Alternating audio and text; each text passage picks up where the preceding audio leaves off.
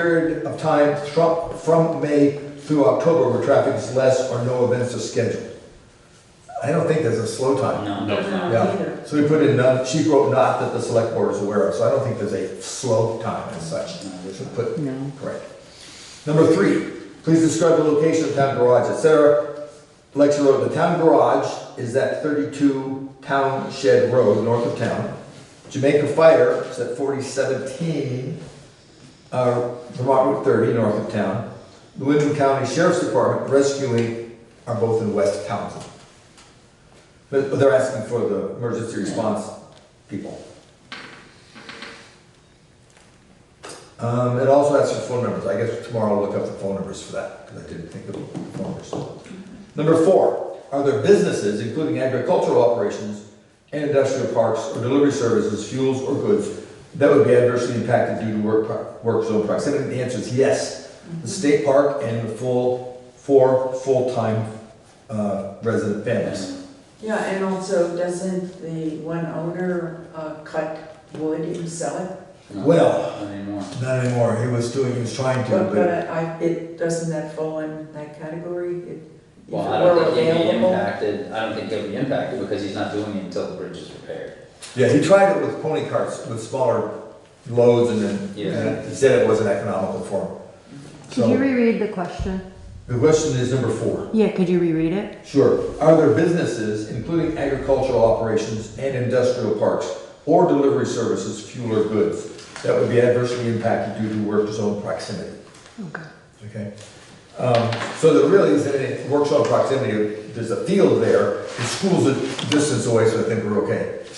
But you're right, if the guy was doing his logging, that would be an issue, but Yeah. he stopped because of the bridge, so. Yeah, Number 5, are there important public buildings, town hall, community center, senior center, library, or community facilities, recreational fields, town green, etc., close to the project? She wrote no. There's that one field that the school uses, but that's not a, That's a rec committee, and we don't want to use the field. They- There's okay. a soccer net out there, but we need to move that back down to the ball fields because soccer has changed. The way we do soccer, we do it all down in Cleveland Gray. Now when you start the field down there's a practice field, so it's totally okay. different. So the answer is no to that one. Number What about- 6. What about the school though? They could say public buildings, Um, and the school's fairly close to that. Just says nearby, I think we should. It says close to the project. Well, I was thinking, would it be impacted by actual construction? Maybe with trucks coming through, I mean, it depends what they're doing. Yeah, because they're not, I mean, you can still use the school and get to and from the school, even if they're constructing it. But should we add the school in here, do you I think? think we should. Doesn't hurt to include it. Okay, then let's put in the elementary school, what are we saying? Quarter of a mile? Is it in close proximity? Quarter mile. It just says not even- proximity, it I doesn't say I it's walked down all the proximity. time, it's Yeah. not quarter of a mile, it's right there, About eighth of a mile. eighth of a mile probably. Okay, so the elementary school is approximately eighth of a mile from the bridge. Number 6, what other municipal operations could be adversely affected by the work zone at this bridge? She wrote none. Obviously, we're not going to be able to plow roads in the winter. It sort of depends on whether it's winter or not. Because municipal operations, the only one we have is road maintenance. So I was thinking, Okay. my thought was put in road maintenance Yeah, during the winter. that makes sense. Because those are only municipal operations, it already covered the commercial ones. Number 7, is there a local business association, chamber of commerce, regional development corporation, or other downtown group that we should be working with? If known, the answer to that one's no. Okay.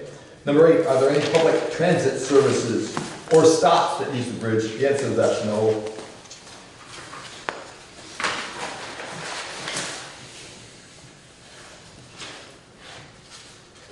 Okay.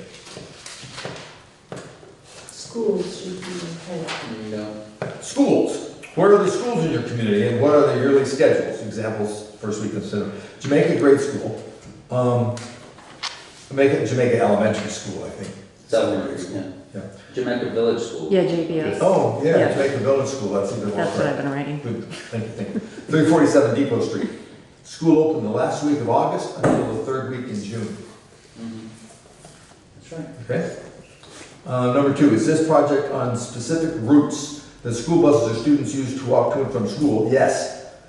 Potentially. Students walking to school and home from, well, we've got those 4 families on the other side of the bridge. But they go to town.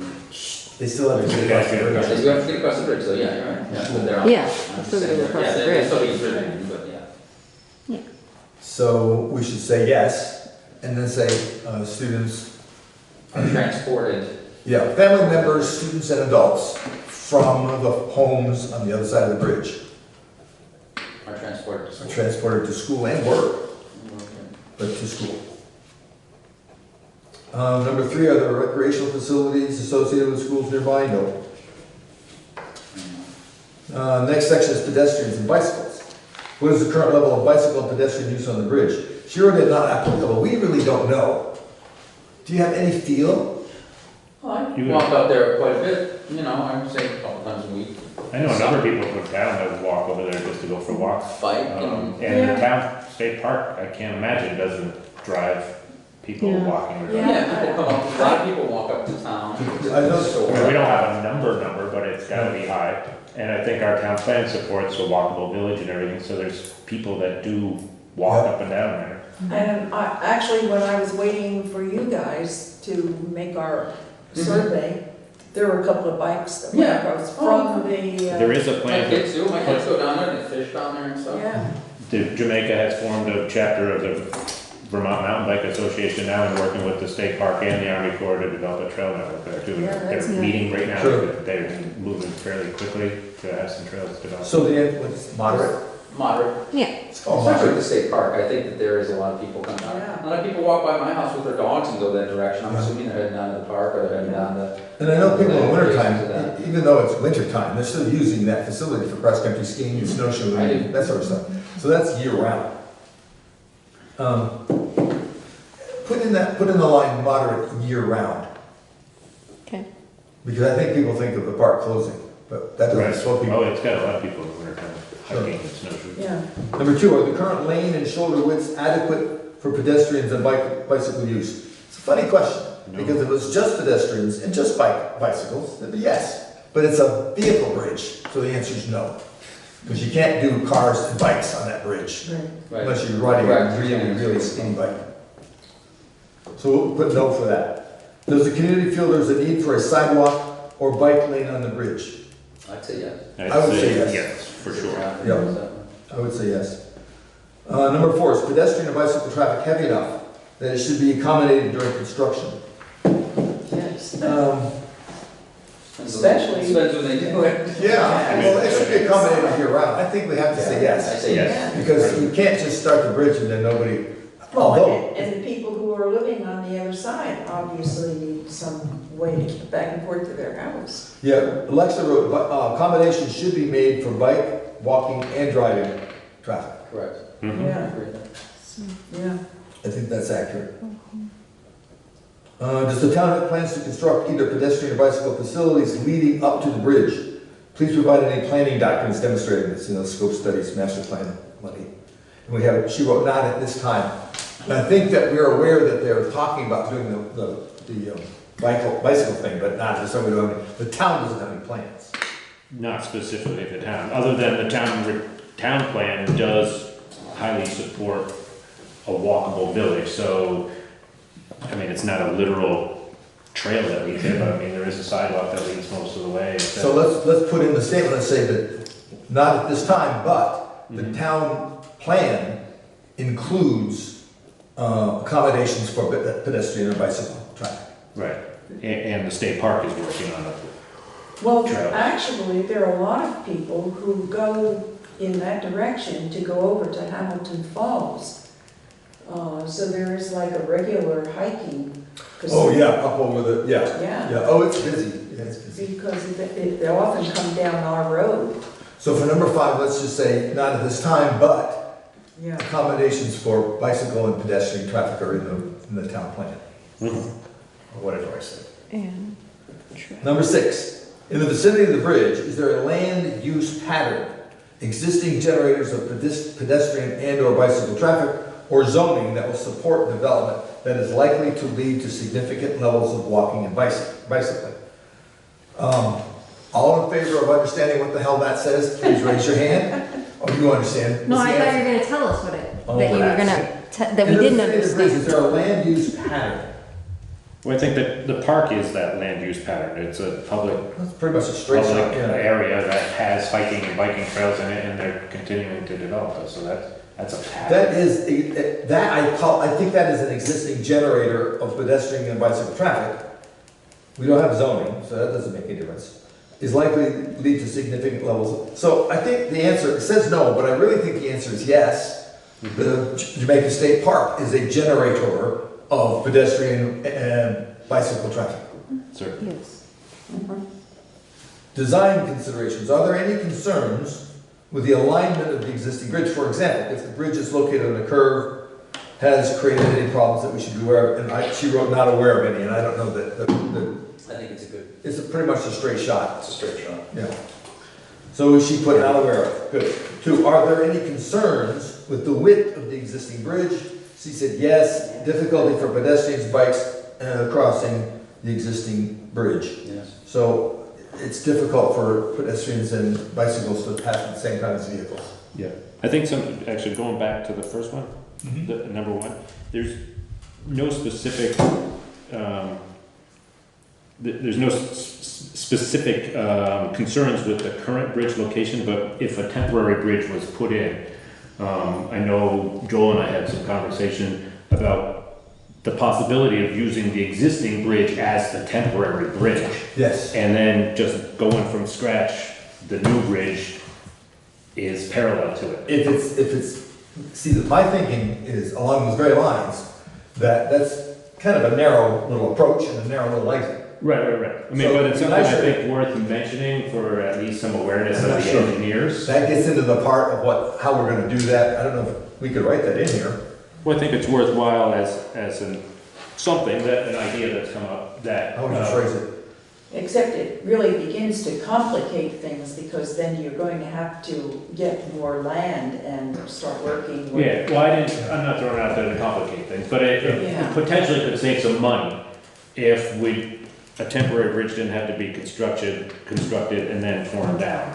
See, I like the thinking of that because it makes sense. And then, quite honestly, you could leave this one in place for bicycles and pedestrians and just put, if they're going to build one bridge, make it wide enough for a couple of cars, and just identify the one that's there now as the pedestrians and bicycles. Yeah. That would seem to me to make it simpler Yeah. all the way around. That way you don't have to tear this one down, you don't have to go through all that process. Yeah, and I don't think we need to throw a lot of gobbledygook in here right now about it, but just to put out there that we're open to creative solutions. Yeah. That maybe somebody sitting in Montpelier doesn't see that when they're Well- looking at a map and et cetera. So when the engineers are here, when they get to that point, a couple of years down the road, Yeah. we say, hey, this might work, might not, but I would like to believe they see the wisdom of saving money doing it that way. So, Well, you're talking about the government, right? hold it. Excuse me. so maybe that doesn't get put in here. It's out on the But table. that's something for us all to be aware of, because in the future, I think that's a very good idea. Okay. Are there any special aesthetic considerations we should be aware of? She wrote down to keep the same iron bridge. I think that's important. I think that is an identity, one of the identities of the town, the history of the town. So that would also dovetail with leaving that as a foot and bicycle bridge and building a. Yeah, and you can build open truss bridges instead of closed truss bridges that would have no height restrictions, that still would look, For cars. truss bridge. For trucks you know, and cars so and that- campers. So it looks right. I think that makes sense. See, the thing about the aesthetic thing is, I remember when we were trying to buy bridges, we were trying to correct, there's been several that we've had to rebuild since Irene, and it's just been cheaper to put the stupid concrete things down and put guardrails than to get into designing and building Right. these. But I think that's the positive side of having this out in front of us right now, to voice our Exactly. opinions on that, and if I it think comes. that, I think there needs to be an aesthetic with that because of the rural nature of that down there as well. You just don't have a concrete bridge. It may be required. Well, it could be a still That's a concrete base landmark. on it, but. That's a landmark bridge, so it may be required to, Oh, okay. that's what they had to do on the bridge between 30 and 100. 'cause that's why that's a Gerda Bridge, because it was a landmark bridge before. Oh, A land what bridge? Landmark. A landmark bridge. So that's another good point, they may have, all this stuff is down the roads, so, she wrote to keep the same iron bridge, or the same style iron bridge, we can write that in there, and that would dovetail with the, aesthetics and the potential as a, landmark. And, it would also add to the logic of keeping that one as a bike pedestrian bridge, and building something downstream a little bit for cars and trucks and campers. We still have the bridge. Possible, yeah. I mean, there may be multiple Yeah. maintenances Oh, of the this- bridges, but that's down the road. At least they're thinking about We'll this make stuff. those statements here. Exactly, exactly. Number 4, does the location have a history of flooding? If yes, explain. She wrote that water is controlled by the Ball Mountain Dam project. I agree, yeah, there's no. So the flooding portion of it is next to us. It's not gonna happen, because it's all controlled. That's what the dams are for. Me, no. Page 3 of 3. Are there any known hazardous material sites near the project site? Not that we're aware of.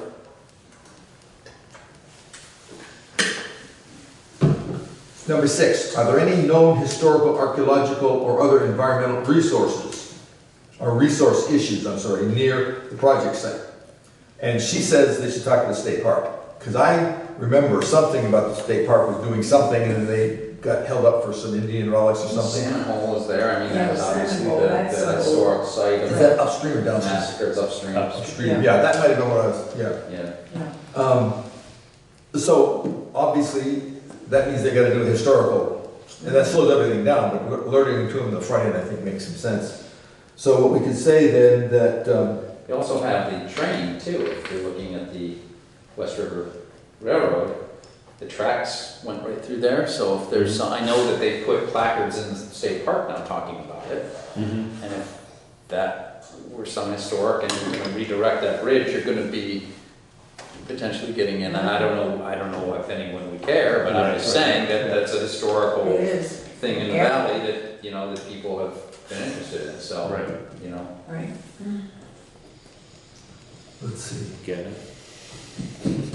did the old railroad line go right past? Right there. Yeah, because that's So why that right road there. is so flat. Yeah, The, okay. the path in the park, so basically, and the depot is, I don't know if that's the original depot or not, but the. No, that's the- okay. I mean, their contact station was modeled and paid tribute, I guess, to the Yeah, to the railroad. depot, right. And there was a landing area there.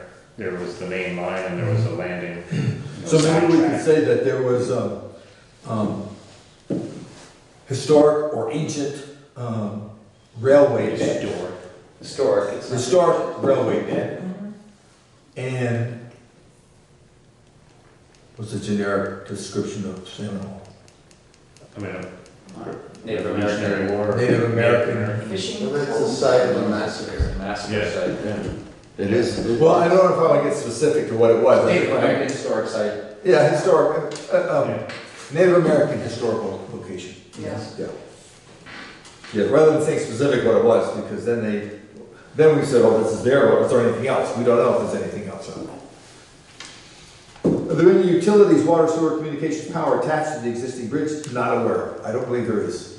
Yeah, not aware of any. Are there any existing, pending, or planned municipal utility projects, communications, lighting, drainage, sewer, water, wastewater, etc., near the project that should be considered not aware of any?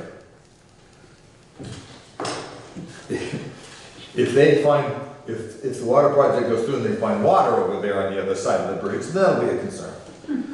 Are there any other issues that are important for us to understand and consider? She wrote down not at this time. I think that pretty much covers it. The next section, please provide a copy of your existing and future land use map or zoning map if applicable. We don't have any zoning. Are you aware of a land use map that involves this at all? Yes. There are, in the town plan, there's certainly land use maps. Right. And I'd say we should provide a copy of our town plan. I mean, it's pretty comprehensive. The whole plan or just that map? Because they're only asking for the map. I would supply the whole thing. All right, because in number 2 it says existing pending or planned development proposal that would Right, impact right, future yeah. transportation patterns. And So then- we could put in the town plan for all three of these. Yeah. Yeah, I think that makes sense. I mean, give it a read. And Yep. There's any plan extension of public transit intercity? No, not at this time, but we'll give you the town plan and you can figure it out. So for the answers 1, 2, and 3, we'll make a paragraph existing, see the existing town plan. That should cover that. Communications, please identify any local communication outlets that are available to us to use in communicating with the local population, including TV and blah. So we've got Brattleboro Reformer, BCTV, official town website. Those are we have no effective radio. I think the Jamaica Facebook page is What, pretty well what used. is the in TV. one that, that's a little, a newspaper that's free? Commons? No. The Commons would certainly be one to include, I'd say. Yeah. Also the News Guide, or the News Guide's still out there, the Journal. Vermont Journal. I mean, there's all kinds There's of. one called something like the Shopper that keeps getting sent to my Yeah, the house. shopper is one, But but the that's Common not the does one have that it. makes Yeah, put it in news Commons. articles. The Commons. Yeah, the Common, that's the one. That's the Commons, yeah, because I picked that up over at Karen's trigger. And I think the Jamaica Facebook page is Okay, well read also. that's an option. Other than people/organizations already referenced in this questionnaire, are there any others who should be kept in the loop as the project moves forward? Vermont Parks and Rec and the Jamaica State, the Vermont Parks and Recreation Jamaica State Park is what you put down. And they should certainly be in the loop because it's their, And I would include the Army Corps of Engineers and Okay. Wyndham Regional Commission. yes, yes. That makes sense. Good thinking. All Where's right, the other one besides Wyndham Regional? Army Corps. Army Corps of Army Engineers. Corps, yeah. Yeah. Now, I'm sure they're in this already, but it's not them hurt us to write them down as players. Yep. All right, so Sarah and I will polish this up tomorrow and we will get it out Who does If it go we have to? time. if we have time. What? Who does it go to? It goes to the state, goes to, I've got the address here, goes to, Marion Major, Energy and Transportation, no, that's Wyndham County. What's it go to? Laura Stone. Oh, yeah, Laura Shore. Sound. Yeah, Larson. I've got it in here, this pile of stuff someplace. Alrighty then, moving on. I want to inject, we've got time for public concerns. Are you here for public concern? Okay, so what I want to do is really quickly cover one more thing and then we'll get on to, we have an executive session for a personnel matter, we can do that. First thing I want to cover is, over the weekend, I was at a conference up in Lake Maury for emergency managers and that sort of stuff. And there's a project that we started here in Jamaica back before Irene that was completely blown out of the water by the intensity of the work necessary to fix Irene. But while I was neglecting that project, others weren't in other towns. And so they have a program called Citizens Assistant Registry for Emergencies. It's actually, we call it CARE. And it's a combination of the United Way, 911, 211, and the Vermont Emergency Management. What this is, and we're going to have these forms available in the town office, and if you request, we can mail them to you. This is a voluntary program where someone who has a disability or other special circumstance which may cause them to need special help in an emergency, please complete this form and return it to Vermont 211. Here's what happens. The 911 operator gets a call, for example, that we've washed out a road or a snowstorm or something, and there's a blockage upstream. They can look at their map and see if there's a specific issue. Some of the issues, for example, can you ride a car? Do you have generators? Do you have oxygen that requires a certain generator over so many? Lots of different things. That will be coded on the 911 map. So those of us who are on the responder end of it know what's out there. And we can kind of marshal the resources to get to people who have the most amount of difficulty. This works out, obviously when we did Irene, it was handy to have people who had four-wheelers who could go pull people out. Some of you may remember we took, I think 35 people, 4 dogs and a parrot or something, came out of the woods that weekend. But the issue is, it's totally voluntary. This information doesn't go to anybody except 911 until there's an emergency. The only way, even as an emergency management director, I cannot access this information except by going through the fire chief, who then goes through our dispatcher, who then contacts 911. So the security is about as good as we can make it and still be able to find people. But to give you an example, I would need assistance if my area was being evacuated, if isolated, road closures or blizzards, had a long-term power outage. And that would be coded in the system. So if we had that, we'd know of people who had difficulties we might not otherwise know about. And answer simple questions. I could ride in a car. I use a wheelchair. I would need to ride an ambulance. I have specialized medical equipment that is powered by electricity. I have a service animal. I'm deaf. I have oxygen I need. This, understand, this does not guarantee anybody's safety, but it does tell the responders what we may need to do to make sure everybody's safe as soon as possible. It is totally voluntary. Nobody is going to come knocking on your door for anything else. You fill it out, you send it to the Vermont 211. They put it into the system. So my hands are off it, except to provide the forms.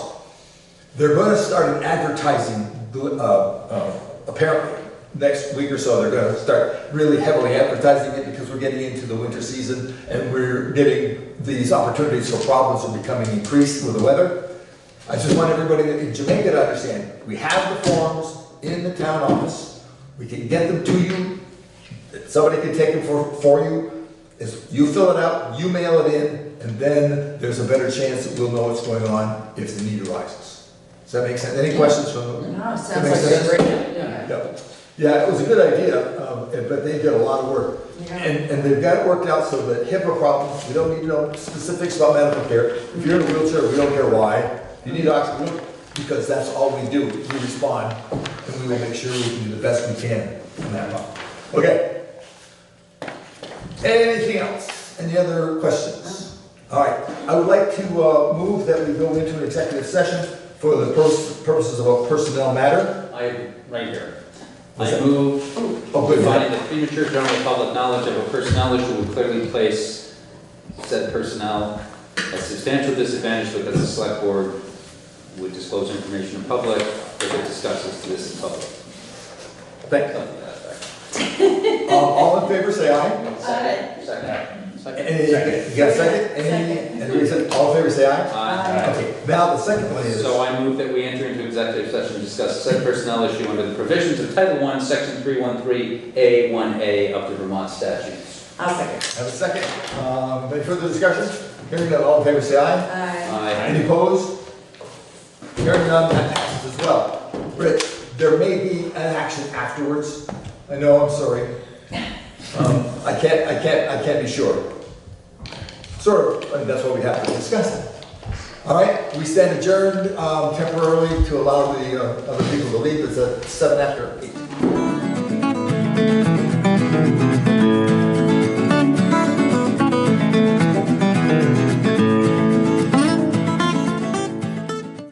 We need to go back into, oh, you're just about to tell me that. Coming back in, We need to go back in to go off. Make Okay. a motion to adjourn.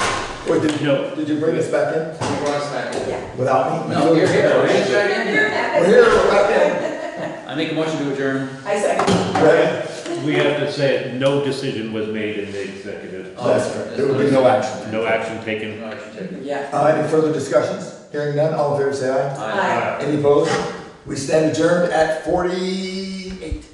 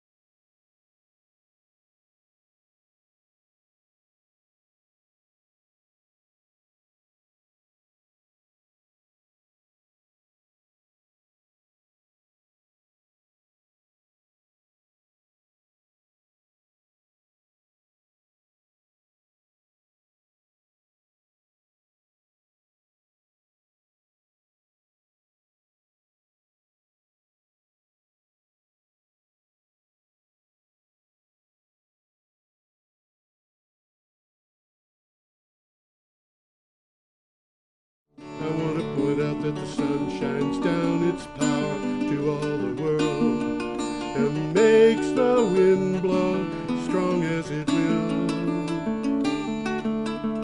I wonder how gentle rains can fall upon the land, so lovely earth can stay lovely still.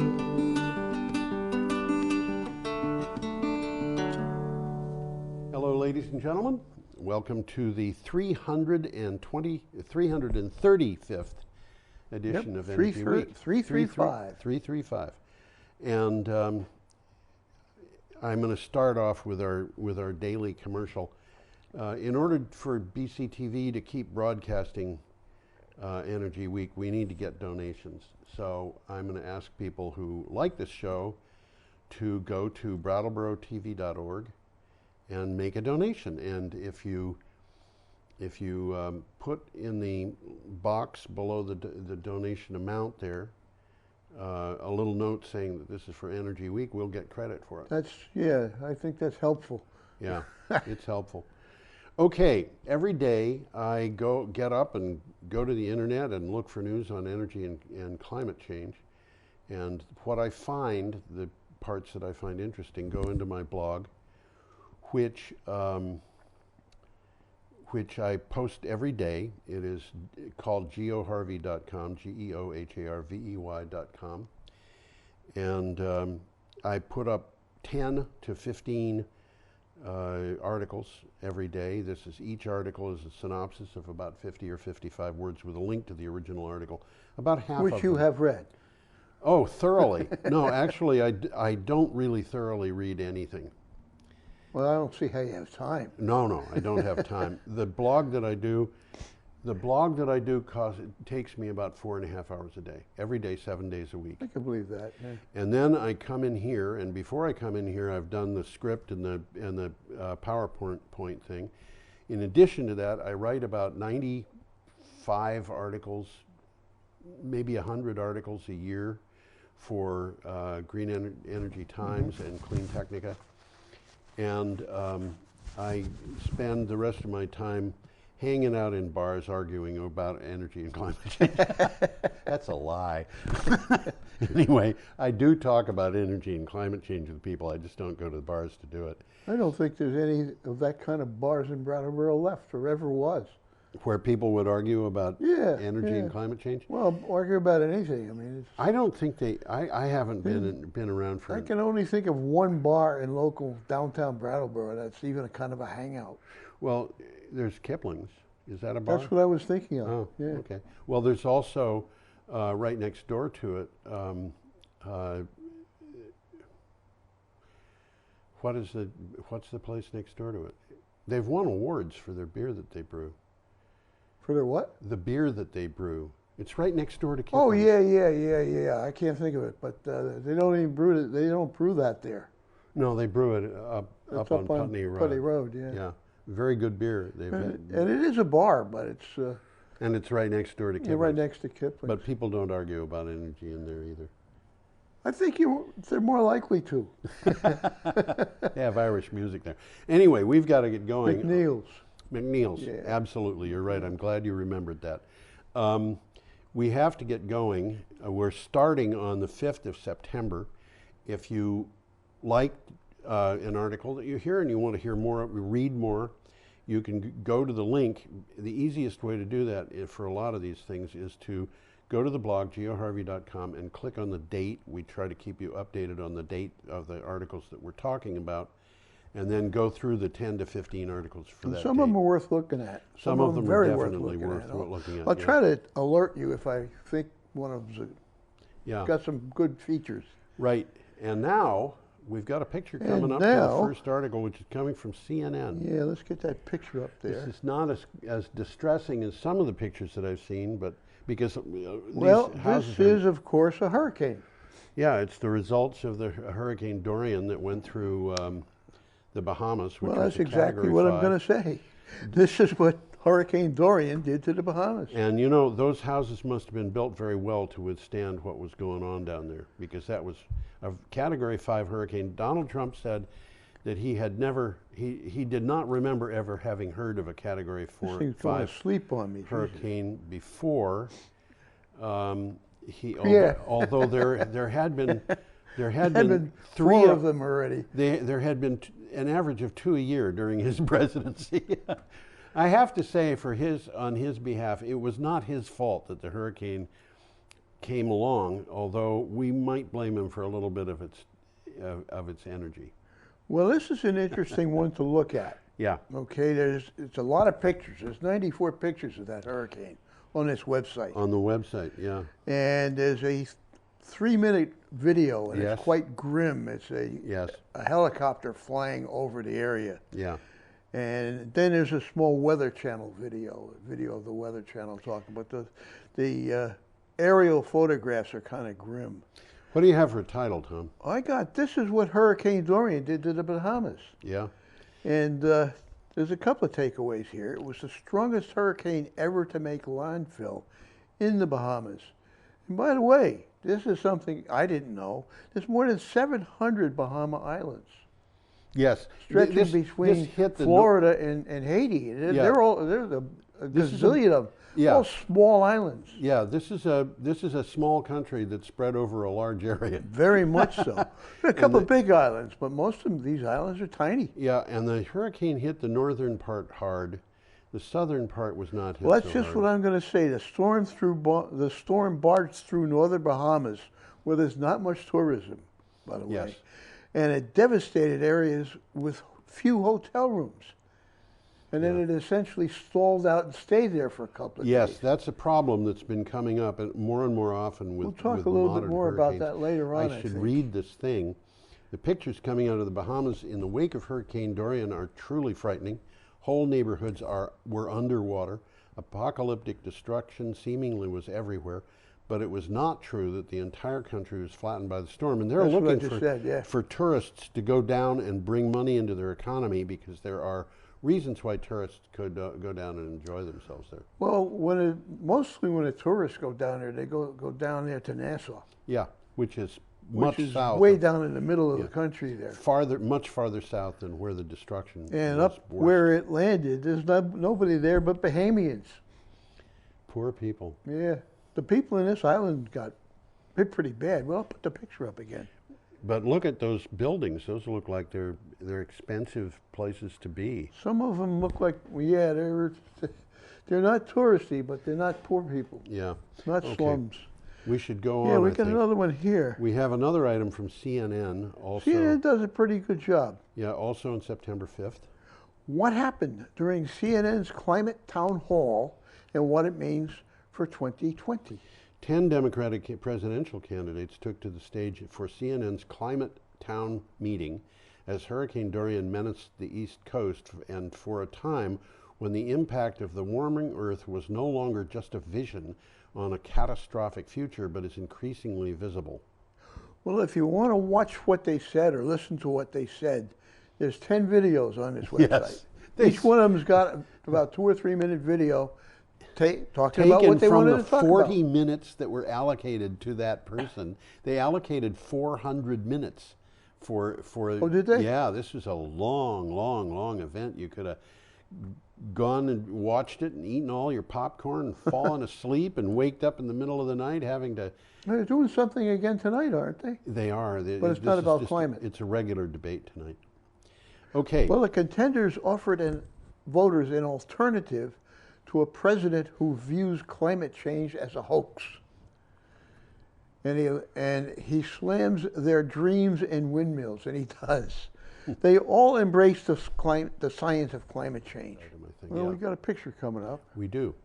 and I will pull it It is a up. picture of the Come on. Ollie 2 autonomous shuttle. Very interesting little thing. It's a little bus without a driver. Yes. And it just drives around a campus. This thing doesn't go from It town to town. reminds me of a scary science fiction movie. Really, I mean, it looks like, I forget the name of them. Total Recall, I think, had Arnold Schwarzenegger in it, and he was in a little thing that was a taxi that had a robotic driver that looked like a complete goof.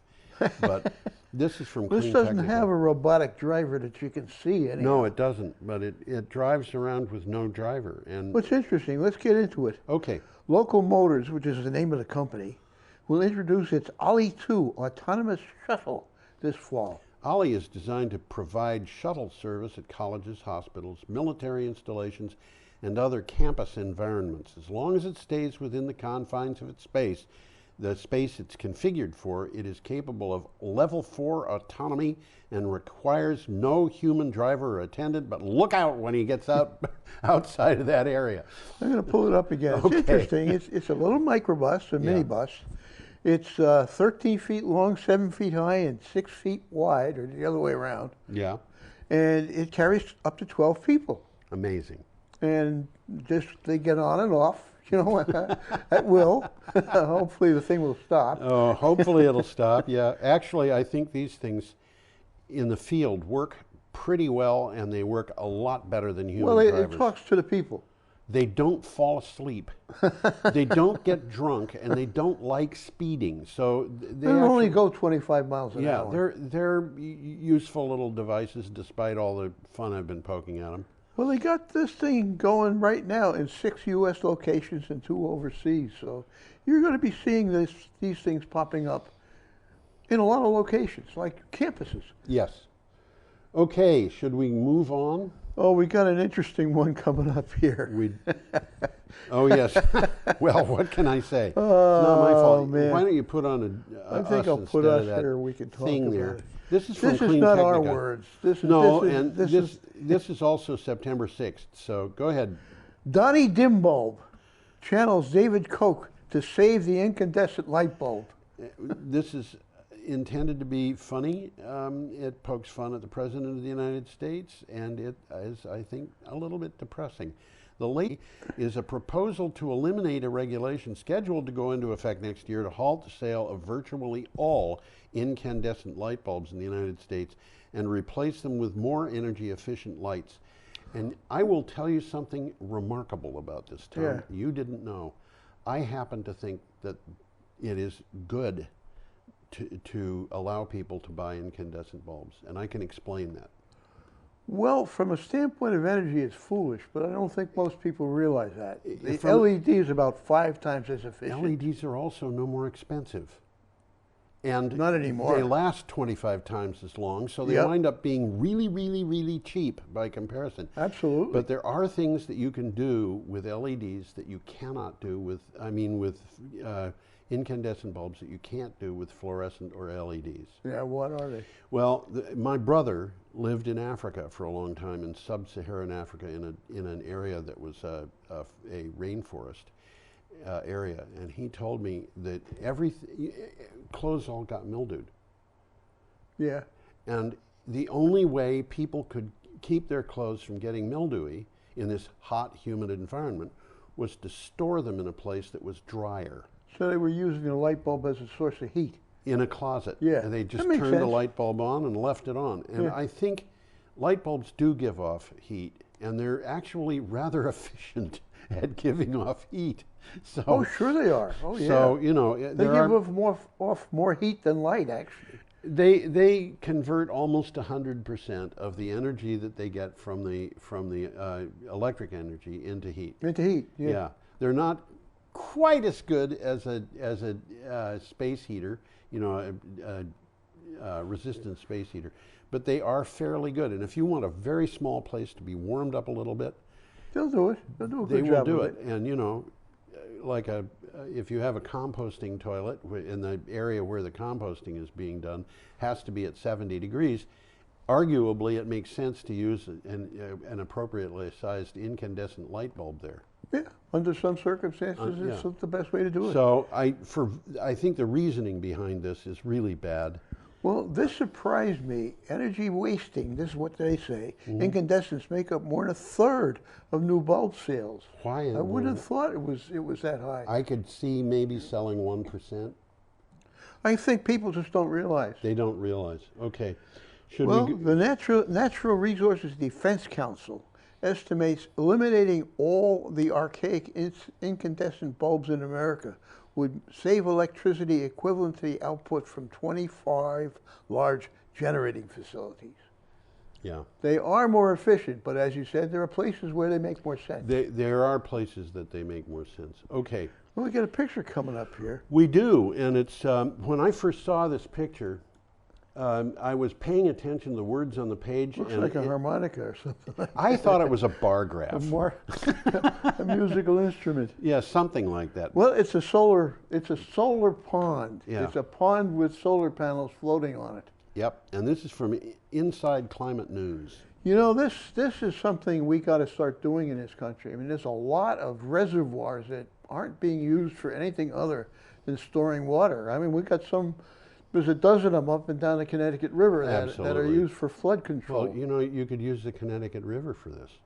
You could. And Could. I mean, Well, there's certain it's things got too you'd much have. current, probably. But I don't know, but one thing is if ice breaks up. Have you ever seen ice on a river break up? yeah, It's kind impressive. of fun. Yeah, if you like really loud 4th of July fireworks and stuff like that, watching ice break up can be kind of fun. I saw Well, it happen. let's and get into the article. Trees here. 2 feet thick were getting mowed down on the banks Wow. by the, yeah. Okay, go ahead. Renewable energies blooming, but still falling far short of climate goals, and that's a little bit discouraging. Yeah, it is. Renewable energy capacity quadrupled worldwide over the past 10 years with an estimated $2.6 trillion invested in its growth, a UN report shows. But the speed of that growth still falls far short of what researchers say is needed to deal with global warming. Well, the numbers don't bear this out. The numbers bear out what they're saying here. To keep global warming under 1.5 degrees centigrade, the world would need to invest about that much, 2.6 trillion, every year. Every year. Yeah. Between 2016 and 2050, and we're nowhere near that. We're nowhere near there. Capital is shifting away from the fossil fuels. The oil and gas sector used to be 28% of the Standard & Poor's 500. Now it's only 4%. Yeah. So well, it's moving in the right direction, but it's moving too slowly. Yeah, the coal industry in the last 10 years has basically died. It's dead. Yeah, It's a zombie. It's a zombie. That's exactly what it is. And as we've said, the banking industry is starting to predict that the same thing will happen to the oil and gas industries. So, Well, it will if economics dictates, but the oil and gas industry is fighting back with everything you they know, got. what I think is going to happen if BNP Paribas' prediction that the oil and gas industry, the oil industry, they said would have to be able to deliver crude oil at prices in the neighborhood of $10 a barrel.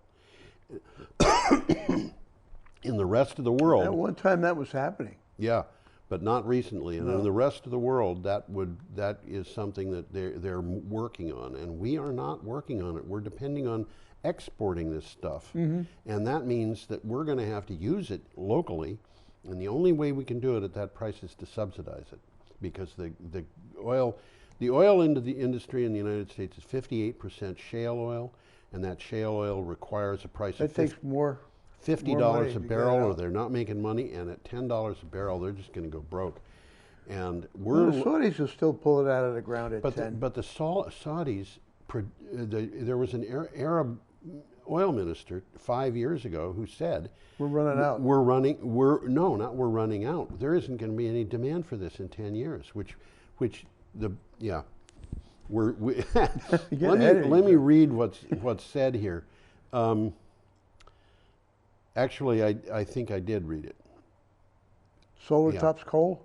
No, that's the next article. That's the next article. Let's go to Okay. that article. Yeah, let's move on. Renew Economy came up with this. Renew Economy is an Australian publication. This is a good article. If you like graphs, a graph can tell you a lot, and there's some Yep. good graphs in this. Well, anyhow, what it says is solar tops coal as the world's biggest source of new capacity over the past decade. The Global Trends in Renewable Energy Investment 2019 report shows that solar power accounted for the largest single share of the net 2,366 gigawatts of new power capacity installed in the world over the past decade at 638 gigawatts. That includes coal and other fossil fuels and also includes, by the way, nuclear. So our biggest capacity in installations are solar, which generally Which is 638 Yep. gigawatts. Coal is still 529. yeah, but it's Okay, dropping but off. it's dropping. Wind is 487 and growing, Yep, and gas is staying flat at 438. yep. It had been growing remarkably, especially in the United States, but it isn't anymore. Well, the levelized cost of electricity Yeah, has plummeted. 81% for solar. yeah. It's just dropping And like a fly. it's still dropping, It's- and they're predicting that it's going to continue dropping. And wind is falling, but not as fast. Yes. So the economics speak for themselves. Yeah, solar has overtaken wind in terms of price. Okay, we've got an article here from The Guardian. Got another and we picture have a coming up picture, here. and there is the picture. By golly. Why? there What the is picture. that thing, huh? That is a deep water platform, but I don't know what kind of platform it is. It I looks think like it's a drilling rig. I was going to say it looks like a drilling rig.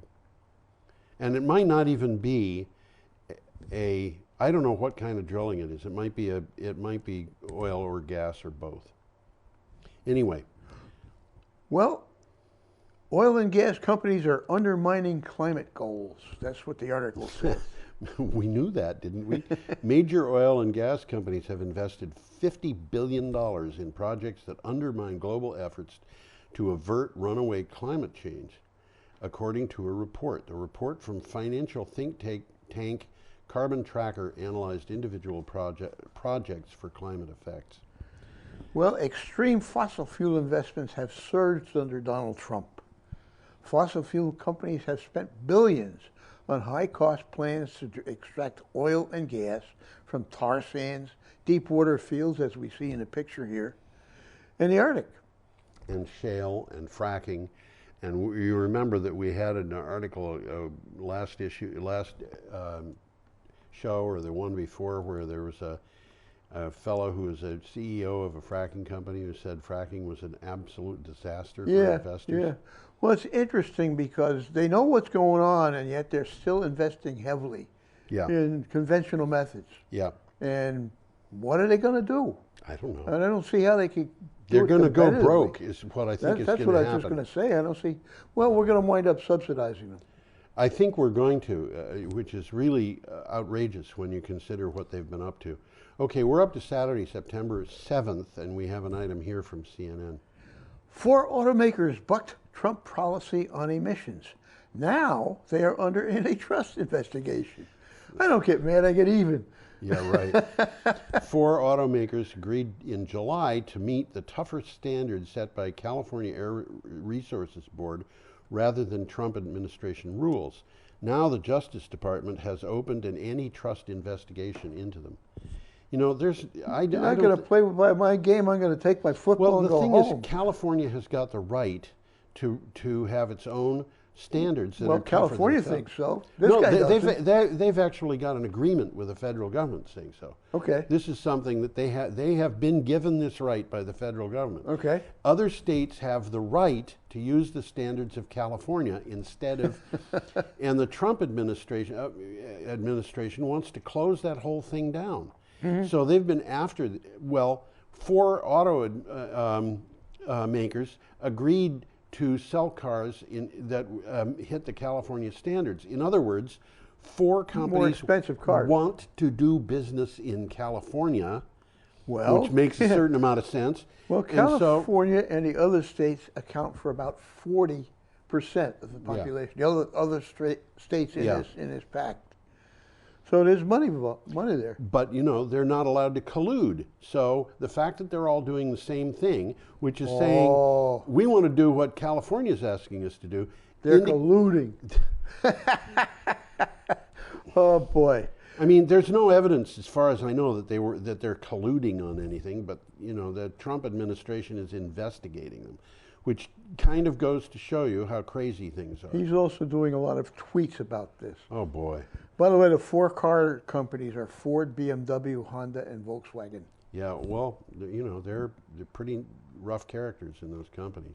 Okay, we've got an item coming up from Got a Clean picture Technica. coming up here, We too. have a picture Of which is making a car. Making a car. This is an interesting article to me. Hydrogen could, this is very interesting to me too. Yeah. Hydrogen could replace coke in steelmaking and lower carbon emissions dramatically. Okay, Coke, for anybody who doesn't know, is not Coca-Cola or cocaine. It is a fossil fuel, if you will. Well, coke is It's to coal as charcoal is to wood. Yeah, it's a specialized form of coal, if you will. Exactly. I don't know if it is met coal or it comes from met coal. Met coal being metallurgical coal. In But- order for it to work properly, they will take met coal and cokeize it. Oh, okay. That explains that. Industry depends on steel to make everything from consumer goods to buildings, but steel making accounts for about 9% of all carbon emissions. A report claims hydrogen could replace coke for making 10 to 50% of all steel by the year 2050. Well, what it says here is iron ore is smelted in huge blast furnaces that use coke to turn iron into steel. Yeah. Okay?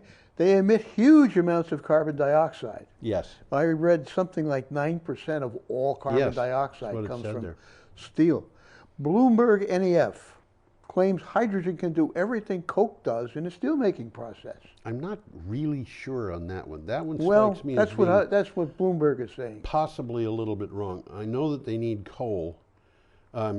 carbon in the steel. It's carbon steel a lot of the time, so they need a small amount of carbon. I don't know that it has to come from coal.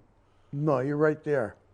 Well, in any case, reducing carbon emissions from the steel mills significantly. Oh, well, that's if you I'm getting ahead of myself. If Okay. you reduce the coke, if you replace the coke with hydrogen, Yes. it will replace the CO2 emissions. Yeah, oh yeah. Okay. Okay. And hydrogen technology, based on lower cost renewable hydrogen, will be competitive with coal-based plants. Okay. That's the future. It's not competitive yet. Okay, we're up to September 8th, which is Sunday, and we've got an item from the Hindu Business Line. We certainly do. Gujarat says no to new thermal plants. This is important. Gujarat is a state in India, and it's in the northwest. It's yeah, and it's got a lot of people living in it. In a major development, the government of Gujarat has decided not to allow any new thermal power plants to be built in the state from now on. The decision comes following the state government's commitment to encourage clean environment and green energy in the state. And you know, there's something that I missed in this article. It might be in the article and I just didn't see it. And that is whether thermal power plants include nuclear. I didn't catch that. I didn't I didn't either. catch And that nuclear either. plants are technically thermal power plants, but they're Well, saying they can be said they're renewable. I don't know. It's an argument. It's an argument hasn't been settled yet. I would come down on their not being renewable at all. But Well, one thing for sure, they're low carbon. they're low carbon. Yes. And the state government has sworn they're only going to use renewables. So Yeah, and we don't know what they're really talking it's about. possible that they're excluding nuclear, and it's possible that they're not. I don't know. Okay, We've got another one coming up. We're this going is to start from the with a Guardian. picture. And come on.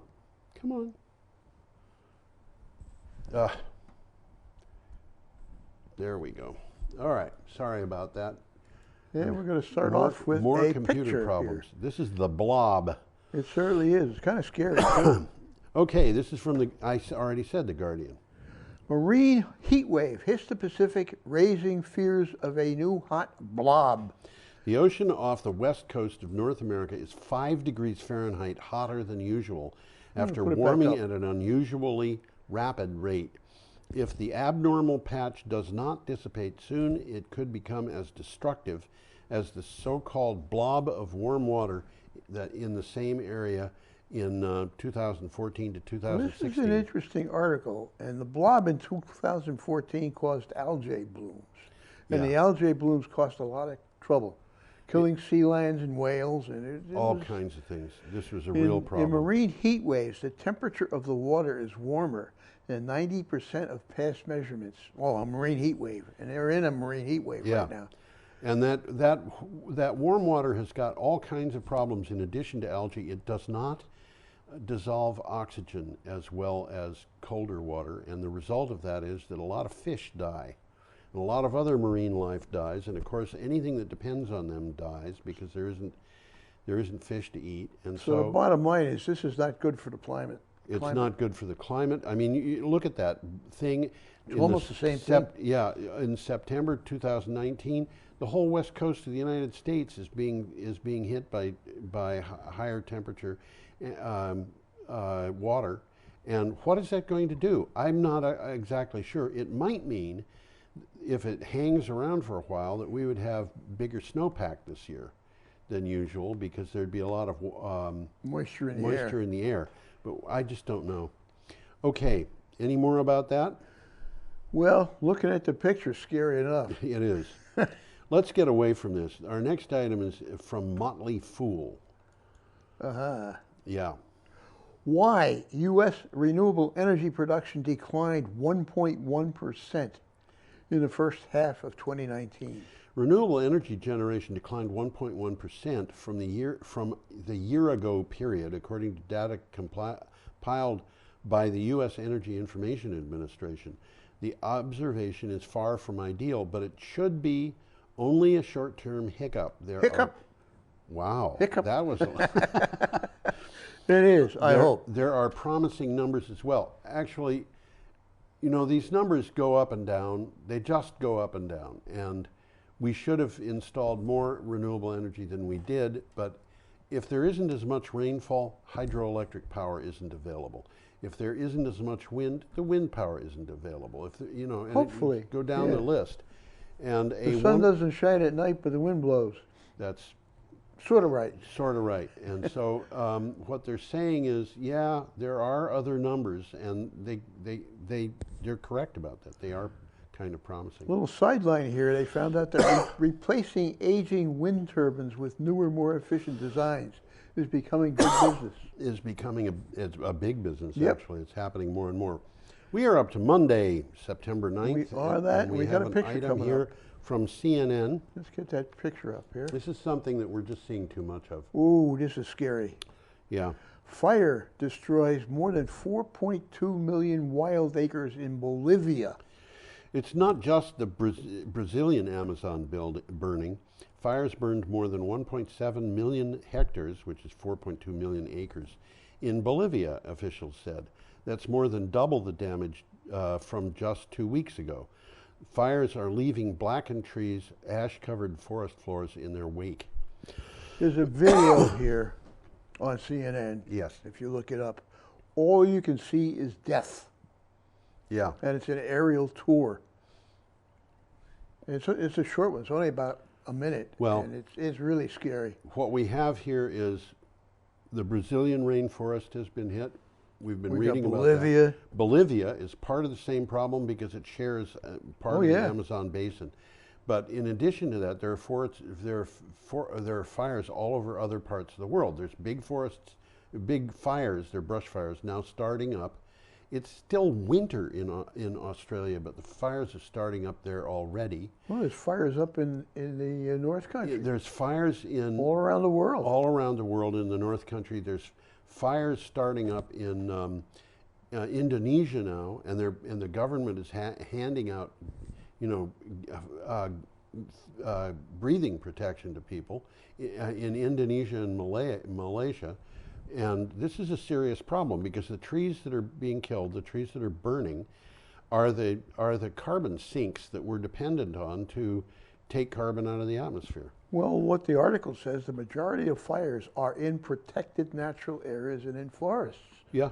Okay, and unfortunately, we've talked about this, a lot of these fires are man-made. Yes. People are trying to clear the forest to grow something, Yes. and it spreads. Yep. Bolivia is losing a large part of its biodiversity that is also a water provider. So that's going to be second-order consequences. This is big problems. We're going to have people go into the field and correct this. And by that I mean we're going to have to do reforestation all over the planet. And I think that's one of the big jobs the kids are who are just going through school now are going to have. It's not filtering down, but that's inevitable. Yeah. Okay, our next item is from the State Press, which I'm assuming is the Arizona State. Arizona State University. Working together to meet solar sustainability goals. Arizona State University and the city of Phoenix have been working together to build their sustainability goals, practices. Both credit their strong relationship as a reason they were able to meet many of their goals. ASU set ambitious sustainability goals in 2011. Well, they got one thing going. They call it the Red Rock Solar Project. And it's a collaborative venture between Arizona State and the electric utility. Okay, and they're requiring that ASU, the school, purchase 65 million kilowatt hours from APS every year for 20 years. Mm-hmm. That's a significant amount. It is. And 50% of Arizona State's daily energy right now comes from solar. And they're in a good place for it. There's sun in Arizona. They're in a good place for it. Okay, we've got an item here from VN Express International. I think we got a picture coming We up. do. I put it up on the thing already. And there it is. VN Looks like is- Manhattan Island, but it's not. VN is Vietnam. Yeah, that's Southeast Asia's largest solar farm, and it's beginning operations. Mm-hmm. That's in Vietnam. Yep. A 420 megawatt solar power project, the largest of its kind in Southeast Asia, has officially started production in Tay Ninh province. The $391 million complex covering 540 hectares, which is... That's 6 square miles. Yeah. That's a lot. This is big. This is big. Lies on semi-submerged land at Vietnam's largest artificial lake. And I'm going to pull a you picture can up see again. that yeah. there. And I didn't realize that, but it's like on a swamp. right, it's about 84 times the size of the big solar array that's at Brattleboro's landfill. 84 times? 84 times. Wow. That's And putting that- it into perspective. Yeah, and that solar array at the landfill was at one time the largest solar array in Vermont. It isn't anymore, but it Is that was. so? Yeah. They had a special exemption on that, too. They did, but there has been another array, I think, that was put up that was 20 megawatts. They're, Okay. That's the way, that's the trend. Yep. We are up to September 10th, which is Tuesday, and we have an item from Clean Technica. Combining solar and farming benefits both. We've talked about this already. We have, but this really explains something that I found kind of exciting. Researchers at the University of Arizona confirmed the benefits of growing crops in the shade provided by solar panels. More electricity, higher yields of the crops, and less water used. It's a win-win situation. Yeah, that last part is of vital interest to farmers in Arizona, where access to water for irrigation is crucial. The Fraunhofer Institute, we talked about this earlier, put up solar panels over potatoes. Yeah. And found that they had a 4% increase in the production of the potatoes. Yeah. Because the solar panels prevented the potato plants from being excessively scorched by the sun. Exactly. And what's happening here is, in Arizona, you can grow plants with less water. And guess what? Water is important in Arizona.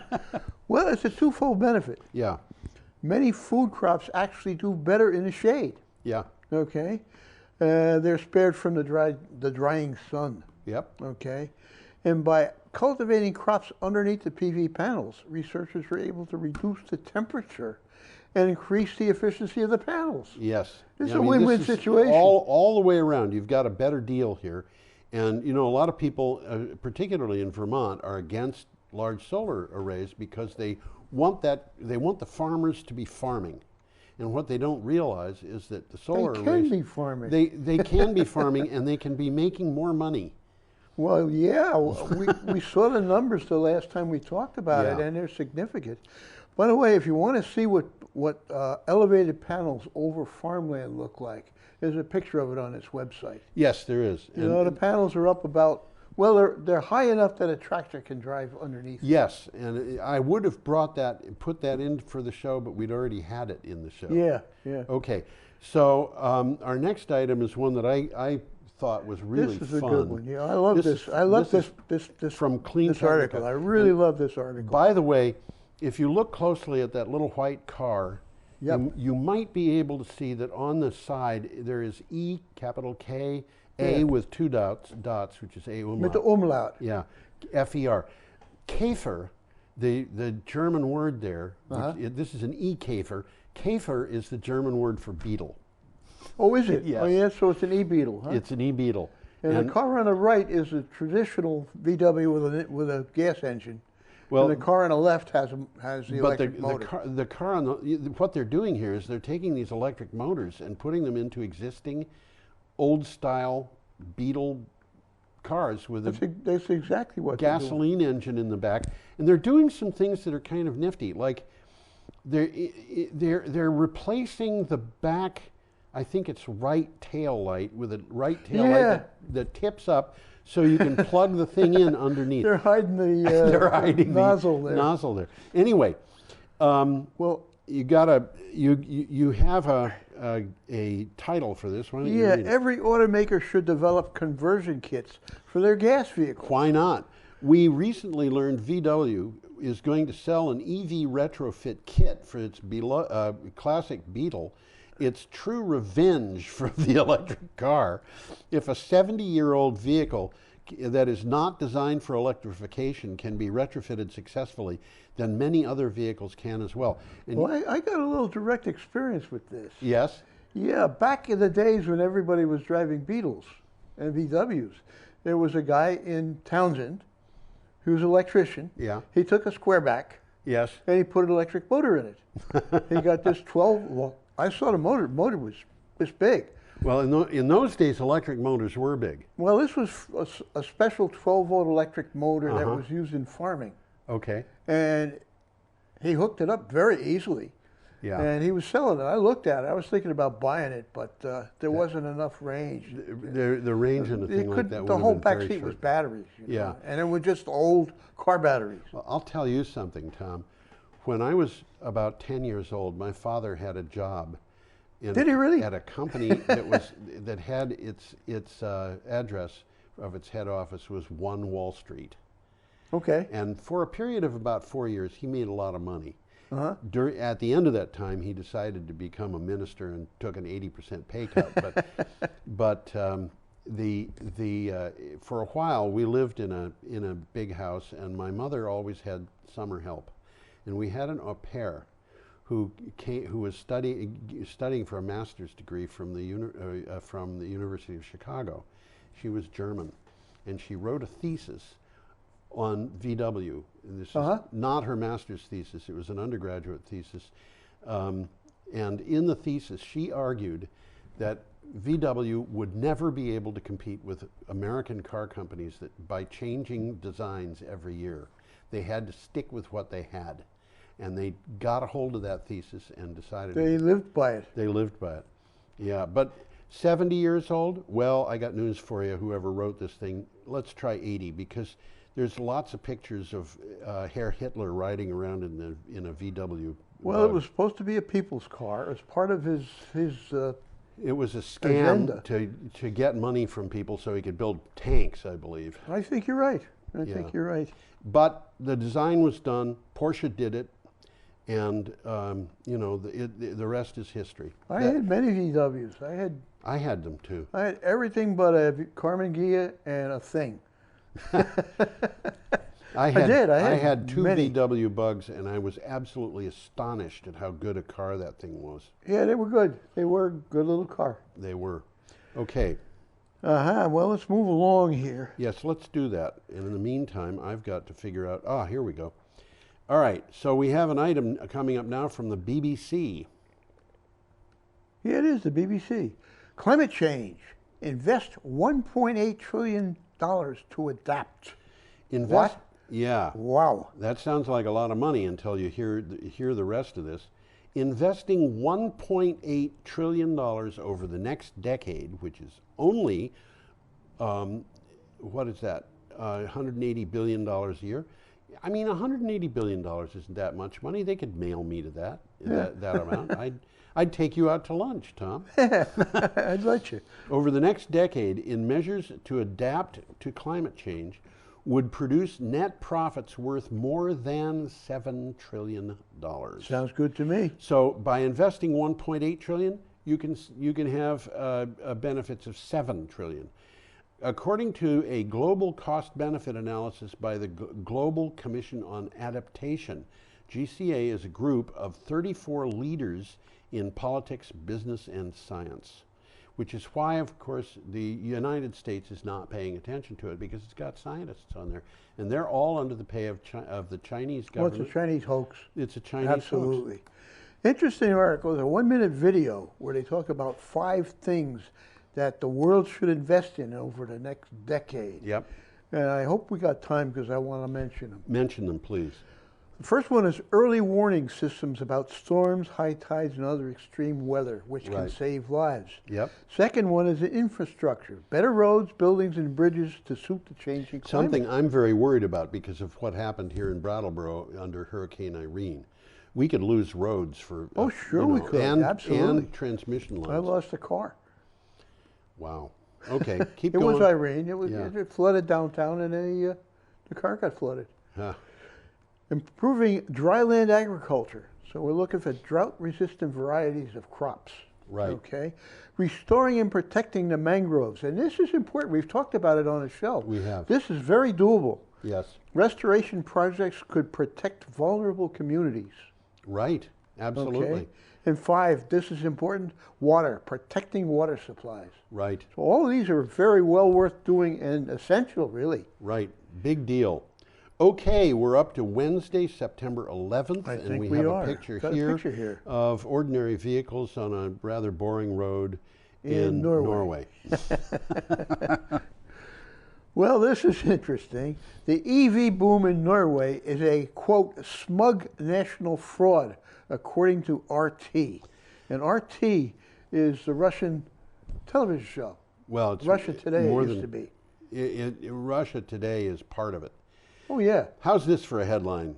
Quote, Norway's electric car miracle is a smug national fraud built on subsidizing rich people with Teslas, end quote. Does that sound like something inspired by groups inspired by Koch Industries? It's not. It's actually from RT, a propaganda arm of the Russian government. And you know, Tom, years ago, I was sitting at my computer doing my blog, and all of a sudden it dawned on me that I had 2 articles side by side. One of them was about how the Koch brothers and all of their, you know, business, Yeah. not business, but the Heritage Foundation, Yeah, and the exactly. Cato Institute, and all of that stuff. There are literally well over 100 of these organizations. They were trying to do something, and by golly, so was Vladimir Putin. Well, And I read some of these, and they're word for word identical. Yeah, and I thought to myself, why would Koch brothers and all of their radical right friends be interested in being on the same, you know, basically in bed together with Vladimir Putin? Because they have the same interests. They Now, want to sell oil. I've got a question for you. You remember under communism, early on, the idea was the Soviets didn't call themselves communists, they called themselves socialists. Communism was something that would happen in the future. This is what they were aiming for. That's what they were aiming for. And what were they aiming for?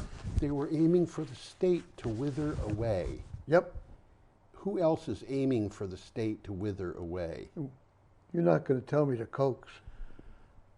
Libertarians. The libertarian. Well, the Kochs are libertarians. By golly, that's what they're doing. They're doing it, Yeah. you know, they're just By doing stealth. it. One of them is by hoodwinking the people, the working people, and the other one, in my opinion, by hoodwinking the rich. Well, what the article here says, this whaling proves that the governments everywhere are today little more than puppets of the fossil fuel industry, spreading the same lies, half-truths, and misconceptions, whether they originate from American or Russian sources. Yeah. Okay, do you want to go on from that? Yeah, we got another one coming up here. Yeah, this is from Renews. Yeah, I get we stuff don't have from a Renews. picture here. The No, picture we is the don't. next one here. No N, which is a company, unveils 2.7 gigawatt hybrid giant in Oz, In which Oz. is Australia. The Australians like to call their country Oz. It's the land of Oz. Renewables developer Neoen is planning to build a hybrid wind, solar, and energy storage facility in South Australia. This will be big. It will be big, with a combined capacity of 2,700 megawatts. Now, That's 1.2 gigawatts, guys, or 2,007 gigawatts. 2.7 gigawatts, and this is 2,700 megawatts. Compare that with Vermont Yankees 640 megawatts. So this is, 4 times as big. And Vermont Yankee produced enough power for the state of Vermont. It Sure. didn't sell all its power to Vermont. Vermont got But it some was of its equal power to elsewhere. what you- But it would have done it. The Goyen South project aims to deliver 1.2 gigawatts of wind, 100 megawatts of solar, and 900 megawatts of energy storage capacity. And this is in a state which may be twice the size of Texas, but it has a population of 1.6 million people. So it's Well, about South Australia is South Australia. It's right in Yeah. the middle, sort of like the equivalent of New Orleans in the U.S. yes. Okay, and they want to link their power to New South Wales, which is where the people live in Australia. Right. And basically, they got long-term plans to turn South Australia Into an energy park. Yep, Yeah. absolutely. Now, the thing that's interesting about this, South Australia is where Elon Musk made that bet on that big 100 megawatt battery and said, I can put this in 100 days. Oh, it was South or you- Australia That where was he did South that, huh? Australia. And South Australia, on the basis of that, started looking seriously into aggregated power, microgrids, all kinds of things. They signed a whole bunch of contracts. And then the Labor government, which is what we would call liberal, got voted out of power. And the Liberal government, which was what we would call very conservative, got voted in, and they said, we're going to cancel all those contracts. But before they did, they looked at the numbers that were already being produced and had second thoughts. They decided not the to numbers cancel are them. good, huh? And this is coming up in the same, so what we're seeing in Australia now is that the federal government, which is liberal and very much against renewable power and trying to push coal and trying to push, trying to push for nuclear now, and that isn't going to work, I don't think. The federal government, which is liberal, is still against renewable energy. Can't But tell the the players without a program. Yeah, but the state governments that are liberal, some of them, are same party, are very much in favor of renewable energy, and whatever that happens to coal, well, who cares about coal? Well, as I said earlier, it's a zombie. Yeah. Okay, our last item is coming up, and I think we're actually a little bit ahead of schedule here. Are we? Yeah, I think so. We got a picture coming We have up a here. picture here, and this is a Here's the picture of an 8-minute energy solar system, and I don't know where that is, but I think it's in Well, California. It's in California, and California in the southeast part of the state has a lot of desert. Yeah. And this is obviously in a desert, and it makes sense. Yep. Los Angeles says yes to the cheapest solar plus storage in the USA. We've touched base on this already. We have a couple of times. Los Angeles Municipal Utility voted 5-0 to approve a 25-year contract with 8-minute solar energy for a 400 megawatt solar plus 300 megawatt 1.2 gigawatt hour storage facility. That is gigantic. That is a gigantic battery. And Absolutely. might be the biggest battery in the world if it were there today. The aggregate price of electricity from the project with adders, That's with the battery, well, the aggregate price. it's the aggregate price came to 3.962 cents per kilowatt hour. When this first came out, the price was 1.997 Without the battery. kilowatt hours per kilowatt hour. Less than 2 cents. 1.997 cents per kilowatt hour Less than 2 cents. for solar. 1.3 cents for the battery power. There's an adder. Well, no, there's other adders, and I don't understand what those other adders are, or maybe this whole but The final price on that was 3.962 cents per kilowatt hour. I'm Still not, cheap. I'm not sure whether they're getting their solar power during the day at 2 cents per kilowatt hour and at night for almost 4 cents per kilowatt hour. But if they get all of it at 3.962 cents per kilowatt hour, that compares with, you know, a gas-powered power plant at about 4.5 cents per kilowatt hour. But the gas-powered power plant, you know, combined cycle, you got to have backup power like batteries to keep that thing going, hitting grid demand, because it's not going to be cyclable up and down for grid demand. Not for that price. No, and you know, it's like people don't understand. Standard baseload power needs backup, just like renewable power needs backup, and the backup can come from the same places. They can both come from batteries. Yep.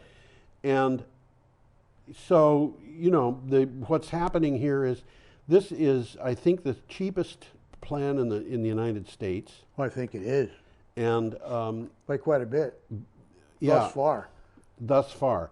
But it's a big operation. This is not some kind of, yeah, let's do it fluke where somebody is prepared to lose a little money or something to make a name, because 8-Minute Energy is going to have a lot invested in this. Well, one of the things they mentioned in the article, if the city were to increase the amount of energy storage, it could lead to potential 24/7 PV plants. Oh yeah, absolutely, it could. Yeah. Yeah, it could. The only thing that they'd have to worry about is what happens when the sun fails to shine. Well, that's why they got the batteries. That hasn't happened in the last 4 billion years, so why would we worry about it? Okay, I think it's time for us to go. I think we've covered most of what we're going to cover. I think we let's have. Get us up here. And our fini slide says, have a perfectly lovely week, and we hope that that's what you do. So we would like you very much to come back and watch us again. Y'all come back now, you hear? That's right. See you later. Alligator.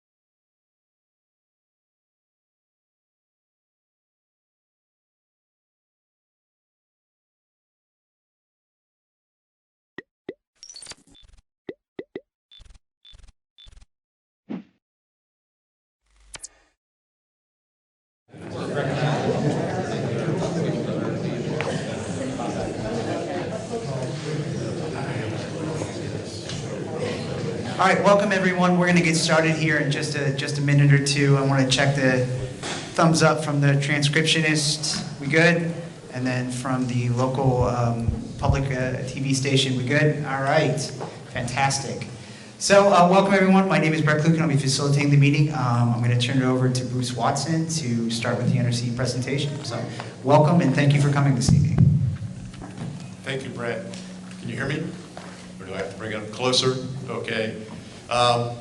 My name is Bruce Watson. I'm Chief of the Reactor Decommissioning Branch at the NRC headquarters in the Division of Uranium Recovery and Waste Programs, Decommissioning Uranium Recovery and Waste Programs.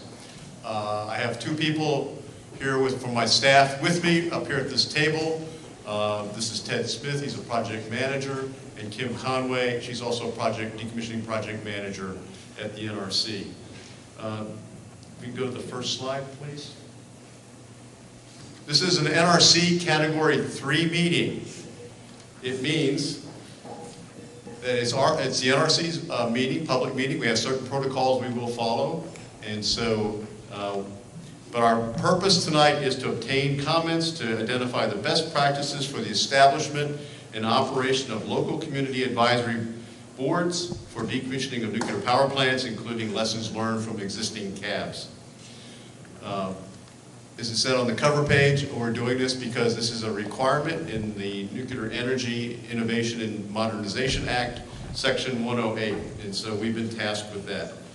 As far as the meeting safety procedures, we have exits on both sides to leave if the fire alarm goes on. With that, I'll go ahead and ask for members of the NRC staff that would like to be identified.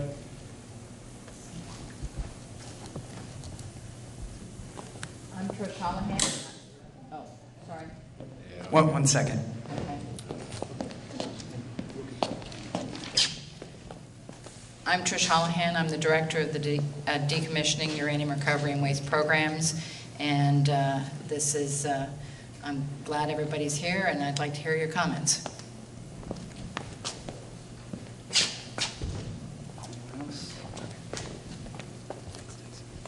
All right, thank you. Okay, with that, we'll continue. I have a brief NRC presentation, and after that, I'll turn it over to Bratt for the ground rules of tonight's meeting. We have a number of invited guests from other cabs around the country, from Maine Yankee and Connecticut Yankee and Yankee Row also. With that, we expect to hear your comments tonight. We're here exclusively to hear your comments. And so we have not a great crowd, but we have a good crowd, and so we expect that we'll have plenty of time for people to make the comments they want to. And I plan to close the meeting promptly at 9 because it's when we have to turn the school back over. With that, let's go to the next slide. The NRC's current decommissioning regulations are performance-based and they're risk-informed. They've been in place for over 20 years now. So the NRC has extensive experience in oversight of nuclear decommissioning projects, and a total of 10 nuclear power plants have completed decommissioning. Unfortunately, 7 of those still have spent fuel on the site, which is continuously continues to be inspected by the NRC, at least annually at those sites. We also have, just so you know, we have 4 sites that will be terminating in 2020. We expect them to complete, they're in the process of completing the decommissioning now. So the plants at La Crosse, Humboldt Bay, and Zion 1 and 2 are expected to be completed. In total, we've done almost 80 complex material sites have completed decommissioning and had their licenses terminated. Next slide, please. This is a picture of Vermont Yankee. The staff and I toured the site today. There's been a lot of work done. The site does not look like that picture up there on the upper left. There's been extensive work done inside on the reactor system itself, and they are processing the waste for disposal in Texas. Next slide, please. If you're new to this, the Nuclear Energy Innovation and Modernization Act, as we call it, NEMA, Section 108, the legislation was issued in January 14th of 2019. It was assigned to my group at the NRC, the Reactor Decommissioning Branch.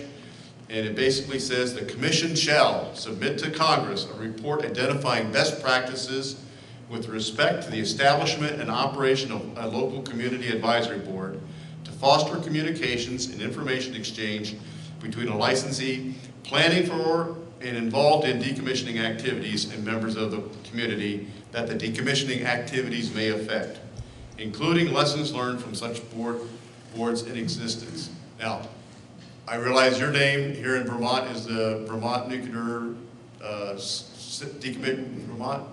Decommissioning Citizens Advisory Panel, right?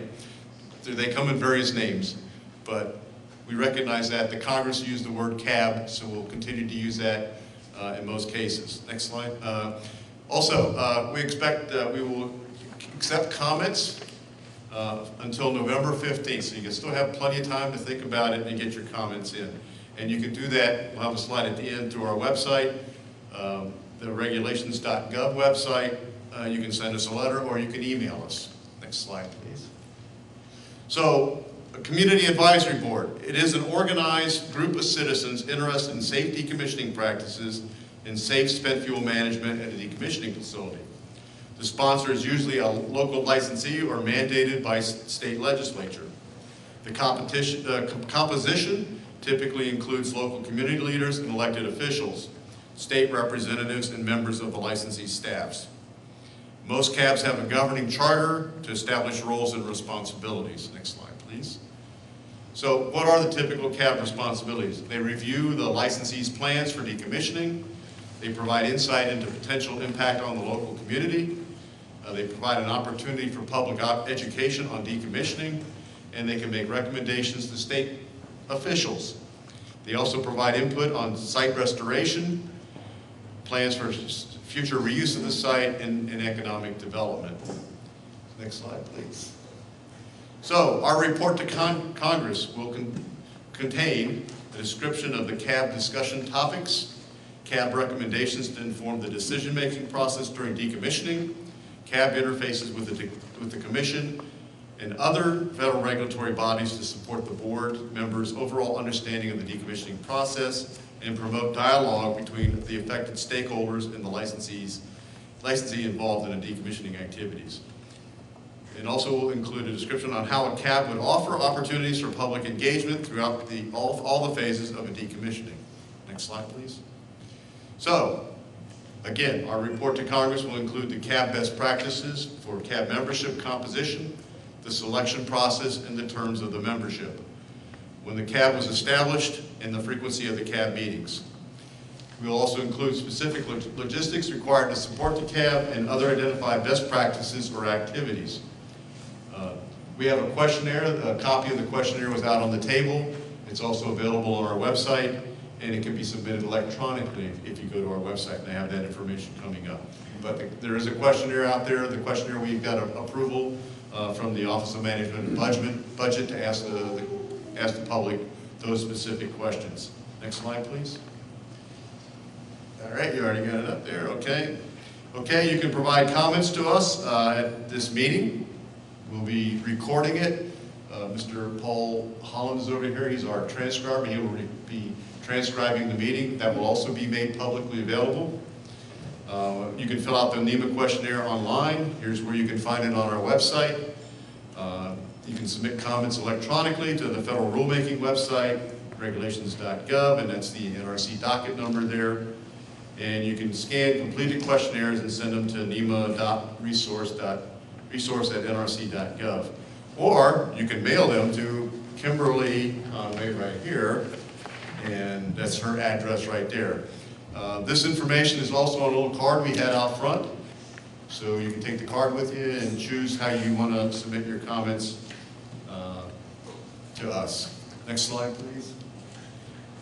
You can go to our website. We specifically added this to what we call our spotlight section, which is highlighted with a red circle there. So you go to nrc.gov, you go to the spotlight section when you get on the public webpage, you can click on that and it'll take you to our website for the questionnaire and providing comments. Next. Any other questions? You can also they can be referred to our Office of Public Affairs, this is Dave McIntyre from our headquarters Office of Public Affairs, and his website also. Next slide, please. In summary, this is an NRC Category 3 meeting. We're here to listen to you on CAB best practices. Again, we are transcribing the meeting, so we have a public record of it. It will be made publicly available. We want to stick on that specific topic tonight. That's the sole reason we're having this meeting, to fulfill what the Congress has asked us to do or told us to do. So with that, I'll turn it over to Brett for the meeting ground rules and get the meeting underway. Thank you. Hello, everyone, again, and I'll keep this short. So again, my name is Bratt. Normally, I'm the regional counsel for Region 1, but tonight I'll be acting as facilitator as I do at other sites within Region 1, Pilgrim in particular, and Indian Point. So Bruce has already covered many of the logistics for the meeting, where the bathrooms are and whatnot, so I'm not going to go over that again. And I say this next rule at every meeting, so don't feel like I have any indication that this is going to happen here, but I feel compelled to, to say it, is that while I have no expectation it's going to occur tonight, let me make this clear. Under no circumstances will threatening gestures or statements of any kind be tolerated. If you engage in such behavior, you will be immediately ejected from the meeting. Again, I have no expectations that's going to occur, but I feel compelled to make that clear at the start of every meeting that I facilitate. So you'll notice, for those of you who signed up to speak tonight already, and if you haven't done so, I'd ask that you step outside to the registration table to please add your name to the list, that you were given a ticket. So normally at these meetings when we have a large attendance, I will call those tickets in random order. Given that it's unlikely that we are going to exceed the amount of time, or that we should, let me put it this way, we'll have plenty of time for everyone who wants to speak to have an opportunity to do so tonight. So I am just going to call those in order, 1 to 7, instead of having to go through a random ordering system, if that's okay with everyone. I don't foresee us not having an opportunity for everyone who registered to speak to get an opportunity to do so. So we'll just go through that. You will notice, for your awareness tonight, Bruce already mentioned, there is a transcript being provided, and as such, when you go to the microphone to begin your public comments, please state your name, and then if you wouldn't mind spelling it, especially if it's a longer name, just for the sake of our transcriptionist, so we can actually capture your name on the record. And then again, I would ask that while someone is speaking, please don't talk over them or make comments when you don't have a microphone in front of you, because it makes his life that much more difficult in creating a complete record of the meeting tonight. I do have a time clock up here. Based on the number of speakers we have right now, which is 7, I'm going to say that probably everyone will have 8 minutes to speak, or that's what I would like to keep us to. If we have extra time at the end, people can get up and speak again. I don't hold elected officials to that, of course, but that's where I'd like to keep it at. That should build us in a little bit of buffer in case people go long after the end. As Bruce already mentioned, the purpose of this meeting tonight, in accordance with Section 108 of NEMA, is to solicit public comments in an effort to identify best practices and lessons learned for the establishment and operation of local community advisory boards.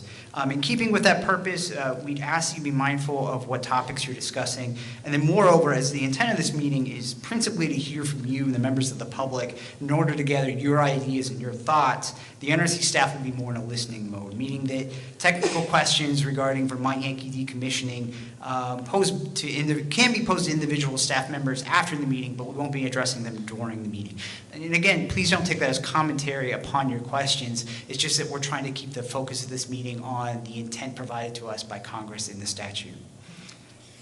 All right, before we turn it over to elected officials or representatives of elected officials, I'd like to ask, does anyone have any process questions about how Section 108 operates, or how NRC is implementing Section 108? Any process questions? Going once, twice, sold. All right. At this point, I'd like to now call up elected officials or representatives of elected officials the opportunity to be recognized and to give prepared statements. So with that said, we will start with the representatives from Senator Sanders' office. You can come to this microphone.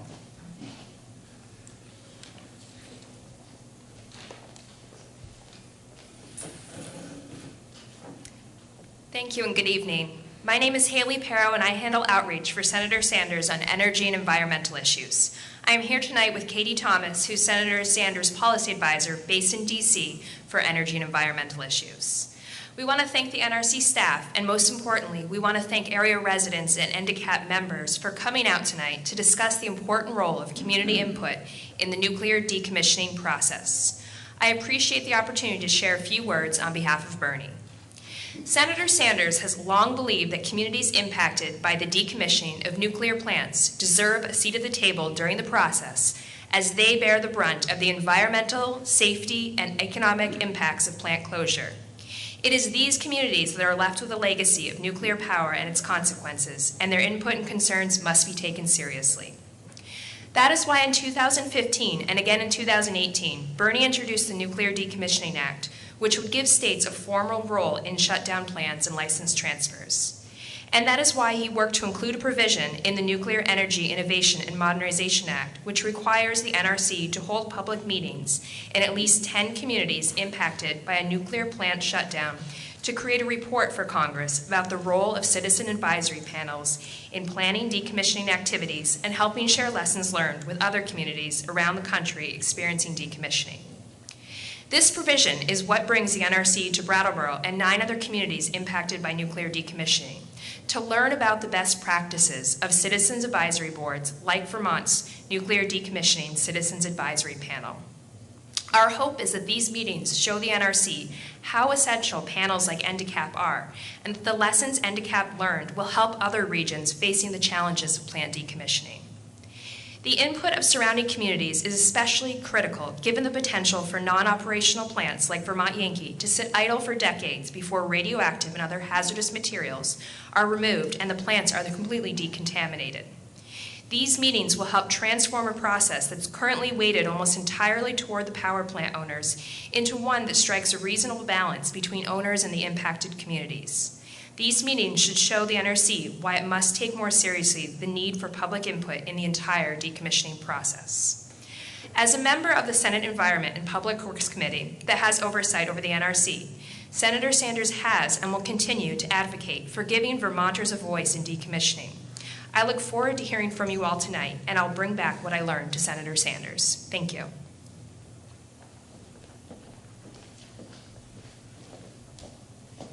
Thank you very much.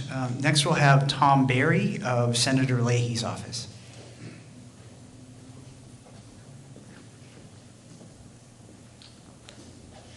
Thank you. My name is Tom Barry. That's spelled as in strawberry, and I'm here representing Senator Leahy.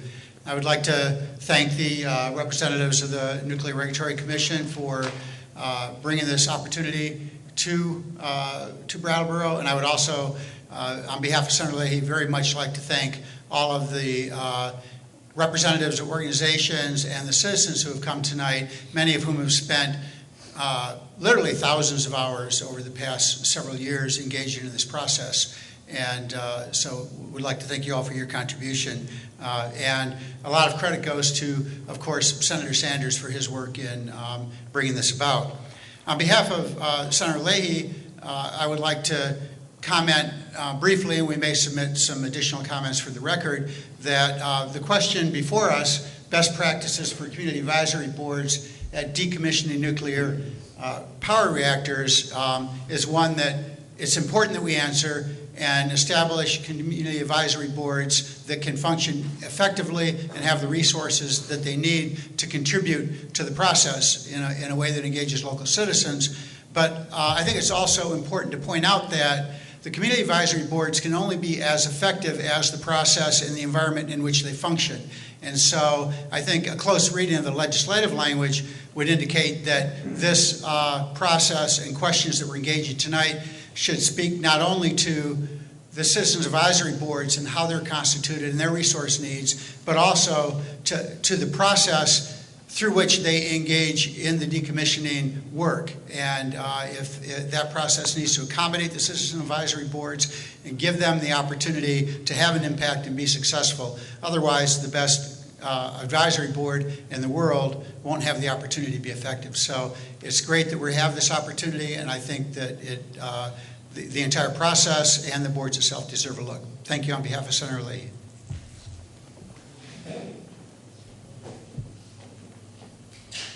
Thank you very much.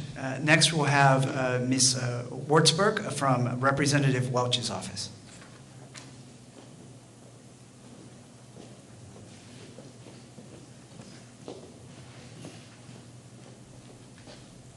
Good evening, everyone. Again, my name is Thea Wartzberg. I work for Congressman Peter Welch. I am an outreach representative. I cover environmental issues as well as some other. I just wanted to reiterate thank you to everybody for being here, and thank you to the NRC as well and staff for making the trip out here.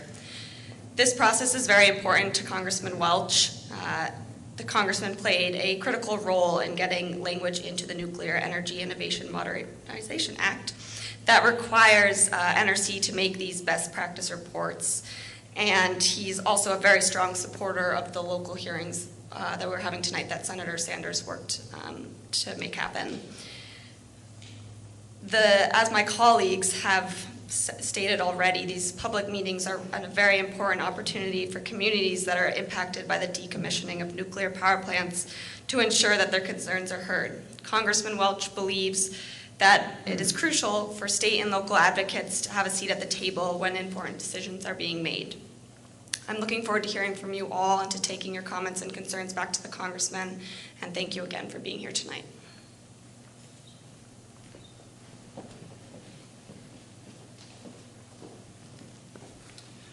Thank you very much. I just want to double check. Are there any other representatives from a congressional office, or a Senate or a congressman? Okay. Next, we will turn to Commissioner Turney from the state of Vermont.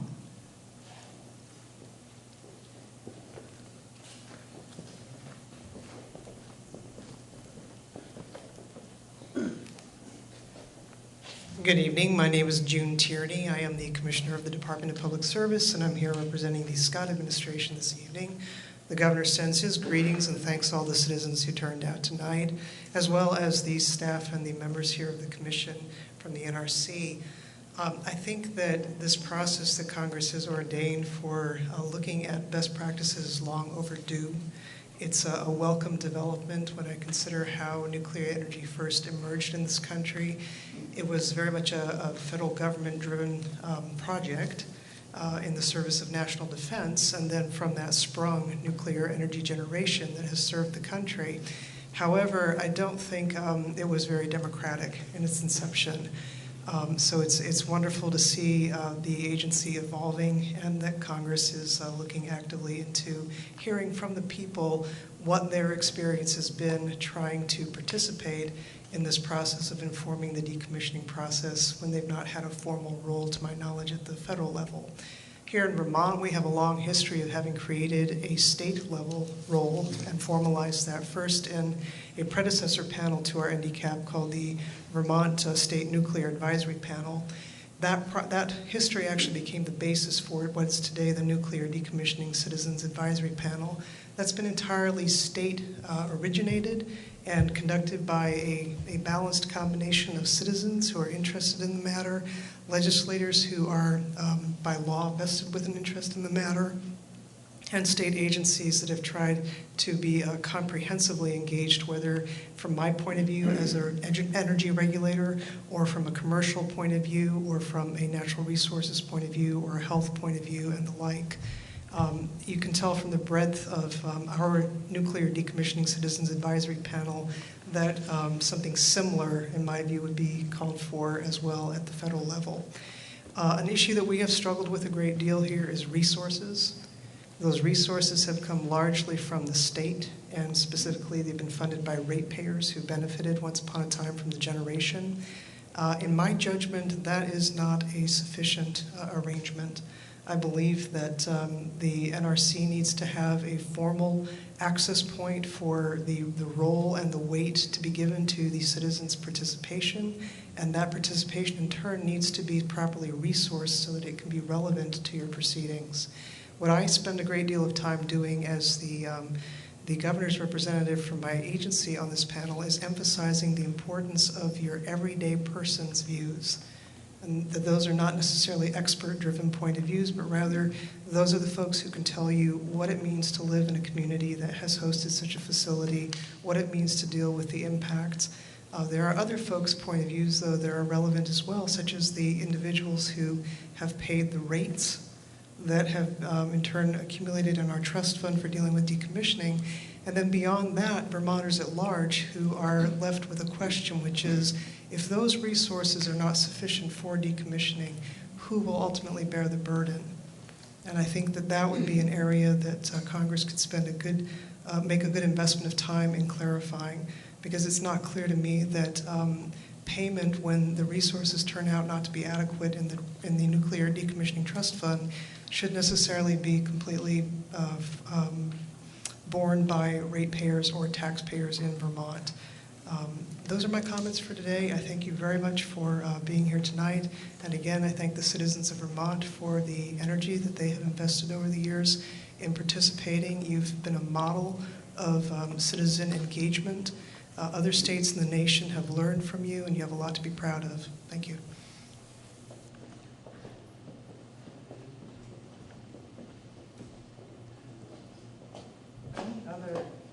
Any other officials from, no, we're on, okay. Any other officials from state offices or commissions? We're going to turn next to the handicap representative. We're not all in First,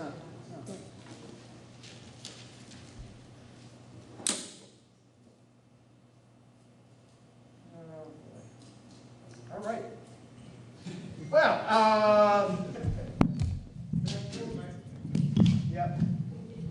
Okay, so here, why don't you give us the technical difficulties? Play whatever music you want to in your heads for a moment while we deal with this. Here, I'm gonna go under. There we go. All right, good. Okay, sorry about that. That's weird. Okay. I've never, in all the meetings I've facilitated, which I'm close to 50 now, I don't know if I've ever had that happen. So anyway, moving on. So any other representatives from a state level office, whether it be a commission or whatnot? Okay. Any local elected officials who would like to give prepared remarks? And then anyone? Okay. And next I'm going to turn to, so I have them in order of, first we're going to start with Donald Hudson of Maine Yankee. He'll be followed by Eric Howells of Yankee Row. These are cabs, excuse me. And then Chris Campany of the Vermont NDCAP. And then we'll open it up to other NDCAP members from Vermont Yankee who would also like to give their own impressions of it. So I'd like to invite you up to this mic. So again, first we're going to start with Donald Hudson.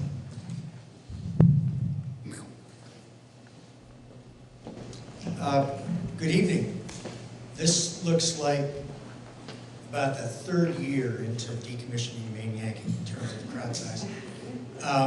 My name is Don Hudson, spelled like the river, and I am currently the chair of the CAP that replaced the decommissioning CAP. Our facility was fully decommissioned about a dozen years ago, and we now have a community advisory panel that is engaged with the existing site, which includes 64 casks of Class C waste and 60 canisters of spent fuel. I come here from Arousic, Maine. I was born in St. Johnsbury, so it's good to be back. We decommissioned, and I think you three folks have my slides. Oh, you do have them. Okay, next slide, please. I'll just give you a quick overview. Everybody can read. The high points are, especially the second bullet, everybody's decommissioning is different. It depends on a number of factors that have to be taken into account. We did publish at the end of our decommissioning a sort of best practices document that the NRC has copies of and that any of you can find online. And each of us, as members of the CAP, made comments about the process. And the comments run the gamut from, to be frank, disgruntled and dissatisfied to satisfied. And I think that you will experience in any decommissioning around the country that range of reactions from the people who are engaged. But the take-home lesson is that the people were engaged. And next slide, please. That was our site just prior to decommissioning in the upper left-hand corner. That's what the same site looks like today, although probably more turkeys on that field than in that picture. And that's what the site looks like at the moment from a bird's eye view a few years ago. And what's left at Main Yankee is what we all struggle with as part of this decommissioning process, and that is how do we ultimately take care of the spent fuel and greater than Class C waste. And you can see in the middle of the bottom figure is the field of those casks that are waiting to be transported. Next slide, please. We're a 14-member CAP. This bullet doesn't mention this. I'll add the fact right now that this was early days for decommissioning in the United States, and the Main Yankee had the idea to create the advisory panel based on some advice they got from people involved with Superfund sites, and they spoke about it with the governor. And so the population of the CAP, there were 5 of us who were appointed by the governor, 5 who were appointed by the company, and 4 who held seats such as a selectman in the town of Wiscasset, the Wiscasset town planner, and a couple of other positions on the CAP that were, those people were there because they held a certain position. And when they transferred or were voted out of such a position, they were replaced by the people who followed them in the position. I was appointed by the governor as someone with a background in science who lived and worked within 10 miles of the plant. And I've been involved since it started. It was all voluntary, although Main Yankee obviously paid our expenses, and those expenses included several trips to plants to learn about what was happening with spent fuel. We visited plants in Michigan and in Maryland and 2 in Michigan and 1 in Maryland, and we also visited Yucca Mountain. And the visit to Yucca Mountain and the scheduling of the decommissioning meeting in Nevada was largely triggered by urging by CAP members that they better understand, that we better understand where this fuel was intended to go. And so early on in the process, we got a tour of Yucca Mountain, as it was at the time. And you can read the rest there on the slide. Next slide, please. Our education in the process of nuclear power and decommissioning was wide and deep, and we had over 50 meetings. We sometimes had to have emergency meetings because events arose, and that's among the advice that we give you, that CAPs or CABs or whatever we're called, NDCAPs, should be responsive to the public and to need. I'll give you the one example that you can read in the document a couple of times.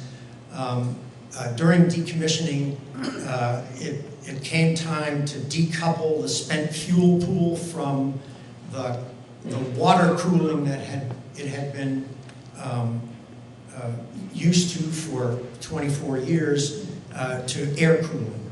And large fans were brought in to cool the spent fuel, air cool the spent fuel. And those large fans produced a lot of noise. And the noise kept the people on the adjacent Westport Island awake for days. And that issue was dealt with, the CAP was charged with dealing with that issue, and the company was very responsive once that meeting ended to finding a solution to noise, because those fans had to stay in place until the fuel was ready to be loaded into storage casks, which was about 5 years. And the solution was found and it worked. Next slide, please. Best practices and lessons learned. When we were invited to come here, we thought, well, we could just give them the report. And a lot of these best practices are you can find in the report, but they may not be as clearly bulleted as this.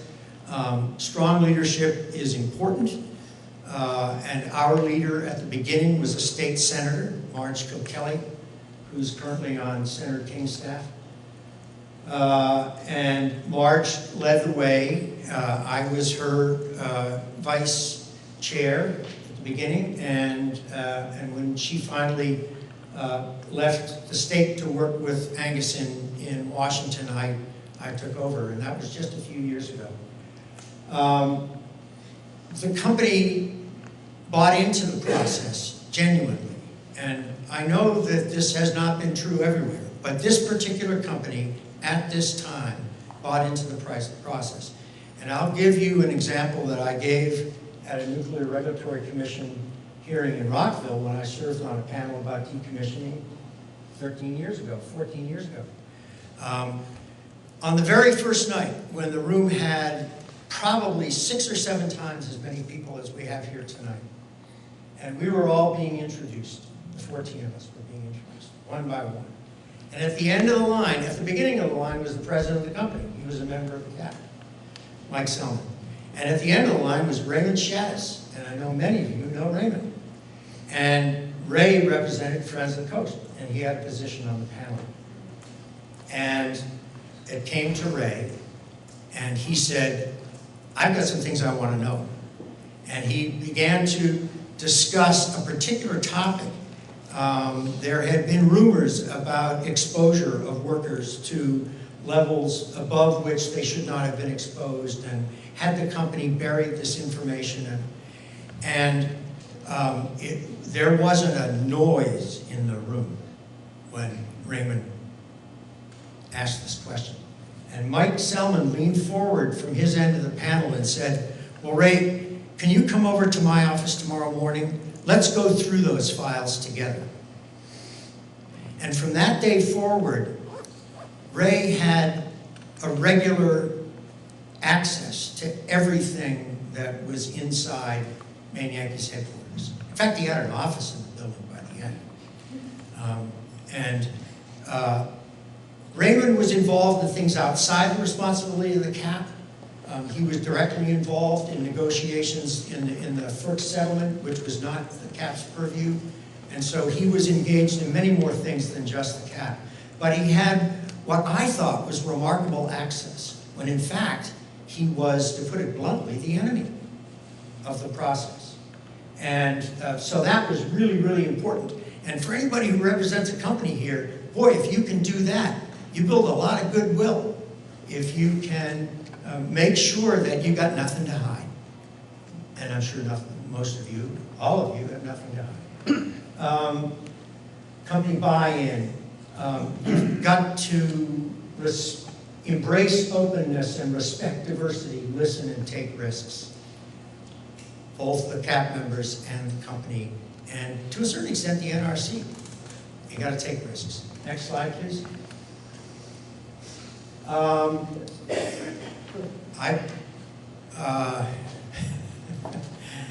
We only have one meeting a year now because we're waiting for our fuel to leave Wisconsin. We have regular email contact of monthly, almost monthly reports that we all receive and discuss by email, and we meet once a year. We met 50 times, and I think very few people ever missed a meeting. And may you be so lucky to have that kind of engagement. Our meetings were well planned, scheduled well in advance, and when we had to have an emergency meeting, we got the buy-in from the local press and other public communication in order to make sure that people knew that there was a meeting that was going to be held here, there, or somewhere about an issue. We wrote a charter. We have a charter, and in fact, our current cap has a 2-year life. Every 2 years, we decide, shall we continue to do this?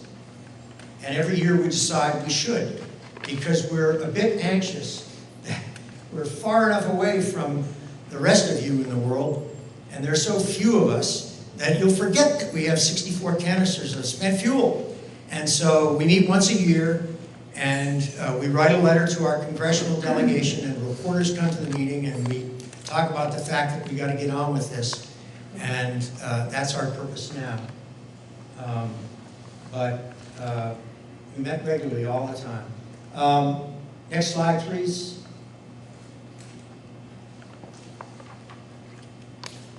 As I said, Ray was involved in more than the cap was involved, and at times we were enticed to get out of our lane, which was to focus on decommissioning and get involved with the FERC regulatory settlement. But that was up to other people, and we needed to put our blinders on to that part of the process and just to focus on what was happening at Bailey Point and not necessarily what was happening either in the legislature. Other people were doing that. Raymond was doing that. Other folks were doing that, and we had that covered. Last bullet, this may be the last bullet. Share what you learn. We've been at it since August of 1997. I remember when the governor's office called me in July. We've been at it since August 1997, and we're not going to quit so long as I'm alive, and or the fuel is taken someplace. And then we'll all go out of business. And may you see that day. I think that's the last slide. Oh, there are? Oh, geez. I think, yeah. I think you've got as much information as you need from me, and you guys have my full testimony. Okay. Thank you very much. You're welcome.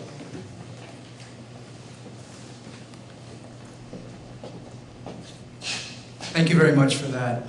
Next, we'll have Eric Howes of the Connecticut Yankee NRO Community Advisory Boards.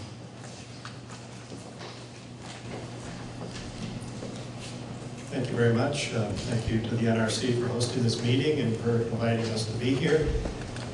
I'm going to only speak for a couple of minutes. I'm the Director of Public and Government Affairs at Maine Yankee, but I'm here tonight to also speak about the community advisory boards at Yankee Row and Connecticut Yankee. So the Yankee Row Community Advisory Board and the Connecticut Yankee Advisory Boards were established at about the same time as the Maine Yankee Board. They were also established by the company, by the companies. Like Maine Yankee, the Yankee Row site in Row, Massachusetts, the Connecticut Yankee site in Haddam, Connecticut, are standalone ISPACY sites, meaning all that's left there is the spent nuclear fuel. These plants were decommissioned in the 1990s. All the fuel had been moved to dry cask storage by 2005, 2007, depending on which site you're talking about.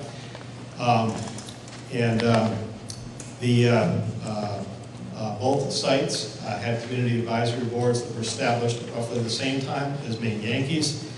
And once the fuel was moved to dry cask storage, they also transitioned to what we're referring to as spent nuclear fuel caps rather than decommissioning caps. This was done when it was evident that the Department of Energy was not going to meet its obligation to remove this material anytime soon. And as Don Hudson said, it was important for the community panels to remain in place while the fuel remains at the site. The lessons learned by the community boards at the three sites, the other two sites are similar to what Maine Yankee lessons learned were, what Don talked about in his presentation.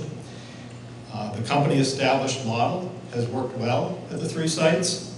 Though we recognize that one size does not fit all, as the NDCAP shows that there are different models. I'd note that while Maine Yankee was the one site that wrote a report about their decommissioning experience to share with others plans to be decommissioning in the future.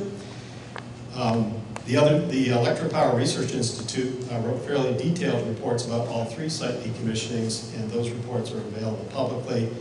And there is discussion about the Community Advisory Board process in each of those 3 reports, though Maine Yankees is the most detailed. And I would just note that the 3 community boards, along with the companies, are beyond frustrated that the spent nuclear fuel and greater than Class C waste remains at these 3 sites many years after decommissioning.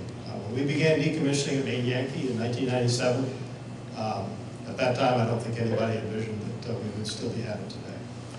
And for more information about the 3 sites, go to 3yankees.com. Thank you very much.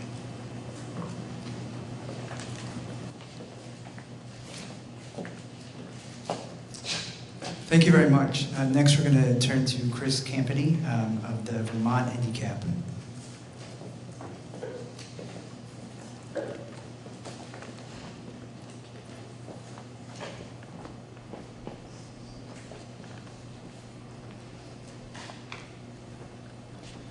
Good evening. Thank you, Nuclear Regulatory Commission, for being here, and thanks to our federal delegation in Bernie for making this happen. My name is Chris Campany, C-A-M-P-A-N-Y. I am the Executive Director of the Wyndham Regional Commission, and it says representative for the Regional Commission that I have a seat on the panel, and I was elected chair about a year ago. I've served on the panel since it first met on September 25th, 2014. And what I'm going to share with you tonight as chair of the panel is an overview of the establishment of the Vermont Nuclear Decommissioning Citizens Advisory Panel. Hereafter, I refer to that as NDCAP, and a short history of what the panel has done to date. Later on during the public comments, I'll offer my own perspective just as an individual panel member without wearing my chair cap. The 19-member NDCAP was established during the 2014 State of Vermont legislative session. With Vermont Yankees announced closure by the end of 2014, the Vermont legislature and governor believed an advisory panel with more citizen representation that focused specifically on decommissioning and site restoration issues facing Vermont Yankee would be helpful in ensuring timely and relevant information is gathered and shared with local and state communities. NDCAP replaced the 7-member Vermont State Nuclear Advisory Panel, VSNAP, that have been in place since the sale of Vermont Yankee Nuclear Power Station to Entergy Corporation in 2002. The stakeholders and appointing authorities for individual NDCAP members are as follows. 1, the Vermont Secretary of Human Services, ex officio or designee. The Vermont Secretary of Natural Resources, ex officio or designee. The Vermont Commissioner of Public Service, and let's just say ex officio or designee, we'll continue on most of these. Vermont Secretary of Commerce and Community Development. 1 member of the House Committee on Energy and Technology, chosen by the Speaker of the House. 1 member of the Senate Committee on Natural Resources and Energy, chosen by the Committee on Committees. And 1 representative of the Wyndham Regional Commission, or designee, selected by the Regional Commission. 1 representative of the town of Vernon, Vermont, or designee, selected by the legislative body of that town. 6 members of the public, as previously noted, 2 each selected by the Vermont governor, the Vermont Speaker of the House, the President pro tempore of the Vermont Senate. Under the subdivision, each appointing authority initially appointed 1 member for a 3-year term and a 2nd member for a 4-year term. Subsequent appointments under the subdivision are appointed to 4-year terms. All citizen appointees have been appointed to 4-year terms at this point. 2 representatives of Vermont Yankee Management, which is now North Star, selected by the Vermont Yankee ownership. A representative of the International Brotherhood of Electrical Workers, selected by the IBEW, who is a present or former Vermont Yankee employee. 1 member collectively representing the towns of Chesterfield, Hinsdale, Richmond, Swansea, and Winchester, New Hampshire, selected by the Governor of New Hampshire at the invitation of the Vermont Commissioner of Public Service. 1 member collectively representing the towns of Berniston, Coleraine, Gill, Greenfield, Leyden, Northfield, and Warwick, Massachusetts, selected by the Governor of Massachusetts at the invitation of the Vermont Commissioner of Public Service. 1 important thing to note, NDCAP serves in an advisory capacity. The duties of NDCAP are to hold a minimum of 4 public meetings each year for the purpose of discussing issues relating to the decommissioning of Vermont Yankee. The panel may hold additional meetings as deemed necessary, and I'll just note in our history, this past year we'll meet 4 times this year, but when we first got rolling, we had a big learning curve, and we were meeting almost monthly, as I recall. If it wasn't, it sure felt that way.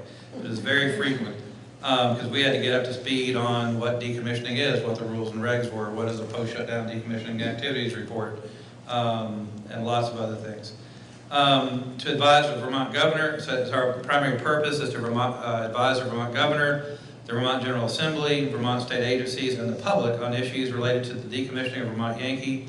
A written report is provided annually to the governor and to the energy committees of the Vermont General Assembly to serve as a conduit for public information and education on and to encourage community involvement in matters related to the decommissioning of Vermont Yankee, and to receive written reports and presentations on the decommissioning of the station at its regular meetings, to periodically receive reports on the decommissioning trust fund and other funds associated with the decommissioning of or site restoration at the Vermont Yankee site, including fund balances, expenditures made, and reimbursements received, to receive reports regarding the decommissioning plans for Vermont Yankee, including any site assessments and post-shutdown decommissioning activity assessment reports, and provide a forum for receiving public comment on these plans and reports, and to provide comment on the Vermont Yankee decommissioning and site restoration plans and reports as the panel may consider appropriate to state agencies and or the Vermont Yankee owner and in the annual report. Additionally, the NDCAP is charged with assessing whether further changes to the panel's membership or duties are appropriate, and we're to include those recommendations on such further changes in the annual report that we prepare. NDCAP created and approved a charter in early 2015 that provides additional guidance for executing these duties. And a lot of this information NDCAP has developed a report. We'll get that to you guys. It has hot links to all this information, not only for your use, but hopefully other communities that are interested in how we formed. In compliance with, we operate all of our meetings in compliance with Vermont open meeting law. All NDCAP meetings and all special meetings of committees created by NDCAP are open to the public and follow open meeting notice requirements. NDCAP routinely receives reports from VY owners and several Vermont state agencies responsible for overseeing decommissioning and site restoration on topics relevant to NDCAP statutory duties. These reports are at the meetings presented by the plant owners and agency reps. And these include summaries of recent decommissioning activities at VY authorized by the plant owner, including the transition of the plant from operational electrical generating station to long-term spent nuclear fuel storage facility, the demolition of on-site structures, on-site construction associated with the long-term storage of spent nuclear fuel, the monitoring and transfer of VY spent nuclear fuel to on-site long-term spent fuel storage, changes to VY infrastructure resulting from on-site demolitions and transitioning to long-term spent fuel storage, estimated rates of off-site water intrusions into the VY turbine building, the volume of turbine building intrusion, water shipped for off-site disposal, an overview and efforts to reduce the water intrusions, brief overviews of upcoming on-site activities, changes in staffing, requests for reimbursements from the decommissioning trust and site restoration funds, reimbursements for on-site spent nuclear fuel storage resulting from litigation against the U.S. Department of Energy,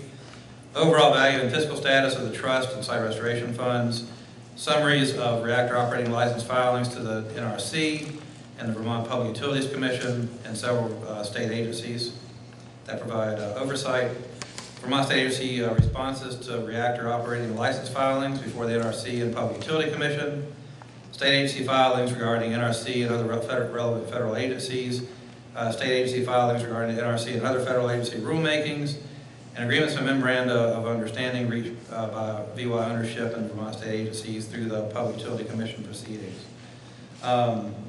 So that's been a lot of information that's been shared. A variety of in-depth special topics have also been discussed at Vermont NDCAP meetings. Many of these presentations were made at the specific request of panel members.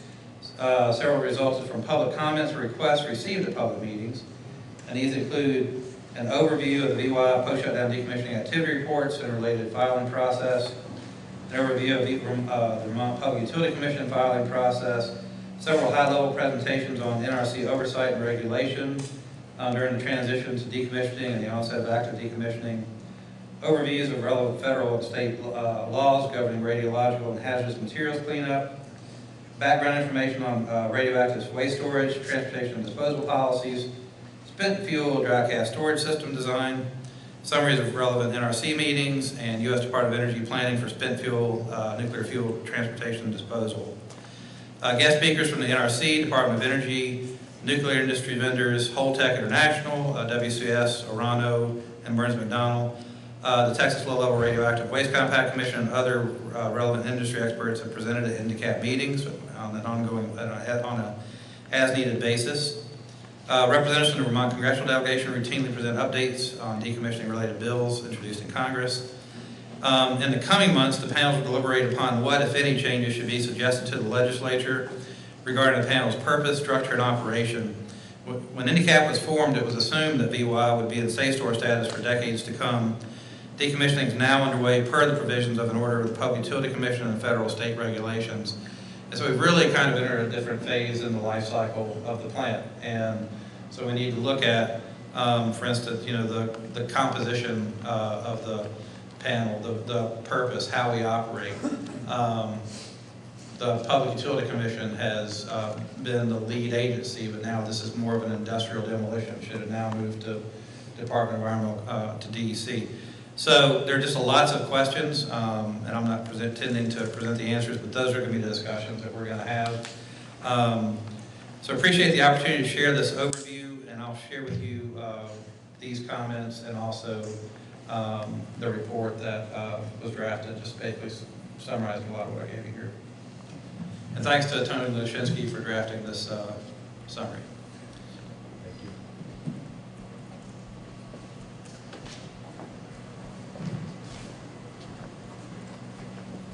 Thank you very much. All right, so by my clock, it's 7 o'clock right now. So we have now 12 individuals who'd like to speak. Still think we can keep it at 8 minutes. That gives us a little bit of buffer at the end. That way, in case if someone else who didn't register to speak, you know, gets inspired to, we have time for them. And also in case people run over a little bit. So, that said, I'm going to start just in order, since everyone's going to get a chance to speak tonight who registered to speak. Let's just go down the list. So we'll start with number 1. So, so members of the public are going to use the middle microphone. Okay. This way we know that you're a completely separate person. That's good. Yeah. So now I'm not speaking as chair, I'm just speaking as the representing the Wyndham Regional Commission. So again, my name is Chris Campany, C-A-M-P-A-N-Y. I represent the Wyndham Regional Commission on the Vermont Nuclear Decommissioning Citizen Advisory Panel. In the absence of county government, the Regional Planning Commission serves as an essential link between local, state, and federal government in Vermont. The Wyndham region includes 27 towns in southeastern Vermont and includes the town of Vernon, where Vermont Yankee Nuclear Power Station is located. I've served on the panel since it first met on September 25th, 2014. And I want to share with you my perspective as the representative of the Wyndham Regional Commission on the panel. An overview of INDICAP and its history was shared with you earlier, so I won't go over that again here.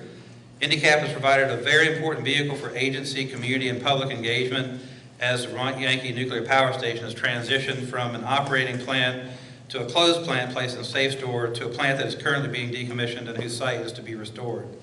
From my perspective, INDICAP has served the following important functions and has really done it quite well. It's been a means by which the public has been kept up to date with operational, regulatory, and the physical status of the plant. A means by which the plant owners and regulating agencies can communicate to the public what they feel should be known about the plant and its status. While state agencies certainly have direct communication with the plant owners, INDICAP has also been a conduit through which the agencies and plant owners interact with one another in a very public venue, and there's value in the public seeing this interaction. A means by which panelists and those they represent can communicate specific issues or concerns to the plant owners and state agencies. It's a venue for educating panelists and the public about myriad policy, procedural, and technical aspects of decommissioning and site restoration. It's been a venue for orderly and civil debate of issues related to the decommissioning and site restoration among both the panelists and between the panelists and the public. It's been a means by which the broad array of stakeholders represented on the panel can arrive at consensus on messages and recommendations to be communicated to the public at large federal agencies, including the Nuclear Regulatory Commission and U.S. Department of Energy, fellow nuclear host communities, and elected officials. From a best practices perspective, I offer the following observations and recommendations. Ideally, a citizen advisory board would be formed long before a plant announces its intention to close. All plants will cease operation and decommission at some point.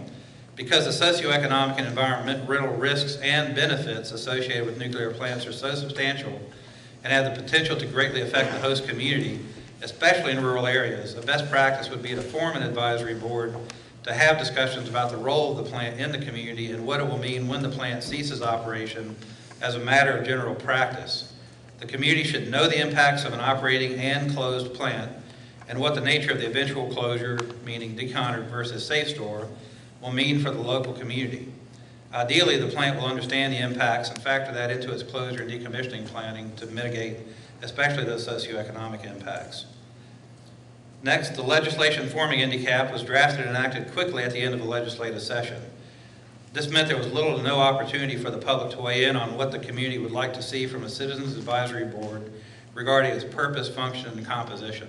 So ideally, a community would take the time, or a state or a plant would take the time to have that conversation. The focus of NDCAP is specifically on decommissioning and site restoration and specifically excludes engagement around the socioeconomic impacts of the plant closure. This purposeful exclusion may have been related to the settlement agreement between the state and Entergy, then the plant owner, which included funds intended to help mitigate the impacts of the closure. Communities should consider whether or not there is any reason to bifurcate engagement around decommissioning and site restoration and socioeconomic impact planning and mitigation. This closure also impacted in communities in 2 adjoining states where many plant workers lived. While New Hampshire and Massachusetts have seats on the panel, it's unclear to me how effective the panel has been for those impacted communities. Because NDCAP focuses solely on decommissioning and site restoration to the exclusion of deliberation upon the socioeconomic impacts of the closure, and I would include in that also the budgetary impacts to the towns impacted, the importance of cross-border engagement may be reduced. However, if the Citizen Advisory Board is to take into account socioeconomic impacts, full inclusion of all impacted communities is essential. What we've learned through this closure is how integrated our local economies are across state lines. The local economy should not be defined by state lines, county lines, or town lines, but must include where paychecks are earned and where the earners go home at the end of the day. The purpose of NDCAP is to advise the governor, state agencies, and the legislature. It does not have as an explicit goal the role of providing a citizen advisory function to the plant owner.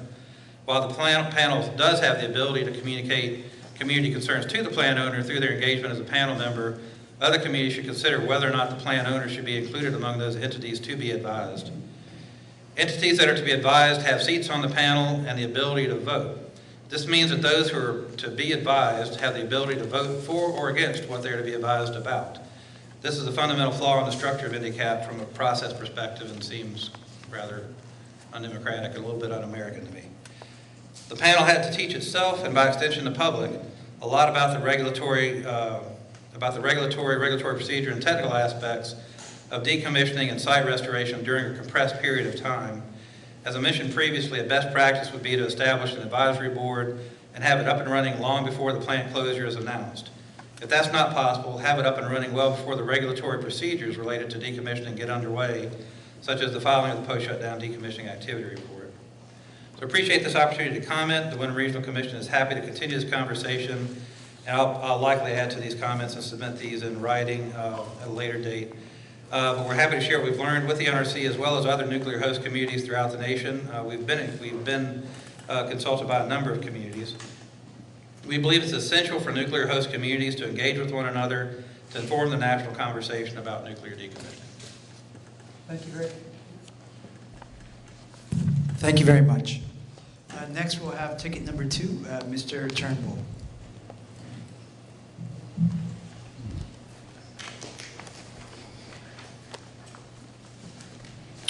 I was just informed that that clock is going to be set to 8 minutes. 8 minutes. Oh my gosh! I hope I don't go anywhere close to that. Well, 8 minutes. It's up to you. This is, I mean, I'll do my you're lucky at do my Pilgrim. I best. actually make it ding, and it's really loud. I'm doing not having it make noises tonight. But anyway, whenever you're ready. Okay, thank you. My name is Clay Turnbull. I am a resident of Townsend, Vermont, 20 miles north of here, and I'm also a staff person and trustee at New England Coalition on Nuclear Pollution, which is a 48-year-old 501c3 here in Brattleboro. We advocate for safety and cleanup standards.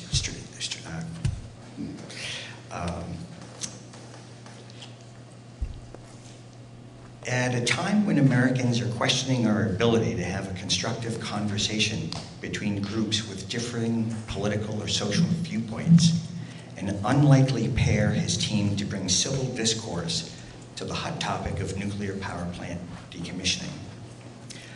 North Star Decommissioning, currently dismantling the recently purchased Vermont Yankee nuclear power station, and NEC are announcing today a new process for public engagement in the decommissioning of nuclear power stations.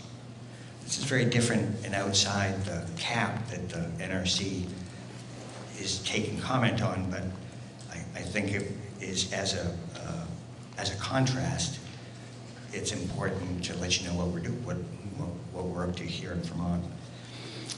It is a work in progress, but we know we're headed toward a stakeholder advisory group that is hosted by North Star, and that's key. One that will closely follow the decommissioning while lending community and stakeholder perspectives and yet remaining highly independent. As was said earlier, Senator Bernie Sanders, Democratic candidate for president, says communities impacted by decommissioning deserve a role in shaping decommissioning plans as they bear the brunt of the safety, environmental, and economic impacts of plant closure. That's why it's so important to be participating in this process. Anti-nuclear activists and nuclear operating companies across the nation remain skeptical of the New England Coalition approach that we advocated for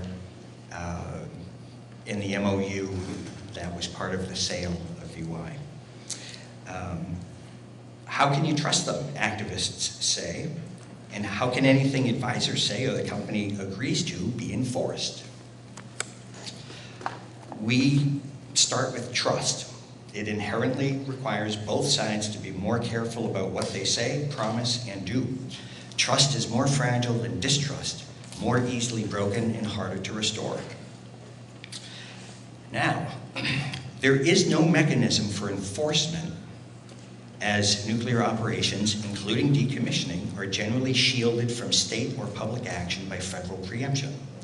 Even the NRC can only offer guidance and not meaningful regulation regarding community advisory panels. I will submit a report that was written on Maine Yankees decommissioning by, and I'm going to draw a mental blank because I'm standing at a microphone in front of a group.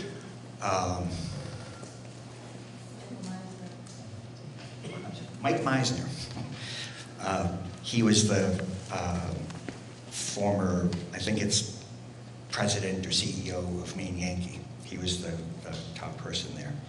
And essentially, his report lays out that having citizen involvement at Maine Yankees decommissioning was very beneficial. It helped to achieve public trust in the process. It helped to avoid calls to come back at some point down the line. Hey, come back, we want you to retest this. Well, the conference paper by Mike Meisner says that the last thing a company in decommissioning wants is to be called back years after the job is completed to have to do it over.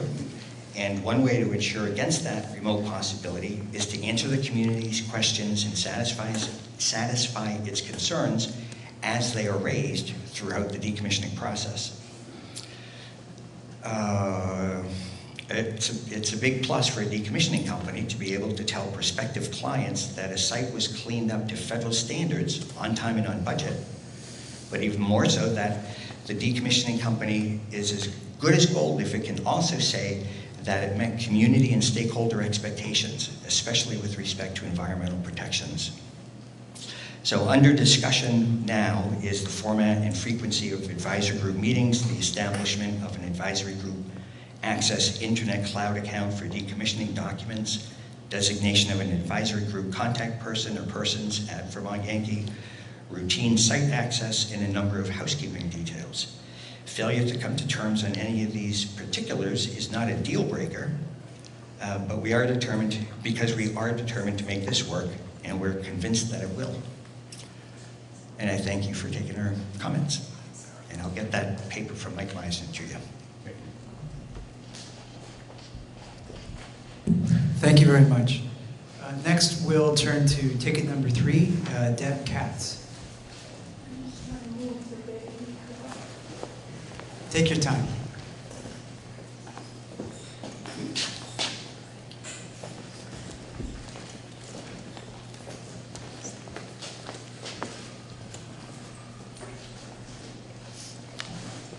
So, I'm Deb Katz, K-A-T-Z. I'm the Executive Director of the Citizens Awareness Network. We're a grassroots regional group with over 2,000 members. I've started bringing my children to decommissioning meetings. Now I'm bringing my 4th grandchild. So that's a statement of how long this has gone on. And I can't necessarily say it's been the most pleasant experience. So I have papers I want to submit to you on decommissioning, panels. What I want to say is that this was created by Citizens Awareness Network and the Childhood Cancer Research Institute. We did this. I submitted it to the NRC in 1996 at an NRC meeting back then in Washington, D.C., and it didn't go very far. What I can say is that CAN has sat on the cab for Yankee Row, Connecticut Yankee. We worked with the Public Service Department in Vermont to establish the cap and in fact set the parameters that they used. They were limited in ways, but we felt that it was essential that the board in fact be independent of the corporation. That one of the faults we experienced in Row and Connecticut Yankee, that well, in that case it was utilities, that they were driven by the needs of the utility, not by the needs of the public to know. One of the most frustrating, I mean, what it says is public participation and democracy, and of course that's really ironic because the boards are far from democratic. And this is one of the hardest things for communities to understand when they start getting involved in the process, is they have no power.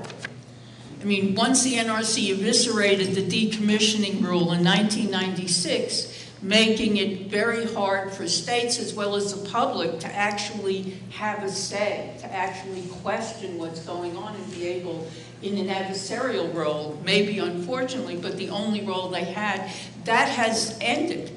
And so the issue, one of the hardest things for the board to understand, even for a state, because you were sued in Vermont, you were sued in Massachusetts now, over the issues of the state being helpless, even though it's ratepayer money that's paying for the cleanup, even though the citizens in the community are the ones affected, they have no power.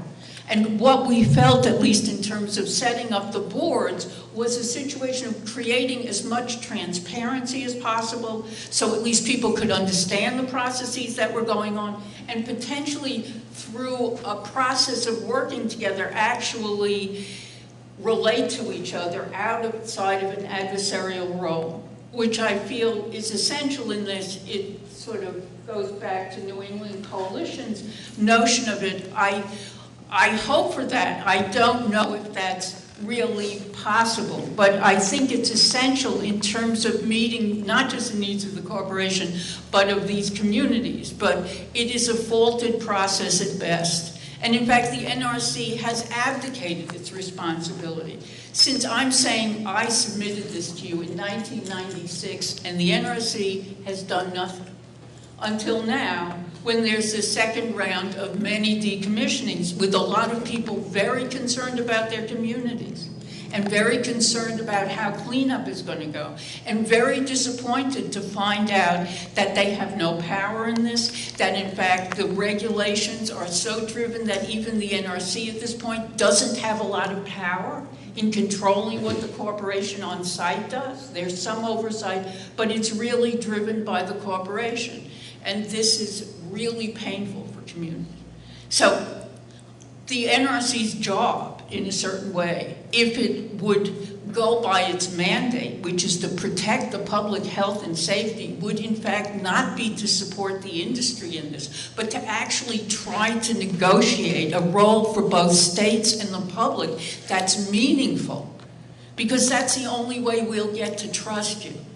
Because as you can see tonight, this is what it's dwindled down to. And it's dwindled down because it's so painful for people to bang their heads against the wall again and again and again and not feel they're being heard, not feel they can protect their community. You know, we sued the NRC and won a lawsuit against you over the illegal decommissioning of Yankee Road. The district court judge said the NRC's actions were like Charles Dickens' Bleak House, the office of circumlocution, and that he was really concerned that the NRC, if it used these tactics in reactive communities facing closure across the country, it would be really disturbing. So in this resurrected moment of nuclear collapse, I am asking you to do the right thing and actually negotiate a way for people to engage and be involved that has meaning and that engages democracy. Thank you. Thank you very much. Don't lose it this time. Thank you. Next we will have, and again, thank all of you who have gone before for your comments as well. Next we will have ticket number 4, Mr. Montgomery. Thank you very much. My name is Bruce Montgomery with the Nuclear Energy Institute. We represent 300 plus members across the United States, internationally, both companies involved in the nuclear enterprise as well as national laboratories and universities. I'd like to thank the NRC for the opportunity to speak tonight. Been following you on these meetings from Michigan to Northern California to Southern California to here, and I'll be at Pilgrim tomorrow. I think that the process that you're following is an excellent one. I think you're doing a good job of executing your responsibilities under the Nuclear Energy Innovation and Modernization Act. I think in the end you're going to come up with a good list of lessons learned. I think as these meetings progress, they seem to be improving in quality, and I think tonight is an excellent example of how these meetings can be conducted. You're getting some good input. I noticed a couple of folks say, well, gee, one size doesn't fit all. I think that's been a theme as we've gone through these meetings. Bruce, I noticed in a couple of your slides during your introduction piece, you made pretty good use of the words typical and mostly. And I think that's very apropos because as we've gone through these meetings, we've seen a lot of variability in the kinds of things that work for different communities. For example, some like to have a lot of local officials on board. Others don't think that that's appropriate. Some believe there should be strong involvement by the company doing the decommissioning. Others think not so much. And I think that's a very healthy attitude to take and for you to take in. I think what you're seeing is a list of things that will serve well in a compendium of lessons learned and best practices. And I've said this before, it's best to understand why those things work in different locales and why they might not work somewhere else. So what that also says is there's probably no good way to write a template and a regulatory framework that says here's how it should be done. I'm not thinking you're headed in that direction, but I think in the end your report will reflect it's the American way. We all have different ways of doing things depending on just the nature of the community and the relationship with the state and the company that's doing the work. I would say that from a company perspective, the folks doing this work, all of them have basically 3 things in mind. conducting the work safely for their workers, protecting the public health and safety, number one. And number two, being good stewards of the environment, returning the site to unrestricted use for whatever the community wants to use it for. And number three is to be, as we're talking today, heavily engaged with the public to make sure the public is well informed and the public has an opportunity to provide feedback on the process that's taken. I think one thing I've heard that is common across the board is the earlier you set these boards up, the better you are. So I think these boards can be very effective if there's a good lead time to get organized and get educated, because everywhere I've been, I've heard the story. We need time to come up to speed so we understand the issues. The decommissioning process is not something that's well understood outside the general public. So I think we can all, both the NRC and the industry, do a better job of informing the public of what this decommissioning enterprise is all about. And I think that, some comments around the Decommissioning Trust Fund, I think so far our record's been good, is that we can get these things done on schedule and on budget. I believe that as we go through the process, NEI is taking a lead role in making sure that we're collecting practical lessons learned and making sure that those are disseminated to the folks in the business of decommissioning. We're in a position now where we can actually accelerate these decommissioning projects to get them done faster and better. So I think that as we go forward, we'll continue to learn, and I think in the area of public outreach, it's just as important as anything else. Thank you. Thank you very much. Next, we will have ticket number 5, which is Mr. Schaefer.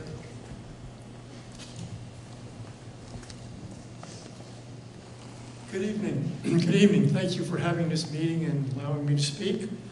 My name's Howard Schaefer. That's S-H-A-F-F-E-R, from Enfield, New Hampshire. Retired nuclear engineer, submarine officer, customer of the radiation safety profession, startup engineer at Vermont Yankee, and back in retirement in New Hampshire, advocating for its continued operation. During this advocacy and all along, there's been a question about radiation safety, and it's been continual, and it really underlies most of the things that happen. And in reflecting on it prior to this meeting and for a long time, we've been talking past each other because you have two sides with different beliefs. One side wants to believe the operating side, the scientific side, as science does, when there's not total knowledge, believing in a preponderance of the evidence. The other side, and to take a page out of the legal profession, wants proof beyond a reasonable doubt, which is the higher standard in court when you're going to send somebody to jail for a felony, whereas a preponderance of evidence is a lower standard for civil suits. But we've been going on that way, and we've had good dialogue and been courteous to each other all these years. Science moves on. Now we have evidence beyond a reasonable doubt on how radiation safety works, and that low-level radiation is safe because DNA is repaired. It's repaired when it's damaged by physical process, chemical process, biological process, or radiation. Now that we know how it works, we know why the preponderance of evidence is correct.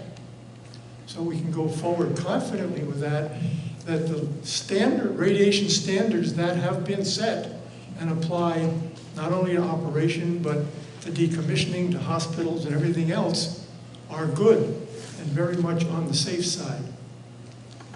So we can have that confidence. I wanted to get that information into the record. I've provided you a copy of my information, but looking back in the early days of resetting standards after weapons became available, the first International Conference on Radiation Standards was in 1928, when there had been mistakes made in the early days of use of X-rays during World War I and since the end of the 19th century. After weapons became available, the standards were reviewed and there was knowledge of genetics becoming available. So early conservative decisions were made that we better regulate as if any amount of radiation is dangerous, and we ought to assume that any DNA damage might lead to cancer. And that information has been coloring the debate as the evidence is built up. But now that we have the scientific finding, and it shows in the picture I brought on the poster, that DNA is repaired, those no longer apply. Of course, at high level of anything, physical, chemical, biological, or radiation, you will have damage beyond repair, and you can get a lot of damage and be fatal. Thank you for letting me contribute this. Thank you very much.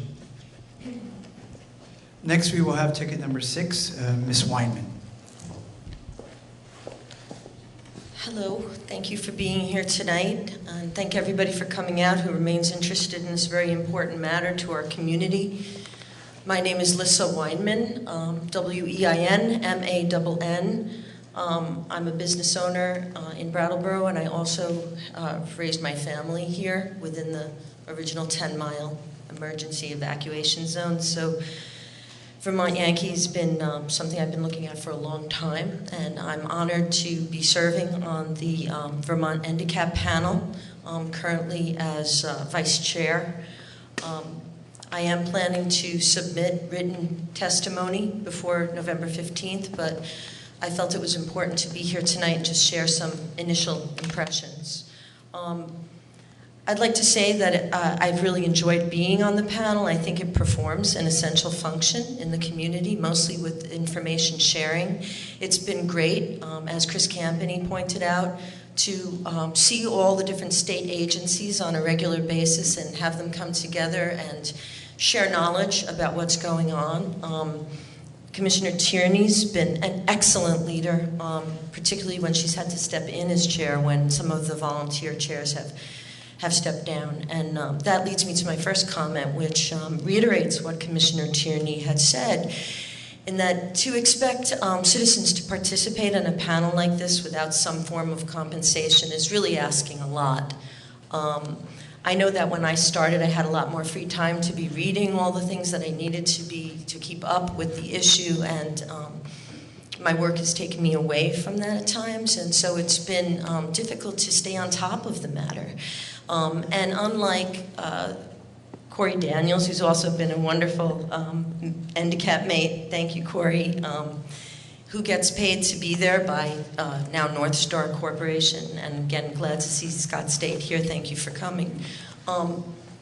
Everyone else is getting paid to be there, but when you have citizen representatives, there's no compensation. And also, I really don't understand as a taxpayer in Vermont why I need to be funding people's travel and their time that takes. So in short, I really feel that we need to have resources available in order to do the job of the community on a panel like this. We need some significant resources. We pay for the venue, we pay for the BCTV coverage, I say we as a state. And that really shouldn't be. That should fall to the plant owner, actually. So I would really ask you to consider that, and consider that if you really want to involve stakeholders and people who really have the time to devote to this, we need to be compensated to do so. I also want to just express some chagrin initially with the panel that it didn't include some really important people who devoted their life to looking at this issue, people like Ray Shaddis, people like Arnie Gunderson, who worked with the state and runs Fairwinds Associates, people like Deb Katz even, had been excluded initially, and I never really understood that, since they, really put their time and energy consistently on this issue, and they know quite a bit, and it would have been really helpful to be able to have them in the mix. And I don't really understand why they weren't included, except for that there might have been some issues initially with the composition of the panel, and the presence of Entergy Corporation and the company itself, which is another point I'd like to make. It's great to share energy and have the camaraderie with Corey and others from the company. Entergy was good. North Star maybe will be better in terms of the communication aspect of things. However, and to Deb Katz's point, we're just an advisory group, and sometimes the camaraderie and the feel-good feeling that we're all sharing information, in my estimation, might get in the way of us actually taking a harder, closer look at things. And I mean, particularly, I'd like to mention this, the aspect of what happens to the waste after the spent fuel pool is emptied and it's sitting there and everybody's saying we're waiting for it to go. And I think there's a role in these panels for citizens to be engaged in that question of, okay, we've created this high-level nuclear waste that's going to be with us forever. Is it going to be sitting there forever? Is it going to go? And there wasn't really much expertise on our panel about the concept of interim consolidated storage, which is now being pushed by many, including North Star, who has a real financial stake in that happening. Nevertheless, it is a violation of the Nuclear Waste Policy Act. I mean, we've always, as a nation, been waiting for the one consolidated nuclear waste site.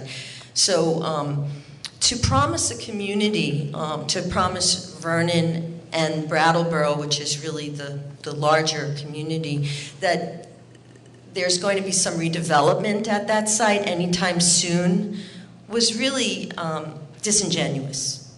Because the fact is that even if there was interim consolidated storage, the waste isn't going to be going anywhere for a very, very, very long time. So I would say that in terms of the panel, I would like to see more focus on this issue of waste generation and waste storage. I do believe that interim consolidated storage is not a great idea. I'm on the side of the Union of Concerned Scientists on this one. Why would you want to move it twice? Has there been any economic impact studies about the movement of waste? I mean, everybody wants it out of their backyard, but we generated it, we benefited from it.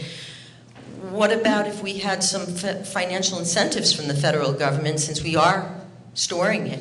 I mean, the company is allowed to sue the federal government to pay for its stewardship of it. Why not the community? We're the ones that have it here and are prevented from developing our property as a result of it. So I think that there's a greater role to play for these decommissioning panels to examine this issue of waste, to weigh in. I think our panel actually took a position unwittingly on interim consolidated storage. There was a vote. There was no vote. There was a letter signed by the chair, and there had never been a discussion about that. That's a very important issue now. And also with the presence of the corporation on the panel, it makes it impossible really for us to have a vote and to really make a meaningful decision about things like that, because there's different financial incentives at play and conflicts of interest. So I'd say on this issue of these panels, yes, it's good to have the corporate presence. However, I don't think that they should have a role in terms of voting on things. And I think that we should have more power as a community to weigh in on these matters that relate to decommissioning, and the compensation that will allow our state government to participate fully, to do testing, to do things independently that we're currently spending money on now, and we really shouldn't be. Finally, there are a lot more I would like to say, but I would just like to end by saying, you know, the NRC's role all along is problematic. You are there to promote and protect. And I've always felt that those were two missions that were fundamentally at odds. You can't promote and also protect. It's hard. So I've always felt that's a difficult role for you to play. And also, I think there's a role for decommissioning panels in solidarity with other communities that are going through the same thing politically, like the Pilgrim plant right now, and your license transfer against the wishes of the Massachusetts Attorney General and others really flies in the face of what you're supposedly trying to achieve with community participation. Spent fuel pools, we expedited the emptying of ours, thank God, it's done, it's in dry casks. So many other Mark I reactors out there with spent fuel pools. You know it's not as safe as that stuff being in dry cask, folks. We should really be honest about that, and every community should be expediting the emptying of those pools as quickly as possible, and do like Germany did and shut down all those Mark I reactors immediately. Thank you for your time. Thank you very much. Okay. All right. Next, we have up ticket number 7. Your name isn't on the back of the ticket, or I would announce it. I apologize. So. Whoops, should have put this on first. Hi, I'm Mike Mulligan. I was in the Navy on submarines, on nuclear submarines, running reactors. I worked at Vermont Yankee for 13 years. Was instrumental in shutting down Vermont Yankee. Well, I wouldn't say that. I set the stage for that, and I participated in helping people understand what was going on there. I was instrumental in shutting down Pilgrim Plant. I've been involved in many industry events that cost hundreds of millions of dollars. As far as seeing things other people can't see, and then complaining about it, and getting things done. So, anyways, our community is still traumatized by what happened at Vermont Yankee. It's amazingly traumatized. Everybody just wants to close their eyes and disappear for 10 years and look at Vermont Yankee and, well, what's, the grassland or whatever it is. We really don't want to, nobody wants to pay attention to it. We're exhausted, and that type of thing.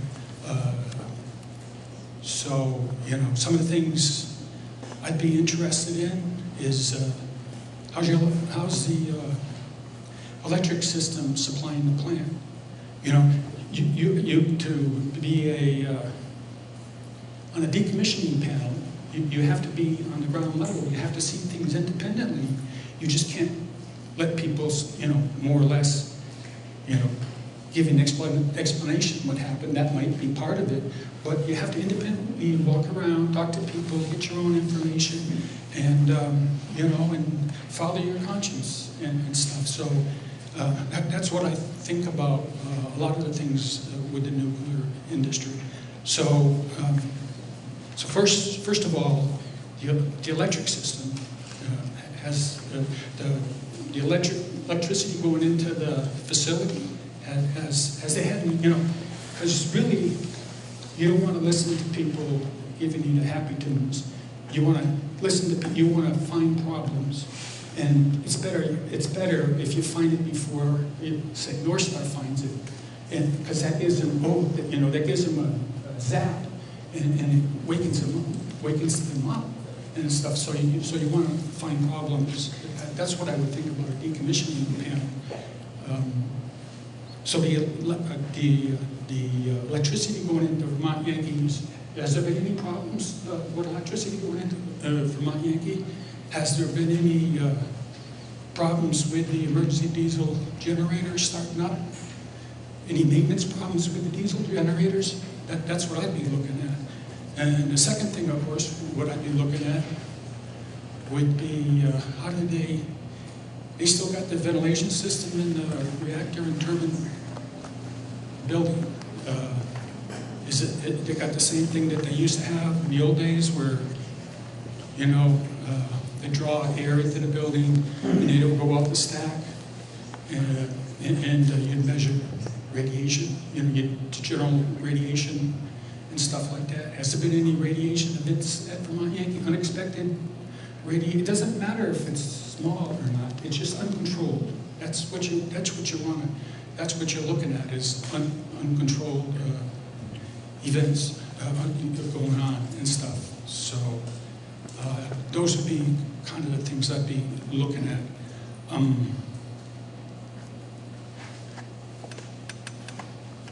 I'd like to know the sensitivity of and how do they rate, and how do they measure environmental, atmospheric radiation. That'd be mostly what I would building, the air radiation, because that's what's going to zap the public, or not zap the public. But, so those would be the things. How's the equipment?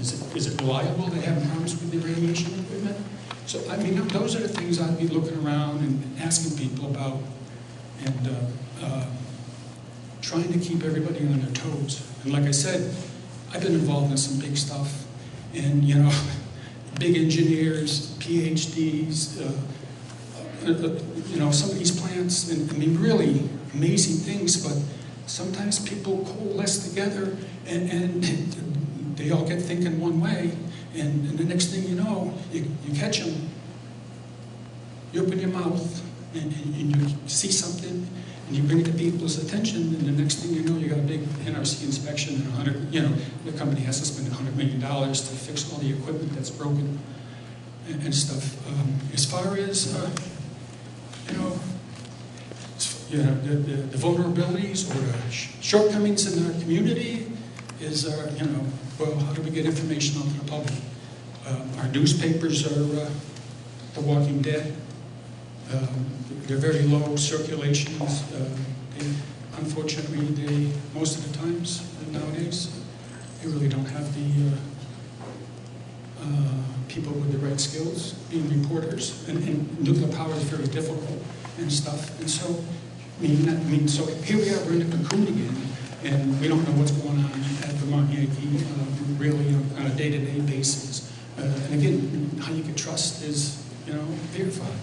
And, how you, I'm also on the North Star CAP, or the decommissioning panel. And I have, I'm a whistleblower. I raise questions and stuff like that. I engage people, make people think. And the question is, well, where you been?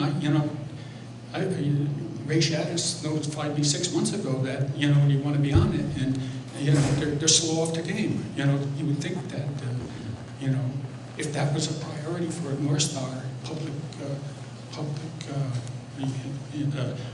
public transparency and stuff like that, and know how to get information up to the, community and stuff like that, you would think they would have, had a big spurt in the beginning as far as organizing everybody, and like you said, you got to be brought up to speed and stuff like that. And it takes a while, and they've been really poor at notifying me on what's going on. They called me once and asked me some questions and stuff, but that's it. But right off the bat, I'm sensing that public transparency for North Star is not a priority as high as it should be. And I tell you the truth, from where it stands right now, again, I don't know about the state CAP, decommissioning panel, but I know about the North Star CAP. I would say that's a failure. I would say that it's an object failure as it sits right now, and it's just for show. And they don't make it a priority. I know they're busy as hell over there and stuff like that, but they really don't. And if you start off on the wrong foot, you're going to go through the whole thing on the wrong foot. That's what I've seen all my life, and so that's what I worry about the North Star CAP thing. There's, you would think that they would say, just a couple of minutes. You would think that they would say something like, well, the state's got a cap. We're going to make our cap twice as better than the state cap. We're going to show how to be transparent. Right? This whole thing with Vermont Yankee is, the chances are there's going to be 20 or 30 plants in the next 10 years that are going to be decommissioned. This is just the beginning and stuff. And you would think that we're setting the stage for 20, 30, 40 plants in the next decades being decommissioned and stuff like that. And so this process is really important in the beginning, and it's really important to get it right in the beginning. And we keep banging at it. Well, it's not right. Well, this is what I see. This is how we should fix it. Didn't they do a change? And, well, this is still not right. And you just keep banging until finally you say to yourself, well, we got a pretty good system going here and stuff. And so I would just say that I'm really disappointed in North Star in how they're setting this up. And I wouldn't, as far as any other decommissioning so far, I would say that's not the way to go. Thank you. Thank you very much for your comments. Okay, next we have ticket number 8, which is Mr. Jordan.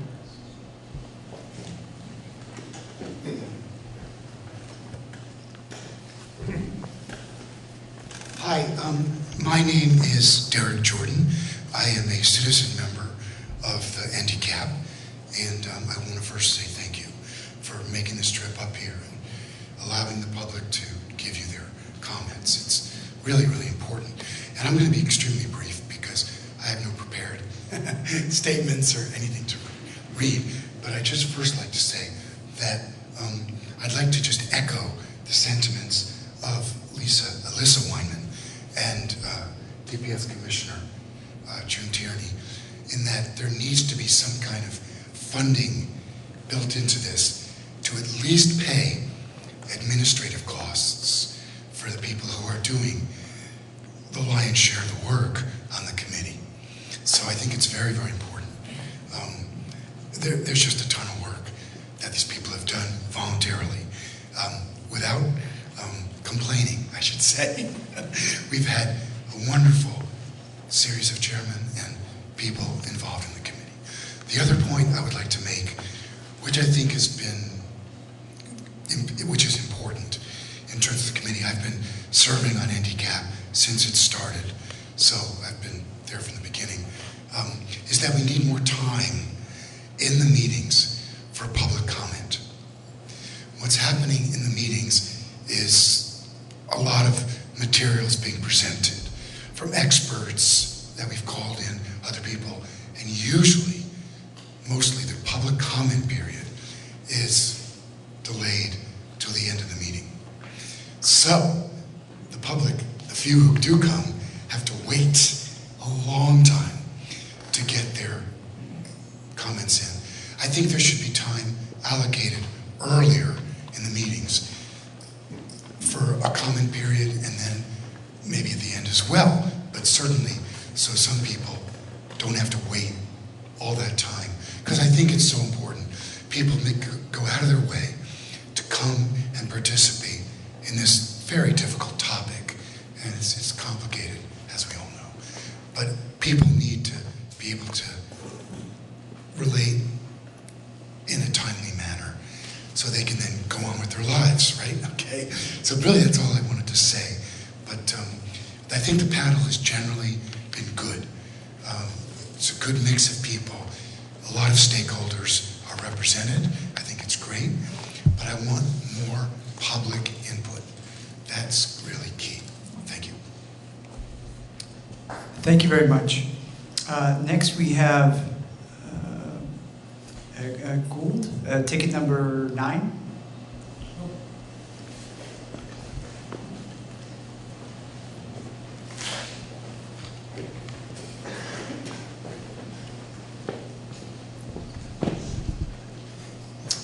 Thanks for coming here tonight. My name's Skylar Gould. It's Schuyler, Gould, G-O-U-L-D. I'm a former president of New England Coalition on Nuclear Pollution, and I currently reside in Brattleboro. I just want to speak to one issue which has come up several times before. It should come as no surprise that many stakeholders, both at Vermont Yankee and elsewhere, are concerned about the tension inherent in the decommissioning process vis-a-vis safety versus profit. There is only one way to allay those concerns: independent testing of the various samples taken to provide data on the contamination disturbed during decommissioning activities and that left behind after decommissioning. This testing takes money which it is not the responsibility of the various stakeholders outside of the decommissioning process to provide. The NRC has made it clear that it has no funds for such oversight, but it does have the authority, I believe, either through its new rulemaking process. It does have the authority as the guarantor of safety at these decommissionings to require decommissioning entities to provide the funds necessary to assure the public that the work has not been compromised by that tension between safety and profit. It seems that that the Citizens Advisory Panel is the ideal vehicle to administer such an independent testing regimen to prove, as Don pointed out, that you've got nothing to hide. I don't want to mistrust, I don't want to come to the table mistrusting the activities of decommissioning or any company that's involved in those activities, but it is important to assure the public that everything is above board. Where will those monies come from? It seems the obvious place is from the decommissioning entity. If the cost of decommissioning Vermont Yankee is roughly $500 million, very round terms, is it unreasonable to expect North Star in this case, or other companies elsewhere, to contribute 1/500th, that's $1 out of 500 of its budget, or roughly $1 million for such independent testing and oversight? And such monies could be used for education of the panel and stipends for the panel members as well. Thank you. Thank you very much. Next, we'll go to ticket number 10, which is Mr. I apologize if I'm mispronouncing it. Shankman? Oh, excuse me. You're right, Tyson. You did send me a text, and then I promptly forgot about it. All right, next we move on to ticket number 11, Ms. Cartwright. Ms. Cartwright.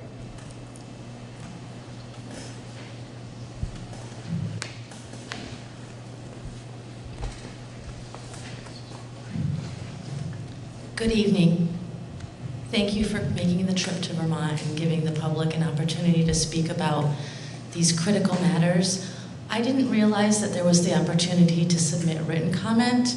Does me speaking for a moment publicly preclude me from the ability to write in a comment? Not at all. Okay, well, I will just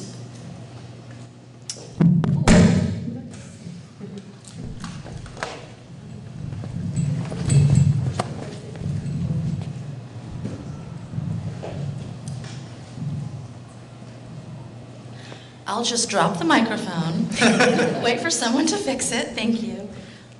I will just use my right to submit a written public comment, but the only thing I want to say in response to something that was said a little bit earlier about our DNA repairing, I hope that none of us have reproduced before our DNA has been repaired, if that is even possible after being exposed to radiation. Thank you.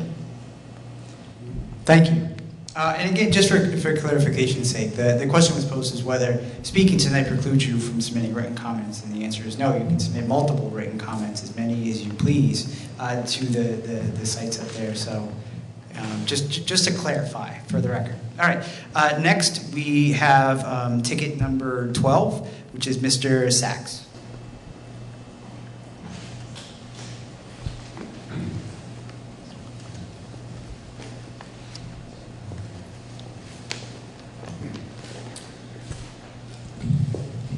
Close enough.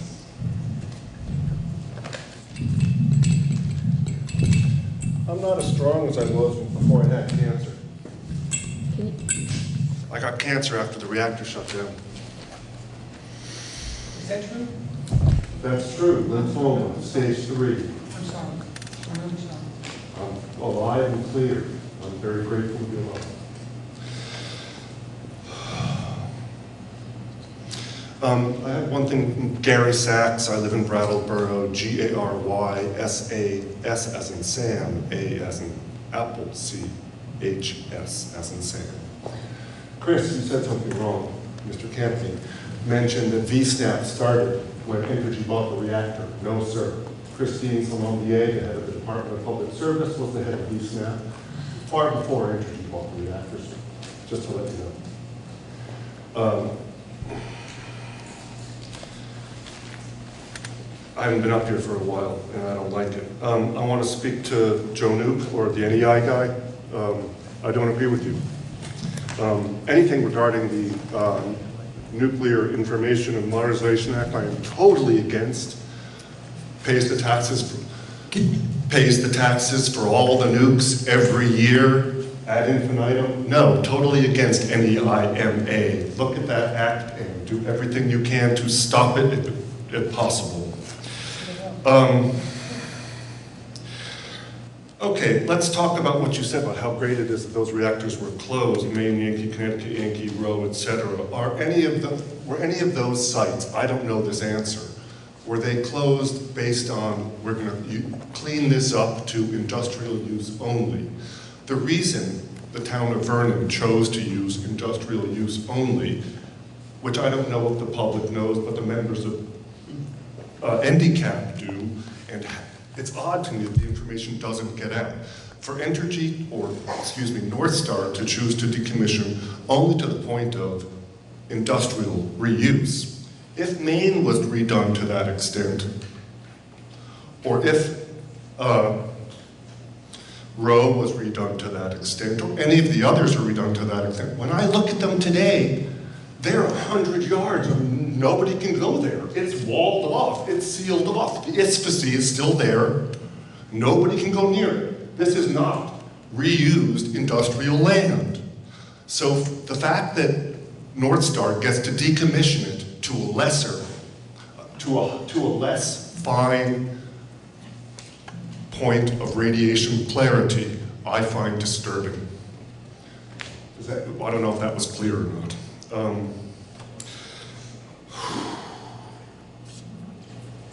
I certainly disagree with Mr. Schaefer. Low-level radiation, I do not believe is safe. I don't like chemotherapy either. If the doctor wants you bone marrow, ask for some of your doctors first. Let's say the waste stays in Vermont Yankee casks for 30 years. Let's make believe we're in Maine, right? It's about 30 years the casks have been there. How long do those steel casks take before they degrade? The ones that you can't look at inside these concrete casks, besides that are not the casks or thick-walled casks? How long do these inner casks? Okay, let's take it a different line. Here we are in Vermont Yankee. In a couple of weeks, months, they're going to take down the spent fuel pool. Where the blank are you guys going to go to put them in water, to change out the inner casks in 30 years, in 40 years, in 50 years? You guys haven't thought of this. That's why you're coming to us, and I think that's wrong, personally. It shouldn't be my job as an independent person, non-associated with any organization, to think of this crap. You know, there's no dry cast for 30 years from now when those casts are no good. What are you going to do? How can the NRC, you, NRC, approve Holtec, who Holtec came and spoke to the NDCAP locally 2 years ago, 3 years ago, whatever, and said, we know nothing about decommissioning. Okay, here we are, 2019, 3 weeks ago, 4 weeks ago. Hey, it's sold. Pilgrim, you'll be there tomorrow night. Sold to Holtec. Great job, guys. What are we doing here for Vermont Yankee? Yeah, we sold to North Star. No previous experience. And where's Mr. State? I believe he's in New Mexico most of the time. Just kidding, maybe Eddie Lee County. But hey, who am I to say? It's a bigger fish to fry, that one.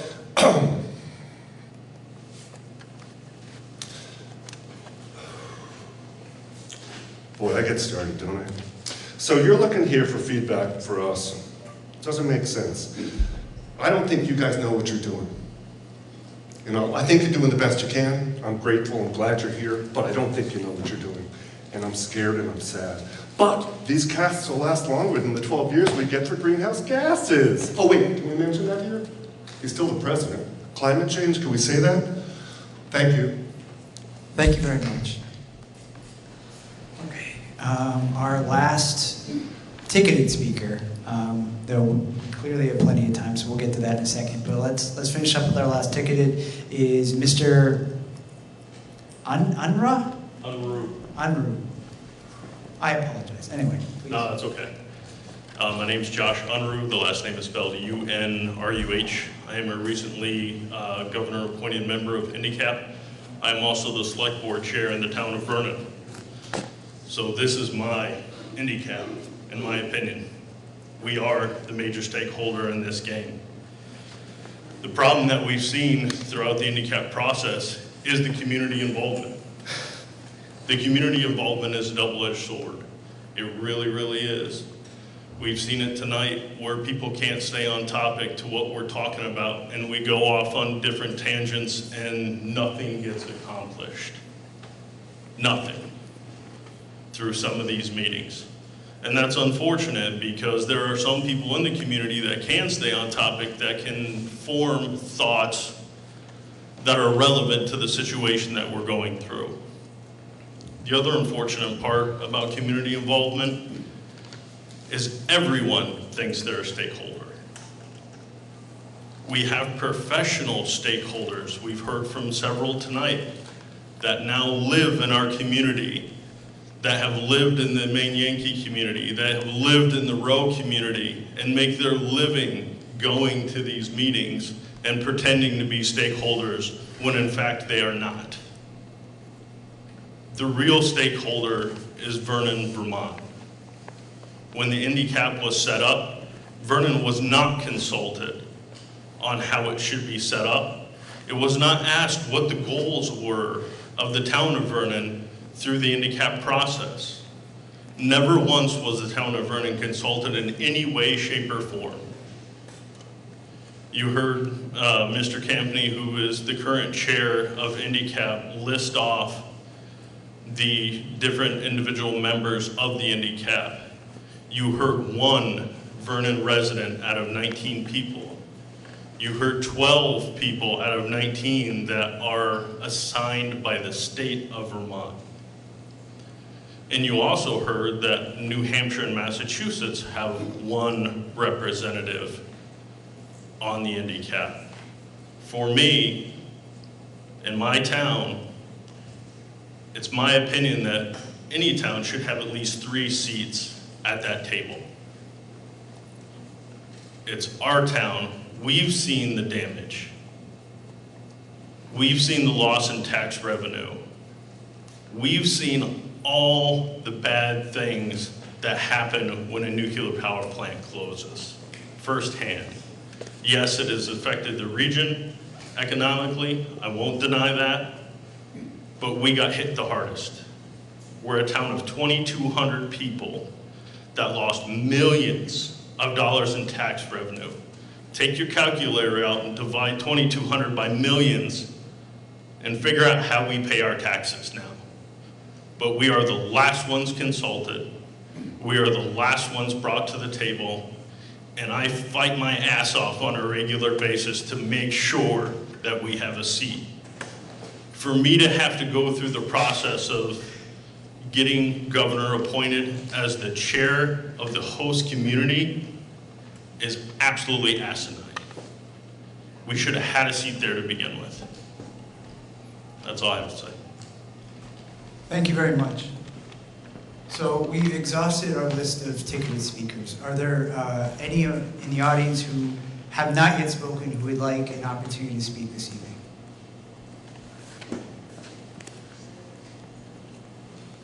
And in this moment, while you're contemplating, I would like to thank all of you who've already spoken for your comments. We've heard a lot of, as I'm sure Bruce will tell you, a lot of interesting suggestions and really well thought out critiques of the process and how it can be made better. So, anyone who has not spoken who would like to speak? Anyone who has spoken who would like some additional time to speak some more? Okay, well, sure. Don't you miss the good old days when, the state police were out in the front here, and the police officers were, they were nice guys. You got to know them. You mean, you came in there, you talked to them, and they were decent guys. Of course they were decent guys. And I just like to thank the police officers for putting up with their antics and not reacting to some of the crazy stuff. I want to say that police officers and state police officers and such deserve a lot of credit, and a real lot of credit. Thank you. Thank you very much. And then Please come to the microphone, sir.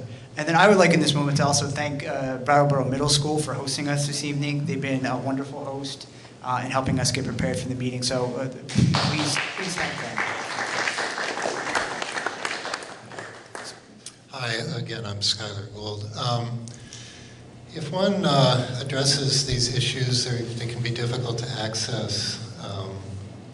One might have come across a group called the Nuclear Decommissioning Collaborative. I'm curious if any of the three of you are familiar with the Nuclear Decommissioning Collaborative. It's coming out of the Department of Commerce and the Economic Development Authority. Jim Hamilton is its executive director. Chris Campany is actually a recognized expert in there, and also Jen Stromston, another local development person here. They're developing with difficulty, I understand, because they have no budget, a means for public stakeholder participation and advisement in this process. I think it's curious that none of these three representatives here have heard of this government organization. But one of their tasks, which it's doubtful, frankly, with a half-time paid person that any such thing is actually going to take place. But a website which it's said that it would like to contain a one-stop shopping for information about decommissioning. It's very hard to understand these issues, needless to say. But it's very important that people have access to information.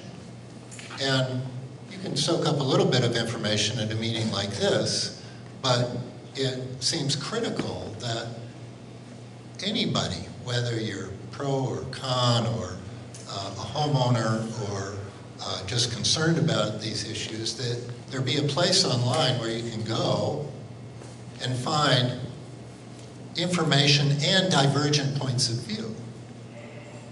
And I think that I just want to inform you that this organization is out there. They're totally underfunded, but that such a goal is an admirable one, one which, from my perspective on these issues, we would love to do, but it's a big job. And I would encourage the NRC to encourage the development of this website, and to also encourage all stakeholders across the board who have something to contribute to these issues to be included in the process of developing it, and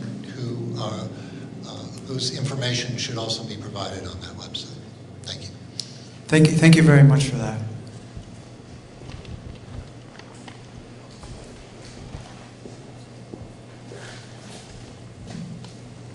June Tierney again. It's unlike me to take a second bite at the apple, but I've been listening to the remarks that you've heard tonight, and I've also been reflecting on the 18 plus years that I've now spent regulating this issue in the state of Vermont.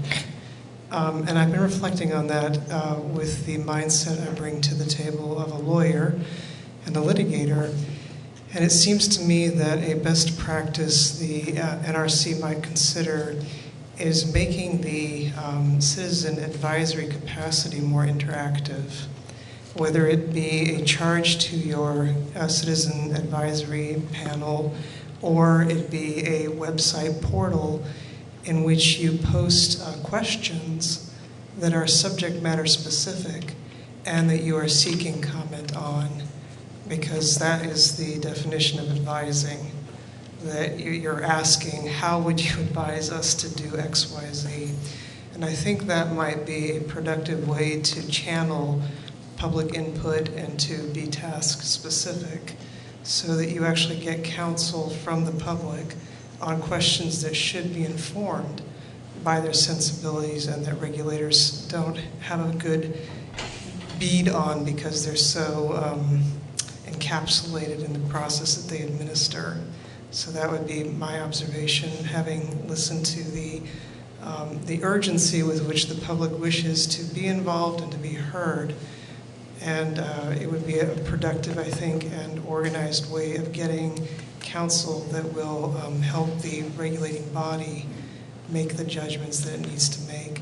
And I would especially urge you, if you do this, to clarify the subject matter jurisdiction that your agency has so that the public understands that the NRC is the place where they can discuss their health concerns and safety concerns and radiation concerns, because those issues need an outlet.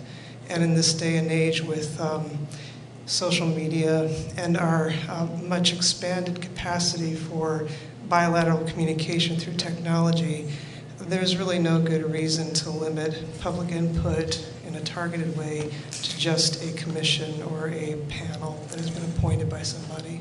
Thank you. Thank you very much for that. Would anyone else like to offer any comments this evening?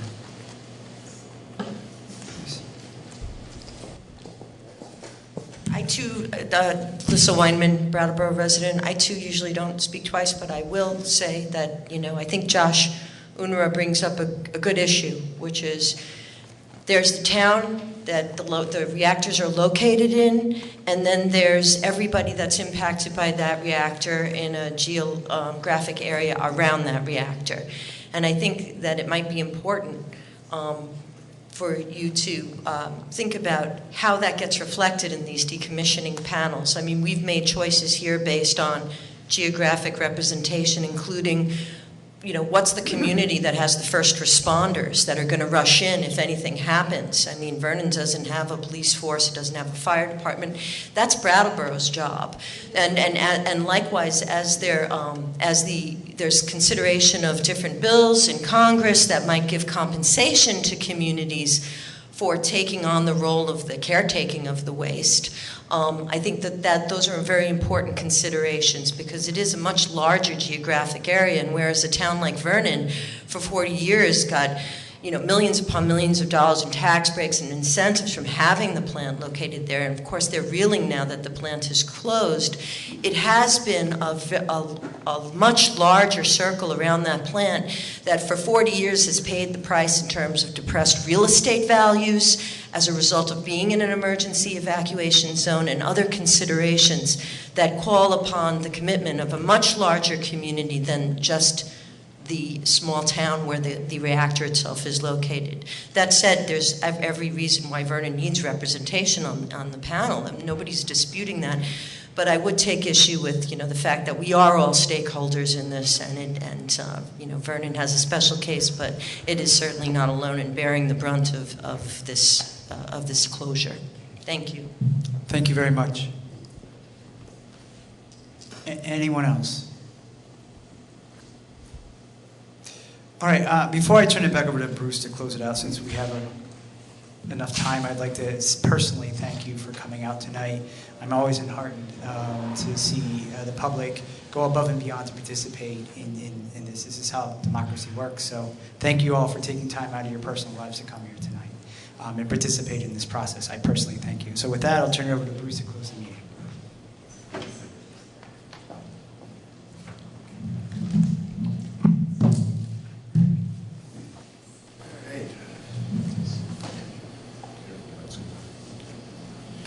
Well, first of all, as Brett said, thank you for coming out tonight.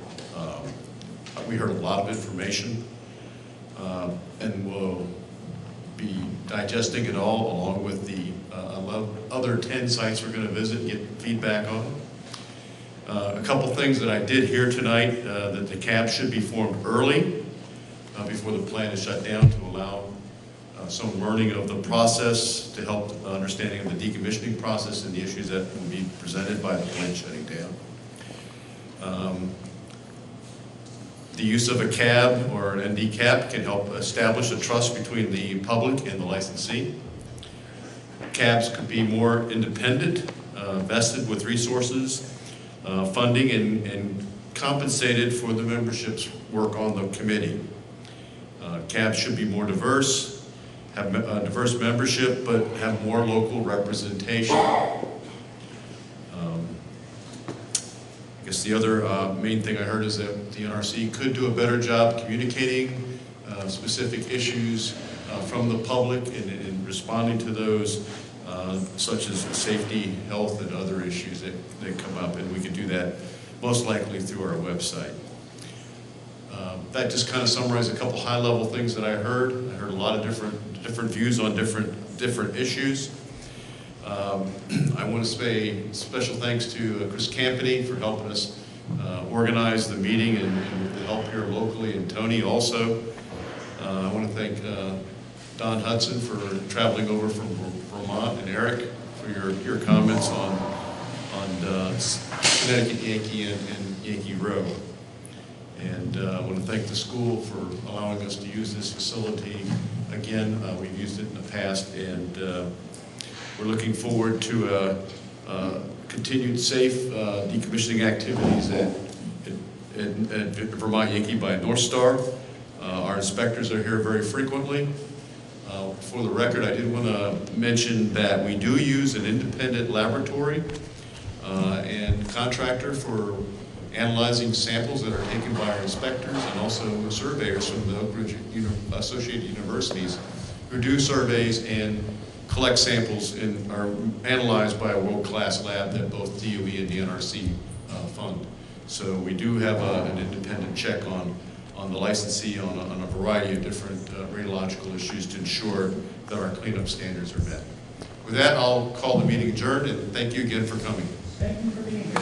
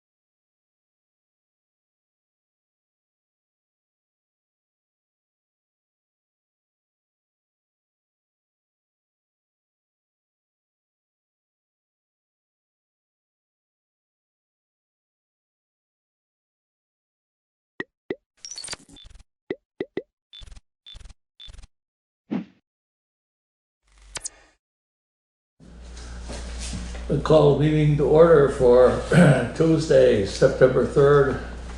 The meeting having been moved from last night, which was Labor Day. I hope you'll have a weekend.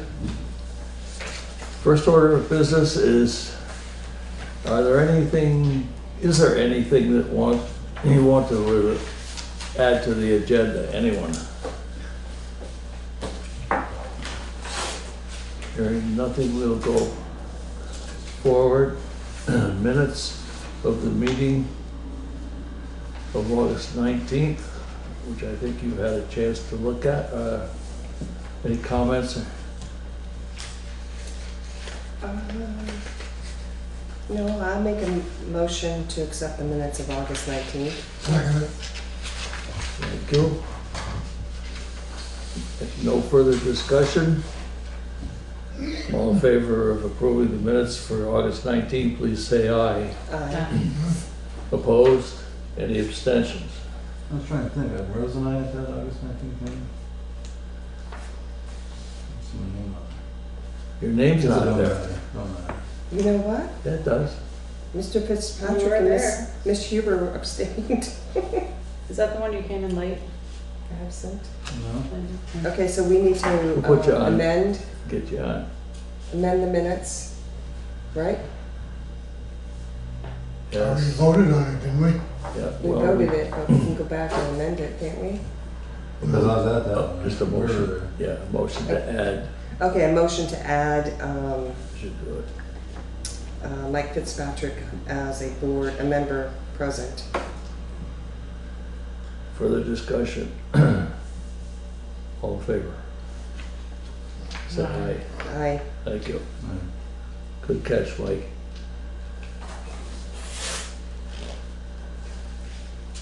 Okay, road foreman and road commissioners report was passed out this evening.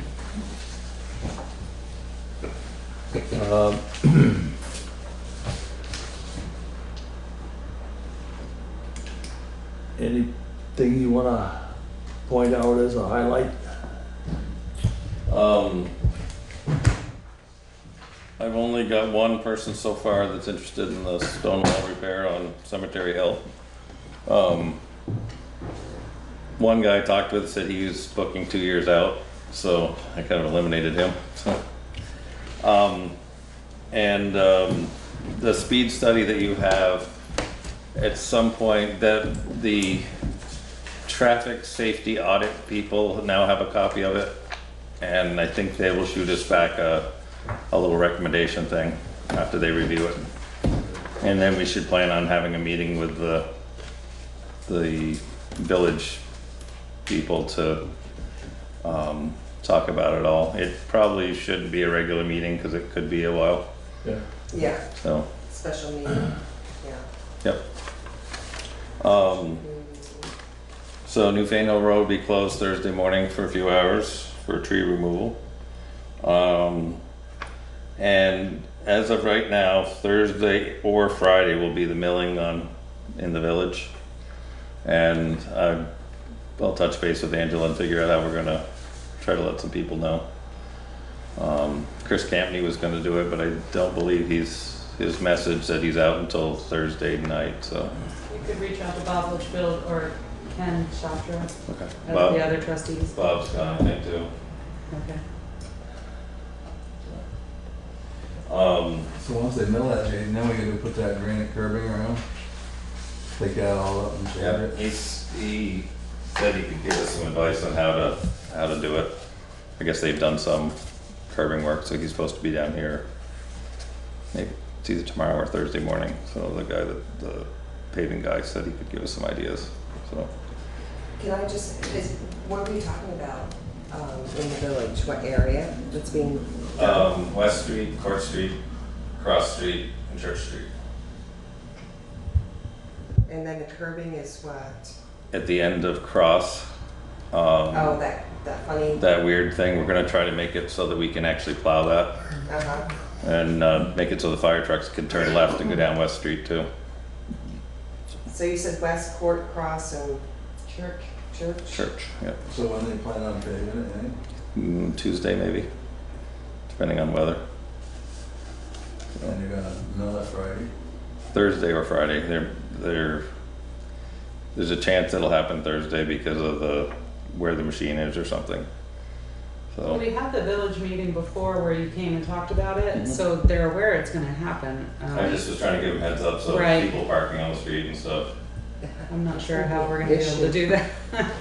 Flyers. You know what day they come in to pay? Monday or Tuesday, you said? Tuesday, Cause I was gonna say, you need a good day, so I'll put that curbing Right. back in place. And all that, and then compact it into the blacktop socket, you have to dig the dirt out, but they put the grass. Yeah. That's up this week, right? Yeah, the paving would be next week, yeah. So like the library should be notified, Four Columns. Fort church. Collins noticed, I talked to them. They actually called today because they weren't sure what was going on, so I did talk to him for quite a while. So even like a flyer or something that's on each of the houses? It's a little late to do that. Chris was gonna post it on some of the telephone poles, I guess is what he's done in the past. Chris, you? No. Chris Campany. Oh, Chris. The All chair right, of and the all they're doing, trustees. they're taking off a couple inches of pavement. Yeah. should be I'll it. stop by their house on my way home High and now, check so. in. Is that milling gonna go anywhere, or are they just taking it away? 'Cause I, Towns. huh? That's the towns. Yeah, it belongs to us, we're gonna take it down to the pit and then we'll use it, mix it in some gravel or something, and use it again. Okay. It belongs to the town. When we finished that cement extension, Renault Brothers did on Southwards Road, came out really good. And matter of fact, the day we backfilled it, I noticed people were moving over about 2 feet from where the road used to end. So they seem to be using that extra space now, so, Yeah, that's, yeah, we're good. yeah, it came out good. What section is that? Where they did it? Yeah, it's up. We went over it last, two Yeah, it's meetings up- ago. It's up, down 8th of a mile beyond our town. 2 meetings ago was a long time ago for me. I'm just asking a question. It's up about 8th of a mile, quarter mile beyond our town, so it's Eddie Road. Oh, it's on Eddie Road? No, it's on. Oh, past, yeah, okay, yeah. It's like the second corner up, right? Yeah. Yeah, I think so. Above that, yeah. Thank you. On your third one on the stone basin, Yep. how many people have you talked to? Just two or? Talked to two so far, one is interested, one wasn't really. And I've got a couple other names, I just don't know if they're gonna be more artistic than just a structure. I mean, you just need somebody to lay up a wall that's gonna hold. I don't know, I'll try to find somebody that can Did give you me some. check into the place down in Brattleboro? I know a couple of those guys, and they do tend to do some pretty nice work, which I don't know that we can afford. You know, we're looking for more of a basic stonemason. Oh, John Stebbins. Is he still able to do? He's still doing it. Okay, I can try him. Did you talk to Henriette about the name that she had? No? Okay. All right, well, we'll go on. Thank you very much. Anything else on the road foreman's report? I make a motion to approve the road foreman and road commissioner's report. Thank you. Second. Thank you. No further discussion, all in favor of approval of the foreman's road commissioner's report, please say aye. Aye. Opposed? Any abstentions? Thank you, thank you. Administrative assistant does not have a report for us this evening. She'll have a follow-up with our next meeting. As far as I know, we don't have any scheduled members of the public. Unscheduled members of the public. You're not a member of the public, you're planning commission. Below. I'd much rather be up here with unscheduled. Okay. Yeah. We'll put you anywhere you want. Hi, Leslie, Hawaii's good. Okay, if you want me to go ahead. Yes, go ahead. Okay, Lynn Forrest, New Things Planning Commission. The Planning Commission secured for the town a municipal planning grant for 2018 that went through May 31st this current year. In order to finish our reports, we have to have an authorizing officer and a grant administrator, and the authorizing officers that we had when we applied for the grant are not here anymore. And the grant administrator was Shannon. Shannon has moved on to greener pastures, we hope. So we need two new authorizing officers.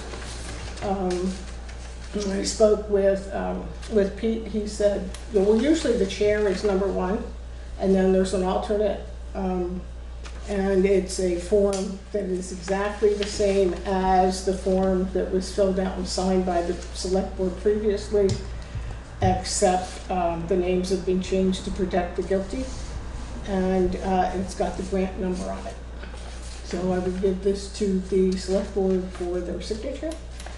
And then I'd give it to the Planning Commission Chair, who's Ken Esty, and then it can go to the state of Vermont. Very well. If we could take a glance at it, pass it around quick. Okay, I've seen enough. It resolved, it resolved. So you need two of the authorizing officials?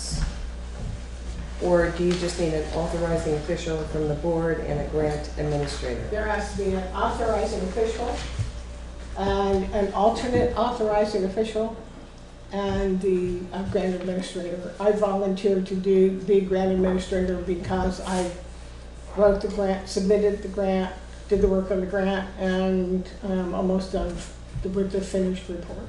Okay, thank you. So now we just need two people, officials. And I spoke, since Angela was involved with the grant and the work on the grant during that time period, the commission had asked her if she would serve as the alternate, and she said yes. Joanne? Did I say Joanne? I mean Angela. Oh, okay. Joanne was there feeding the planning commission, but no, she did not serve in that capacity. If that's okay with the board. So do I nominate Angela then? Vote on it? How do we do it? It would be a nomination and One a vote. nomination. Nominate Angela. Is there a second? I'll second it. Thank you. Discussion? Hearing none, all in favor of the nomination, election of Angela Sandborg to represent the select board, please say aye. Aye. Opposed? Okay. Abstentions?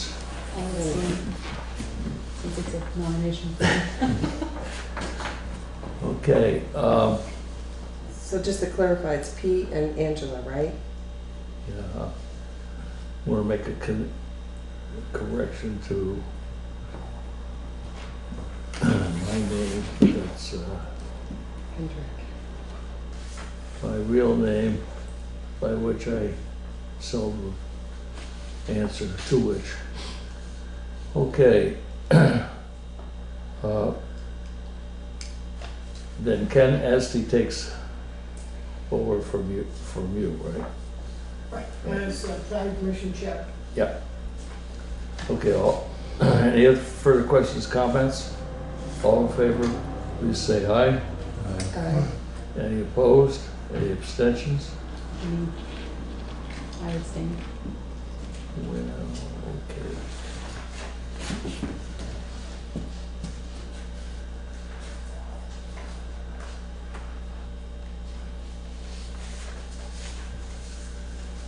Pass it around for signatures.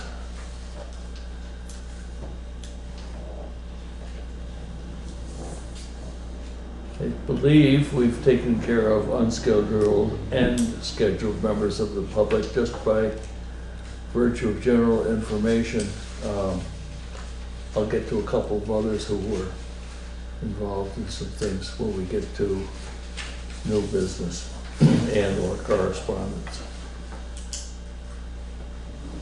Okay, last meeting we had on our agenda the conflict of interest policy, and it was thought that we would perhaps take a little time to take a look at it ourselves and come back with comments, queries. Thank you. Oh, I've got a couple there, I'm sorry. Well, the select board members have to sign. And I will make a copy for Lynetta and send it to her. Thank you. Great.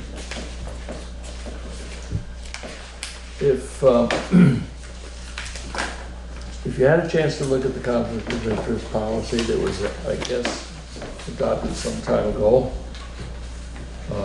is there anything that anyone wishes to, well, not that long ago, but is there anything that anyone wishes to have considered for change, Well, improvement, whatever, excuse me? Yes, I did receive an email from someone in the community, and I wanted to share what they had written. Hi Shelley, I'm contacting you today as a Newfane resident and would like to share some thoughts about the conflict of interest discussion underway among the select board. But first, let me thank you for your ongoing services to the town of Newfane and the dedication and seriousness you bring to it. Next, if it's okay with you, I would like what follows to be on background, meaning I encourage you to share them with the board or anyone else, but without attributing them to me by name.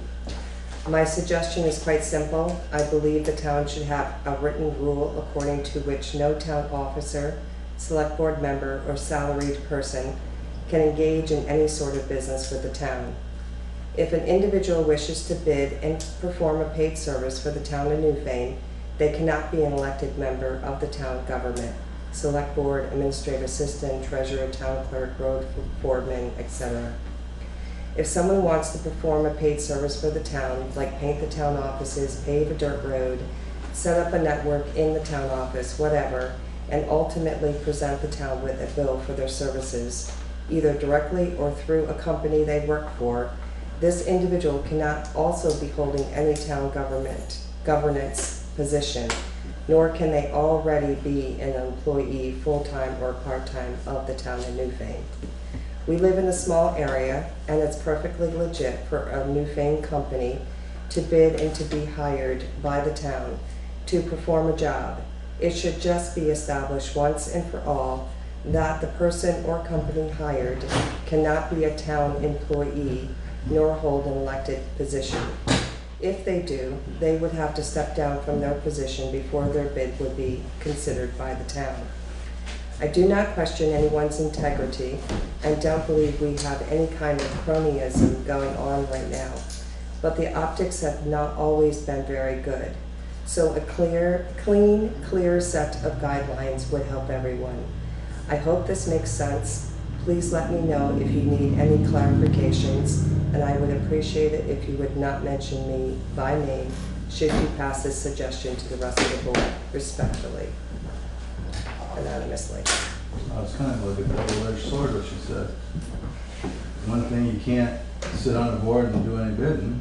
Next thing, you sit on the board and get up and excuse yourself as we open the bid, it's not like you can do it, which is the way we've always done it.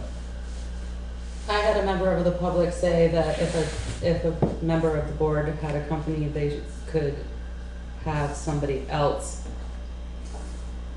step in as a liaison between the company and the board, but that still is kind of a conflict. But I've had a couple of members of the public who wish to remain anonymous state the same facts. Yeah, but what are they saying? Can you bid on, because I mean, I'll tell you one thing right off the bat. When I was asked to be a selectman, I told them if they ever interfered with me bidding, I'd get the hell off the board so quick it'd make your head spin. You know, because it doesn't bother me. If it interferes with me when I bid for the $200 or $500, whatever, even if it's $10,000, it wouldn't be worth it. You know, and they said, that's what everybody said then, there's no conflict, no nothing. So I mean, if you do it that way, there ain't too many people in town could even serve on the board that, Might as well go out of state, out of town, and get the goddamn people to sit as selectmen. But everybody here could have a conflict, you know, with anything you do. And I said that, and it's just like this woman here, right? It's like that person's almost saying you can't bid. Actually, she says, well, if you do bid, you guys sit off, excuse yourself. And that's what we've always done here anyways.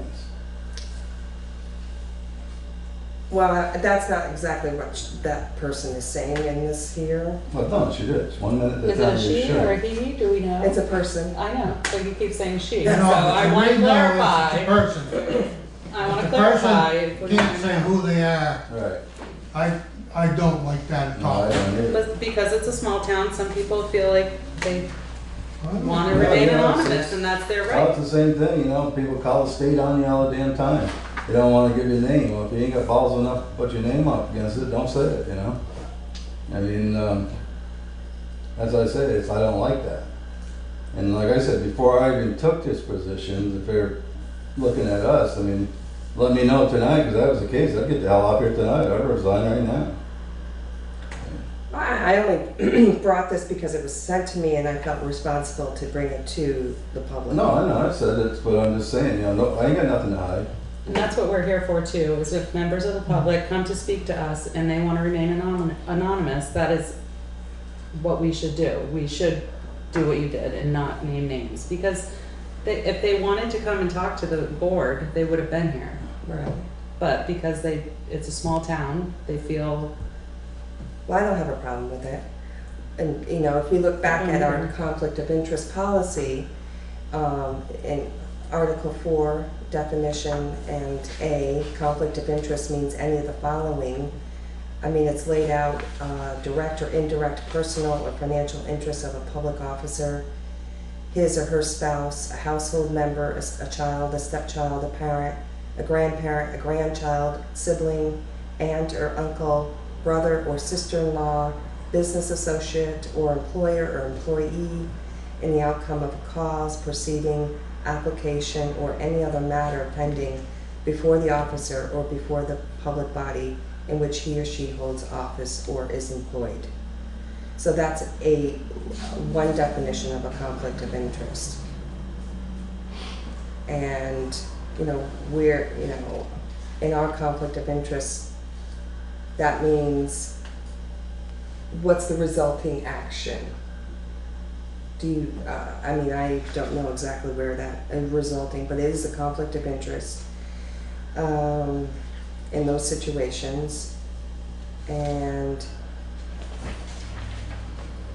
it says here, prohibited conduct under Article 5.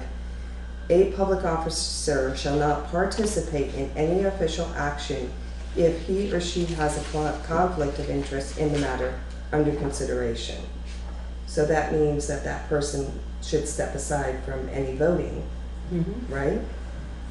And a public officer shall not personally or through any member of his or her household, business associate, employer, or employee represent, appear for, or negotiate in a private capacity on behalf of any person or organization in a cause, proceeding, application, or other matter pending before the public body in which the public officer holds office. So it doesn't preclude someone from being in public service as a public officer, a board member. No, but they can't participate in any action. Right. So, you know, just to clarify, I mean, anyone can say anything about conflict of interest, but these are our policies. And I think our policy should be, I don't know if it's on the website as a statement, so public can review them.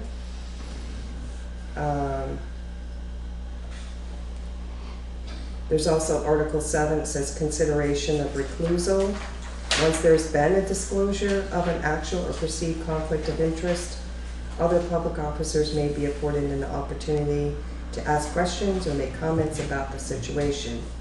If a previously unknown conflict is discovered during a meeting or a hearing conducted by a public body of the municipality, the public body may take evidence pertaining to the conflict and, if appropriate, adjourn to an executive session to address the conflict. I mean, it's pretty extensive as to what to do if there is a conflict of interest. I think it's important that the public understands that this is our policy and that the board members also understand what the policy is. I wasn't here when this was approved in April 5 months ago. I'm curious as to what brought this to a vote at that time. I think Was it a similar discussion? No, I think we were just updating what was already in existence and for the new board members to be to recognize what the conflict of interest is. Then why are we doing anything about it now? We already voted on it then. It was brought up at the special meeting we had recently about conflict of interest, and we decided we needed to have a discussion about it. Yeah, I've gone over this thing, and it looks to me like a pretty clear-cut piece of work that a couple of one or more attorneys put together. It's probably in use in a number of towns. I was hopeful that maybe one night I would have done some research just to show what other town conflict of interest policies look like. I think you'll find that was taken out of the book of the BLTC. Yeah, more than likely. I would suggest it's right? Good possibility. Yeah. At the same time, I think you'll find that's been in the order for a long time. Too. Right. We just adopted it again, all that. Right. I mean, for each board meeting that, I mean, you should be aware of it, and we should have your signature on it as a, board member. well, it's in effect having been adopted by the board on April 1st, so that's not. I don't think, personally, I don't think we need to do a thing with it right now. Because it was just adopted. Well, We're not saying that, we're just saying we're reviewing it. So it's in the public's understanding of what the conflict of interest is.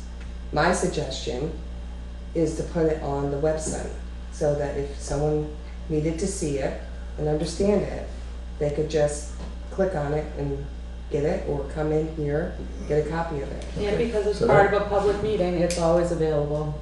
All right. Anybody can come And and go get right in whatever there they and want look to at see. it. I think we came to this because there were some that wanted to review it and see if there was anything that should be updated on it. The second question that we have now is, well, should it go on the web, on the site? I don't think there's any question of that.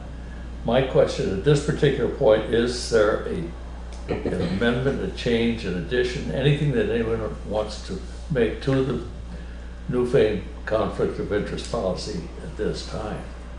Or any other action that anyone would like to suggest? Well, one action, as you said, put it on the website.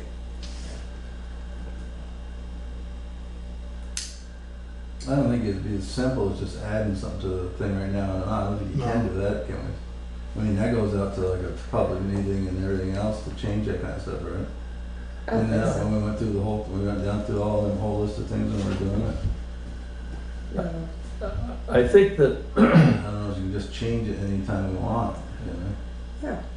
the key words in this, to my mind, conflict of interest means any of the following: a direct or indirect personal or financial interest of a public officer. I think that's pretty straight and pretty narrow, and my observations since I came back on is that in instances where there have been some, don't know if question is the word I want to use, that the situation has been handled correctly by the individuals that have been involved, let's put it that way. So unless I hear something different.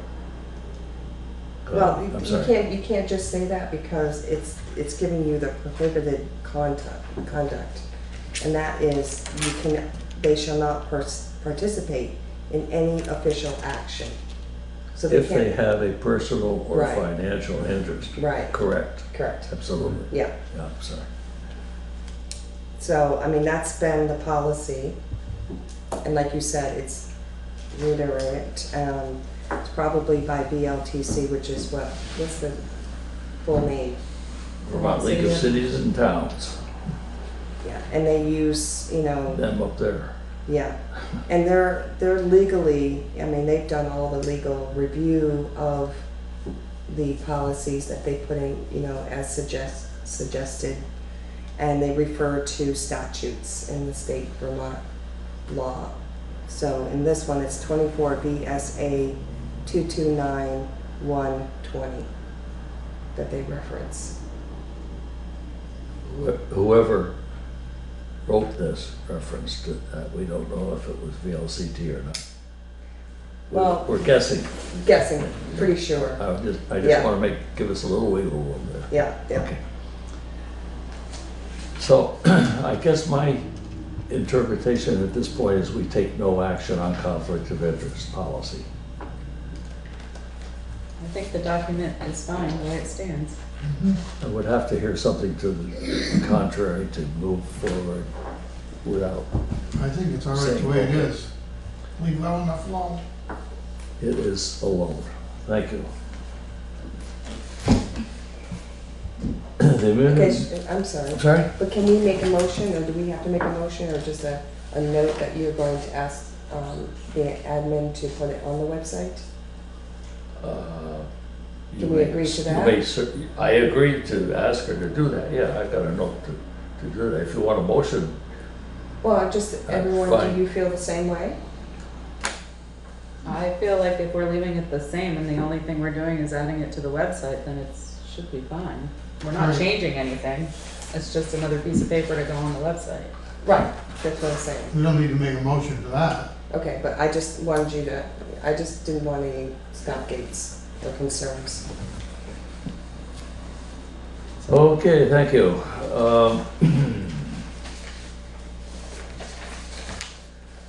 Our next item of business is open the bids on Hunter Brook Road project.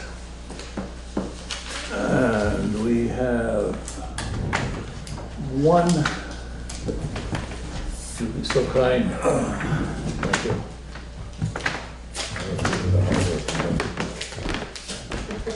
I don't want to get any paper cuts anyways. Need my knife.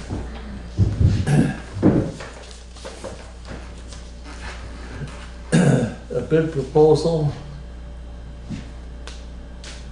from Fitzpatrick Excavating of Wardsboro, lump sum contract of $11,000. This is the sole bid proposal that we've received on this particular job. What is the board's feeling?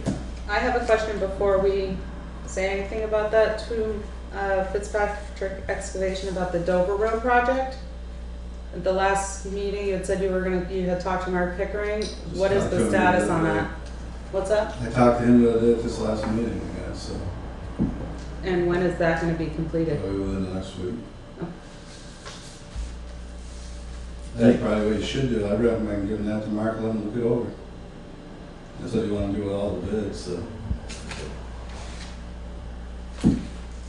Can we, could we, because of the timing, could we award, tentatively award them subject to Mark Pickering reviewing them? Because you're either gonna have to have a meeting in another day or two, or we can't wait till the next meeting. Yeah. So try to. October 1st? Yeah, Yeah, it's gonna be done. so. I make a motion that we have Mark Pickering, right? Who is This district engineer. district State of Vermont District V-Trans engineer review it, and with his approval, that it's granted to Fitzpatrick Excavating. I'd like to make an amendment to that. Whoever gets the next bid is done the same way. So it's coming, that we're gonna open in a few minutes, so that he looks at both of them, then they can be done immediately there afterwards. Okay. Well, I second that. I think we should do it separately though, only because then we have it in I would- the notes best. I would agree. I'd like to have it, Separate. yeah, separate. Let's do them both. I mean, it means the But same I- thing. I don't care who the person is. Yeah. It means that is it soon looked at, it can just, Yeah, but let's Yeah. do it separately, each bid. whatever. So we'll make this as a, I second his motion, no, I made the motion. Yeah, is there a second? The motion is that we forward this to Mark Pickering. sorry, Mark Pickering for his review and comment. He doesn't get a chance to approve. And that if he has no problems with it, we go ahead with Fitzpatrick Excavating.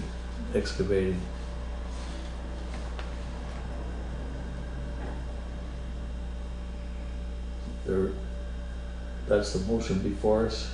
Is there discussion?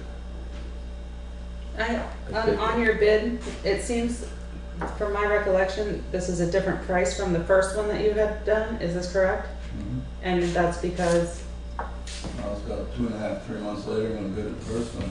okay. And the project has changed Yeah. because Well, it's just scheduled. the schedule.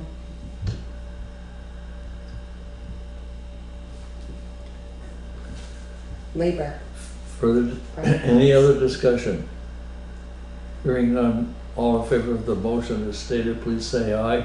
Did we get a second? Yes. Who A seconded? second. Yeah, Chris. Oh, you did? Yeah. Okay. Aye. I'm still looking for ayes. Aye. Thank you. Any nays? Any abstentions? I can be recorded as voting in favor.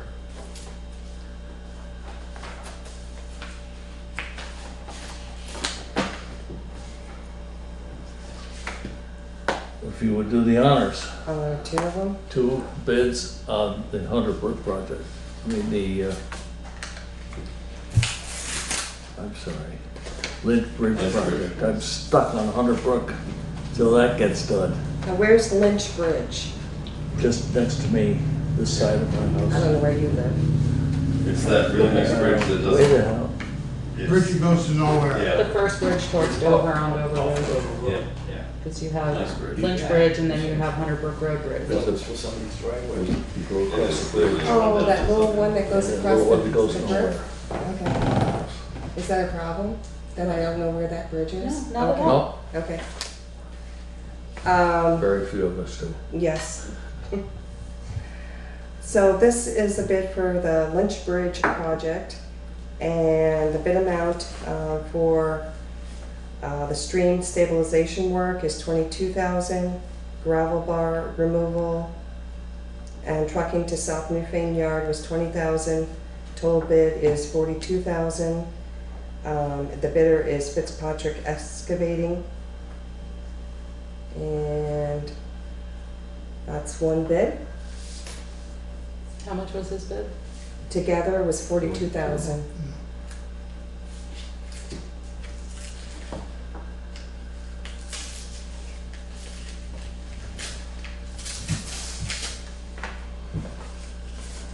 And the second bid, same breakdown for stream stabilization work is $33,000. Gravel bar removal and trucking to South Newfane Yard, $15,000. Total bid is $48,000. And this is from Amadin Construction LLC, and that's in Jamaica, Vermont.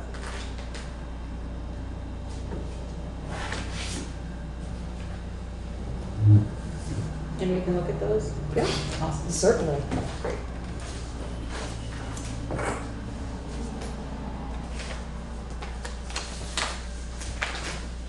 And they've been marked as the time and date they were received. I'll probably keep those envelopes for a while.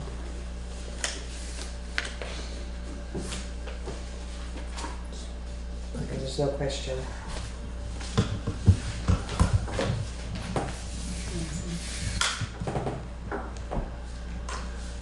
What's the board's pleasure? Well, I make a motion to accept Fitzpatrick Excavating since it's the lowest bid and meeting specification. I think what I feel is a board member is that he has 2 jobs open, perhaps, the Hunter Brook Road, and then he still has the company has the Dover Road project, and these have to be done by October 1st, Oh, because we have to be out of the river, right?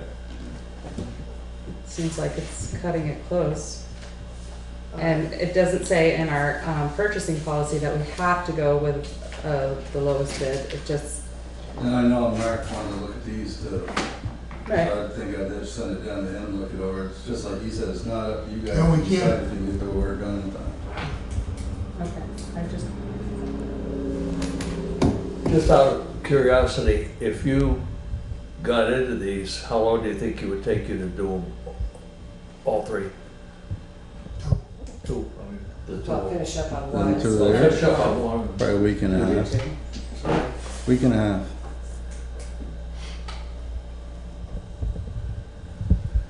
I mean, I'll tell you the truth, I'm not the fondest of doing like we're doing, how we're doing this to the town.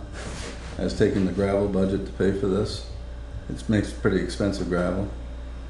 I mean, if it had been me, I'd have tried to get a grant, for the town, but I guess Jay's looked into it a little bit. And like I said, you got that one bridge where we're gonna riprap on the side of it. I mean, the state didn't spend $500,000 to watch that bridge get washed out. You'd thought they'd come up with some money to pay for the riprapping of it.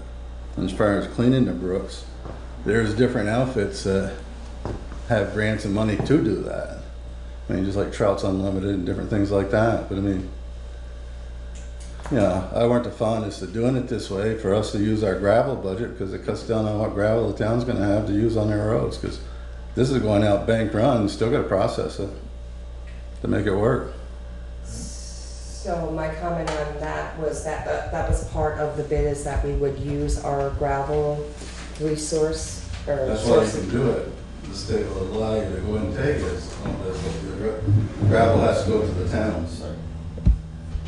The gravel has to go to the town? We have to use it on our roads. Oh, That's the only way they'll let you remove gravel from the stream, is if the town is gonna use it. oh, and that's where it came from? That, it would be coming out of the stream. It's coming out of the brook Oh, okay. because they got gravel bars and stuff in it. It makes the water, push the water different places it shouldn't be going, so. Oh, okay. That's what the gravel bars are? That's like a, like. Big pile of gravel, like the water you see pushes it up. I mean, you go down here if you look down here at the bridge where the depot comes out, where the water, the 2 rivers meet, Yeah, that's almost full of gravel clear across that big river now. yeah, And that's all the gravel coming down out South Newfane. It's made a great big gravel bar. Right. You can walk out through there now and hardly get your ankles wet till you get to the other side. right. Another year that'd be It's part full. of the erosion and the sediment that builds up. Yeah. It doesn't always build up where they want it to build up. It's a sandbar made of gravel. Yeah.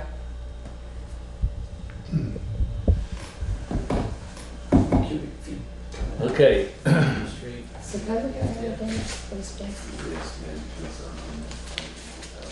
So are removing. Removing it. And trucking it to something, yeah, that's what it is. Now I understand.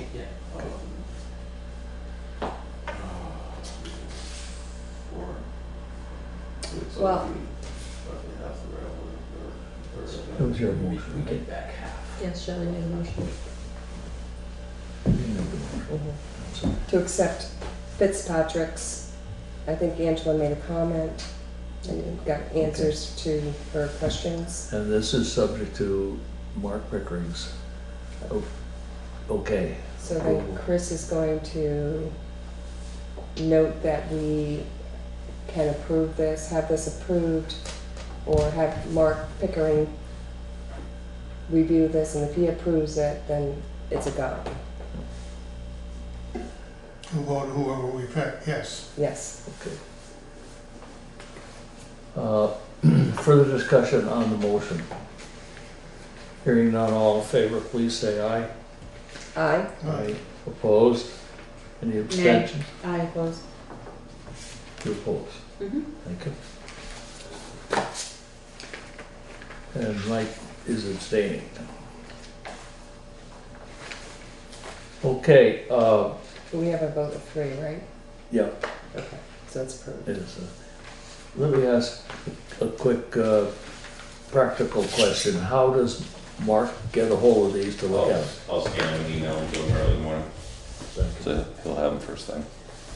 I put them in for careful keeping, and thank you very much. Is that all? Yes, the whole smack. Thank you. Okay, see if I can find my agenda, get back into business here. Correspondence, we have. Now, wait a minute, we haven't voted on that yet. Where's Chris? We did. They did. The Fitzpatrick. I know we did the first one, I didn't catch the second. Shelley made a motion to. All right. Shelley made the motion. Your Who vote. seconded it? Thank you. We asked Carol. Who seconded on that? I didn't hear. Oh, you didn't hear it? Okay. So let's I go heard back. you make the motion twice, but I didn't Okay. hear who seconded it. Run that tape. We'll just make, so we'll have a second. I, You want to hold a second on it? I don't usually, but I could be put down for that, hung for the same thing. I'll second it. Thank you. I thought you did say it. Okay, so if you wish to revote to make sure that everybody understands where we are, I would allow that. It is to award the project for Lynch Bridge to Fitzpatrick, provided Mark Pickering approves the bid. All in favor? Go ahead, revote. No? Okay, No, we have to second it. I have the motion on the table that he. Chris seconded it. Yep. Chris seconded it. He's asking for a revote. Okay, and I will call a revote. It's highly unusual, but let's make sure everybody's happy. All in favor, please say aye. Aye. Aye. Aye. Chris is an aye. Opposed? Abstentions? Nay, I am opposed. Okay.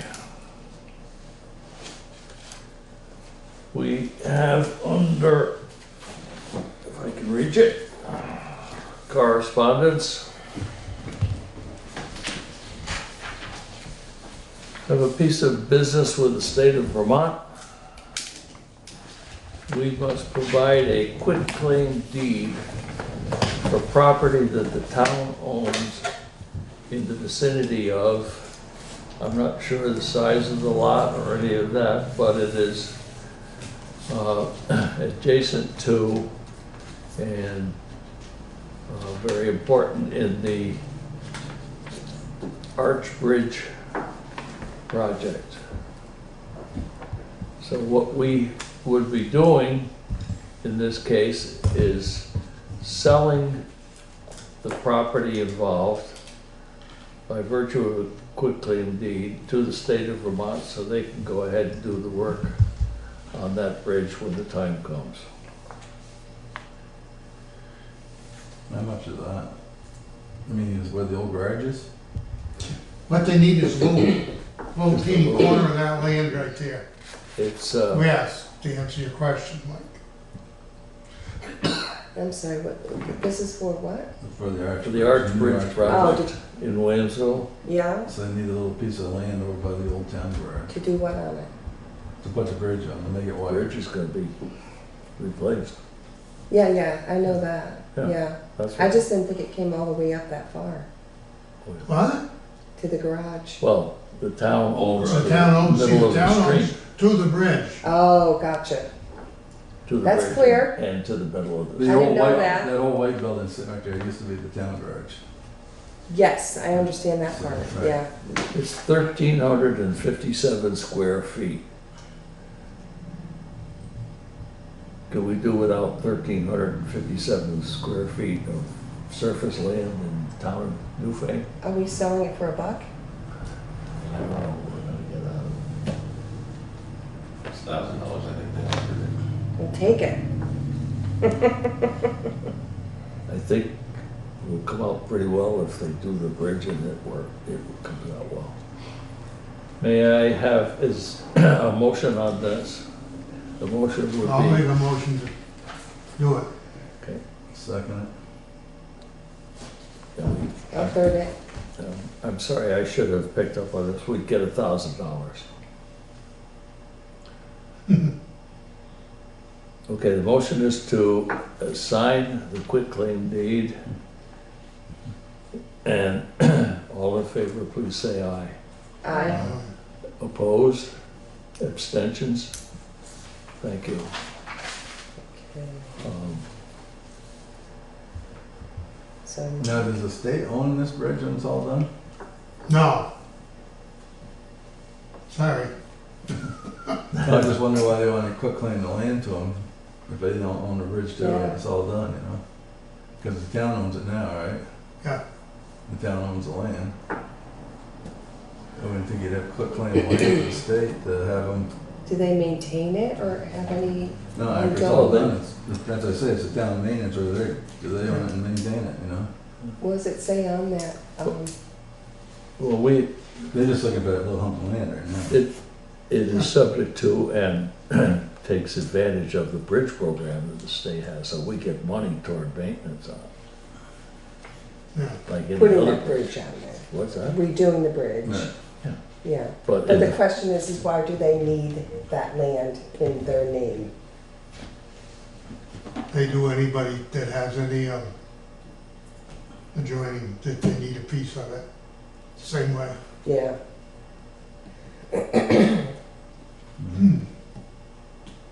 So be it. it doesn't say anything in that letter, reasoning. It's, public design right information. title interest, certain easement. So does the new bridge, when it's wide and goes towards Grimes Hill more? Well, no, the other way. So that the, Both ways. They're gonna Do you want change me to read Dave's that one driveway section some. there? It says what the parcel is. Does the town own the roadbed on either side up to the abutments where the bridge Yes. begins? The town does.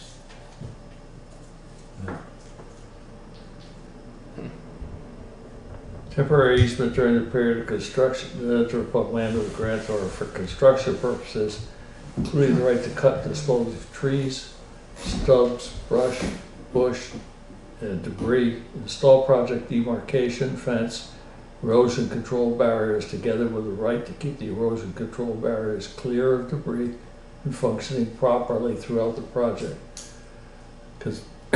Project construction as necessary and as noted on the transportation project plans.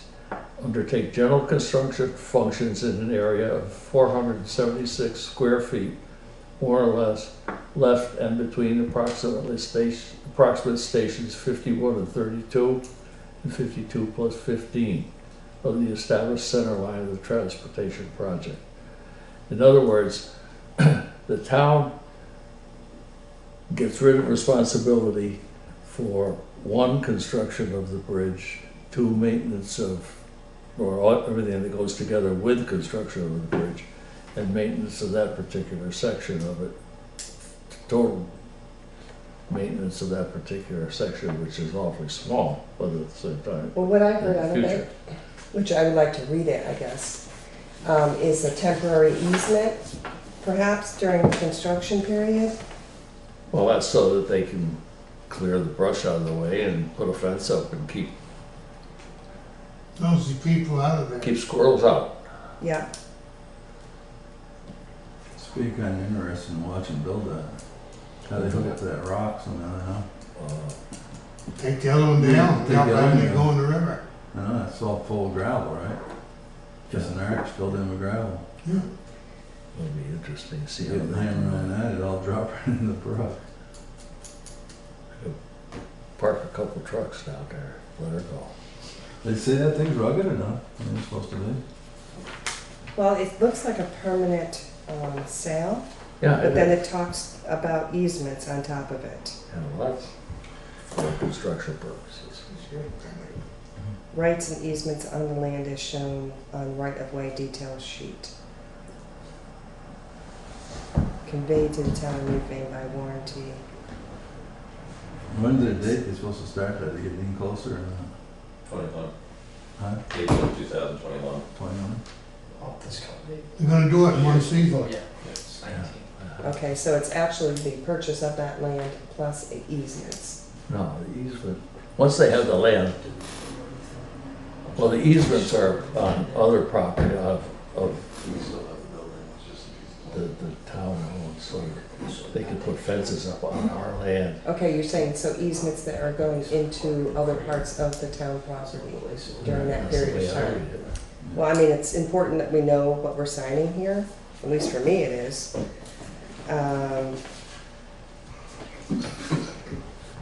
So they're purchasing land, and then they're asking for easements on other parts of the property that are bound. No, that's this land they're doing right there. The way I understand it. No, see, no, it's other easements that are, they're gonna take advantage of, other properties. See, I think. All the property owners have to do this. If there is a property Oh, owner. because Dave Berry had one section, right? Right, yeah, he's already done it. He's already Dave done Berry, this. probably. Yeah, I'm sure it's fine, but it's kind of important that we understand what we're signing. Well, if you would like to put it off until the next meeting, but I would not suggest that. I mean, this is, again, is boilerplate. I do believe we already made the motion, seconded it, and voted on it already. Okay, if you guys just want to sign off on it, that's fine. I haven't read it, but that's fine.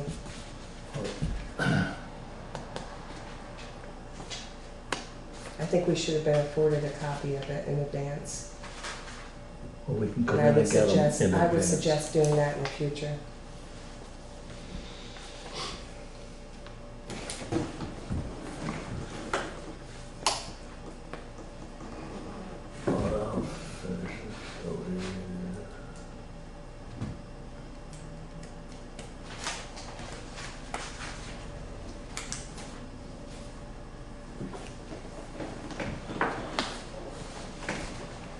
Two copies.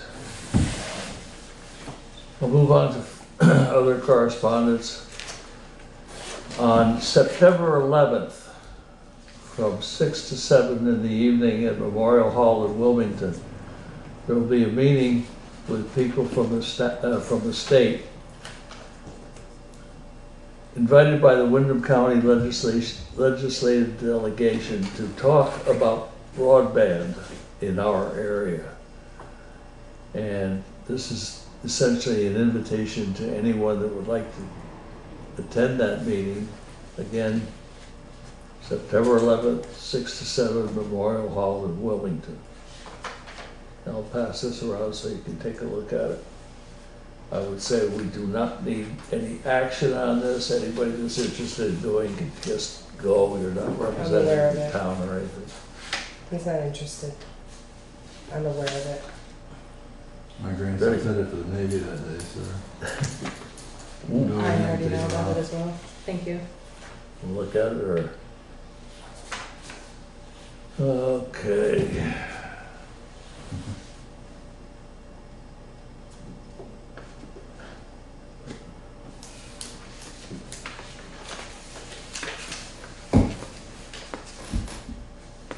to admit that this is new to me as well, so this has to do with broadband as well.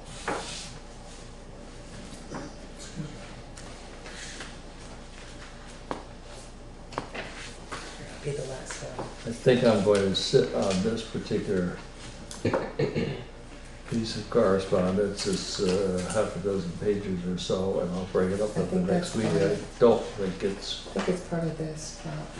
Yeah, it is. Yeah. It's, but at the same time, if anybody wants to see what it says, what's involved, I probably will go to that meeting, although I haven't the least idea what they'll be talking about, but I won't.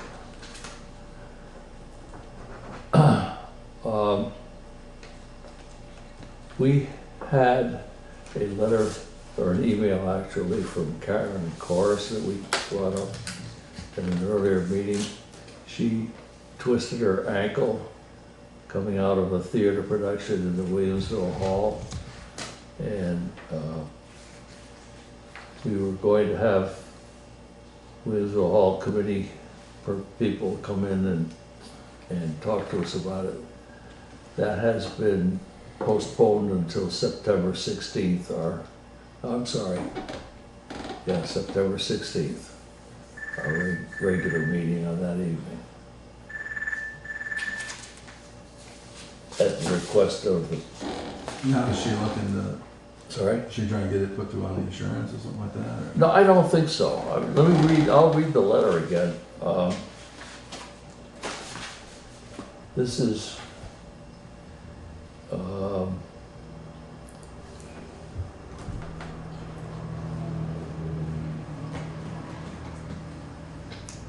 it was to the town from Karen Corris.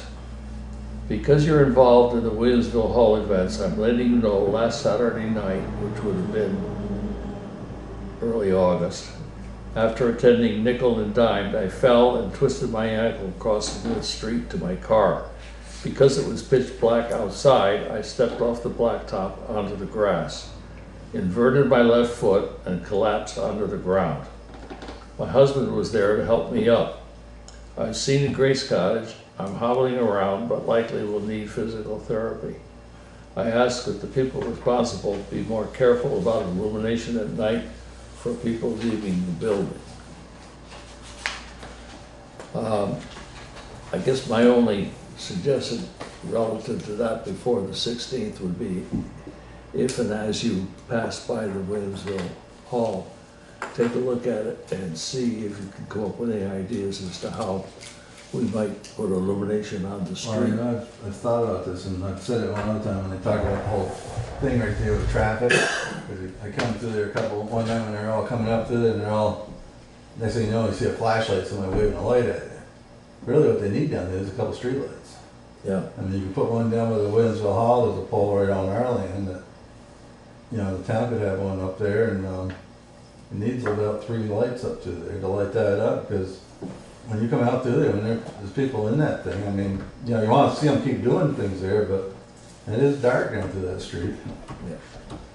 With trees on either side and so forth. But I mean, well, I think we ought to look into maybe putting up some street lights right there. Because it would have to be the town, right? I think, I looked at it, I think there are a couple places where some floodlights could be put on the building that would be helpful, but I'm not so sure. I'm not sure how helpful they would be on the other side of the street. It's obvious that she was stepping up onto the grass on the other side of the street from the pavement, from her description. And so I think that your suggestion is probably the answer. I'd like to make a suggestion. I would recommend that during those performances that they have docents, which would be members of the players or whomever is having an event there, to be like the cross guards, make sure there's flashlights and flaggers. Yeah. Yeah, I'm looking more of like a permanent thing, because I mean, they're talking about the traffic that's going through there all the time. And I was talking about, you know, he's walking up through there and the car comes flying by. Well, you don't see anybody walking through there. It's dark. the level of activity in that particular area in Williamsville, let's put it that way, has picked up considerably. For the restaurants and everything else. But we'll be meeting with the Williamsville Hall people on the 16th, so we can bring up all these things. But I And mean, in the I just meantime, think as far as the town, maybe like Jay or somebody, a couple of us went over there and looked. I mean, like I said, I know there's the one pole right there at the town hall that we could put a light on. Then you're gonna look at the other people that live there, they probably don't want that damn light flashing there, shining their house all night. we'll have to. I mean, they make different style lights, you know, they have different, you know, wattage or dBs or whatever else, so. We'll have to take that into consideration when we get that far down the road. I I remember agree. here a while back at one of our meetings, somebody said something there, coming out there one night at a meeting, somebody almost run them over, you know, because they're coming down the street. Yeah, I came through there one night and they were all walking up to there, and next thing you know, I see a light. And just half dozen people walking up the street. Yeah, I've attended there. In the middle of the road, most of My- them. Yeah. My recommendation would be to at least get them, you know, let them know that they should be assisting their attendees. I would At like least the to, one at the town hall, there's not a house right directly across from it. Then another one pole I was looking at would be the one right there by the firehouse. And that would take care of a lot of the people that are in and out of that store. There's a pole right down here too, it'd be in between that and Rob's house. Isn't there a light on at the firehouse, a big light? Used to be That's one really there. long. There is a light out there. It doesn't work now. It's not on. I was gonna say there always was a Like a street light. light there. My second recommendation is to look into grants. And my third recommendation would be to understand, you know, the dynamics of, you know, that village and look at those plans that people had proposed originally for redesigning that Well, originally, they had roadway. trees and everything else on the And road. cutbacks and crosswalks and, They had all kinds of stuff you know, up it's a through there. village. But I think just a couple of lights would help quite a lot up through there. I mean, you'd have to ask some of the people about the houses, but like I'm saying, at least by what we've got, you could put. Definitely, I think there should be lights, but I think that we should look at trying to find ways of getting grants to do that work. okay, this discussion is going to come up again on the 16th, so I go back to my original suggestion is that as you go by, slow down, and take a look and see what you think the answer is, what the problem is, and what the answer might be. We can get all these things out on the table on the 16th as a start. I appreciate everybody's suggestion tonight. They'll come up again. So I think this thing right here, the whole ankle thing's gonna turn into more than just a letter. Yeah. We're gonna be paying for therapies and everything. I wouldn't suggest it. Well, we'll just have to see what. Just by way of general information, it's 6 o'clock on Friday the 13th, unlucky date, but at 6 o'clock on Friday the 13th will be, the Newfane tree warden will hold a hearing relative to an ash tree that's growing adjacent to the South Newfane Williamsville firehouse. And it's a candidate for removal, but it can't be removed without a hearing. So, It needs removing. What time? It's split. 6 o'clock? 6 And it's held where? At the tree. At the tree. At the tree. You could call it the firehouse, but 6 o'clock. Ring around the rosy. Then it's gonna make an awful hole when they do cut that one on that. It's a big tree. It's good size white ash. You ready to go to Florida? I have to finish a couple. Oh, she wants to know. I'll get it to you. A couple of flags that still need to be filled in. I'll do that. Thank you. Is there any other business correspondence, anything that needs to come before us before we go to pay orders? Hearing none. Move to the next item on the agenda, which is pay orders. Thank you for so far. Thanks, Jay. Jay?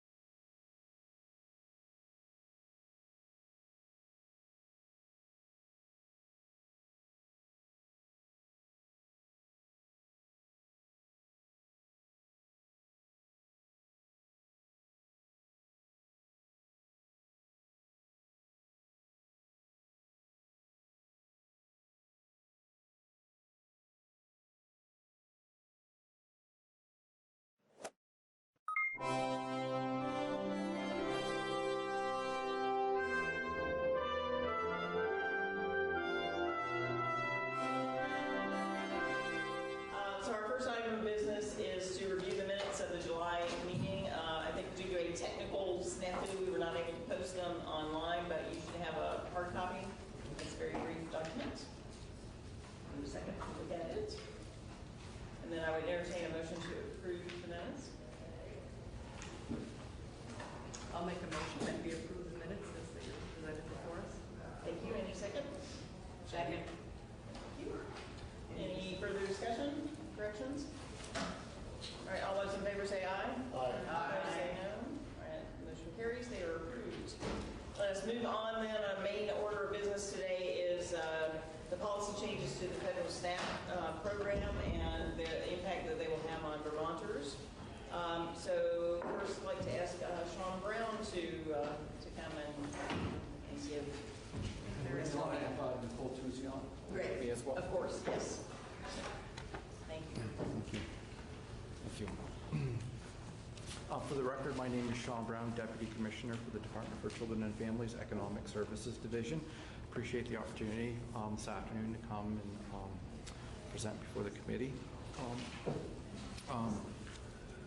Back in July, late July, the Trump administration issued a proposed rule that impacts. The Trump administration issued a proposed rule that will impact the Three Squares Vermont program in Vermont, and it will have a large impact. Currently, for the last 20 years, states were able to use two categories of eligibility to determine eligibility for Vermonters or anyone seeking supplemental food benefits. In Vermont, we call that program Three Squares Vermont. At the federal level, it's known as the Supplemental Nutrition Assistance Program, referred to as SNAP. We could first look at a family if they were eligible under the standard income-based eligibility, standard categorical eligibility, and then there was additional flexibility to use this broad-based categorical eligibility, which allowed us to place certain families who met certain characteristics into the program. And then also, we were able to do it in a more simplified manner by not having to look at some of their assets and some other areas of their eligibility. Vermont, for at least the last 15 years, has taken advantage of the broad-based categorical eligibility provisions in the rule, as do currently about 41 other states in the country. The language being used to support this proposed rule at the federal level is that this has been a loophole in the federal rules for the last 20 years. They've really been ingrained parts of the eligibility rules and are not loopholes that the majority of the states in this country avail themselves of this. So it will have a dramatic impact across the country. When it was rolled out, the administration indicated that it would affect about 8% of the SNAP households across the country. We've analyzed the caseload in Vermont, and we believe it'll impact about 13% of Vermonters currently receiving the program right now. In the documents we submitted beforehand, we believe about 5,200 of cases right now or households will lose their eligibility for Three Squares Vermont. Thank you. If this proposed rule is passed and becomes final in its current form, we believe that that will mean about 4,600 kids will lose eligibility for the program as well. And when we look at those cases currently and the benefits they receive, Vermont will lose for those households about $7.5 million a year in Three Squares Vermont benefits for those households. As you'll hear from other testimony today from other departments and state government and other community partners, the impacts go beyond the Three Squares Vermont program. We provide regularly a certification list to the Agency of Education of all of the children receiving Three Squares Vermont benefits in Vermont, and then they are automatically eligible for free and reduced lunch in the state. So that means 4,600 kids will no longer be automatically and categorically eligible for free and reduced lunches.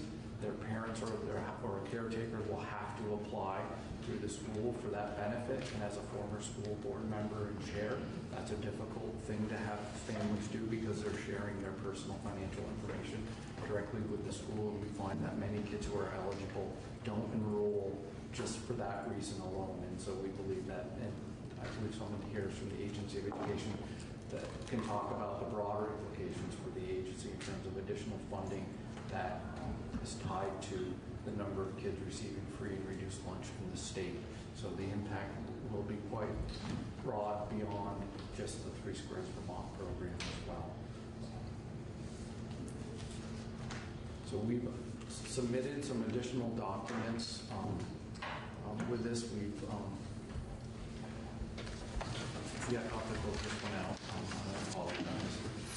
To give you a sampling of some of the households who will be impacted by this proposed rule, just so that you can understand the demographics of some of the Vermonters receiving the benefit and how this will impact them.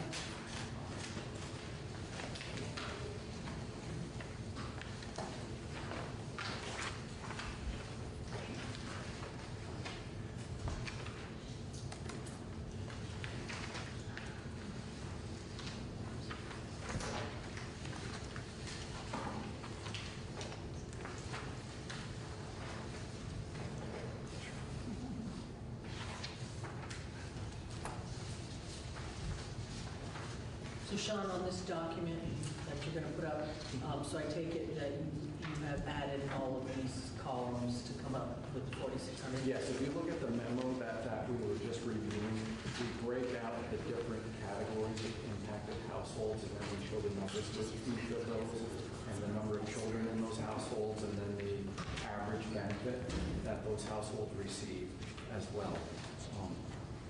And so this is from the first, this is a scenario from the first category you'll see on that memo. And so this is a household with at least one member who is over age 60 or disabled and not eligible for the standard categorically eligibility provision, so they will lose eligibility under this proposed rule. This is from an actual household that's been identified from our caseload, just to give you an example. So the household gross income for this household of 2 members is almost $1,600 a month. They have a mortgage of $405 a month. The property taxes are $54 a month. Their out-of-pocket expenses, that medical expenses, are $64 a month. And they have a savings account with just over $5,000. Under the proposed rule, we will now have to look at assets, and a savings account is a countable asset, and so any assets over a certain dollar amount, I believe it's $3,500 if you have an elderly or disabled person in the household, and $2,250 if there is not anyone elderly or disabled in the household. So Did you say, I'm sorry, could you say that again? It's $3,500 if there is an elderly or disabled person in the household, and $2,250 without. Thank you. And so this household currently receives a benefit of $212 a month. Under the proposed rule, they would lose all of their benefit, and they would receive zero, and they would no longer be eligible for the program. Question, what's counted as an asset? Is it just cash, or is it like a car? You can get to that. We provided a list of accountable resources under the SNAP program as well. It was on the table. So you'll see the different assets that we do mention. Yeah. And there's a whole long list that we can provide as well of assets that are not counted. So. And then in scenario 2, if you look, this is a household without one member who's over 60 and disabled. Again, and here we have a grandmother who is 71, living with her grandson who's age 10, so it's a caretaker case.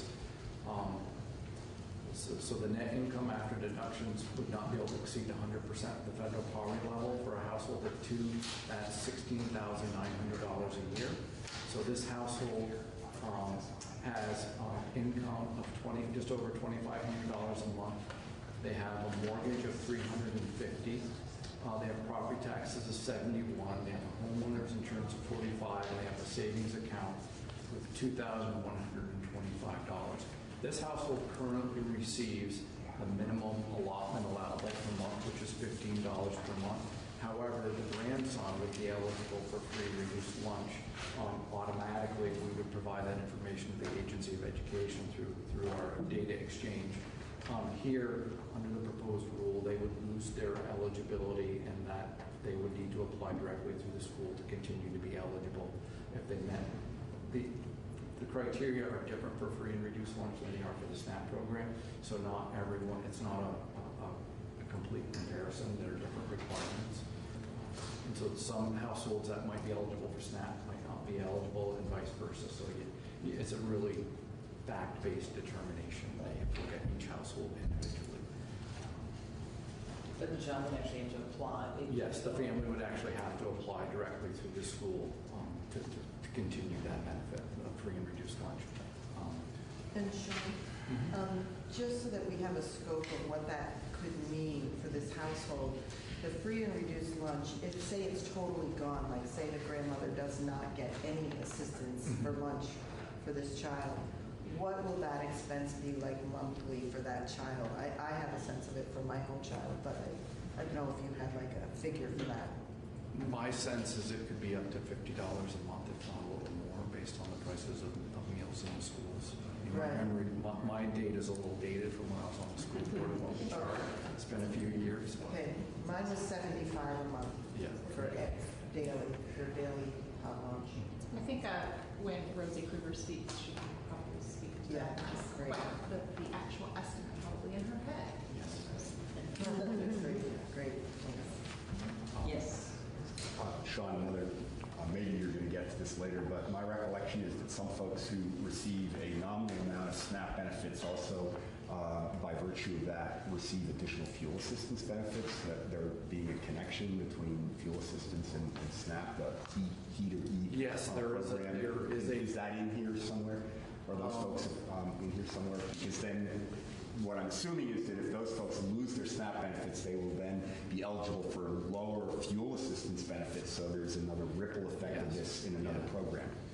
Yeah, for households that receive SNAP, there's a provision in the federal SNAP rules that if someone receives LIHEAP, they can receive the full standard utility allowance off their income, which is about $730 a month, even if their costs don't rise to that level. So if someone, so they receive more SNAP benefits for this as well. And if these households, lose this, it doesn't necessarily mean they're going to receive more LIHEAP benefits per se. So they could be, depending on what happens, there could be an impact for those households as well. And is there, I'm trying to pull back on my memory, but is there a connection also between even receiving a minimal SNAP benefit and child care financial assistance program? I don't believe there's a direct correlation with that. There is a more direct correlation for the Reach Up program. Okay. Any other questions? Okay, moving to the third scenario, just to highlight, just kind of want to give the committee a sense of how this will impact different households. We have a member who's 37, they rent a room in a home. The savings account will make them ineligible for the program under the proposed rule. They have gross income of just over $1,100 a month, room rent of $360, and they have $3,300 in the bank. They currently receive a benefit of $139 a month, and they would no longer be eligible for the program, and they would receive $0 a month. Even though they have a lower income that might make them eligible, in this scenario, their asset would make their savings account or bank account would make them ineligible for the program, whereas under the current rules, they would be eligible.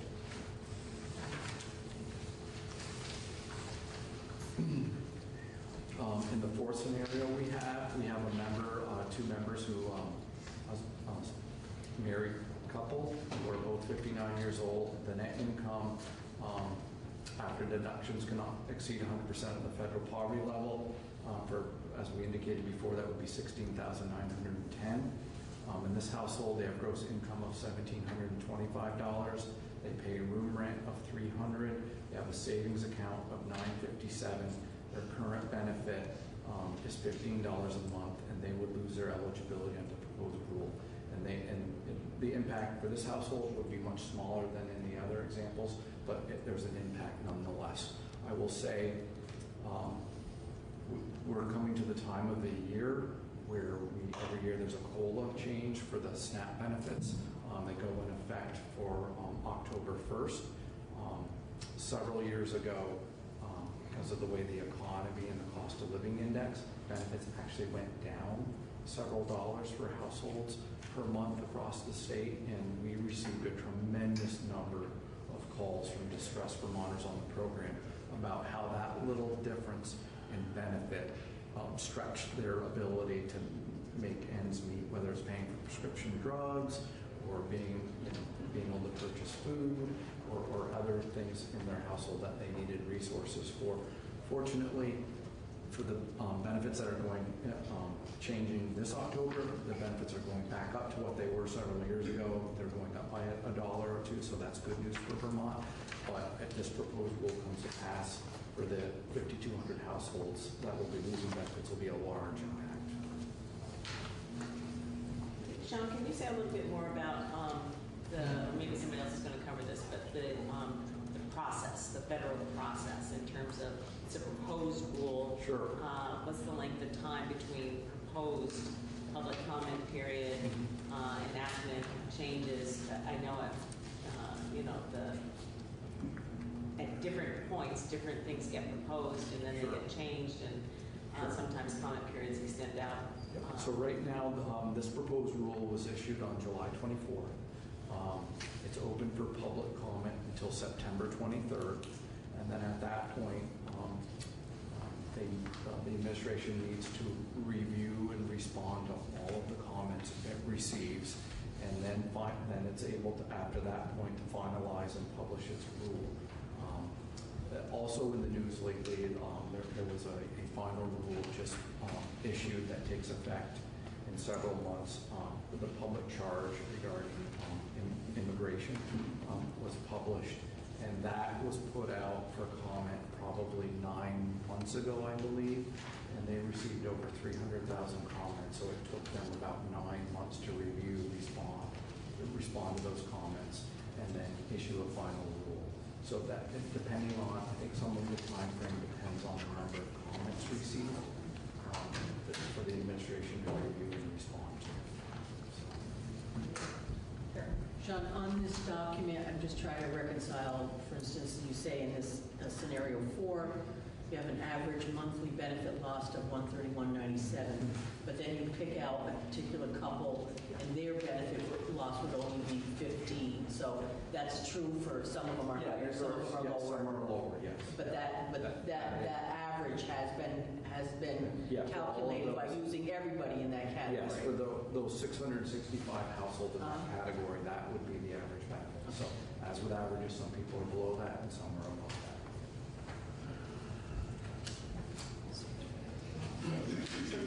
Just I had to note it down in mine as well as on the date changing. Representative Wood definitely asked about the comments and good to get the dates. I noticed that those this will happen before the legislature is back in session. So I don't know if there's any. I'm looking to asking the question of what is Vermont's response in this comment period? As a state, are we taking any official response? Yes, we as a department and an agency, our human services are drafting our comments right now to respond, and we will be sharing how negatively this will impact and urge them not to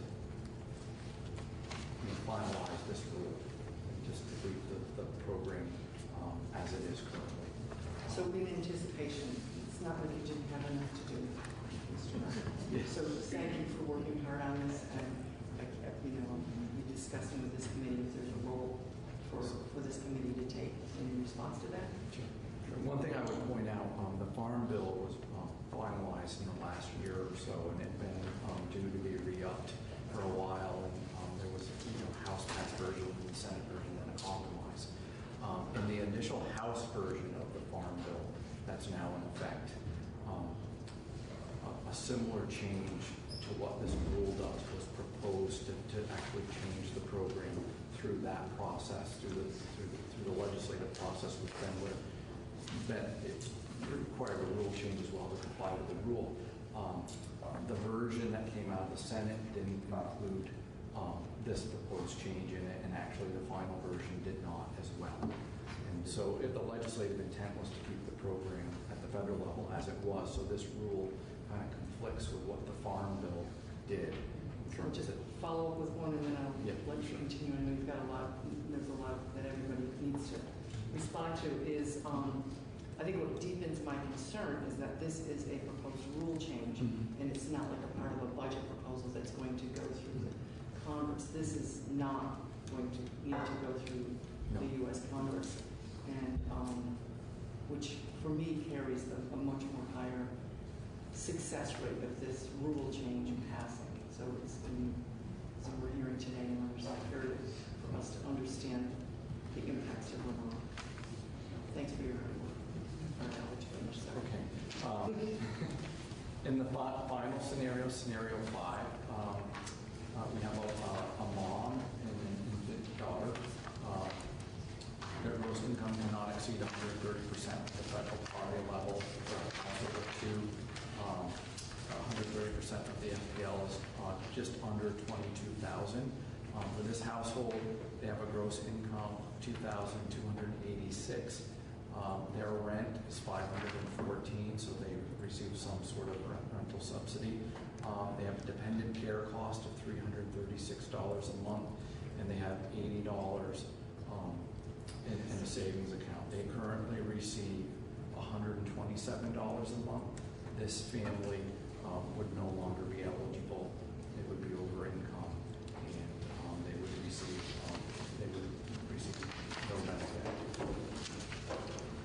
So Sean, how, on this type of resources that are countable, do you currently ask all of these questions? Yes. You do? Yes. So you ask people if they have a snowmobile and what its worth we're is? required to verify that, and to collect it and verify it as well. And so do you anticipate having to make any changes in the questioning, or how do you redo this? Do you go back and review stuff, or will everyone have to, you'll have to relook at the information that you already have? Our processes will have to change because currently, under the current, we don't need to look at assets, and so for the broad-based categorical eligibility households, and so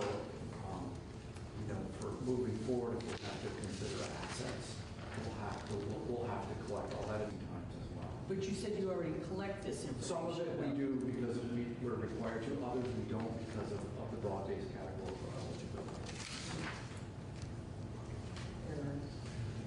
So thank you for this really disturbing information. A couple questions and then also just a comment. One is on the list of types of countable resources at the bottom, it says vehicles unless excluded. And I know you've got a different list of what might be excluded, but can we assume that somebody's vehicle that's needed for work that may be over the asset limit is excluded? So the asset test for vehicles is we allow one vehicle per household. Unless you've got a youth that's also working, right? Under this test, it's one vehicle per household unless its only use is a work vehicle. So if you had a second vehicle that was a work vehicle or a farm vehicle, that could also be excluded, but primarily it's one vehicle per household is excluded. And do you folks have, you've got numbers of households affected and the average monthly benefit loss. Do you have a tally for, let's just say the legislature had plenty of money rolling around, how much would it cost to replace the federal dollars? Just a broad number of things. When we looked at the households here on this that would fall into this proposed rule and would lose their benefits for the prior month that we had data available, it was $7.5 million. If you calculated it out for the year, annualized, yes, it would be $7.5 million. That doesn't count any additional administrative. Right. Right, or some of the ripple effects like school lunches or... Well, also, does that include school we lunches? receive an administrative match to administer the program from the federal government, and it's at 50% match. So for every dollar we spend, we get 50 cents back as reimbursement from the federal government. And the benefit is all 100% federal benefit. That's the other thing I would stress. And then for the admin piece, we get 50 cents on the dollar back. If we were to run a state-based program, we would have to cost allocate our time differently and track it, and so there would be an expense to administer a state-based supplemental food program that we don't have now running a solely federal-based program.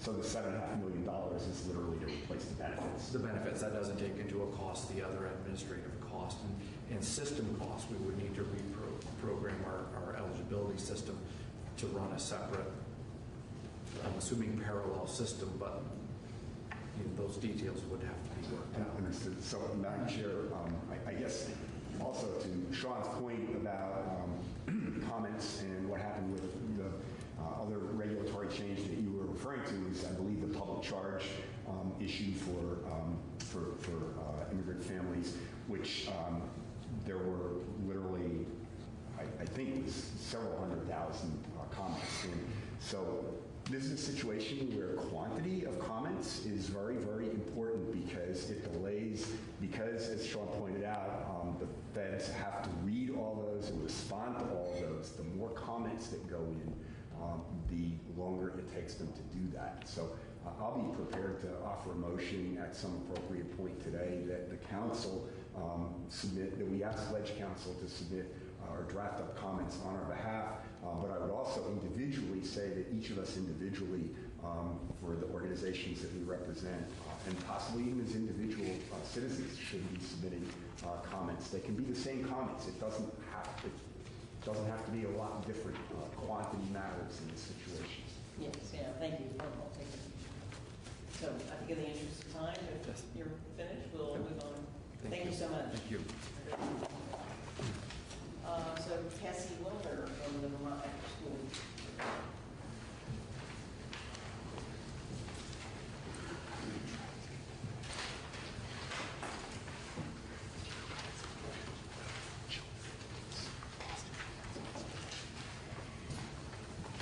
Hi, everyone. Good afternoon. I'm going to be pretty short and sweet here, and I didn't supply any handouts or written testimony in advance, so just going to summarize a few of our comments from Vermont After School. My name is Cassie. I am the Communications Coordinator at Vermont After School, and we are a statewide nonprofit working to increase access and quality of programs during the out-of-school time hours for kids and youth across Vermont. My executive director, Holly Morehouse, couldn't be here today, so she sends her regrets, and I'm here in her place. So, Vermont After School is deeply opposed to the Trump administration's proposed cuts to SNAP or 3 Squares UT. It's clear it's a key strategy in addressing hunger and food insecurity in Vermont, and we are particularly focused on the impacts that the cuts will have on children and youth, both in school and during out-of-school time hours. And as Deputy Commissioner Brown mentioned, it's the potential impact on the free and reduced rate in schools that I think is kind of triggering some alarm bells for us. When you move potentially, well, I'll backtrack a little bit. As he mentioned, over 4,600 children live in households in Vermont that are expected to lose benefits under this proposal.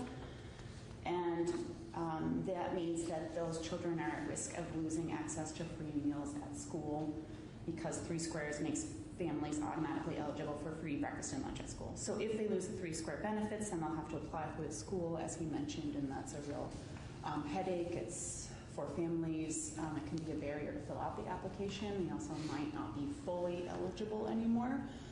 It's also a huge headache for school administration to have more applications. But really, if the school, so if we're seeing potentially free and reduced rates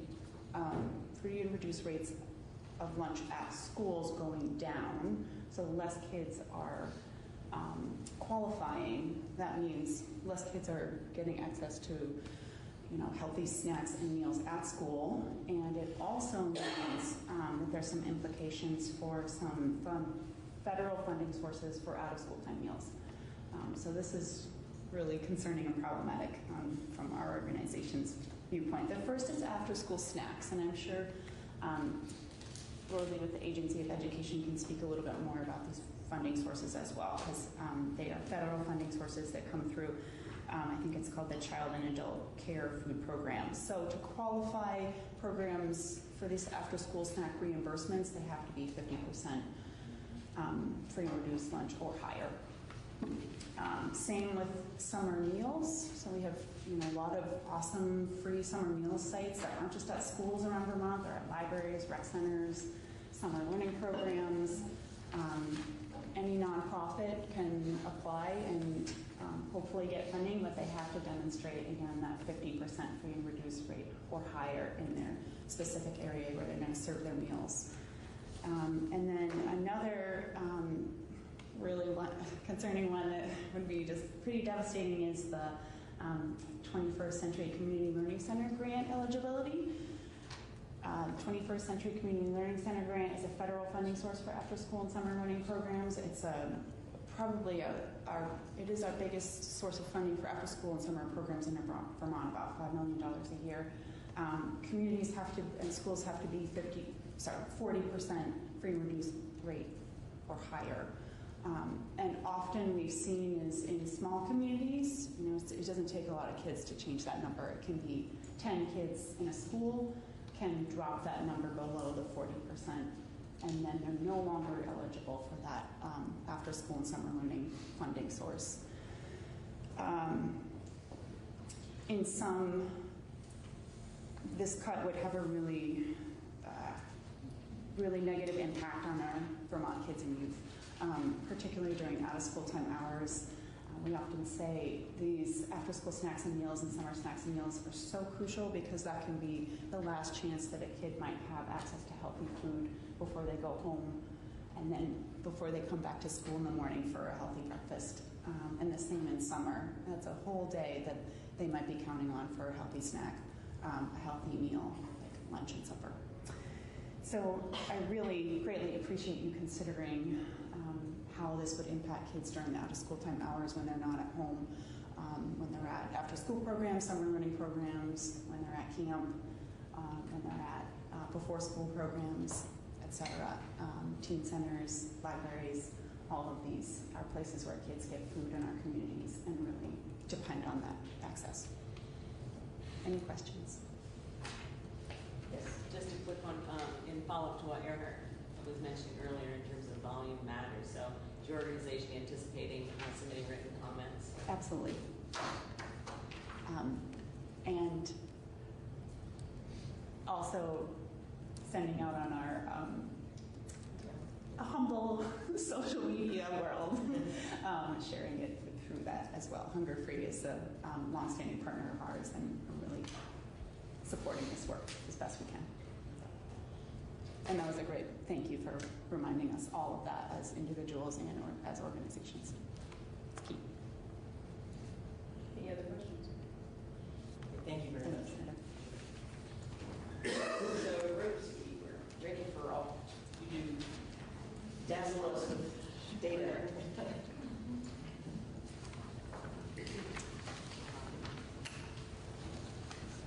So to answer that question, sorry, I'm Rosie Kruger. I'm the State Director of Child Nutrition Programs at the Agency of Education. To answer that question that was asked earlier about the benefit that family might lose in terms of the free and reduced meals that they get at school, the average lunch cost in Vermont, or the price charged to students, is about $3 per day, and the average breakfast charge is about $1.50. So in total, that's $4.50 per day. $90 per month if school is in session, or about $810 per school year per student. So I think you've heard that the Agency of Education gets information from the Department for Children and Families about those 4,000 some odd students who, or children who are in families. I'm sorry. we get information from DCF about the children who are in families receiving 3 Squares Vermont. And we actually get information on about 17,750 students that way. Those are school-age students that we're getting that information on, and DCF's numbers are on students ages 0 to 18. So it's a little bit tricky to parse out exactly what the impact is going to be. But we know that of those 17, it's going to, that 4,400 or 4,600 students who are going to be no longer receiving benefits. Sorry. It's a big impact. 3,000. Man, I'm sorry. I'm so nervous today. This is. It's a really important issue.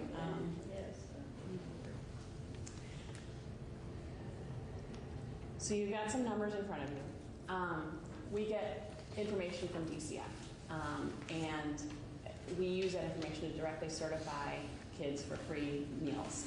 We send that information to the schools, and the schools, instead of requesting families apply for those free and reduced meal benefits, the school tells the family you're automatically qualified, so it reduces that paperwork burden, as you've heard already.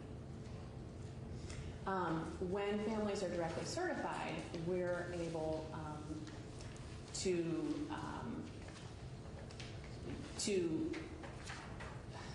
we don't have to, I'm really sorry. I need to pull it together for a second.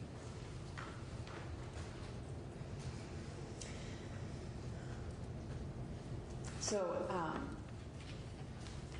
when families are directly certified, they're counted in the number of kids who are qualified for free and reduced meals. In Vermont, we have about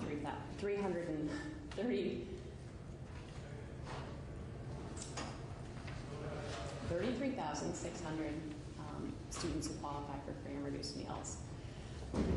Now, the kids who we get the information from DCF, who are directly certified by DCF, those kids count towards the identified student percentage that a school can use to participate in the community eligibility provision. The community eligibility provision is a provision that allows for universal school meals. So all the meals in the school are provided to all students at no charge. If a school has 40% or more of their students who are directly certified, then they are eligible to participate in the community eligibility provision. And that the total kids who are directly certified, most of them are directly certified because of their participation in 3 Squares Vermont. We get some additional kids who are directly certified for other reasons, such as they're participating in TANF or Reach Up Vermont, or their families are state-placed foster, or they're receiving services under the Migrant Education Program, or Homeless Runaway Youth Act, or some other reasons. But the vast majority are because they're receiving SNAP benefits or 3 Squares Vermont. When a school has at least 40% of their kids who are directly certified, not a free and reduced rate of 40%, then they can offer the community eligibility provision. And under that provision, we take their percentage of directly certified students, so say 40%, and we multiply that by 1.6, and we allow them to claim that number of meals, that percentage of meals for free, and the federal government pays for all those meals. But the school has to pay for the remaining share of meals from non-federal funds. When a school's percentage of directly certified students gets up to about 62%, then all of the meals that they serve to students are reimbursed at the free rate, and there's no local funds that have to be contributed. Usually the local funds are general funds, but there could be other sources of funding, such as private donations or a la carte sales or profits from other activities that they're doing. So we're very concerned because we know that there is going to be a drop in the number of kids who are directly certified for free meals. We don't know if it's going to be that whole 4,600 number because, again, that's 0 to 18 and we're only looking at school-age children. But it will be some amount of those kids who are no longer directly certified, and there's no way to directly certify them. So there are going to be a number of schools who are no longer even eligible to participate in the program. They're not going to hit that 40% threshold. And there will be other schools who would have been eligible at a higher rate. Their directly certified rate might be up around 62%. And as that drops, their local funds that they're going to have to contribute are going to increase. This past school year, we had 63 Vermont schools who were participating in the community eligibility provision. And even without this change, 14 of them had to drop this upcoming year because they either no longer hit that 40% threshold or they were right at the threshold and it was just going to be too much of a local contribution and it wasn't going to make sense for the school. So even without this impact, we're already seeing folks having to drop off that program. And so we know that there will be an impact on the community eligibility provision and that's going to be, we're not sure of the extent, but we will certainly see an impact there, whether it's schools having to drop off the program completely or an increase in required local contributions. So we're sure of that. Where we're not sure what the impact will be, where we suspect there will be an impact, is on our overall free and reduced percentages. And so those directly certified students, again, the families don't need to submit an application. In looking at the numbers, it seems like if those families do submit an application, many of them will qualify for reduced price meals, which in Vermont, the state pays for the reduced price share of the meals. We pay 40 cents for the lunches and 30 cents for the breakfast, which would have, in other states, that is charged to the families. So those families that still qualify for reduced price meals, they themselves won't necessarily see a bill, but the state will see a bill for those students. And this is not in your written testimony. I looked through the numbers. It looked like about 2,000 of those students were somewhere between 130% of federal poverty and 185% of federal poverty. And those are the students who would qualify at the reduced rate, and the state would need to pay for their share. If all of those kids are school-aged, and again, they're probably not, but if all of them were school-aged, and we multiply, we say 70 cents a day, so 30 cents for breakfast and 40 cents for lunch, for 180 school days, that's a state level contribution of a little under $300,000. So there is some impact there to the state as well. That's kind of the best case scenario, that all those families say, oh, I'm not getting the SNAP benefits anymore. I'm going to go ahead and apply for free and reduced meals, and I'm going to get the benefits. And in that case, we might not see a real hit to the free and reduced rates statewide, even though we will see that hit to schools who can participate in the community eligibility provision. But we suspect that many families won't apply for some of the reasons that were stated earlier. The family doesn't feel comfortable submitting that application. Often it's just to the school administrator in their local school. They know them. They might feel uncomfortable submitting the information. Maybe they would have felt more comfortable submitting it to the more anonymous caseworker through DCF. So if those families don't apply, then we're going to see a hit to our free and reduced number statewide. And that number, we use that as a metric for student poverty in all kinds of programs. So we use it within the child nutrition programs. You heard already that the after-school meals through the Child and Adult Care Food Program, in order to offer those meals to all, or in order to offer that program, which offers after-school snacks and after-school suppers, the school has to have a free and reduced rate of at least 50%. In order to offer that open meal site for the summer meals program, again, the school or the community needs to have a free and reduced percentage of at least 50%.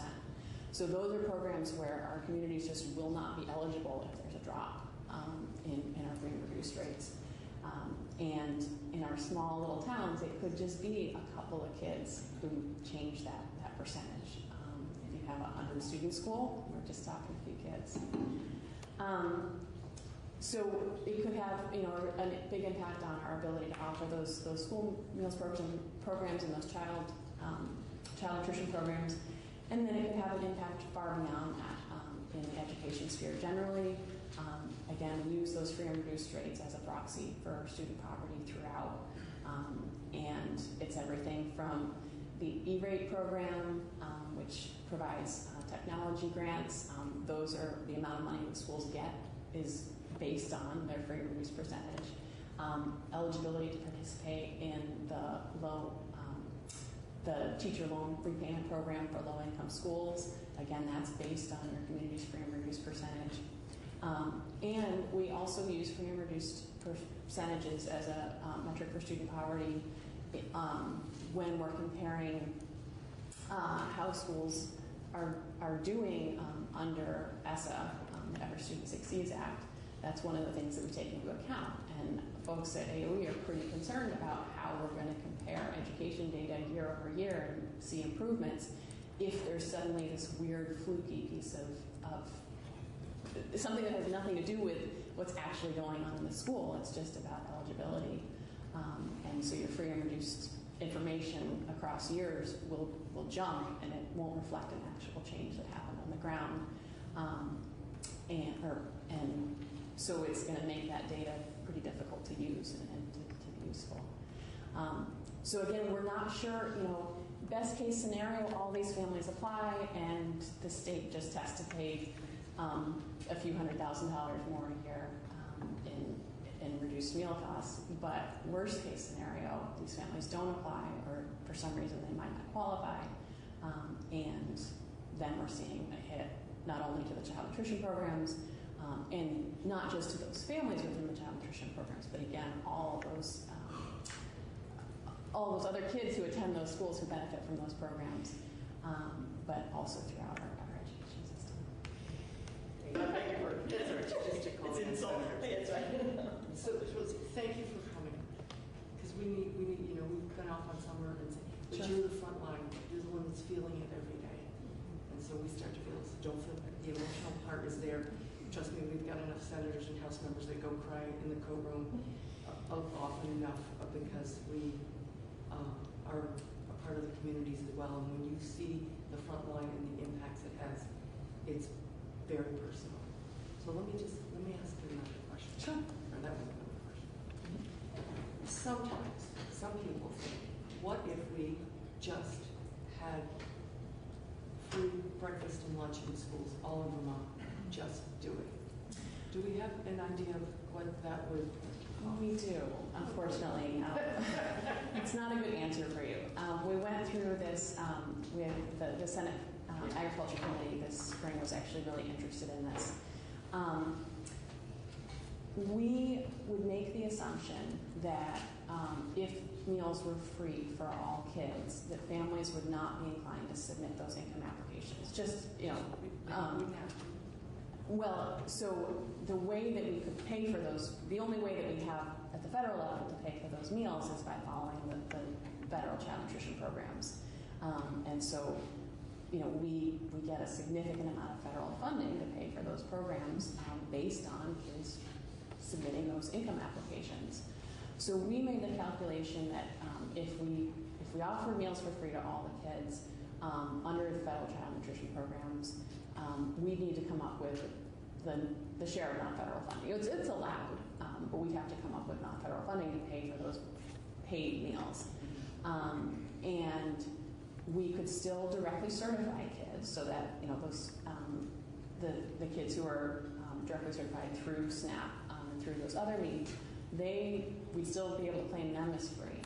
But assuming that no families submitted income applications, we kind of did the numbers based on that, and it would cost the state about $50 million if every kid ate every day. So it's 50. So it's and that's breakfast and lunch. Yeah. So it's a big number. It's certainly something to work towards, but it's bigger numbers than this. And the other thing, there again, we're concerned that if those families are no longer applying, then again, our free and reduced rates are going to drop. We're going to drop just to the kids who are directly certified through their other participation. And so we need to come up with some other way of getting that income information. And that's sort of, I think, where the Senate committee ended up directing their resources to try and figure out, is there a way to get tax data, or is there a way to get some other data so that we can have replacement income information to use for this. Thank you. Rosie, referencing the 15 schools that had to drop out. 14. Or 14. What is the population? I don't have that off the top of my head. In locations? All over the state. A lot in the Northeast Kingdom. But there are some all over the state. I have a list that I can supply. So most of the 14 are from the Northeast Kingdom who are no longer eligible because they Yeah, so it's done on a 4-year cycle, and so their numbers 4 years ago were high, and now they're not. So some of them are no longer eligible to participate at all. Some of them could participate, but the share of local funding would just be so high that it's not doable. Is it safe to say that that's where the greatest need is in some of these schools? I mean, the way CEP is supposed to work is that it's available to the schools where there's the greatest need. But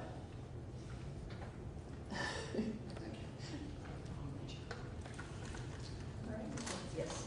Hi, Janet Hilbert from the Health Department, and I just have a question about, and first, thank you so much for talking about the broader implications of the ripple effects across education. Sure. Which I think even we may not be able to quantify behavioral impacts of kids who are hungry and aren't able to attend or listen as well because they're hungry. Absolutely. Is there a way to figure out, or do you have a dollar amount for if we got the federal fund share, if there were a way to get the family income applications completed? Do you know what that figure is? So we have $15 million it would cost to Vermont. What if we were able to retain, ideally, that federal subsidy through getting that paperwork completed?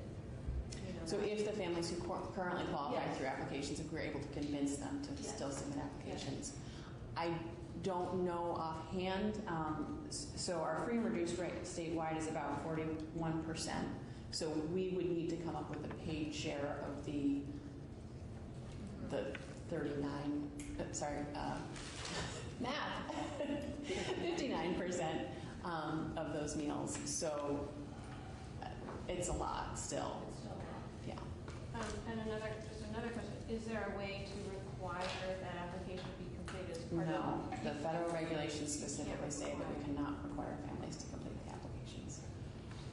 And it has to be filled out every year, correctly? Yeah. Correct? And Yes. not everybody comes to school with their child the first day to fill out that. Well, it doesn't have to, it can be done at any point throughout the year. Even if you send it home, it doesn't always But come yes, back. for sure.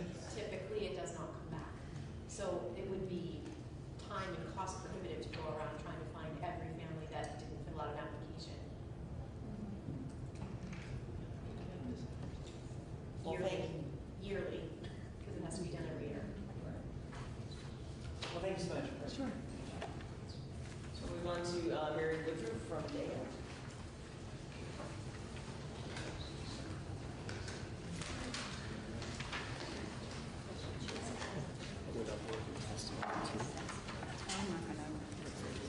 I'm just going to tell them about it.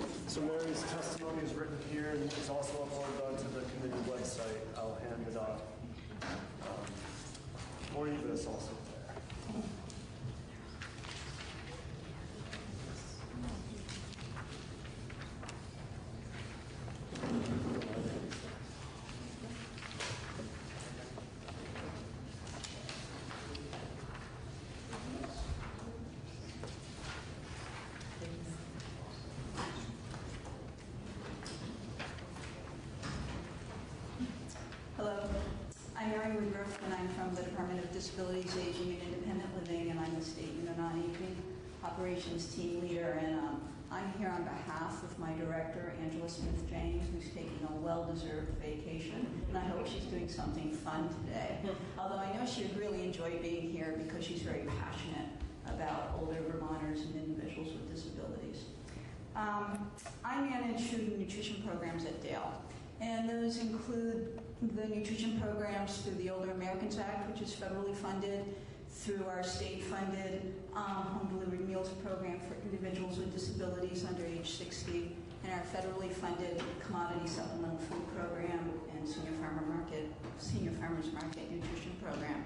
And I work with really talented community partners, VCIL, the Area Agencies on Aging, the Vermont Food Bank, and Northeast Organic Farming Association of Vermont. We work very closely with DCF as well and use a lot of the data that they've provided to you and to us to increase outreach for 3 Squares so that more older Vermonters and individuals with disabilities can take advantage of this benefit. The current 3 Squares Vermont caseload is nearly 50% of older adults and individuals with disabilities. And this proposal will impact, according to DCF, an estimated 2,385 households. And those are households that have at least one member that's over 60. And when I refer to older Vermonter or older adult, that's somebody that's over 60, or that's a household with somebody that has a disability. And it will impact nearly 5,000 individuals.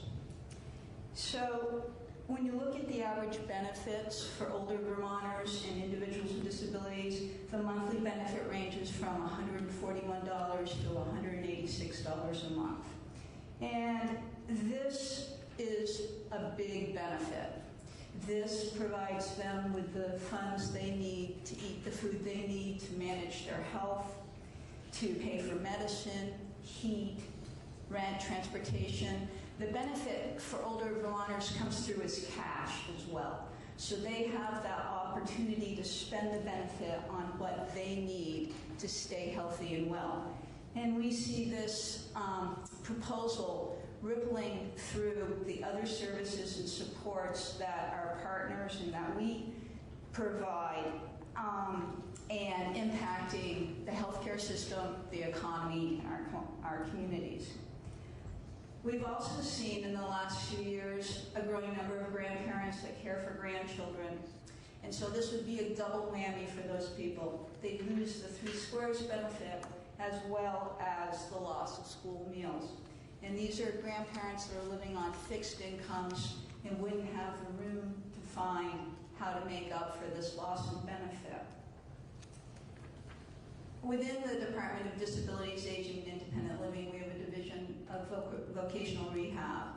And in that division, they've done a lot of work in recent years to help high school students transition to the work world.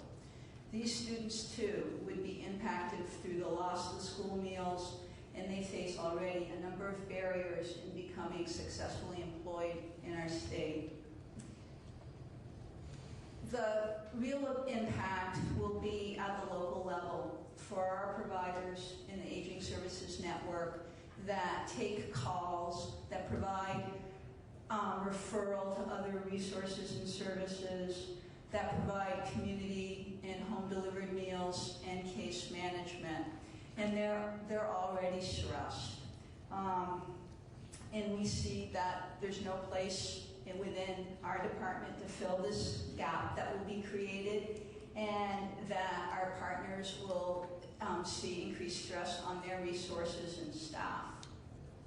I think that DCF provided some really great data to help us paint this picture, but the real impact certainly won't be seen until if and when this proposed rule goes into effect.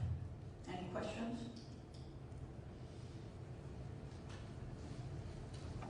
I did want to ask a general question, and I see Sean's gone, but maybe somebody else can ask this.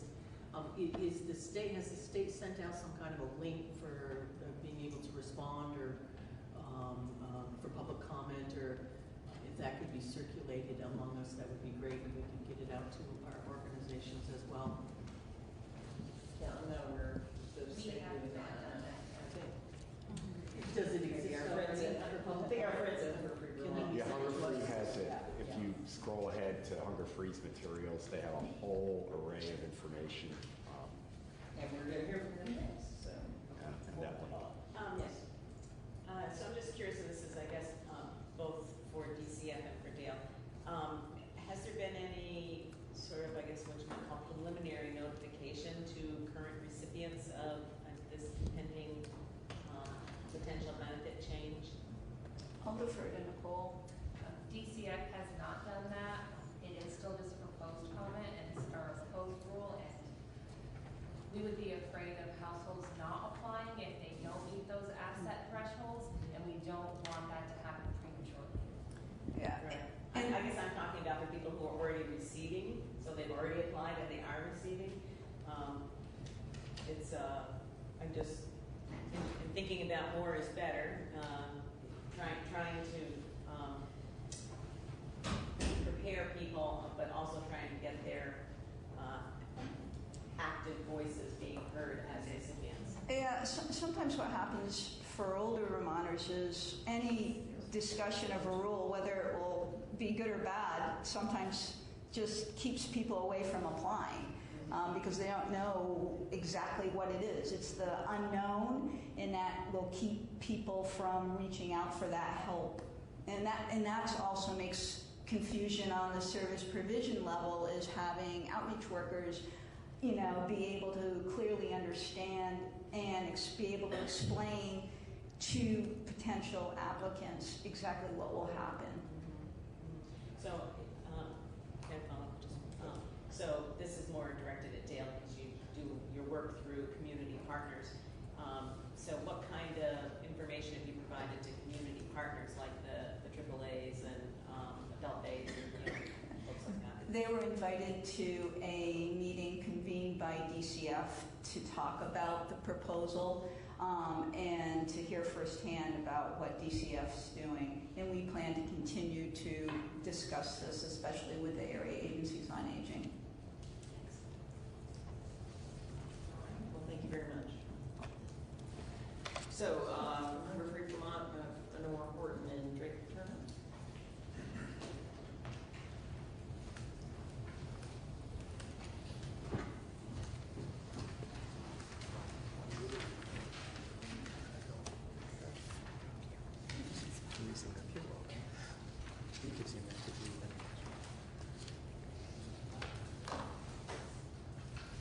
For the record, I'm Lenore Horton, the Executive Director of Hunger Free Vermont. And my name's Drake Turner. I'm the Food Security Advocacy Manager at Hunger Free Vermont. Just a guy trying to get a computer. Don't mind me. Pay no attention to them. All right. Well, I want to thank the council for convening this really important meeting on this very distressing topic, but it is really critical for all of us to gather the knowledge and data that we can to really get clear about what the impacts of this devastating proposed rule change would be for Vermonters. And we certainly have been getting devastated by that information for the last hour. So we're here to talk about the campaign and resources that we need all Vermonters to get involved in, and also our state government. So first I want to thank the Agency of Human Services, the Agency of Education, our federal delegation, all of our state legislators, and our community partners. Everyone's been mobilizing very quickly and shown real commitment to communication and collaboration around this rule. We've been working with Representative Ann Pugh in addition to get data out to all legislators about the situation. And we've been hearing from many legislators, and we know that our state government is working hard to try to address this threat to Three Squares Vermont. So we're really grateful for everyone's concern and quick action. I want to underline just a couple of things that were mentioned by other people who spoke, and then I'm going to turn it over to Drake to give you a really quick tour of our public comment submission campaign webpage and the resources that we have. And then we'll, of course, also, any questions along the way, we're happy to take. I think it's important to really underline the chilling effect that these changes, should they be implemented, and even the media around them, are having and will have on people choosing to take the step of identifying themselves as being in need of food assistance and applying for Three Squares Vermont, and school meals, this applies to as well. Because part of the, I believe that part of the entire agenda behind this proposed rule change, and it's one in a series, as others have already noted, of threats to SNAP that have been taking place under this federal administration, is to make the programs so stigmatized and make them so confusing and make them so difficult to use that people stop using them. And we certainly have already seen that this has been happening, even though the change around public charge has not actually been implemented yet. Families that fear that they might face consequences under this, might have their opportunity to apply for citizenship threatened, are simply pulling out of all of the federal programs already. And of course, this is then having devastating impacts on their children, who are U.S. citizens already in most cases, and on their ability to continue to thrive in this country and contribute and establish themselves here. So I predict that will happen again should these rule changes go into effect, and that in fact even the media attention around the rule changes, which is necessary, and yet it produces a chilling effect, and it's probably producing a chilling effect already in who is applying. So we've got to both fight the rule change and fight against the stigma that is being attached to these programs, which are, after all, programs that we all may need and programs that everyone's tax dollars have paid for. So I'll just say that. And then I think that everyone else who's come before in this hearing has ably spoken about the data and the consequences and the ripple effects. So without further ado, I'm going to turn it over to Drake, and let's talk about what we can do, because this fight is nowhere near over yet. So Drake, take it away. Thanks, Anor. Thank you, everyone. So again, Anor, has mentioned a lot, and other folks in the room have really spoken to the impact that this rule could have on people in our communities. Hunger Free Vermont has been working on getting our arms around what this rule could mean since it was announced. And we've been lucky enough to work with our partners at the state to figure out exactly what that impact is. So this week we're officially launching our advocacy campaign to encourage folks to speak out as well. As folks have mentioned, this is a public comment period before the administration can make any changes. All Americans have a right to have their voice heard. And although it can be a little bit frustrating to think that perhaps this could go into effect even amidst a lot of opposition, we really want to get the word out as strongly as possible. So we have two main goals of this advocacy campaign. One is really to get the word out to folks that if they qualify for this program, to continue to apply and to continue to participate. It really remains to be seen how long this process could take. And Anor really highlighted the fact that there's a lot of confusion out there. A lot of folks are really uncertain as to whether or not they're eligible, whether or not their benefits are going to be taken away. I've heard from community partners and directly from Vermonters who are just feeling a lot of uncertainty. So we want to be sure to get the word out that this is still a program, that nothing has changed yet. Folks can still apply and remain on the program, and that they have the right to make that decision for themselves and their families. Likely if there is a change to be made, it will not happen for many months, as others have mentioned. And we're really hopeful that we can prevent this from happening in the first place. So we want folks to still have confidence in 3 Scores Vermont as a resource for themselves.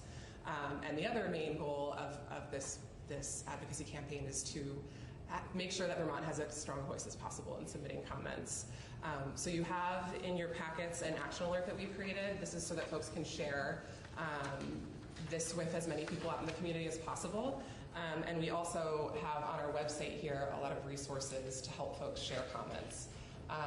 Thank you, Anor. The public comment period, as we mentioned, goes through September 23rd. Folks can submit comments as individuals. Erhard was mentioning this before, as individuals, and on behalf of organizations, coalitions, committees. There are a lot of different ways that Vermonters group together on different issues.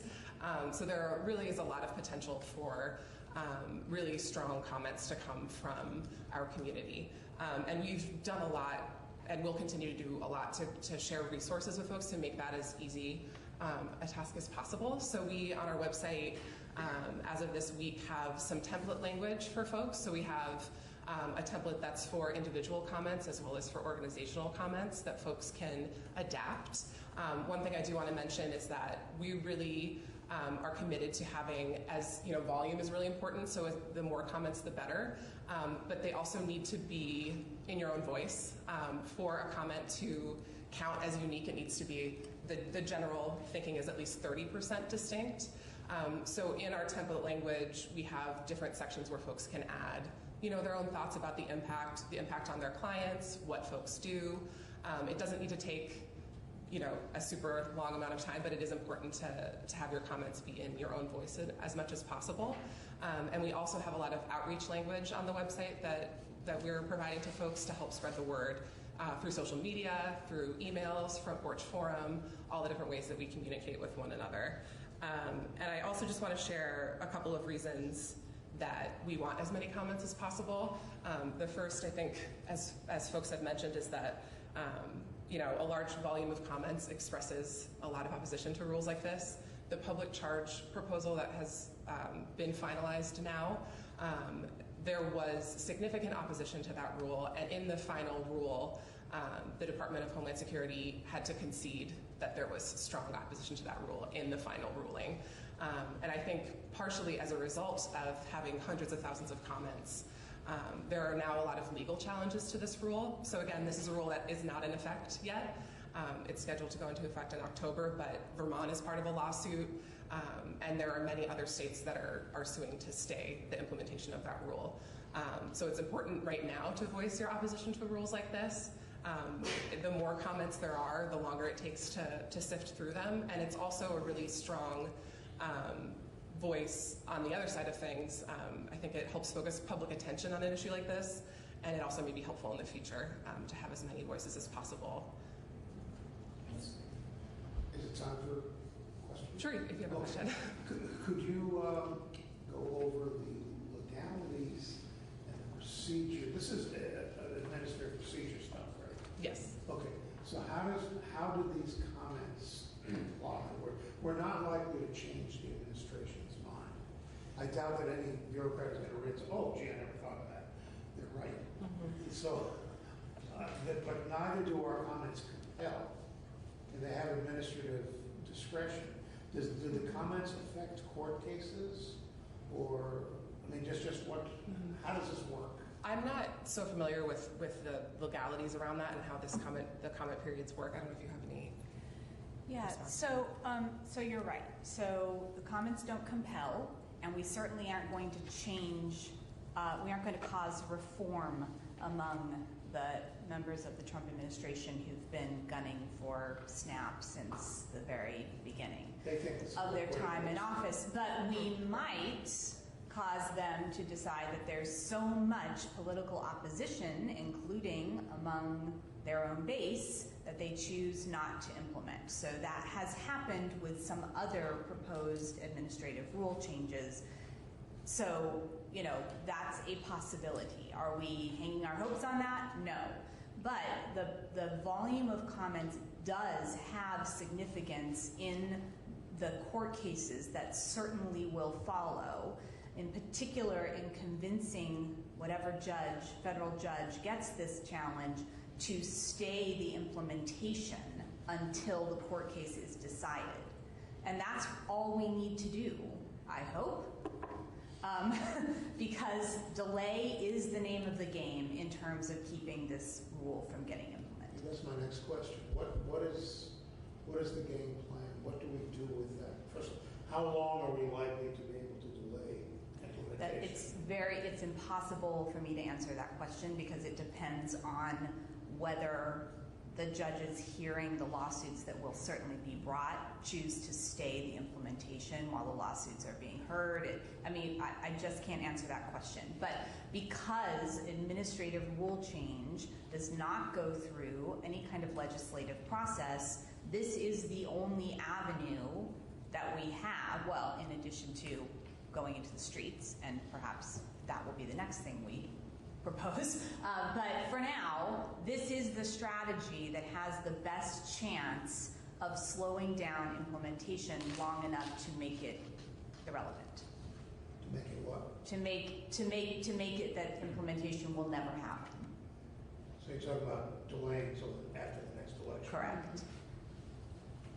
I think it's also important to note that this rule in particular, as folks mentioned earlier, was considered and then left out of the Farm Bill that was voted on by Congress. So there is, this has been decided on by a body that was elected by, Americans. And so the fact that the administration is trying to enact it through administrative action, there's a very strong case to be made that that's subverting the will of Congress, who's a democratically elected body. Which I think also is something that would come into play if and when this proceeds. Were you finished with your presentation? Oh, sorry. Well, I think, Anor, so our ask for the council and for other folks here and other folks in the legislature is to submit comments as individuals on behalf of the council, as well as, in any other form you can imagine. And we have a lot of resources here. We're developing more, and we're happy to work with anyone who wants more talking points, more information, or any assistance in submitting comments. We're linking to a comment portal that's managed by the Food Research Action Center, which is a national anti-hunger organization, and it's a very easy way of submission, but there are other options as well. So we're here to assist anyone, and thank you for hearing from us and for your attention to this issue. I think Anor has another. Yes. Yeah. Just to follow up to your previous set of responses to the question. So are you aware whether there is a national hunger-free plan or a concerted effort that if it gets far enough down the pike that there would be national lawsuits filed, so not just leaving it at the state level, but they're organized sort of nuclear option plan we've been working very closely with national partners, FRAC, the Food Research Action Center, and Feeding America, which is the national organization that does a lot of the charitable food work, have been doing webinars. There's also a group called the Center on Budget and Policy Priorities that's been doing a lot of research. So anti-hunger groups across the U.S. are mobilizing, and there is work being done on the federal level. I don't know exactly what the nuclear option is for our national partners, but we've been in pretty constant communication with other anti-hunger advocacy groups, as well as the Vermont Food Bank and other groups within Vermont. So we've had a lot of practice, I think, at this the past couple of years, and talking to each other and making sure we're coordinating. So a lot of the language that we're providing is in coordination with a national strategy. I mean, there's absolutely no question that there will be lawsuits on multiple levels if the proposed rule gets turned into a final rule.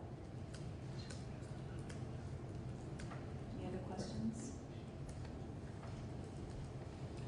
All right. Well, I would just like to, again, thank the council for taking up this topic, and I would like to remind us all that action is the way to keep these terrible things from happening. So please, all of us in this room we're powerful people. Yes. Yes, and we have lots of networks of all different kinds, and so please use every single one of them to flood the federal system with comments. Thank you so much. And in that vein, Aaron, I think now is the appropriate time for you to make that motion. So I would move that the council submit comments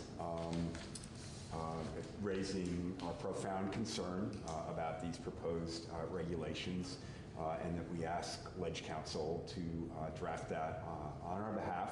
And I would leave it to maybe the chair and the vice chair, given it's a timeliness issue, to approve the final draft, to authorize to sign and approve and sign the final draft on our behalf. I'll add a part B, which is also to communicate with the Attorney General's office and ask them to consider a lawsuit to stay the implementation and to join with other attorneys general around the country that may be doing the same. Yeah, it becomes necessary. Yeah. I'll second. Thank you. Okay, any discussion? Good idea.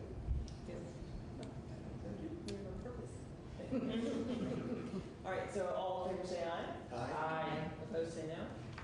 Great. Thank you. Katie, is that clear? Thank you very much. Mike, we have this electronically so we could have it say. Yep, it's on the website as well. All right. And a link to Hunger Free's website is also in the council's web page. All right, so thank you all for coming and speaking to us, and we will do our part to try to stop this. Thank you. Great. The legislators usually just write legislative reports during the session, but since we do some work outside of the session, some of our local papers may or may not be willing to publish an op-ed. That's true. Yeah, that's a good point. Thank you. Okay, well, yes. I guess I would underline also that, whatever letter Katie drafts on our behalf, that folks can, should be able to use that individually and file yes. Either that or their template. So we can do that individually as well. Yeah. Should we think about a press conference? We can do that for the 24th. Because our next meeting is after that, so. Yeah. Yeah, so once the letter's done, we'll do it. I think maybe a press conference announcing the rules. Yeah. Okay, for a press release. Yes, okay. If we do take action like that, I would just suggest that we work with DCF and see what the state's administrative response is going to be, and maybe we can do some combination of something. Right. Has the governor spoken on this? Sean said he was putting things together, that they had a formal response that they were drafting, right? Yeah, we're working on our formal response. Will that be something that we would receive prior to, or that we could? We would be more than happy to share once it's finalized. Yeah. But the bulliest holidays on the 5th floor. Yeah. Right, definitely. We'll join them. Okay, once the letter's done, we'll send it out and then we'll try to schedule a press conference. Good idea. Anything else? Okay, we can move on to Katie, please, and the chart. Did we all have this, the chart that was prepared of the recommendations of the council and what actually took place in the legislation? Katie, I know this is a city council. It was posted online after our last meeting, updated version. We don't have to.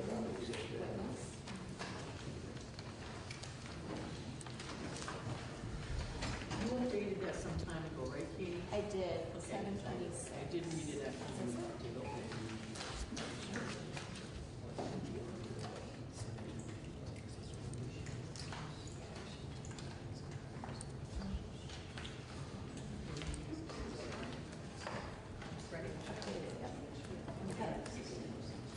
So, I pulled it up from the website. I went back to last month's meeting and I pulled it up under my name as a witness to that house. So I was just going to run through the changes that we discussed. So first, we had recommendations in the first row related to childcare. And the change there, the only change there is if you look in the second column, there's an asterisk, there's one, and then there's two below that. That first sentence with the first asterisk is the Act 72 required that the Child Care Financial Assistance Program utilize current federal poverty guidelines. So I've added that to this document. The second row also had a change. The recommendation here was that the Advisory Council recommends increasing investments in after-school and summer programs to expand high-quality programs and increase statewide access. Originally, it said that there was no known action, and the update is that eligible families can use the CCFAP benefit towards after-school programming. Moving to the second page of this document, third row. There is a change in subsection A.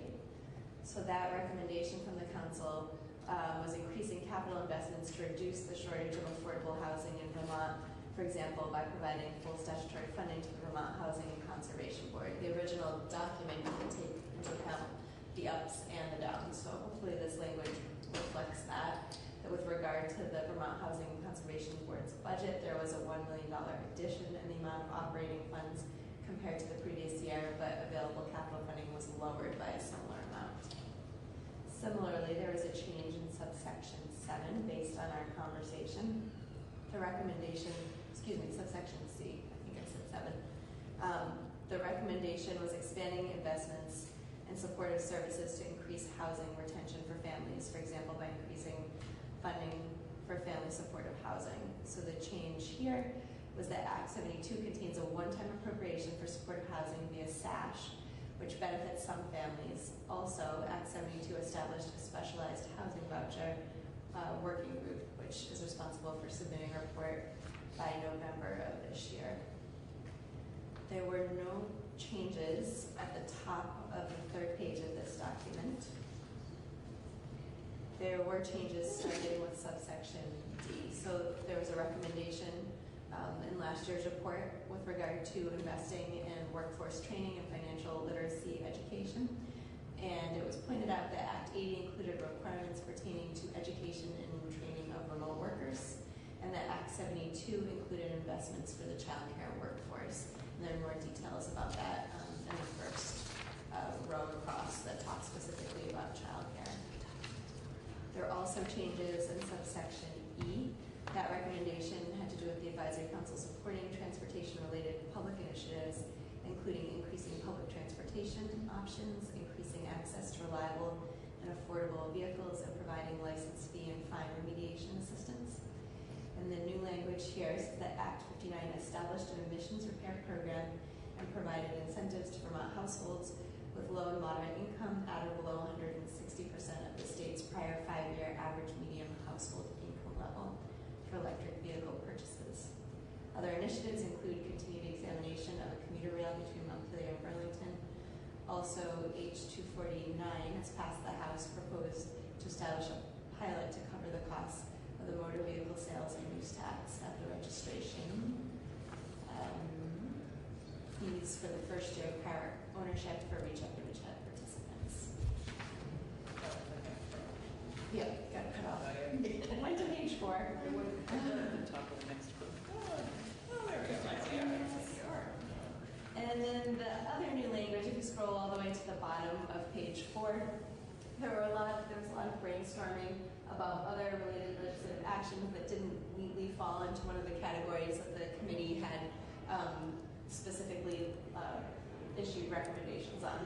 So we have the restoration of the CIS funding under this kind of catch-all passage of Act 148, an act relating to adopting protections against housing discrimination for victims of domestic and sexual violence, passage of Act 37, an act relating to repealing the statute of limitations for civil actions based on childhood sexual abuse, and funding to increase payments to foster parents.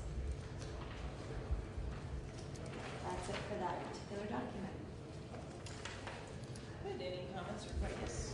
So I'm sorry to have to quibble, going back to the VHCD appropriation. I just want to make sure there's no misunderstanding. The way you frame this as $1 million addition in the amount of operating funds sounds like they're getting administrative funds. It's not operating funds. It was the general fund dollars made available through the property transfer tax. It is not operating funds in the common sense of how one would understand operating funds as admin. So I just want to make sure there isn't a misimpression left here that the VHD is getting all kinds of additional administrative funds, which it's not. They're not capital bill dollars. They were appropriated through Act 72 as a result of an increase in property transfer tax, which is the statutory funding source for VHD. But it's not operating funds in the common sense that one would understand this. Can you call them program dollars? They're programmatic dollars. Yeah. Just like the capital bill provides programmatic dollars as well. Some of it may be well known admin, but it's basically, you could also just call it general fund dollars as contrasted with capital bill dollars. Sorry, it's wonky and complicated because VHC's funding is through a couple different sources. Would it be possible to just switch out the word operating with programmatic? Would that address the I concern? think that would be fine. Okay. That or general fund. Okay. I will make that change. Thank you. Sorry.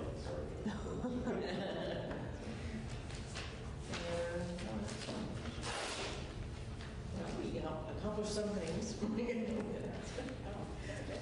Yes. We can just, please, yeah, with ourselves.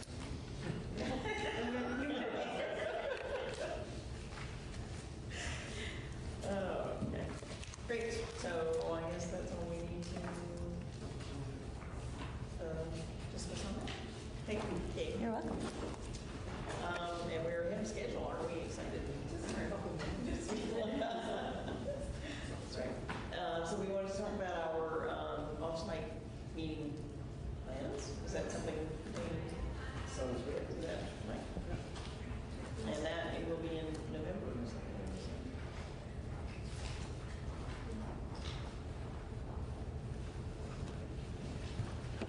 Yeah, we already chose the date, or is that what we're doing now? The date I think we were looking at was November 21st. Yes. Yeah. The Thursday before Thanksgiving. Oh, yeah. And I'm sorry, that was and the reason for that is Mike's help with us identifying when the building is going to be under some reconstruction helped us to determine when it might be the optimum time for us to not schedule it. Very good. Okay, and is Rutland an area that we can talk about? Yes. Did you want to say more about where? Well, I have spoken to Tom Donahue at Bratt. They have a facility for us to meet. We can certainly accommodate all of these people here. Located down Union Street, downtown Rutland. As far as I know, he's making that space available for us. And he'll arrange people for us to talk to. Is that? Pardon? He'll be the one in charge of arranging community members to come in and speak with us. Yes. Yes. If we require that, absolutely. Yeah. That's The time is, we have 1:30. okay. What time? 1:30. 1:30, so after lunch. So just I don't want to call downtown Rutland. You know, Nice places to have lunch. what's the name of the gentleman? Tom Donahue, he's the executive director.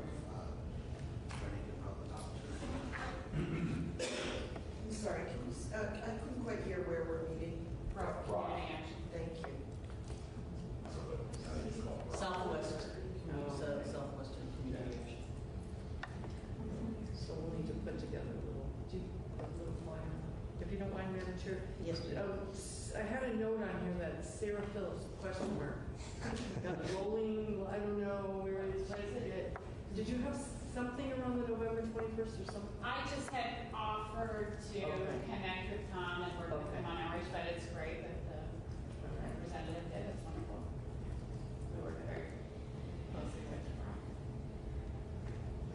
I'm certainly happy to follow up and talk with him about the event last year and the work that's needed to do outreach and promote it. Oh, that would be great. Yeah, I'm happy to do that. Great. And then we can talk about even carpooling too. They can have us are able to do that. About what? Carpooling. Oh, yeah. Everybody goes by my house. Come outside, put your thumb in. Okay. Anything else we need to talk about that? Wow. I remember because I had it reserved, and I remember somebody asking me about the 21st, and I was like, I don't exactly know what time this was going to occur, so I don't know if we'll be able to whatever that was. You said 1:30 in the afternoon? 1:30, yeah. 2 hours. 2 hours. 2 hours. Same. 1:30 to 3:30. Gerhard, did you? Well, two things. One is, if we're going to be at 1:30, working folks in that area probably won't be able to come to the meeting. So I can't remember when we met at Mecca last year. It was evening. It was in the evening. So I guess I would wonder at the time whether we could meet kind of in the very late afternoon and sort of at a time start meeting maybe at 4:30, but go till till evening time. I don't know what folks' preference is, but I would think we probably want to meet when working people. I'm having a hard time hearing you. I'm sorry. I'm just kind of rambling on. Sorry. Meet in the evening. Let me put it that way. Yeah. 1:30 at 5 o'clock. And not start till like 4:30 or something. And some working people work. People are here. Yeah, that's true. I prefer meeting in the day, but that's just mine, especially if we're going to run. And I'm not sure of the time that they can accommodate us at 5 o'clock or after hours. I would say that Tom Donahue would want to accommodate us. No, there's no question. We found some time yesterday. Yes, yeah, exactly. What if it was just lunchtime at least, so somebody could come on their lunch break? Well, I'll talk with yeah. Tom. Okay, and maybe if Sarah speaks to Tom about what we did before, maybe that might influence his. Thinking about how to pull it off. And I don't want to duplicate efforts. No. I'm not offering this, but it was like what jumped in my mind, but you can just jump all over me. But because it's like I accommodate like the 2 times a day. Like, is there an hour, 1:30 to 2:30 for people, and then we reconvene at 5 for an hour? Let me ask you an hour later. Is this meeting supposed to be similar to the one in? Yes. Okay. Yeah. Maybe I would have amended my comment. If we really want a good number of the public, I thought when you said Tom was going to invite people to come speak, I didn't know whether that was specifically, from some segment or whether it was public involvement. So probably if that's the case, then probably should be at a time they can come or whatever. Yeah. Okay. Well, so it sounds like people will talk to Tom. We still have a couple of months to figure it out. We'll both speak. I think let's do it. Yeah, let's both speak. Yeah, let's. Everybody should just pile on together. Yes. So if we're done with the November meeting, I was just wondering if folks have had thoughts about an October meeting agenda yet. That's good. And I guess the last year we devoted one meeting to housing and homelessness among children, families with children, and so I would propose at some point we devote the possibly even on the November agenda, because there are some things happening in Rutland County around housing and homelessness. And I'll talk to Sarah. Sarah and I can confab about that to see if we think it would be a good thing to feature. But I just want to put in a plug for doing something. There's a whole lot of studies that are going on, a lot of stuff in the works around housing and homelessness from the voucher work group that Katie just mentioned in her report to the treasurer is doing a report on creating 1,000 units of housing over the next 5 years. So there's a fair amount of brewing in the housing world, and I would want to have some suggest that we have some time spent on housing and homelessness. Sure. Yes, that sounds good. Any other? You want to make sure. Can I just clarify that the purpose of the meeting in Rutland is a similar purpose to the meeting that we had in St. Johnsbury, which is to hear directly from low-income constituents about their challenges and experiences living in Rutland. Yes. Yeah. I agree. And you said sounds great, but I heard October and November for housing. Which one were you thinking? Yeah, I just meant the topic in general. So Okay. Thank you for calling me on it. We already had one request from Voices because some poverty data is coming out. Probably says on our meeting date in October. September. Oh, that's okay, September. So, normally the vice chair and I do this together with Mike. So shall we just sort of see who might be available? Is September okay to do the housing and homelessness, or would you rather we wait? In September. October. I mean October. Gosh, Yes.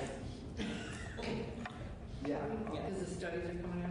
Well, the AHS work group, their report is due, both Sarah and I are on that. It's due November 1st, but I'm expecting there will be some significant findings or recommendations to report on by then, by the October meeting.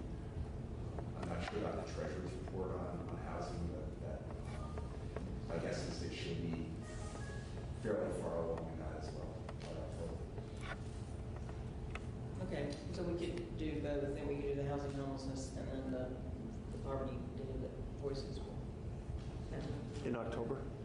In September. In September. September Voices, that works. October housing, November offsite.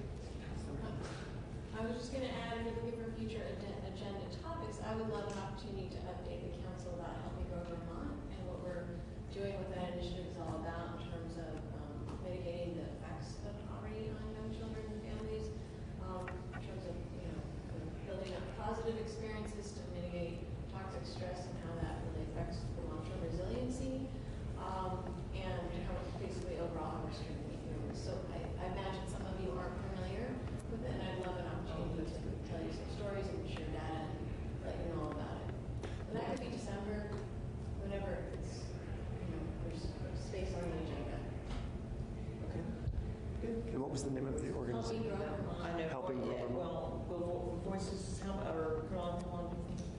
Might be. Well, not the whole meeting. Yeah. So maybe Jen, could you share?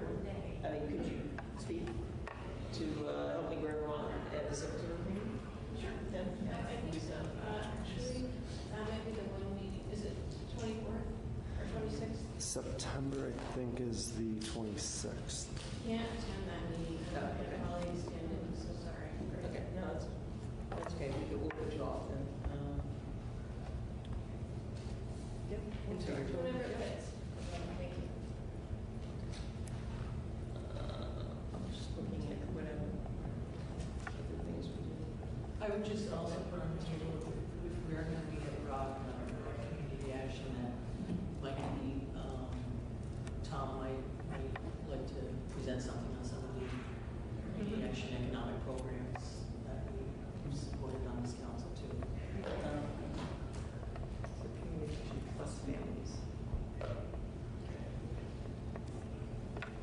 Okay, we start to get this like little skeleton. Yes, we're getting skeleton. skeleton agendas. That's good. Okay. Okay. We'll think in. If anybody else has ideas or something they run across. Yeah, please let us know.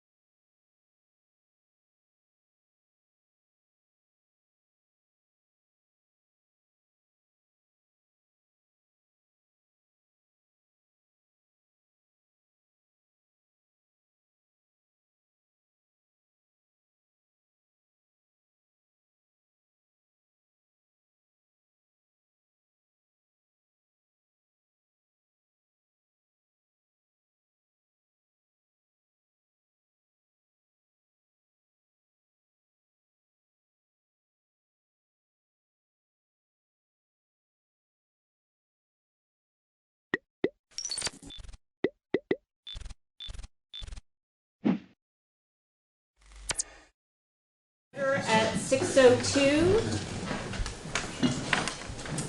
And as always, I have some additions to the agenda. Under 8E, other business, I just want to get a review and approval of the committee appointment list. Just make sure we got our I's dotted and T's crossed because we have an upcoming SU meeting. Also, right after that, under 8D, other business, approval to accept tuition money from the state of New Hampshire for students attending Wyndham Regional Career Center.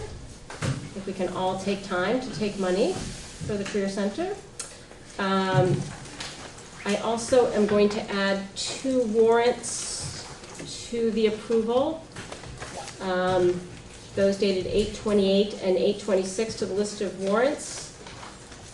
And I am also going to add 2 executive sessions to the very end. I do not believe there will be any action, so BCTV can call it a day, or we can go into the conference room for those executive sessions. And with that, I would entertain a motion to approve the minutes of 8/21 and 8/29.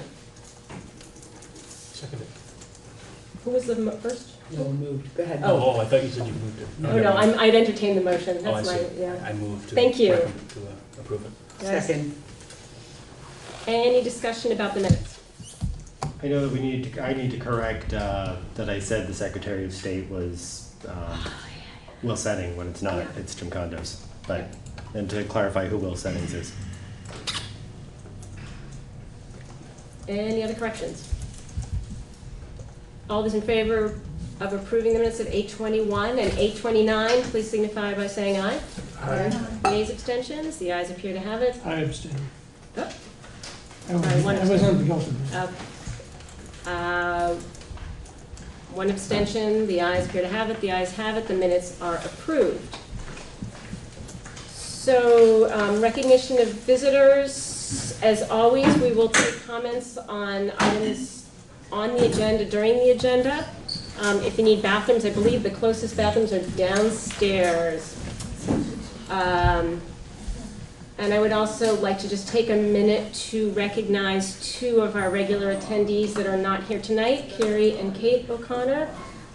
They are the daughters of Martha O'Connor, who has been a tireless advocate for public education. She taught in Brattleboro Elementary. She sat on the BOHS board, the State Board of Education, State College Board, as well as the Lottery Commission. So I hope that our work tonight makes her proud and we continue to serve. But it is a sad loss to our community that she passed away this past week. Communications, I have the board, I believe, all received a hard copy of a letter signed. I'm pretty sure everybody got that. Emily, you received a copy of that letter at the board retreat. I also included 2 communications digitally to the board, one from Timothy Maciel and one from Deborah Eyre. And I also received a communication from EES that there is a Head Start conference that's happening in Boston. And if anybody has an interest in participating, specifically for board members and new board members of entities that are managing Head Start, which we are, it's part of our charge as well. So if there's any board member, unfortunately I cannot go, but if there is any board member that is interested in attending, I can get you information. So if you could just email me interest on that, that would be fabulous. Are there any other communications that I have not mentioned? Excellent. All right. So committee reports. Sean, you want to take it away with finance? Sure.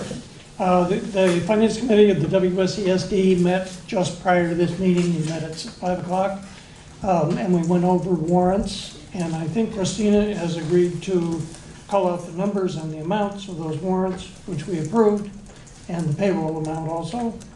And then Frank gave a pretty comprehensive review of capital funds and what that means because of the whole auditing process that's now ongoing in the central office. And that's about it, unless I missed something. Excellent, thank you. Okay, policy and amendment. Oh, you were gonna read the warrants, so. But that's not till we approve the warrants, Oh, okay. because I added them at the beginning, so when we Yeah, get to yeah, warrant yeah, approval, yeah, which yeah. we decided to have the committees speak before the warrants in case there was a question that we could address it. I see. So that's why Okay. it's a little awkward, but it It's makes. a little, what I'm not used to. because But it of makes the sense. ages. Yes, fine. So No more said. it made sense to me. So, anyway, moving on to the Policy and Amendment Committee, we have been busy. We have a leadership policy that I passed out to the board with the changes that we made 2 weeks ago, indicating that the leadership councils are, put the changes in bold, that the leadership councils are advisory in nature. Also that community members should be at least 50%. I don't have it right in front of me, but in bold. Community members shall comprise at least 50% of the membership of the Leadership Council. So those were the changes that came from the board. Those have been added. If there's any thoughts on that, the Policy Amendment Committee is meeting next Tuesday, so we can finalize the policy and get that warned for our next, we can warn that for our next meeting. Yes, David? I just realized that the other amendments aren't on the agenda. And are we going to warn all of them for the next meeting, after our next policy meeting, so that we can get them on a warning for a ballot? That's what we're What, that's to go what to the figuring out. attorneys and Yeah. then. I was starting with the easy policy committee stuff first. Yeah. So. Okay, I Yeah, just, I that's noticed coming there up. were, the other ones that are complete, we haven't approved yet to send that to the attorney, have we? We approved 2 to send to the attorney, and then the representation and the leadership council weren't finished. So, And they still are. and I'd rather just do one conversation and watch the dollars roll up as we speak very quickly. I have a lot of coffee before those conversations, so. Tim Morris has agreed to work on the dog policy that we've kind of sent back to the drawing board a little bit. We had some conversations about that, but it's not ready for prime time, so probably next meeting we'll have a little more ready for prime time dog policy to bring to you. The bulk of our time was spent on the article amendments, and so I'm going to try and briefly explain some of the challenges. And I'm reverting to my 7th grade teaching, having a visual here. So the amendments we're talking about 3 articles, one on grade operation, which is Article 3, Article 4 on school closure, and Article 10 on representation that we've been talking about as a transitional board, as well as on this board and the policy committee.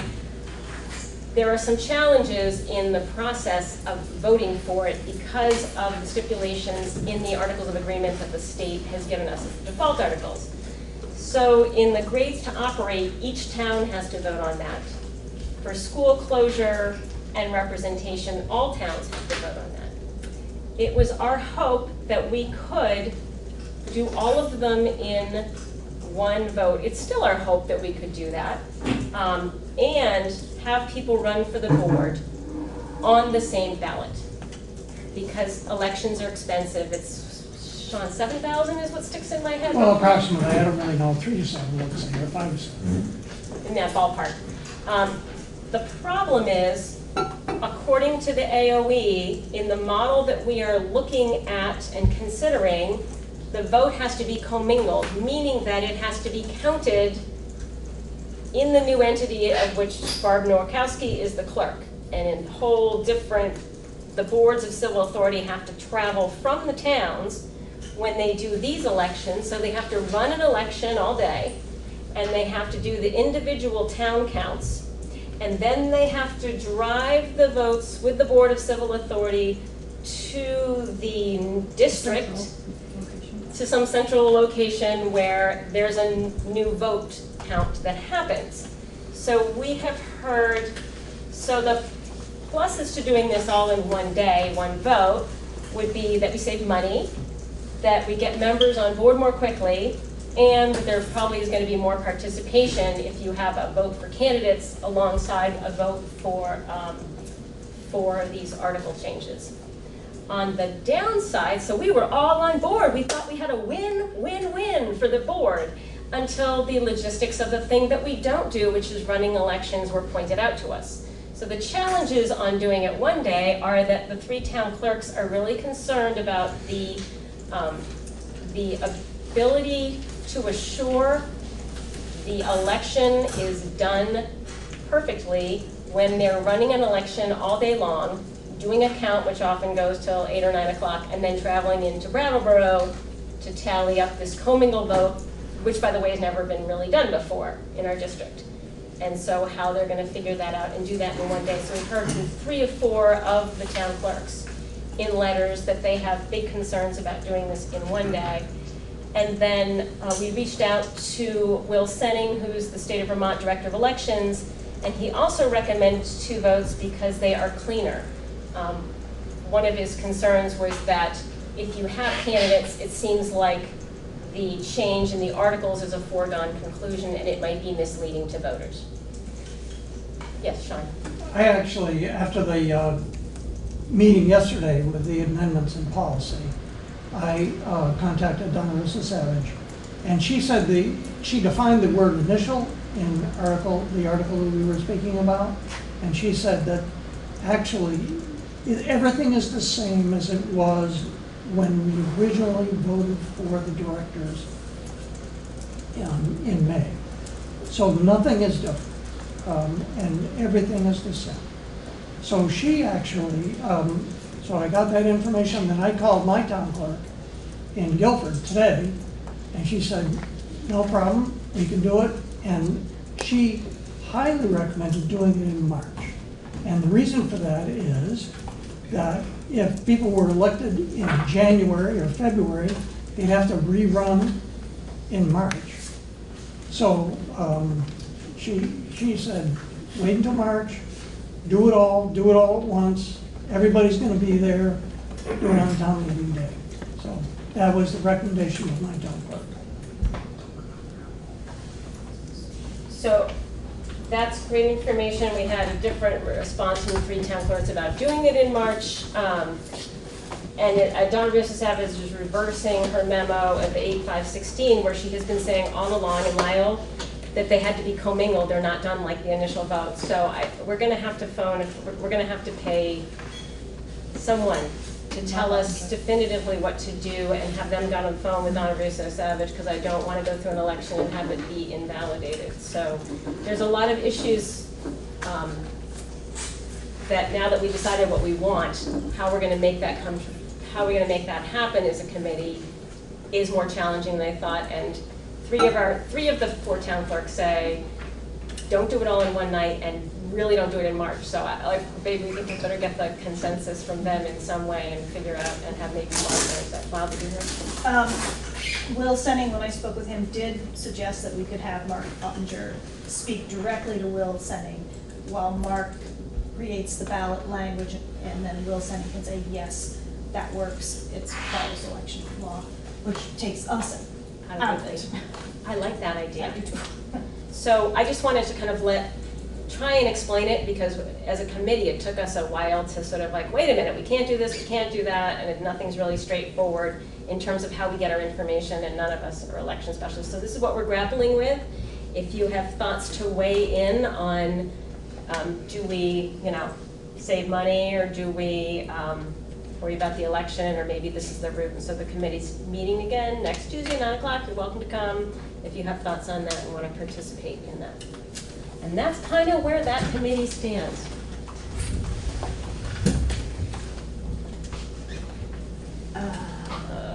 I forgot personnel. Has personnel met? Yes, we have not, but Sean, you're the convener. Oh, I am. I didn't realize that. Ah!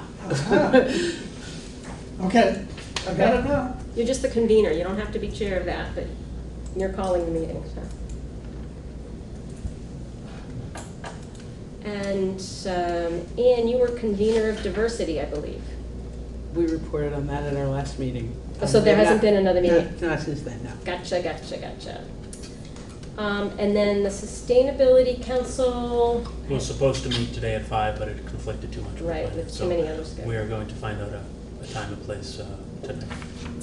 Excellent. And so Frank was also going to present a little bit of some of the building sustainability initiatives that we've been working on, just so that the board, because we're all have adopted new buildings that we knew nothing about, really. And so just to give us a broad brush overview for the full board on some of the work that different boards have done, because I know we've all been doing some of that work individually, but it's great to hear what our neighbors are doing. Sure. In the past. And I don't want to put folks on the spot if they're not ready, but for our largest entity, Brattleboro Union High School, either Steve or Robert, would you care to give some comments about the excellent standard that we've set in terms of sustainability and energy efficiency? Sure. Even before my tenure, my predecessor, Jim Day, spent a lot of time and effort trying to ensure that we would become as energy efficient as possible, and that has been, carried on diligently by Robert Clark. Through the years, we've done several things that have been positive for us. Among them, Robert, I have your folder, not my folder. Among them, we've refit parking lights, parking lot lights. We've done building wall mounting. We've replaced metal halide fixtures with LED fixtures to reduce our energy cost.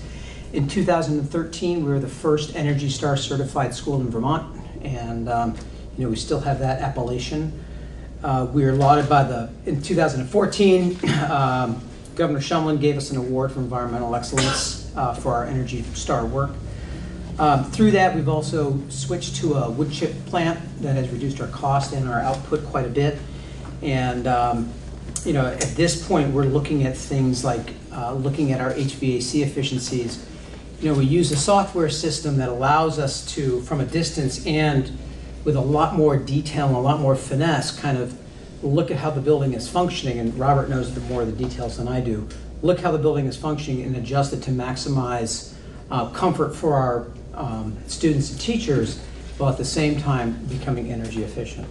Most recently, due to Frank's effort, we've seen a significant reduction in energy costs because of our participation in solar energy initiatives locally. Frank, you would know the exact number, but that's been a significant savings for us and a significant decrease in emissions. This year, Robert has looked at a baseboard radiation heating project in the BUHS kitchen and culinary arts. We've replaced our fossil fuel heating source with biomass heated hot water. And currently, and this is the real exciting stuff, we're looking to insulate all of our exposed air supply ductwork. And that doesn't sound like much, but every little bit kind of helps. And I can't say enough about Robert Clark and the work he's done, ensuring that we are reducing our footprint and becoming efficient, and saving the taxpayers considerable money. Robert, did I miss any high points? Yeah, the 2014 Governor's Award for Environmental Excellence. I think I said that. Did you? I did. I was waiting for it. Yeah. Just skimmed over it. Yeah. So, and Frank, I don't know if you have anything to add to that, but that's kind of, in broad brushes, that's kind of what we've done here. Yeah, excellent overview, and also from a sort of a metric in terms of efficiency relative to other schools. Cost per square foot for heating and lighting is among the lowest in the state, and Vermont leads the nation in many of those measures. So Brattleboro Union High School is under Robert's leadership at the facility level, and the administration's support and the board in community commitment it's really an excellent standard for others to aspire to.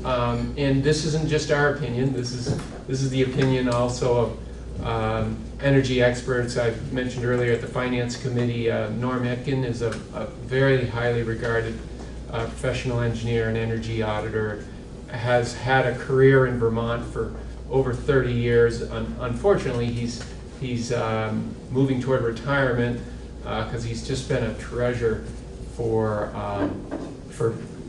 good strategies, analysis, and investments.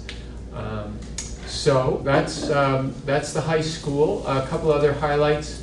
I would assume most of you have heard that the Green Street School has been recognized for another very stellar energy efficiency improvement. They replaced 1928 steam boiler system, oil-fired, that had a 1978 backup boiler system just 2 years ago.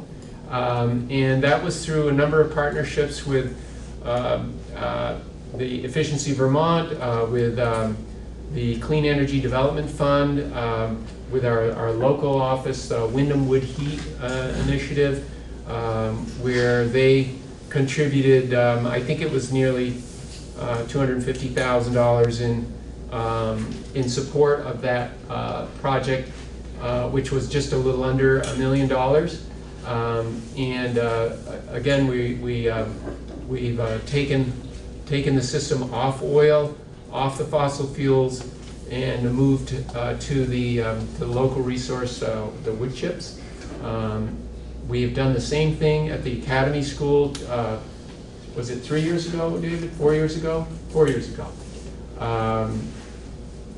Moved the Academy School, the largest elementary school in our region, from oil to a pellet system. And again, we had a partnership with various entities that help subsidize these improvements through competitive grant applications.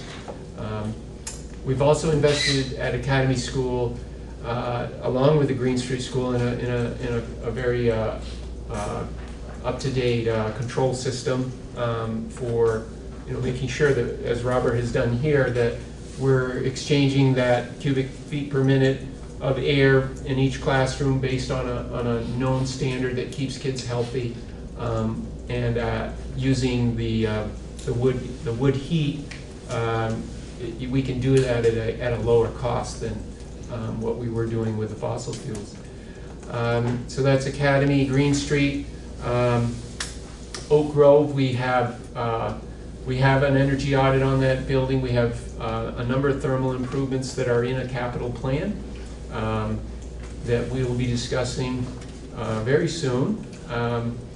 As we kind of move around the region, Guilford has done a terrific upgrade. Again, removed the oil boiler fossil fuel system to a wood chip system.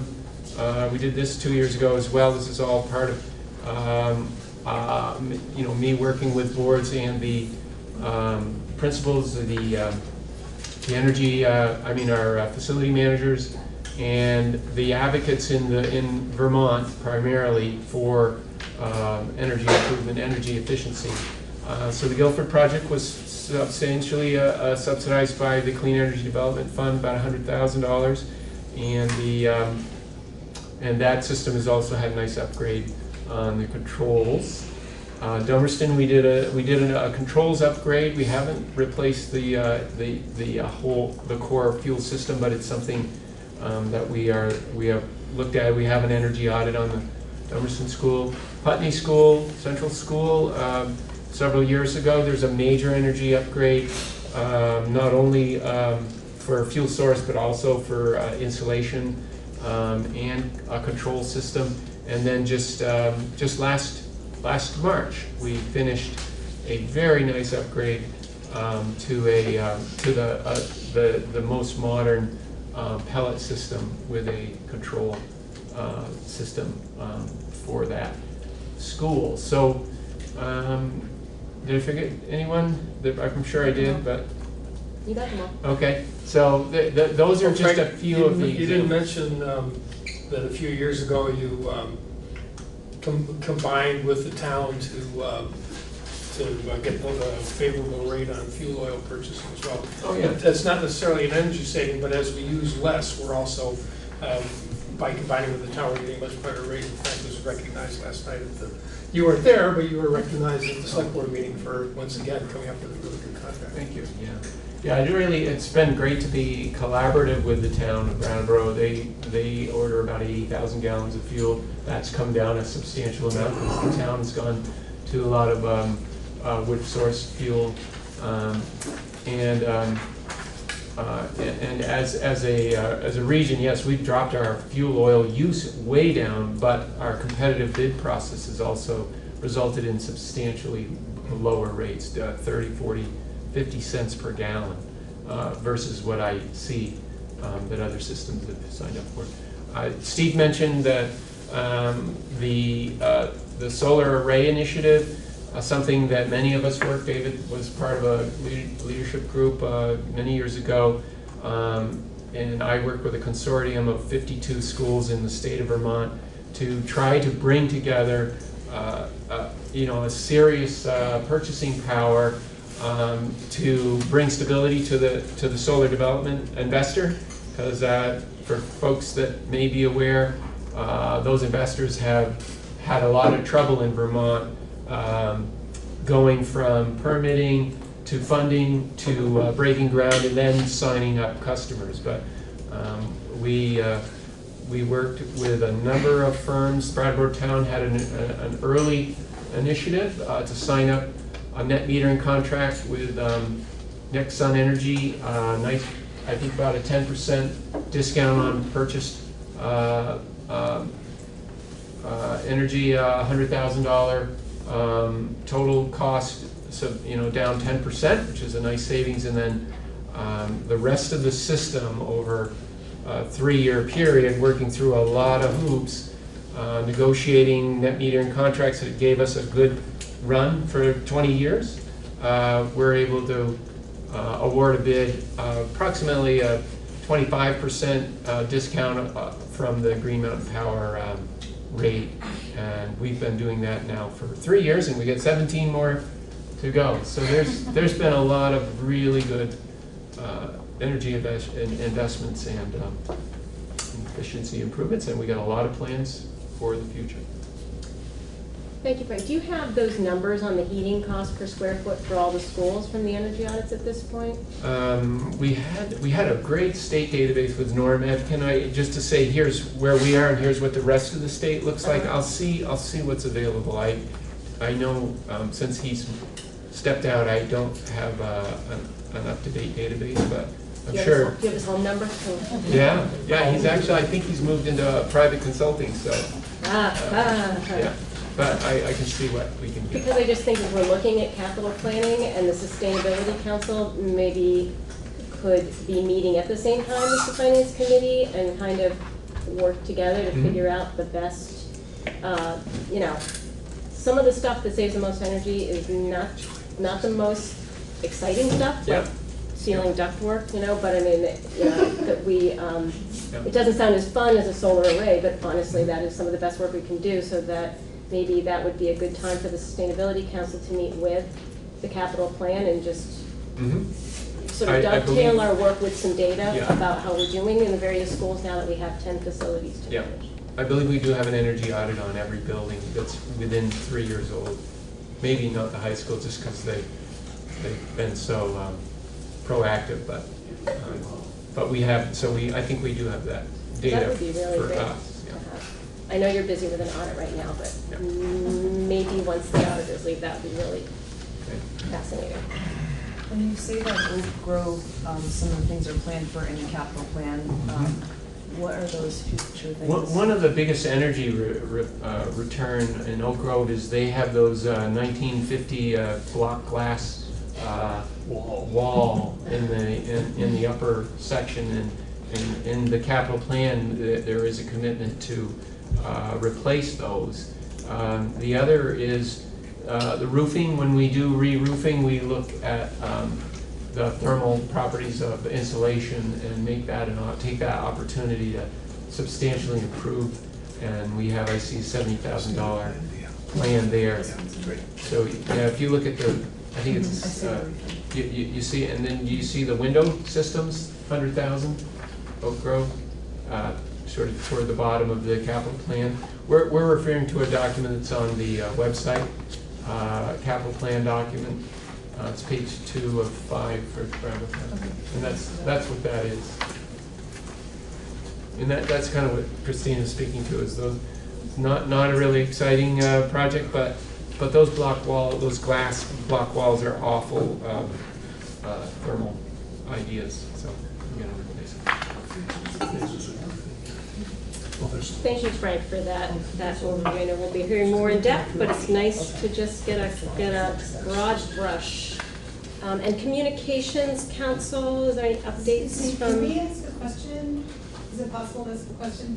I can. We have to take a tour in about 5 minutes, so I can do about maybe, and I have to get through warrants. I'm just and wondering, is there a time that we can talk about the letter that 350 Brattleboro and Extinction Rebellion So sent? I've left a place at the end because often these conversations mean that I lose board members for votes for business. So I've left items not on the agenda at the end of the meeting, so that we can discuss them, because I have had trouble losing board members for important votes that need to happen.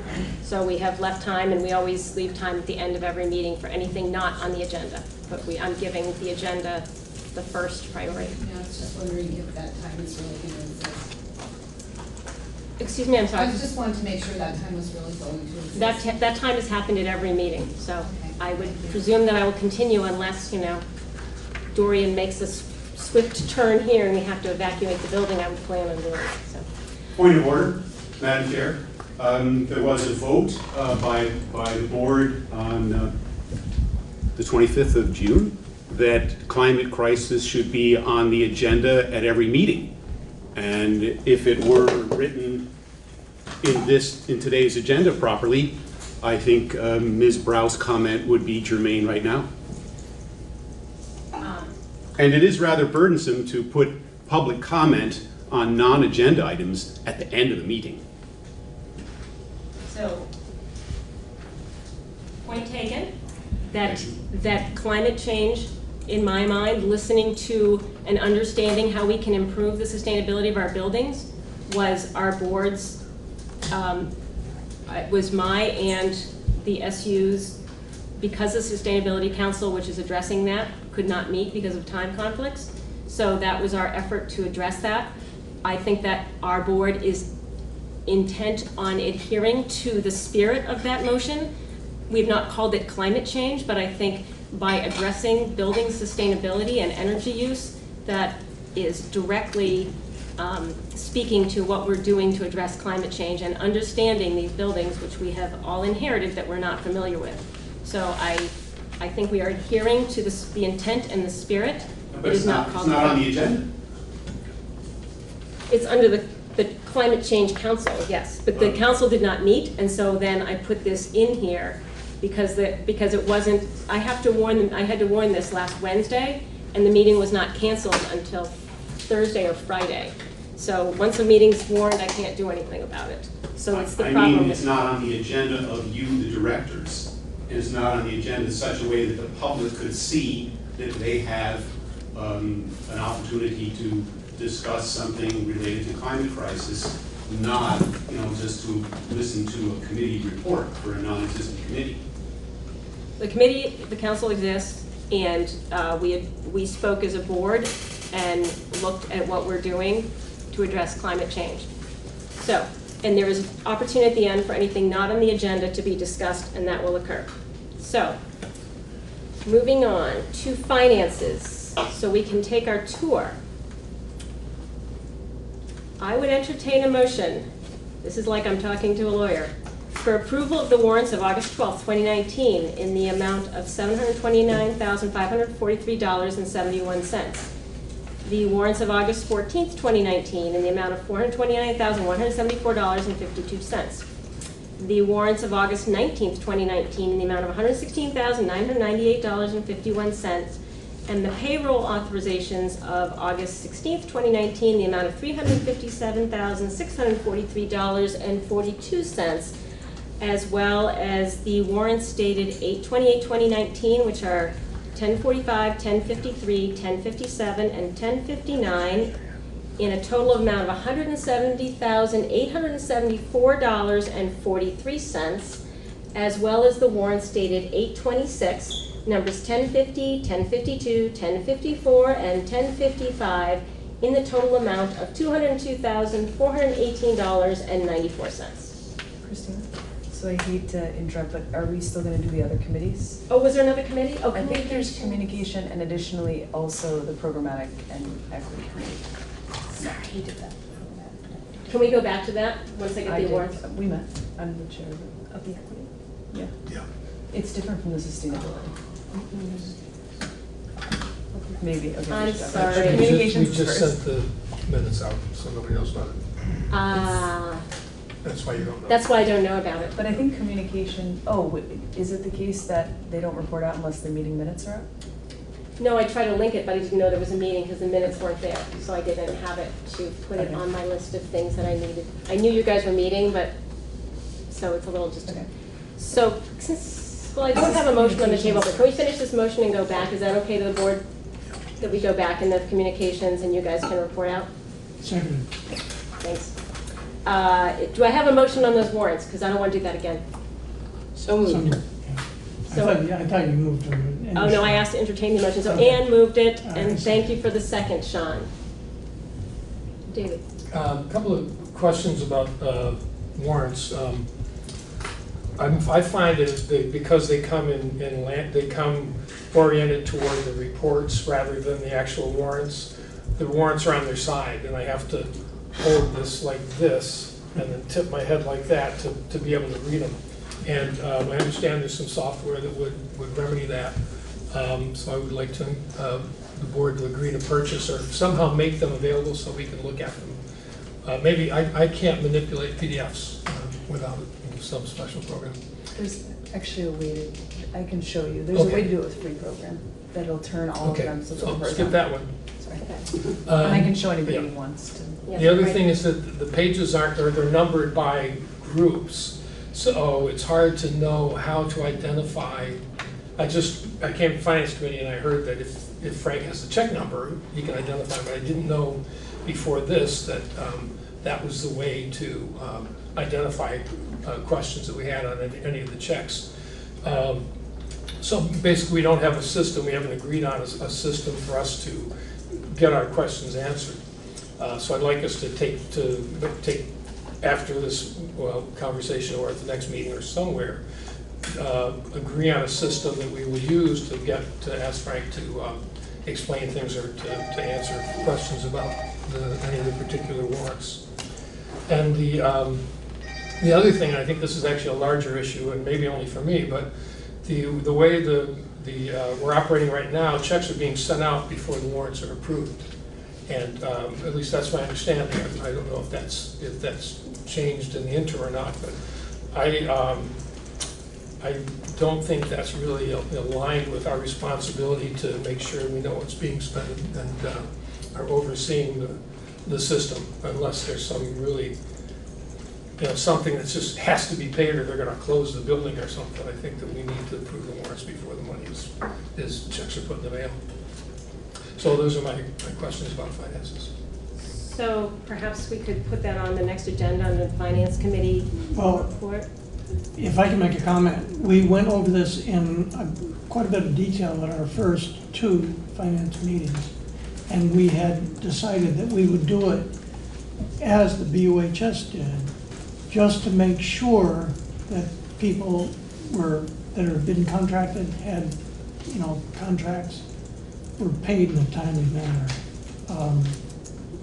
If we start holding up things for questions, I think it might make the wheels come off the wagon a little bit in terms of flow of work that needs to be done, contracted work that has. No, I agree, we don't want that to happen. That's why I'm saying if we had a system that we knew to follow, we could make sure that didn't happen. The Brattleboro Board operated in a similar manner, but that developed without any conscious decision on the part of the board. For years, we went in and looked at the warrants and signed them in the office, and gradually people came out and didn't know to do that, and we wound up just signing them at the table, and we never really looked at them ahead of time. That always troubled me, but now that we're a small board with a big budget, it seems like we should be able to be a lot more conscientious about reviewing the warrants and asking questions. I'm sure you remember the little sticky pads you put on the warrant. If you had a question, then Jim would call you. Well, actually, the way we did it at the OHS is that we'd receive all the warrants prior by email. We'd go through all those warrants. This whole batch that we just approved tonight, I probably spent 3.5, 4 hours going over warrants, making notes. So, on an angle. yeah, well, I know how to rotate, so that's, it's much easier.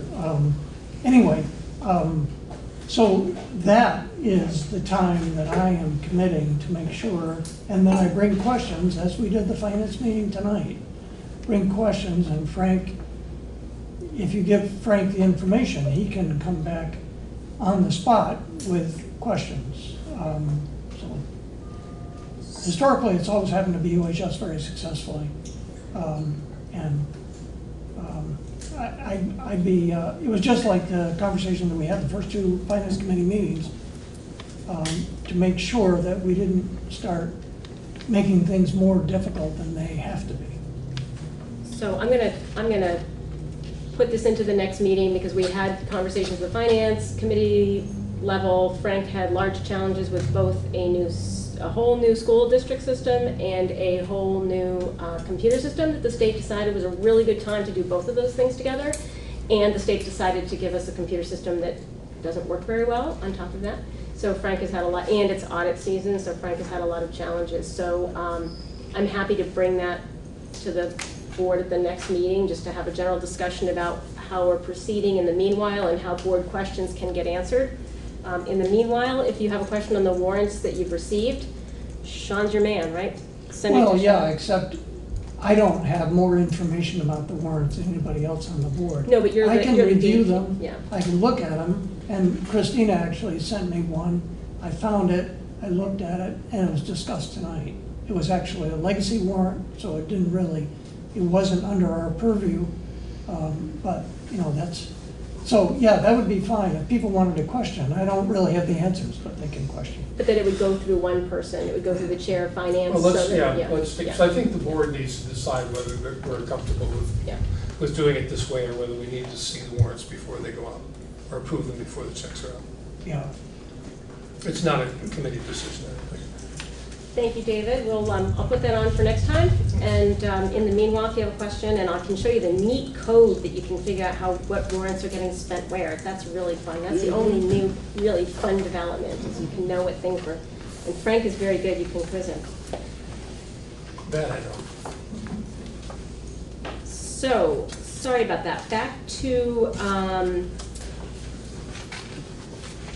Communication Council. Is there any updates from that? So we had our meeting last Friday. We did the organizational meeting, and I was elected chair, and Emily is the clerk. We did some objective setting. I just jotted down a few of them. ID key areas of public interest and have regular communication through multiple outlets aimed at informing the public and inviting them to meetings. We're going to be holding regular meetings the first and third Thursdays at noon at the library, at Brooks Library. And then for next time, we put down some action items of an affirming LGBTQ message, looking into creating a media map of towns. Where do townspeople get their information? And we had a question about the SESD webpage, because in the past it was like googlepages.wsesd. I know that some emails changed to wsesdvermont.org, so I don't know if that's going to change or still Google. They'll just get forwarded to them. Okay. That's all I had. Thank you. And just one little follow-up. We had talked about working on a mission statement through the Communications Council, and so that's on your agenda? It is. Thank you. Thank you very much, Communications Committee. And then the Equity Committee. Programmatic Equity Committee, sorry. So we also met last week. I was elected chair and David is the clerk. We'll send along the meeting minutes soon after the meeting. We had already had the draft. So we really went over what is our mission statement, which I think we were going to share with the board, maybe in the minutes, or I'm going to have it here. I can read it, but I don't think it's permanent. We just kind of were brainstorming after we had talked a lot about our goals, and we realized that, you know, we needed to kind of figure out what is the committee tasked with, and then think about like what are goals that are important to the board and share them with them. So we came up with, to help the board understand data, measures, results around equity issues, and create a framework of proactive goals we wish to track and support the improvement of. So it's fairly broad. We did talk a lot about what programmatic equity means, what performance equity means, and what some of the things that previous boards have been doing, or at least data measures that they've been getting often. I know in Brattleboro we had at each, the principals would send out data on Academy, Green Street, and Oak Grove, and the pre-K programs. So we talked a little bit about that. We came up with some, on our next agenda, some things that we'd like to think more about. One was reviewing the improvement plans for all the schools. It makes sense to kind of see what data we already have and we're already collecting and the direction we're going. Look into the current state of things, like what data already exists statewide on our schools, or what's just readily available. And then to revisit a little bit of goal setting. We thought it might be nice eventually to learn what data exists, review the improvement plans, and possibly present out the current state to the board, or at least what we learned, and then have a chance to ask some questions or delve deeper at least into a little bit of data before we set some goals. So. So thanks, it sounds like a good first meeting. And I think another thing I want to add to the agenda perhaps is starting to work out those mission statements for the committees and bring them in front of the whole board, and just have an opportunity to suss out and make sure we're all in agreement that the committees and the boards are aligned in the committee's work, because that's what you do. So I appreciate you already having a working, which some of our committees don't, especially ones that I chair, so I appreciate that very much. Any other committees I forgot that have met? Excellent. So, in an effort to stave off deep vein thrombosis and do something interesting and help us all be familiar with the building that, with the exception of a couple people on the board, most of us only know they have a really nice conference room. Nancy Wise has agreed to give us a tour of the Wyndham Regional Career Center. And BCTV is actually going to be coming along, because I think it is one of the sparkling jewels in the WSESD is that we have a career center here, and there's great opportunities for students. And so I'm thrilled that BCTV is going to try their hand at the technology of spreading the word of this throughout the whole district, so people know a little bit more about what happens here. So everybody's welcome to come along.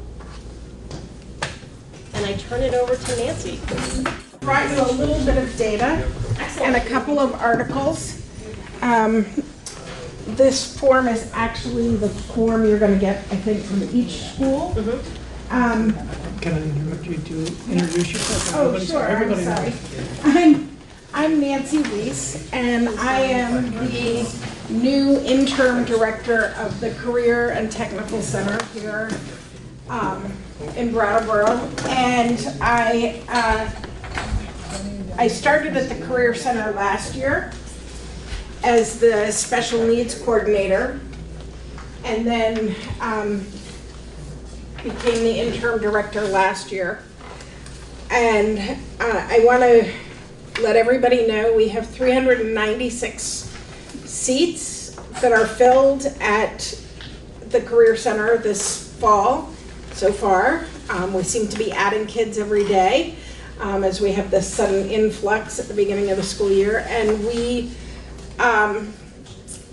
some of those students are with us. Some students get counted twice because they're enrolled in more than one class at the Career Center. What that means is when we do what we call our FTEs, our full-time student equivalents, or our full-time equivalents, those students spend a larger percentage of our day, but the number of chairs that actually get sat in every day are 396. So that's kind of how it gets counted. And then we, as well as doing that, kind of our exciting news is that we had our first group of LNA students who graduated from the class last year. And so we had 8 students who passed their LNA exams. Many of them were juniors, some of them were seniors. And so in most cases, they can start working as an LNA before they graduate from high school, which is really nice because it pays more than working at most jobs that high school students get. And then our FBLA, our Future Business Leaders of America group, went to the Nationals this spring or early summer. And they were ranked 9th in the nation out of 9,500 of America's best high school students. Our group came in 9th. So we were thrilled with that. And they've worked really hard. We also had students who participated in the Skills USA competition in robotics this summer. They did well. They did not place nationally, but they did well. And considering that we're from a little Vermont high school or career center, we felt really good about that. So we have lots of things to show you this evening. I'm thrilled that the community is going to join us. And we are going to first head up to our technical building. And I suspect that may take long enough that we may have to do a part 2 to see the things in this building another night, but I will definitely come back and do that with you. So let's head up there. I'm going to leave these over here on the counter if any members of the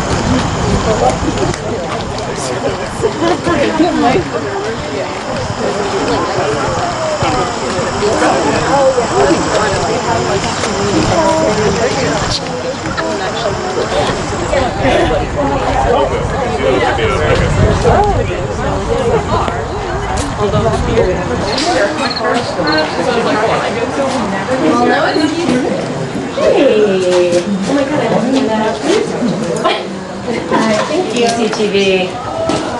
Thank you. This building houses most of what we would consider our heavy labs, machine tooling or manufacturing, forestry and natural resources, construction, automotive, and then our public safety and law enforcement programs. So public safety and law enforcement includes the fire program, and many of our students are volunteer firefighters, the EMR program, emergency rescue services, and then also we have a law enforcement program. So I'm going to start kind of on this side and we'll work our way around. We have a small office, a small conference room.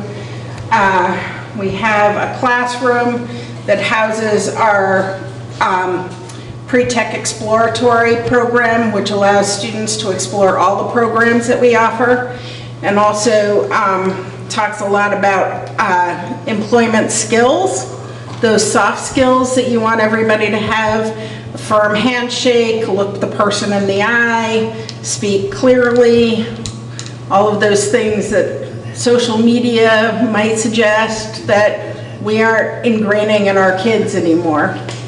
In this next classroom, we have our academic support. And the nice thing about academic support is that under the Perkins grant, it can serve 7 categories of students that are so broad that we can offer specialized services to almost every student in the world.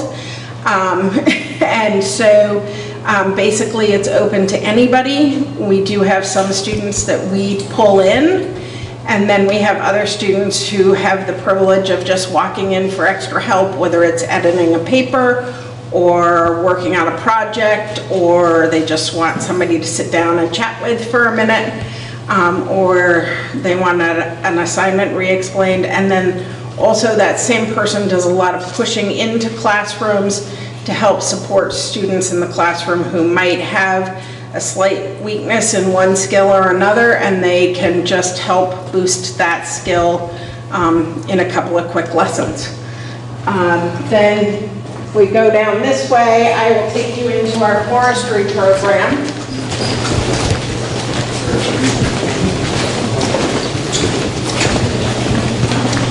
Each of our programs has a classroom as well as a lab. And so this is the forestry classroom where kids do any of their writing activities, any reading activities. Well, the kids call it their academic learning. And then each of our programs also has a lab. And if you want to step into the lab, let me just find the light switch for you. I don't know where the arrow light switch is. So you'll see we have a tree here, or a piece of a tree that we've mounted and secured, and kids learn to actually climb that tree so that if they want to work for the power company, they know how to climb a pole, they know how to climb a tree if they're working for a forester. They learn to drive the skidder. We have a portable sawmill that we use. We dry wood at the moment in the greenhouse because our horticulture program is not in existence at the moment. We spend a huge amount of time learning how to safely run a chainsaw, to do all kinds of maintenance on heavy equipment. And there's a huge amount of time spent on safety in every one of these labs, because as you can see, there is a ton of equipment here that it's really important that we, A, keep kids safe, B, they know how to keep themselves and the environment chemically safe, and then also that they know about sustainable forestry in this room or sustainable construction next door. So it's all oriented to 21st century skills. So I'm going to just quickly show you the other programs so that you can see.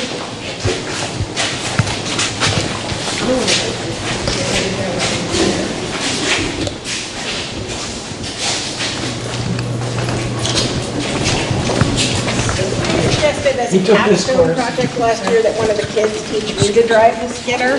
He backed out on that. He said, "I've seen you park your car. I'm not teaching you how to drive the skidder." So this is our manufacturing lab and classroom. We have a new CNC machine that I hope is on the way, or going to be on the way very soon, that we wrote a grant in order to get. We will add one other piece of grant-funded equipment this year as well to this lab. We have a brand new instructor who is the volunteer fire chief in Grafton. He also has his own shop, a home, or his own business that is a machine tooling shop. with every machine tool or manufacturing type job in the state of Vermont and the challenges of education, the hard part of this machining area is keeping up to date with technology and having the funding to do that. So our new CNC machine was incredibly expensive. We could have bought a car easily, but we love the fact that we're getting something that kids are going to use, that will last for a long time, and that can be upgraded. So that was kind of our goal. What does it do? It is a 5-axis grinding and cutting machine for mostly for metal, but it could do, with the right bits, it can do other substances like stone and wood. And let me tell you, I knew nothing about CNC milling machines at the beginning of the summer, and we have to have 3 bids, competitive bids, in order to buy one. And so I've spent a whole lot of time learning about the difference between 3-axis and 5-axis, and what you want in a milling machine. So where would students, when they graduated this program, what are some places in the area that they might find? So they might work at, here in the city, or in Brattleboro at GS Precision. There are several other shops in the area. Then there's Sonic, which is in Bellows Falls. There's a big machining company that makes all the emergency lights for vehicles in Charlestown, New Hampshire. So there are several employers in the area, and we have several area employers who are joining our advisory board, which we're increasing, with the goal that kids who walk out of this program will be the person they hire versus anybody else. And part of that is, part of the importance of these programs is getting kids work-based learning experiences so that they know not only how to actually manufacture, but they also know how to hold a job. And those are kind of 2 different things often. And so we want to make sure that they can hold those jobs for a long period of time. Do prospective employers contribute to the funding of it? It depends on the situation. So sometimes what we get from them, they do contribute some funding sometimes, or they donate things. Like they might have a machine they aren't going to use anymore, but still has life, that they might donate, and I'm sending out my beg, borrow, and pray letters, because that's a good way to get machinery. But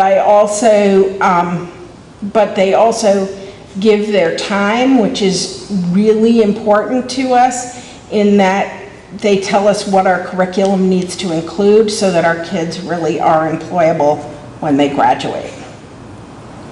So, and I want to take you next door to see our tiny house that we're building. And then I also want you to see our automotive program quickly. If they are enrolled at the high school or at a sending school, and then they're enrolled here as well. And we do have a math and an English teacher that center on technology. So for instance, our construction person is currently working with our math teacher, and they teach a geometry through construction course.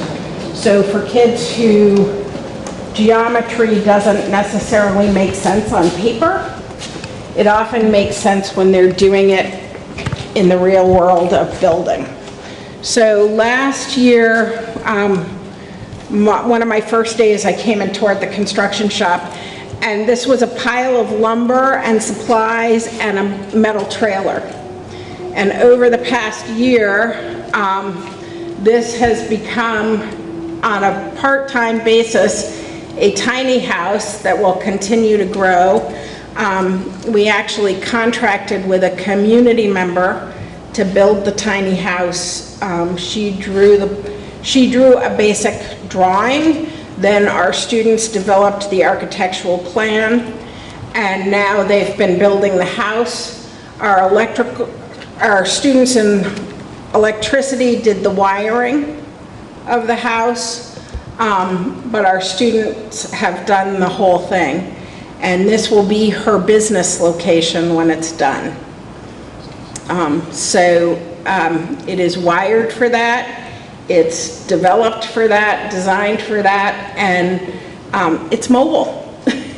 And it's going to be extremely energy efficient.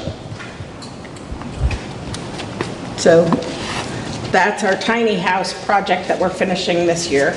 And as I think the board knows from last year, although it's a new board now, our second year construction students spent their April break last year in Florida working on 2 projects for Habitat for Humanity. So it's really important to us that our kids understand, A, the importance of being environmentally sound, having good work ethics, but also the idea of giving back to their community. So that's fabulous. And they keep measuring to make sure it's going to go through the door. A little air at the tires. That's right.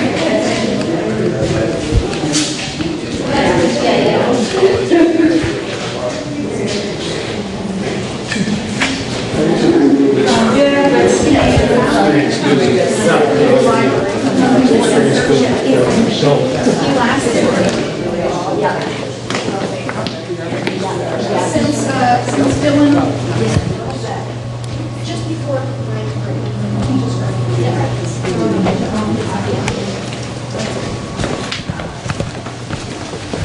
This is our automotive shop.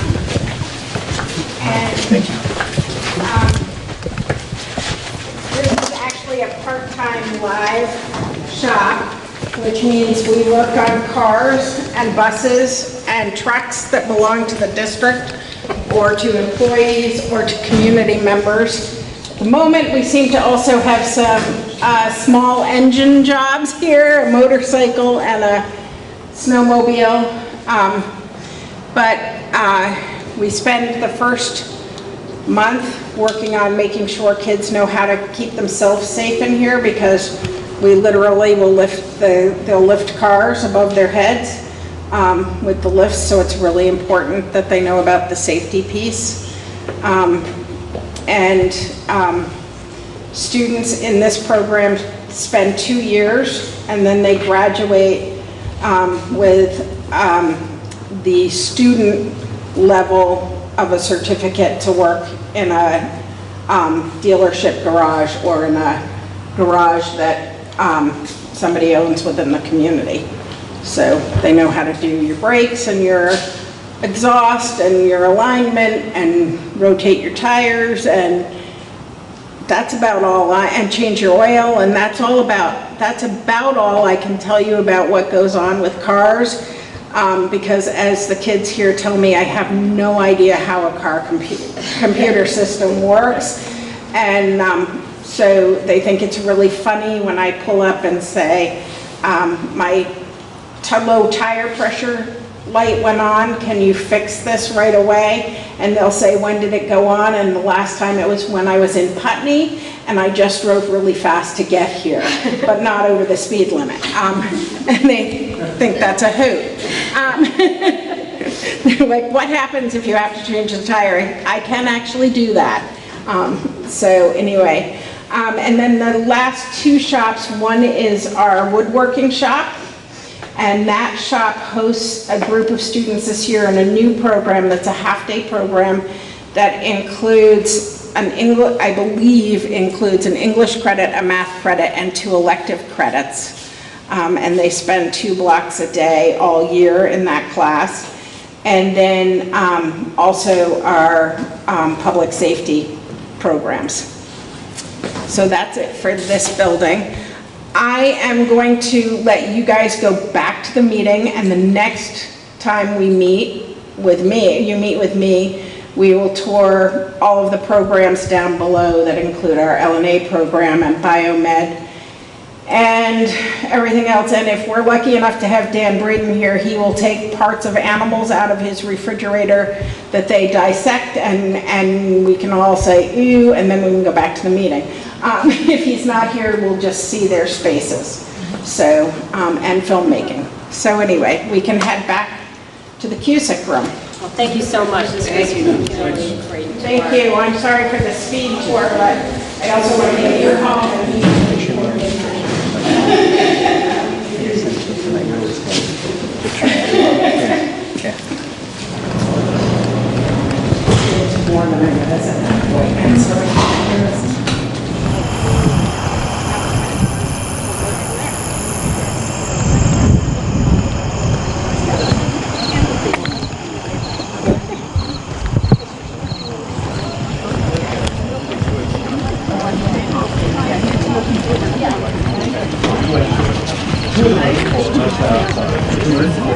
Well, thank you, and please feel free to come for a tour when kids are here too. That was much more fun, yeah. Yeah, it is.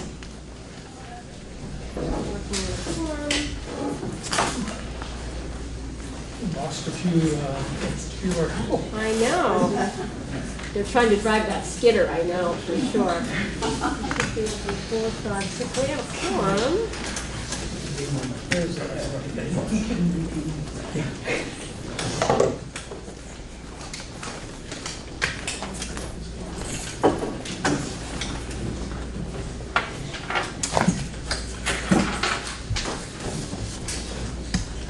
think I'll move forward to the task force.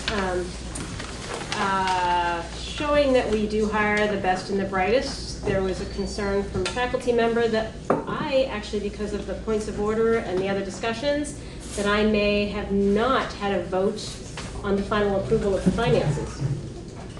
So if I can just go back, and all those in favor of approval of the warrants, please signify by saying aye. Aye. Nays or abstentions? The ayes appear to have it. The ayes do have it. The warrants are approved. Thank you.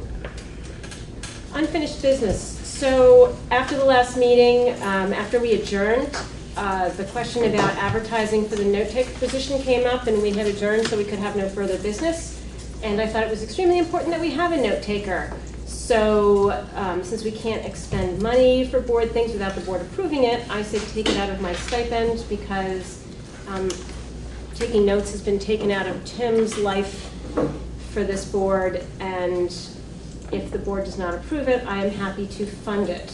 So I am asking the board for approval of funds up to $600? Yeah, it won't be that much, but yes. Funds up to $600 to advertise for the note-taker position.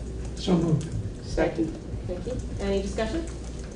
All those in favor of the motion to approve up to $600 to advertise for a note-taker position, please signify by saying aye. Aye. Nays, abstentions? The ayes appear to have it. The ayes do have it. I do. Thank you. And we do have to. Yes, so that's the next part. We have 2 letters of interest. It will be in the Commons tomorrow, so we need to wait to see if there are any others. But by next meeting, I will bring you possible candidates. Comments came up today. So. Did it come out today? Yeah. Okay. Today's Wednesday. Today's We Wednesday? didn't have a Monday, remember? So I'm wondering if we could, if it would be okay with the board if perhaps Ann and I and Lyle reviewed the note-taker positions, and if there's a good candidate and a good backup candidate, that we could engage somebody for the next meeting? Absolutely. Okay. Tim, is that it? Excellent. So that way we could have somebody in place next time. Tim thanks you for that. I thank you for that. Next on the agenda is the Putney aftercare situation, where Aspire pretty much at the last minute withdrew their longstanding aftercare provider work at the Putney Central School.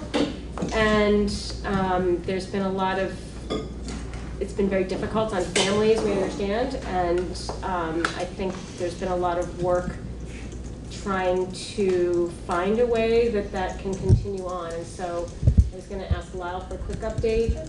So Building Bright Futures sent out a bulk email. We've not heard anything from that. I do know that parents have scrambled to put together something with some parents rotating. Our next will be to post it on the WSESU site. I believe Herb's asked to have that posted on our WSESU site, but there has been no one that's come forward interested in that position. And are there other, school spring or something? Is there other things we can do to try to, I mean, I know it's really tough to find employees, and then to find early childhood employees is just a little bit even harder, but is there anything we could do to kind of, I mean, I've heard from parents that are concerned about losing their jobs. I mean, I can put it on school spring. Ruby, do you know how many hours that is? 3 to 4 a day, 5 days a week, whatever that math is. If you pay them enough, you'll get. Because. Any other board comments on that? Actually, I wasn't exactly going to say what Liz just said, but when we start looking at budget, maybe we want to look at places that don't have after-school programs and look at what it would take to have an actual sustainable after-school program in place. This wouldn't happen. Yeah, that's a good equity committee. I mean, that is a real equity for families, with students.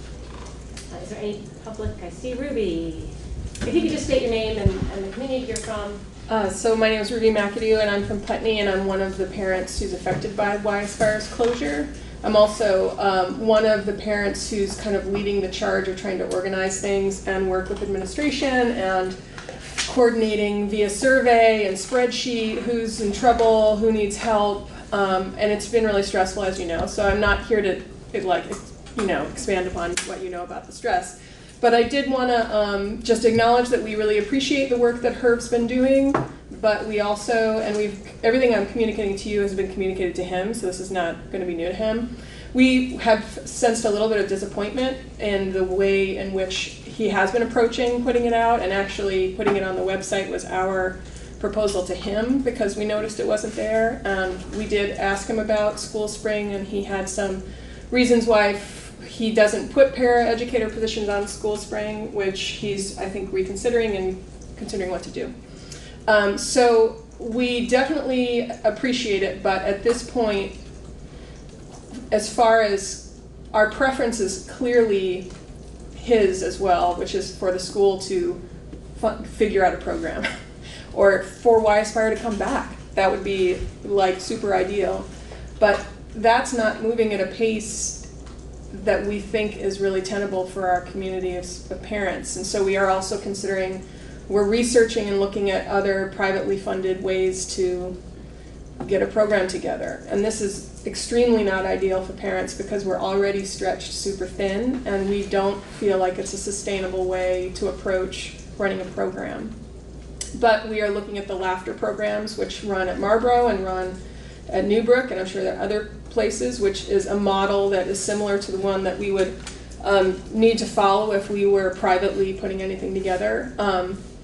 I think that if we do have to do that, it does raise that equity issue again of what kind of effort is being put into our community in finding someone to run a program. The other thing that we would like to just kind of raise is that from the perspective of Putneyites, we also deal with summer camp, which is a completely separate issue. But when we've considered aftercare, there's also the piece of summer care throughout the summer is one that we also is very important to our community, and we've been very happy with. And so we would like to have you consider really tackling that across the district, how are you dealing in each of the communities with the issues of aftercare and the issues of summer opportunities for care?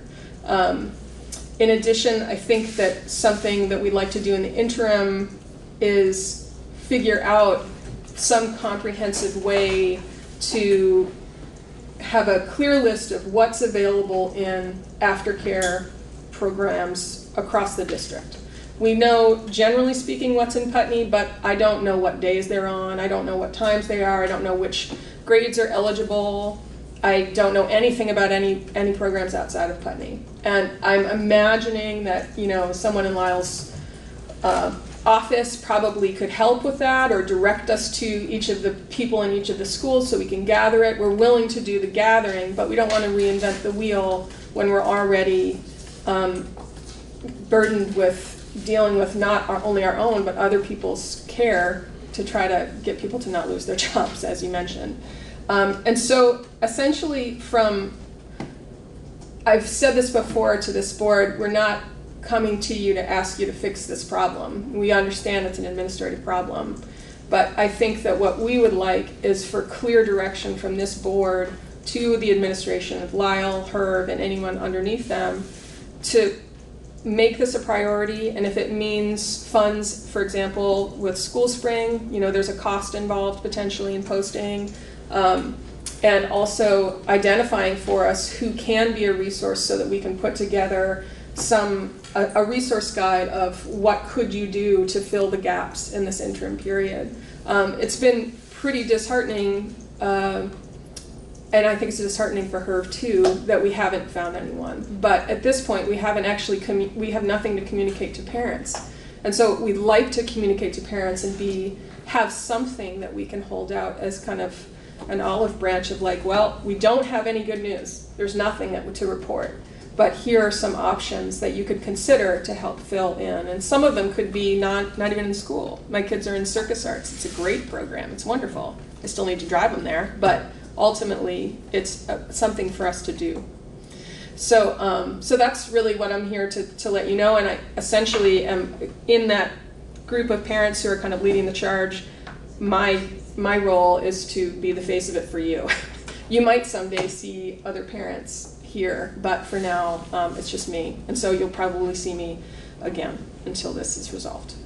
I appreciate all the work you personally and many people I've heard are really, you know, making sure kindergartners aren't going home to empty houses, and making sure children in Putney are cared for. And I think we all share a concern, and it was really horrible timing, and we are so sorry for the stress that's been put on families with young children. Being a parent, taking care of children in that age range is stressful enough. So I appreciate you sort of representing all those people and taking a charge on that. And I'm just wondering what a good venue, what a good venue for trying to find resources to support families that are looking for alternative, you know, options. Of course, right at the beginning of school, everybody's got a lot of time at the school level to do that. And so maybe I'll have a chat offline with Lyle and see if she has any creative ideas, and send me an email. And I mean, many schools have after-school programs, whether there's room. There's not. For others, that's the problem. Yeah, and we will be speaking with Marissa, who is the counselor under her. That's one of the people that he'll direct us to. And she will be helping us with thinking creatively about funding strategies. But in addition, I'll be asking her about what resources are there. And so I would imagine at the various schools, there's a kind of a Marissa type person, you know, who she can direct us to. But if we run into any hiccups or hurdles, I may reach out to you, Lyle, just for advice on what to do. David, you have a question? Well, a couple of thoughts. One is Brattleboro schools have pretty robust after-school programs. I'm not sure where I know we had a 21st century grant at one point. I'm not sure where all of the money comes from, but a lot of it is money we put in bit by bit over the years into the budget. The leadership team meets I think regularly. I'm not sure how often they meet, but I encourage, ask her to meet with particularly the Brattleboro principals and see what options there are, what other programs are there, what other organizations are there that might participate. And the other thing is funding. I think if you find, and obviously I can't speak for the whole board, but I would certainly advocate and support, if you find something and there's more funding needed than is currently in the budget for the Aspire program, that we consider finding, assigning resources from wherever we can grab them to put it in place. Because I think over the course of developing our budget, we're certainly going to be looking at investing in after-school programs so this never happens again. Mm-hmm. And but that all those kids this year are going to miss out if we wait till next year's budget process. And we can move quickly if we, like we just did to hire somebody. Well, actually, if you can 2 find months. the person. Sorry, not quickly, but we tried a lot of other things first. Yeah. I just want to say that Aspire is privately funded, it's not school associated, so it's a separate entity that would come in and provide the program, so there was no budget for it. There's no after-school budget. So this would be. Not for Aspire. There is for other programs. For other programs, there is. Yeah. So I think this is an programmatic equity issue that we kind of need to figure out how we're pushing up against our budgetary cap, so we can't fund everything because we are very close to the cap, and so that has a big tax penalty on it. But I think as the equity committee starts looking at these things and we speak as a group, we can think about what are the priorities for these 10 schools and for all of our children, and what is the best way we can spend the limited funds that we have.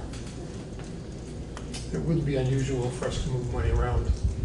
Oh, that's what I'm suggesting, but it would come through diversity and equity, but we can't say yes to everything because we'll be at $19,000, which will be $20,000 before so just, me, David, bottom line. Any other thoughts or questions, concerns? Great.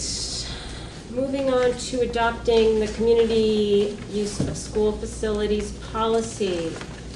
Code H3, the changes were made after review with the board. The 75% font size, immediately adjacent to the location publication was the major change, as I recollect. So I would entertain a motion to approve the policy for facility use, policy code H3. I would entertain a motion. So moved. Thank you, Emily. Do I have a second? A second. I'll give it to Kelly. She hasn't seconded anything. Any discussion? I do have one thing. I was a little concerned about that last clause about the teachers may not participate in religious clubs / meetings in schools where they work. Mm-hmm. Just as it pertains to when you have outside organizations holding an event completely outside of school hours. Like, I certainly understand that case law says that teachers can't participate in religious clubs that are part of the school or sort of associated with the school during school hours, and a coach can't pray with the football team before the game. But I see that as a little different, and maybe we're sort of wading into a bit of a difficult First Amendment issue when you, let's say a Guilford teacher during the summer, happens to be part of some organization that's religious that puts on an event at the Guilford school, that they wouldn't be allowed to participate in that? It just seems a little problematic to me. This was the recommendation from, can't remember, ACLU? I think the Anti-Defamation League based on, the Anti-Defamation League based on case law, and we feel like where we have 10 facilities, if they wanted to hold a religious, there's 10 different facilities. So if you're a teacher in Guilford, you would have an academy, because the concern is that students will believe and there will be confusion that the teacher who has an esteemed position in our community has a little bit more pull with children. There'd be confusion in the public. I understand the concern, but I looked at the ADL white paper and I thought they were talking about the actual school clubs and sports teams type issues, not a completely separate organization that just happens to be using the school. And where we already put a disclaimer in, or require a disclaimer that this event isn't associated with the school, And it seems like we've sort of already separated. I see the issue and why people are concerned, and I probably would feel the same way. That, you know, kind of looks odd to have a teacher who's, you know, people in the community are going to associate with that school. But on the other hand, if you're that Guilford teacher, could you argue that maybe it's a bit of a hardship that you'd have to like go to another town to express your religious views? I also share, I'm sorry. Sorry, go ahead. I also share the concern, and one of my thoughts was that anyone going to that event would likely be part of that group anyways. So if there's a concern about a teacher teaching about something religious or whatnot to us, someone who is not interested in hearing that or participating, I feel like it's not during school time, if it's in an evening or something, or weekend or something that's not school is not happening and the normal students aren't there. The parents who bring the children are likely people who would be participating or supporting that, that group and that activity.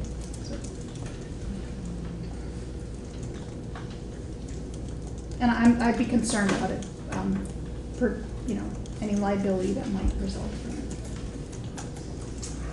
I guess on the flip side, because I remember last time when we heard from community members, there was talk about how you could, if you didn't like an event, you could protest an event, right? You could be outside. So there could be students who are outside and then see so-and-so teacher, and they're like, oh, that teacher is not, you know, I don't want to learn from that teacher anymore. Or like, you know, they're associated with that, which I don't believe in.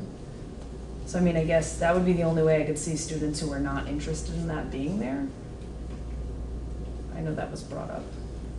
I would have a concern about students becoming interested in something that, because of a great teacher being involved in it, and that is where the teachers have a lot more power than regular community members with our students.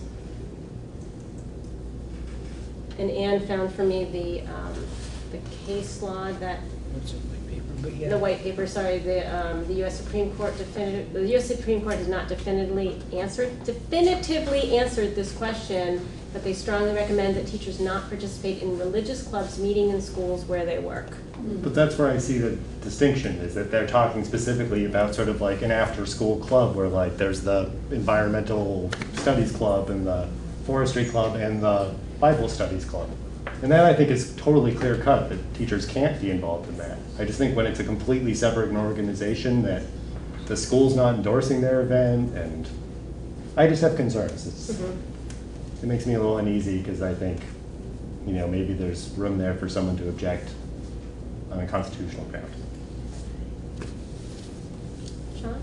Well, I would be thinking about children, whatever age they were, the young and impressionable children, and if they have somebody they respect who teaches something that they've never heard before and their parents don't agree with, and they could be impressionably influenced by the teacher, I think it would be a problem from my perspective.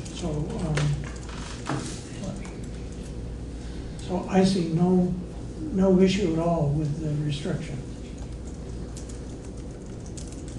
I don't see issue either. Thinking of this as the fact that the teacher, this is their place of employment, and a religious or other meeting would be personal life, extracurricular. It's not in my mind a significant hardship to say that you have to separate them between your place of employment and your personal life. I don't see the hardship. Any other comments?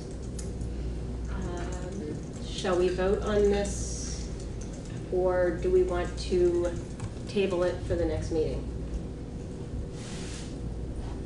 Well, I did receive an email from somebody who was dealing with the use of facilities issue, but then the person said it's not done, and we said you can delete it, but it might be good to get that person's input. So if we did sit on it for till our next meeting.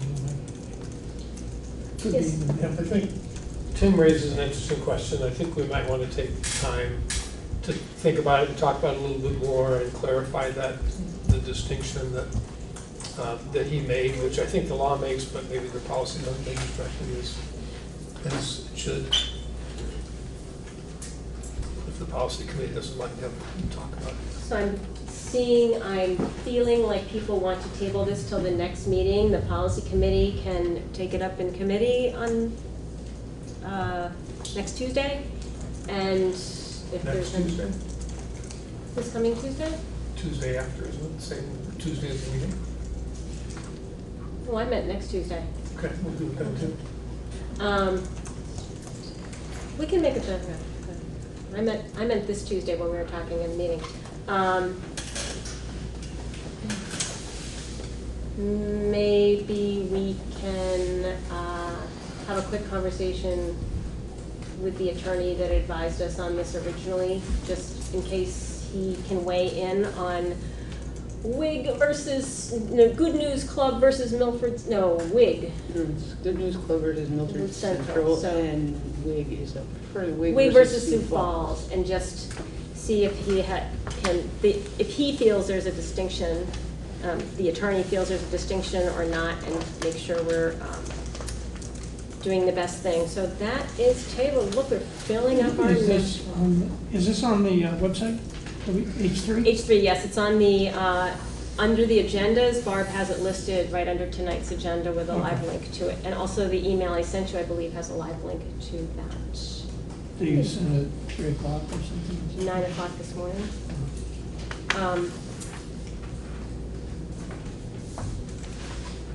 Okay, next, the meeting scheduling to revisit alternating Wednesdays for our meeting schedule. The one person that was not here last time has a conflict. So Vernon has a conflict Mondays, right? Yes, And that's the first and third Monday? they're second and fourth. Second and fourth. So I hate to do this again. And there may be we may have to resolve conflicts otherwise, but how many people are available second and fourth Mondays? That's Vernon. I mean, first and third Mondays, sorry. First and third Mondays? I'm not sure. Okay. I'm only slightly available. Tuesdays, there's no conflict otherwise, SU-wide?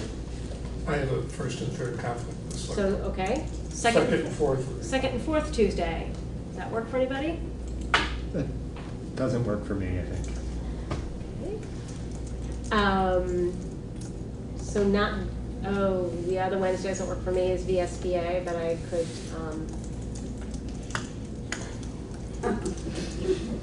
That's later in the. it's later in the agenda. Who knows, maybe that won't be. So let's move on to Thursday, first and third Thursday. Who's available? Raise your hand. I'm not sure. I think no, but Okay. Oh, Second I and can fourth see. Thursday. Second and fourth Thursday. Okay, so Thursdays look good, and the other one that No, was I didn't maybe vote good. for Thursday. Oh, you didn't vote for I Thursday? can't do Thursday. You can't do. I'm sorry, I'm not following what's the conflict for the Wednesdays. The second and fourth Wednesday. The second Wednesday, I have a VSBA meeting, and Sean has a conflict on the third Wednesday. Right. Okay, I didn't catch that. Okay. So I could step down from my VSBA position. Driving up to Montpelier is not my favorite thing, but I feel like I should stick it out through the next round, so. Okay, so let's try this next go-round. Tim, bring your schedule. Okay, fair enough. The final committee list approval. I sent a link with all the committee assignments. I just would like to have a vote because we have an SU meeting coming up on the 9th, so we have to make sure that everybody knows their assignments and that we have voted on the slate. The adjustment, the Sustainability Council has Thomas on it and me, and I think Sean Yeah. Interest. And can you join the Sustainability Council if we have I might be able to, a but mic? it depends on. I think I had a mite from Sean and a mite from Emily. And Tim and I for sure. Tim, you're on No, sustainability? Thomas and I. Tom and you were definites, I thought, and then we had some maybes. Yeah, I'm not on the list though, on the list. Oh, you're not on the list, okay. I will have Barb add that, I have a few new chair ads and everything else, okay. And Thank when do you you. want to discuss when we're going to meet? After the meeting? After the meeting? Okay. But I just want us to vote on the slate so that we have that Yeah. down, and so we can add, and you can always just show up at committee meetings and participate, where they're all warned and everything else. So I'd entertain a motion to approve the slate with the change of Dave Scholes being added to the Sustainability Council. So moved. Thank you, Tim. Do I have a second? Thank you, Ann. Any further discussion? All those in favor of approving the slate of committee appointments, please signify by saying aye. Aye. Nays, abstentions, the ayes appear to have it. The ayes do have it. The Sustainability the committees are appointed. There is an SU meeting this coming Monday. The other ad that we have is I am required as the chair to sign a document from the New Hampshire Department of Education regarding acceptance of tuition to the Wyndham Regional Career Center, which we just toured, so you know what I'm talking about. There should be Perkins funding from New Hampshire that we accept each year to help pay for students coming in from here. I would move that we authorize our chair to sign the document for Perkins funding Second. from New Hampshire. Any further discussion? All those in favor of authorizing the chair to sign the Perkins funding from the state of New Hampshire, please signify by saying aye. Aye. Nays, abstentions? The ayes appear to have it. The ayes do have it. And I will sign that at the end of the meeting. Okay, moving on. And I thank you for that. We always like to take money. We Yes. find that to be an exceedingly easy task. I also have, so I mentioned Head Start before to communication, so let me know if you have interest in going to that. It's in Boston, it should be nice, right in Government Center. Moving on to new business, I'm going to table the mission vision statements since we have not even completed our board mission statement, which when I did this agenda, I thought we were going to do that last week at the retreat. So I think we have to get our overall vision clarified and reviewed, and so I'll table that to another meeting. The next item under new business is the VSBA dues. We had decided to discuss this in early September because there were concerns on the board.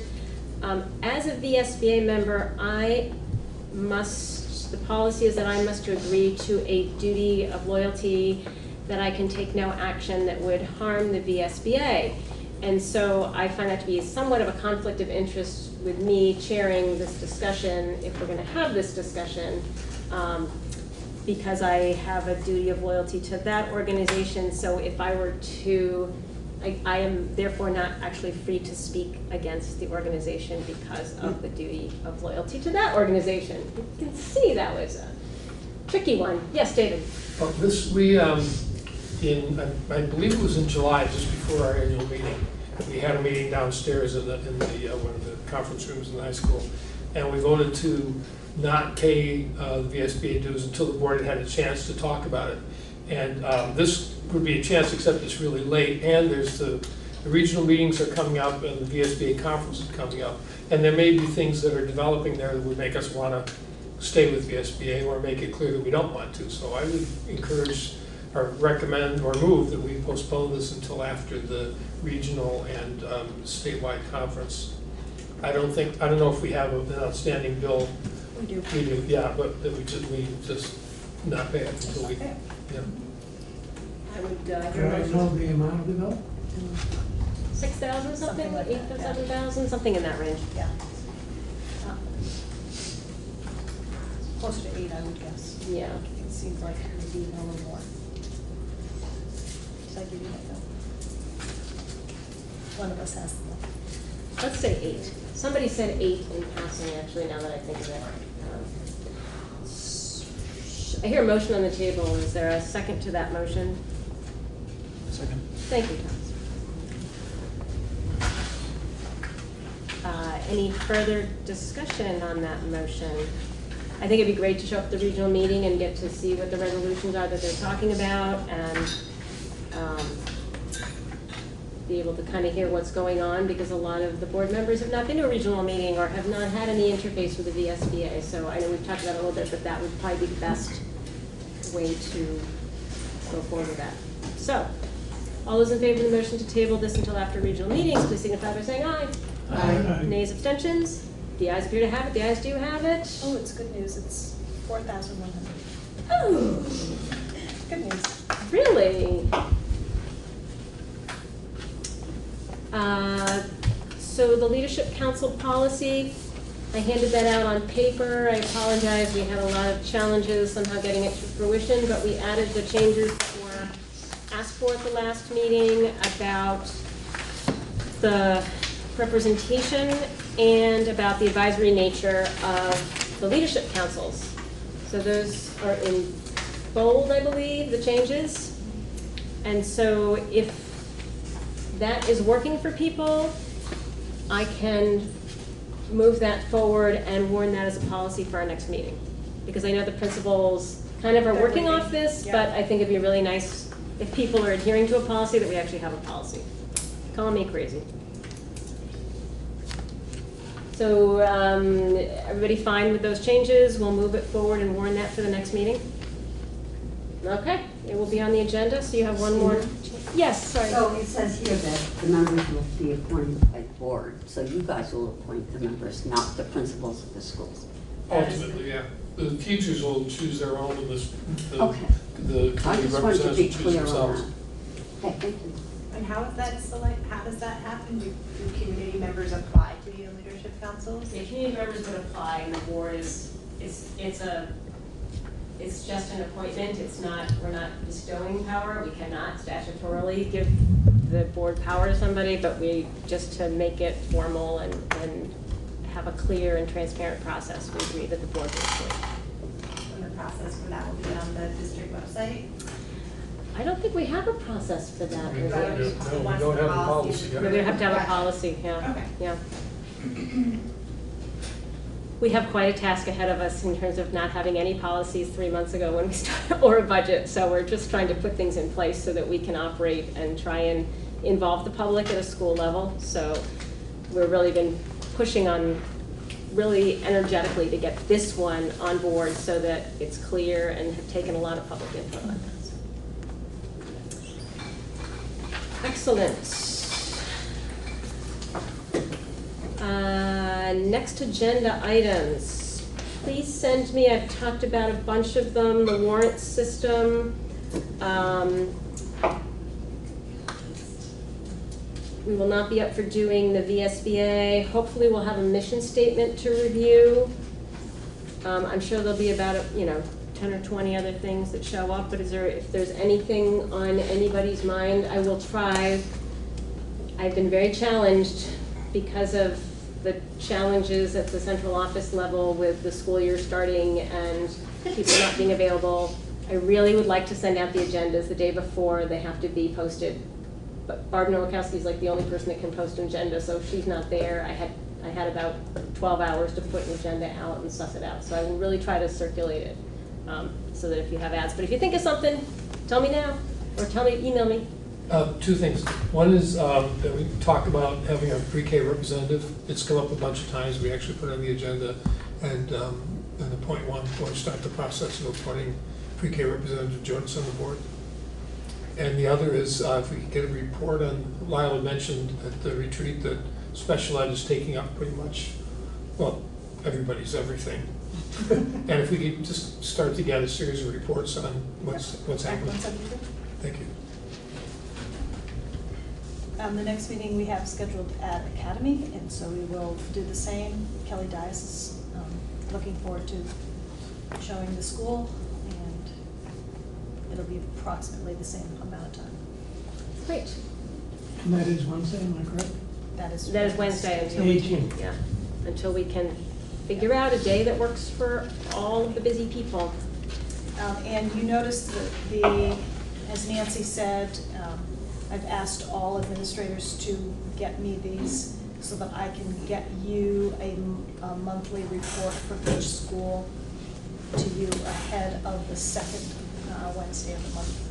So those will be coming to you for you to look at. All in the same format. So you're saying this form, while we're visiting schools, we'll receive this kind of overview format? You should receive this from every school every month.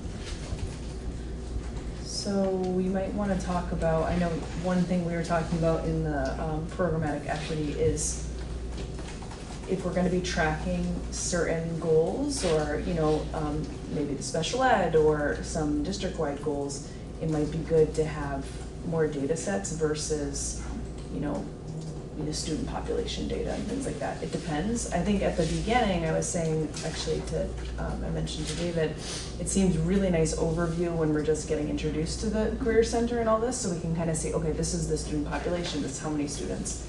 But it might be that after that first introduction, we might think about changing it. So. And I think we talked about looking at that, right? No, we didn't. Just you and I did, because we were familiar with it from. But maybe it's This is the format that we used in Groundwork, we developed, and it's got good information in it, but there's not a lot of, we can't see trends. There's no, over longitudinally, it's just like a snapshot. So we're gonna just think about what data we want to see that way and what other data we have. And that's part of our work.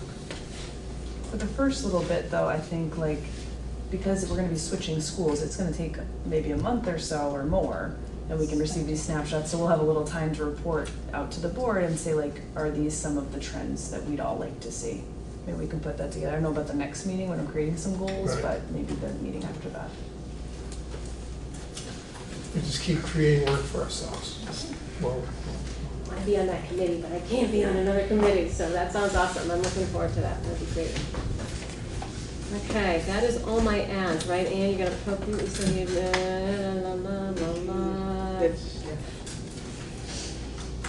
Excellent. So wow, this is record. We've gotten to the public comment for items not on the agenda. And we will have an executive session after that for 2 items, so FYI. So, I'd just like to know how many people want to speak, because if everybody wants to speak to, multiple topics, I just want to make sure that we're not all here till midnight. Some of us are the same topic, I think. So I got 5, so I'm good with 2 to 3 minutes per person if you need more time. And do you mind being a timekeeper? And if you need more time, just call her out. We don't have 20 people. But What are we gonna have, 3? 3 minutes, just give people a... Because what I'll do is, when you reach 3, I'll just put up 3 fingers, and then if you keep going, I'll just put up more fingers. Is everybody on the same topic, or are we? I have no idea, but they're not on the agenda, so I'm just taking public comment at the end of the day. Okay, I'm Nancy Grouse. You all should have received a letter written. I confirmed at the beginning, everybody had, yes. Okay, so, well, you didn't refer which letter it was, so I wasn't sure about that. So I received a lovely note back from Lyle Holiday, and there's one part we would like to know.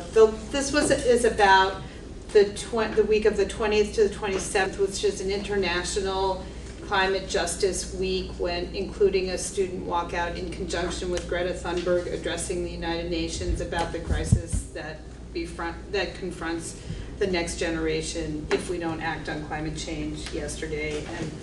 And we were asked, a group of us were about maybe 60 or 80 adults were at 118 Elliott Street when some students that go to BUHS said they didn't feel that they were getting enough climate education regarding the climate crisis, and B, that when they tried to do political work, especially in conjunction with walkouts and other kinds of activism, they did not feel supported by the high school at all.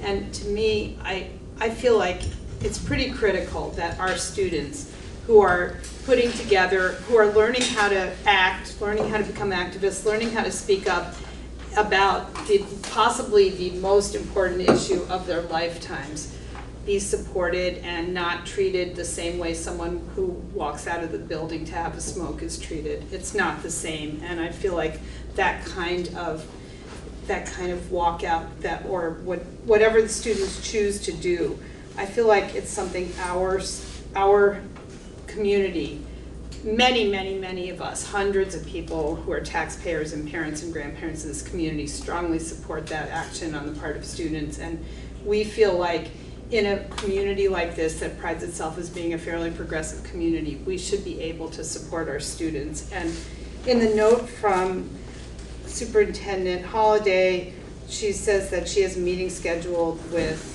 Principal Perrin, and I was wondering if that happened, and if it did, what was the upshot of that meeting?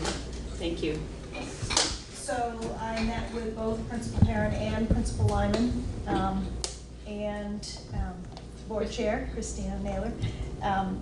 And we did talk about some ideas that are being floated for how we work on climate at the school level.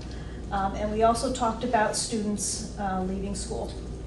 And when there is civil disobedience, there are consequences. And those consequences need to be the same for whatever reason a student walks out. We can't make exceptions because we happen to agree with one particular point of view over a point of view that we disagree with. But I'd like to actually, the other part of the discussion is though that there are procedures for students to leave school. BAMS has procedures and BUHS has procedures to sign out of school. And I think the safety of our students was the thing that we were concerned about. If we have students in middle school walking out of school, we don't know where they are, it's a real risk for students. So whatever a student is, I don't want to misspeak, but whatever the procedures are for leaving school for an event, the school is not weighing in. If the students want to go to a climate change and the family has agreed they can and sent them with a note and signed them out, they are free to attend those events. There was no issue from either BAMS or BUHS that as long as the procedures for leaving school, it's the same as a doctor's appointment, religious activity that a student might be attending, an act of conscience. Now that's not then civil disobedience, so there's that, but it is supporting a student to go to that just so long as we are sure that their students are safe and that we know where the students are. Well, okay, I'll just, other people want to speak, but I just want to reference, for example, the walkout, was that last year, the Parkland support walkout in front of the high school?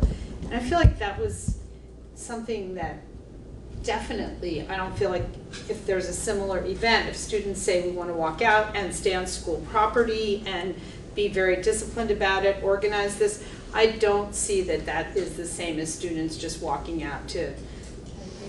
You don't agree? I do agree. And I feel like the treatment should be different for students that are walking out to participate, to organize and participate in a disciplined event that's on school property. That's totally different. Okay, well that's what. Assuming you were talking about in your letter, that people were going to be leaving campus. The group that planned the Parkland worked with both principals actually, to make sure that there were safe options for anyone who wanted to walk out. And actually, Principal Perrin is here if you want to talk about what the procedure is. So the Parkland walkout, that was a well-publicized national event.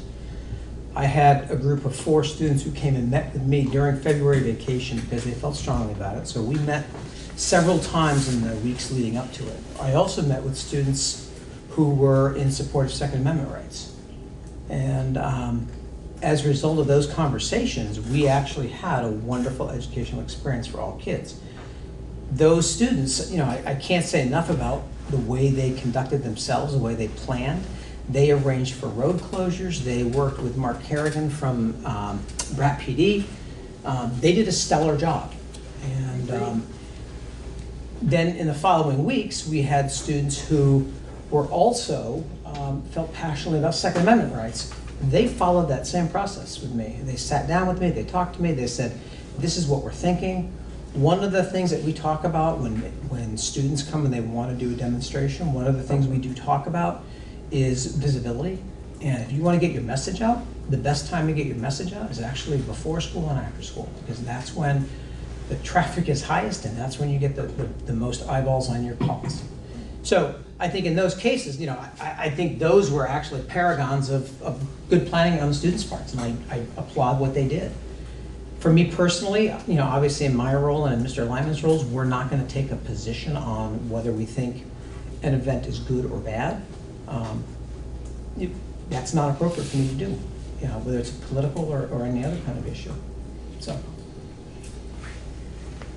Get a discussion about that. Sure, We're not doing that I would right now. gladly talk That's to you not about a discussion for right now. Sure, I would gladly talk to you about that. But other people, So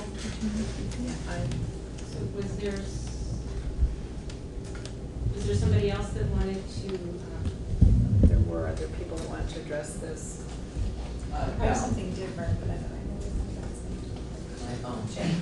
I'm Django Grace. I'm a student here in Bratt. Right now, I'm in 8th grade at Hilltop Montessori School. But I went to Academy for the first 7 years of my education, and I'm going to be OHS, and I'm pretty set on that. And after I saw the Career Center, I am even more set-er. I would just like to say, one, I want to really push the thing for the 20th on the walkout. I know that you guys have jobs to carry out, and I fully understand that. But it's like whatever you guys can do is super appreciated. And I also just I want to thank you guys for embracing every view that students have and kind of letting us do this kind of thing, like with the parking thing. Also, I wanted to talk about on the 20th. It's not only civil disobedience. I was kind of thinking the school board or the school system could kind of embrace the week of the 20th instead of seeing it as a time where the students are going to revolt. I was thinking, well, it could be used as a week, kind of an excuse for education.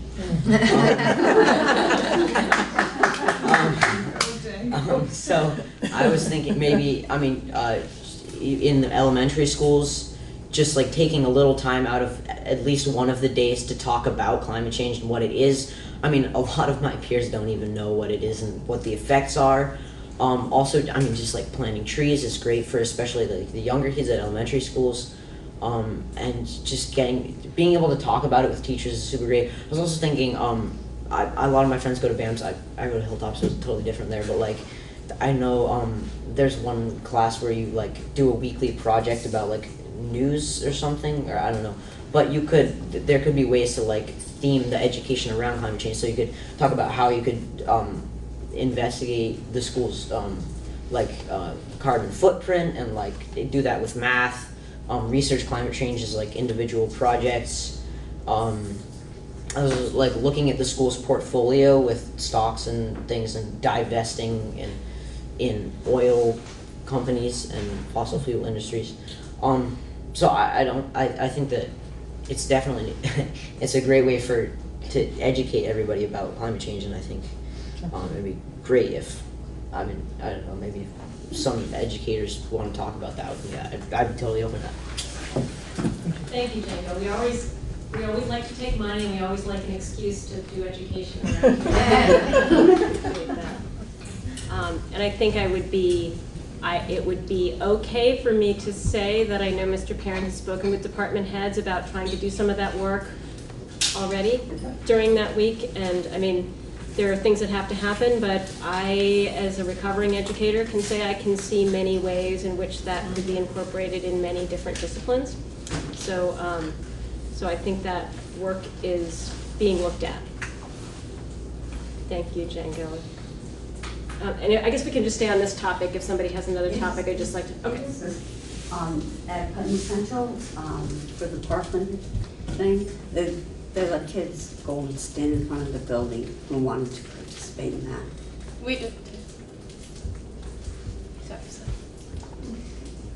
I think different schools do different things in our district, and there's different things you would do in an elementary school versus a high school. So there's a lot to consider, and I think all schools had some sort of observance of that. It was handled differently based on the children in the building, and it was very student-led too, which I think is the appropriate thing, to really take the lead from the students in this.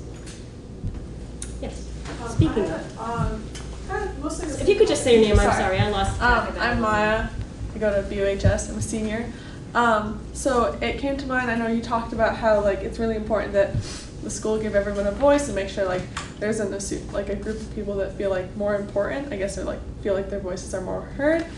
And I remember like a roadblock that we faced when we were trying to plan a morning rally was that we weren't allowed to send emails out to the whole school by just like typing in BUHS or BAMS because it wasn't a school-sponsored event. And I can totally understand if we were like, oh, come and go knock down some trees, or like we hate this group. But I would feel personally okay if somebody who wanted to preach Second Amendment rights was like, please come to my morning rally. And I think that it should be totally fine if somebody who wants to, if students at the school want to plan an event, it should be okay for them to send an email and say, please come to my event. I don't know, that doesn't feel like it should be totally unreasonable, I guess. We also weren't allowed to make an announcement, which is, I guess, a little bit different. But yeah, I feel like it should be okay for students who are planning events that maybe aren't organized by the school to send out emails to the school about them. Yeah. And I know I talked to you about that. Right, and that's a conversation that we've had with our council several times. And they've said your educational email should be for educational purposes. And, for school-related functions, not for functions that could be misconstrued in other ways, because the question is, where do you draw that line? You talk about people saying we're going to knock down trees. If you have one group with a vested interest do it outside the educational realm, then you're going to be asking everybody to do it, and I think there's a danger there. And so, that's the legal advice we were given, and that's the legal advice we followed. I was going to say, I think when you say counsel, you mean legal counsel. Right, counsel, yeah, legal counsel, right. Sorry. Thank you for that clarification. Kelly, you had a I question. just have a question about if they're not allowed to send emails, and I can see both sides of that, but how is, regardless of what the event is, Sure. how do they go about sort of advertising their event? We have a community billboard that people can post things to. We do screen that for appropriateness. We have a community billboard that people can use. If they want to, find a place to run things off, they can hand things out to students as they're coming in the door. So. I would like to point out that I was approved for posters. So not that I want those posters to not be available for the next time, but it just feels like the rule is very strict and also not entirely explained. I don't know. I just feel like there's some inconsistencies in that. I think we're all walking through that very carefully, because if we allow one student to, then we, as we're discovering in many of our policies, then we have to allow everyone to, and some parents may not be happy with their children's educational emails being used for a group that they don't philosophically agree with. And I don't think we're talking about what you're talking about, but if we say yes to one non-educationally related group, I'm pretty clear with all the attorneys I've spoken to, we have to treat all of them the same. And it doesn't matter if 100% of the people on the board agree with your position, unfortunately. So I think that's what we're all grappling with and trying to make sure that we are following the laws. Can I make a comment?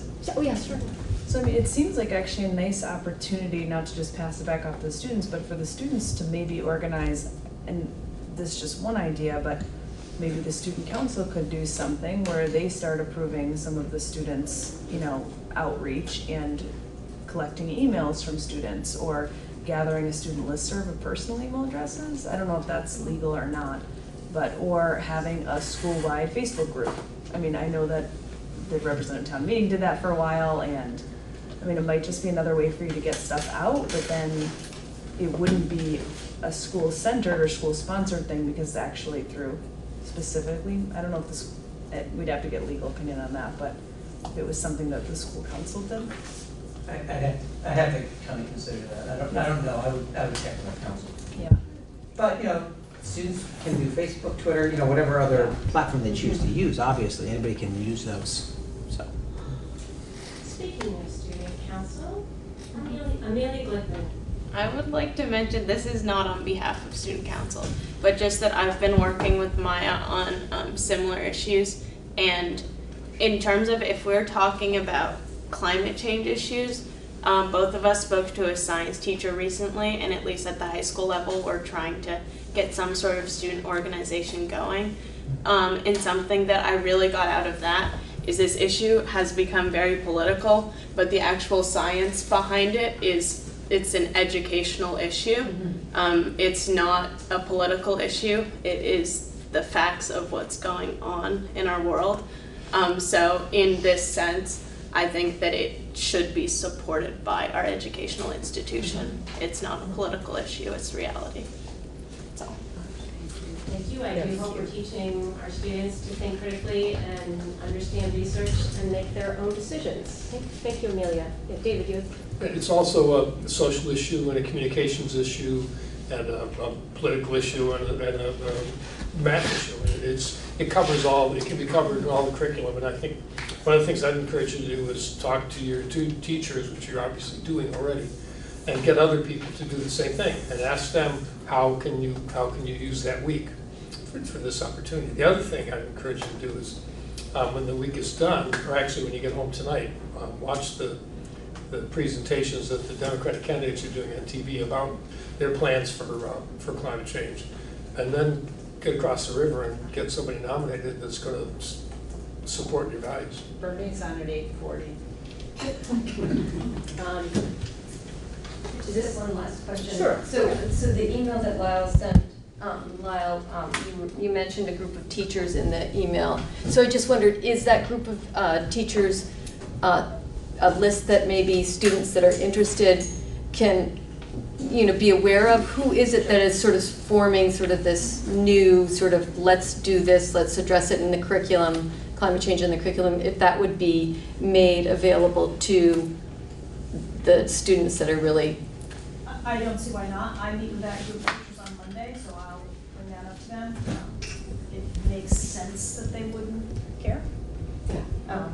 But Just yeah, I'll bring that up with them. Because that's another support for everybody that's concerned, and there are a lot of young people concerned.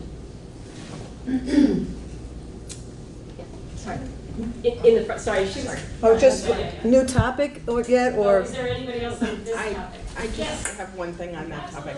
So one of the things I've been doing at the Career Center is looking at our curriculum that we teach and then identifying where it matches the Common Core standards. So I've been spending a whole lot of time looking at the Common Core standards, which is what we're supposed to be teaching to. One of the things I will say to you is it is a K-12 Common Core standard to look at climate change. We as educators are required to teach that. So we do teach that in a number of courses. I know it's taught in Earth and Space Science here. I know it's taught in Natural Resources and Forestry. I know we do green building in our program in construction. So I think one of the things that often happens for students and for teachers as well and parents is that because our standards are K-12, we teach that year after year after year, and students especially, forget that you've really been studying climate change since you were in kindergarten when you started planting seeds.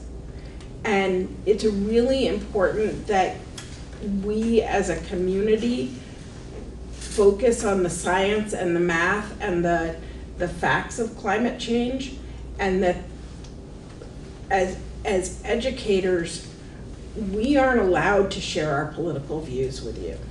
And so you have to develop your own political views based on your own research and what you learn through what what we teach and what your parents teach and what your community teaches. And I think Brattleboro is really dedicated to addressing this issue as a community, but also as a school district. And as much as we want to work with you guys and we want our kids to be politically active, we have to draw the line at safety. And so sometimes that's a really hard thing to do and a really hard place to be. So I just wanted to say that our teachers spend a lot of time working on that, and they're required to work on it, even though it may not feel like it's a lot of time. I think if you really think about it, a lot of what you know about climate change came through your education. And so I just add that piece. I'm sorry, can I? Sorry, and I didn't mean to start a debate. It's good to have the discussion.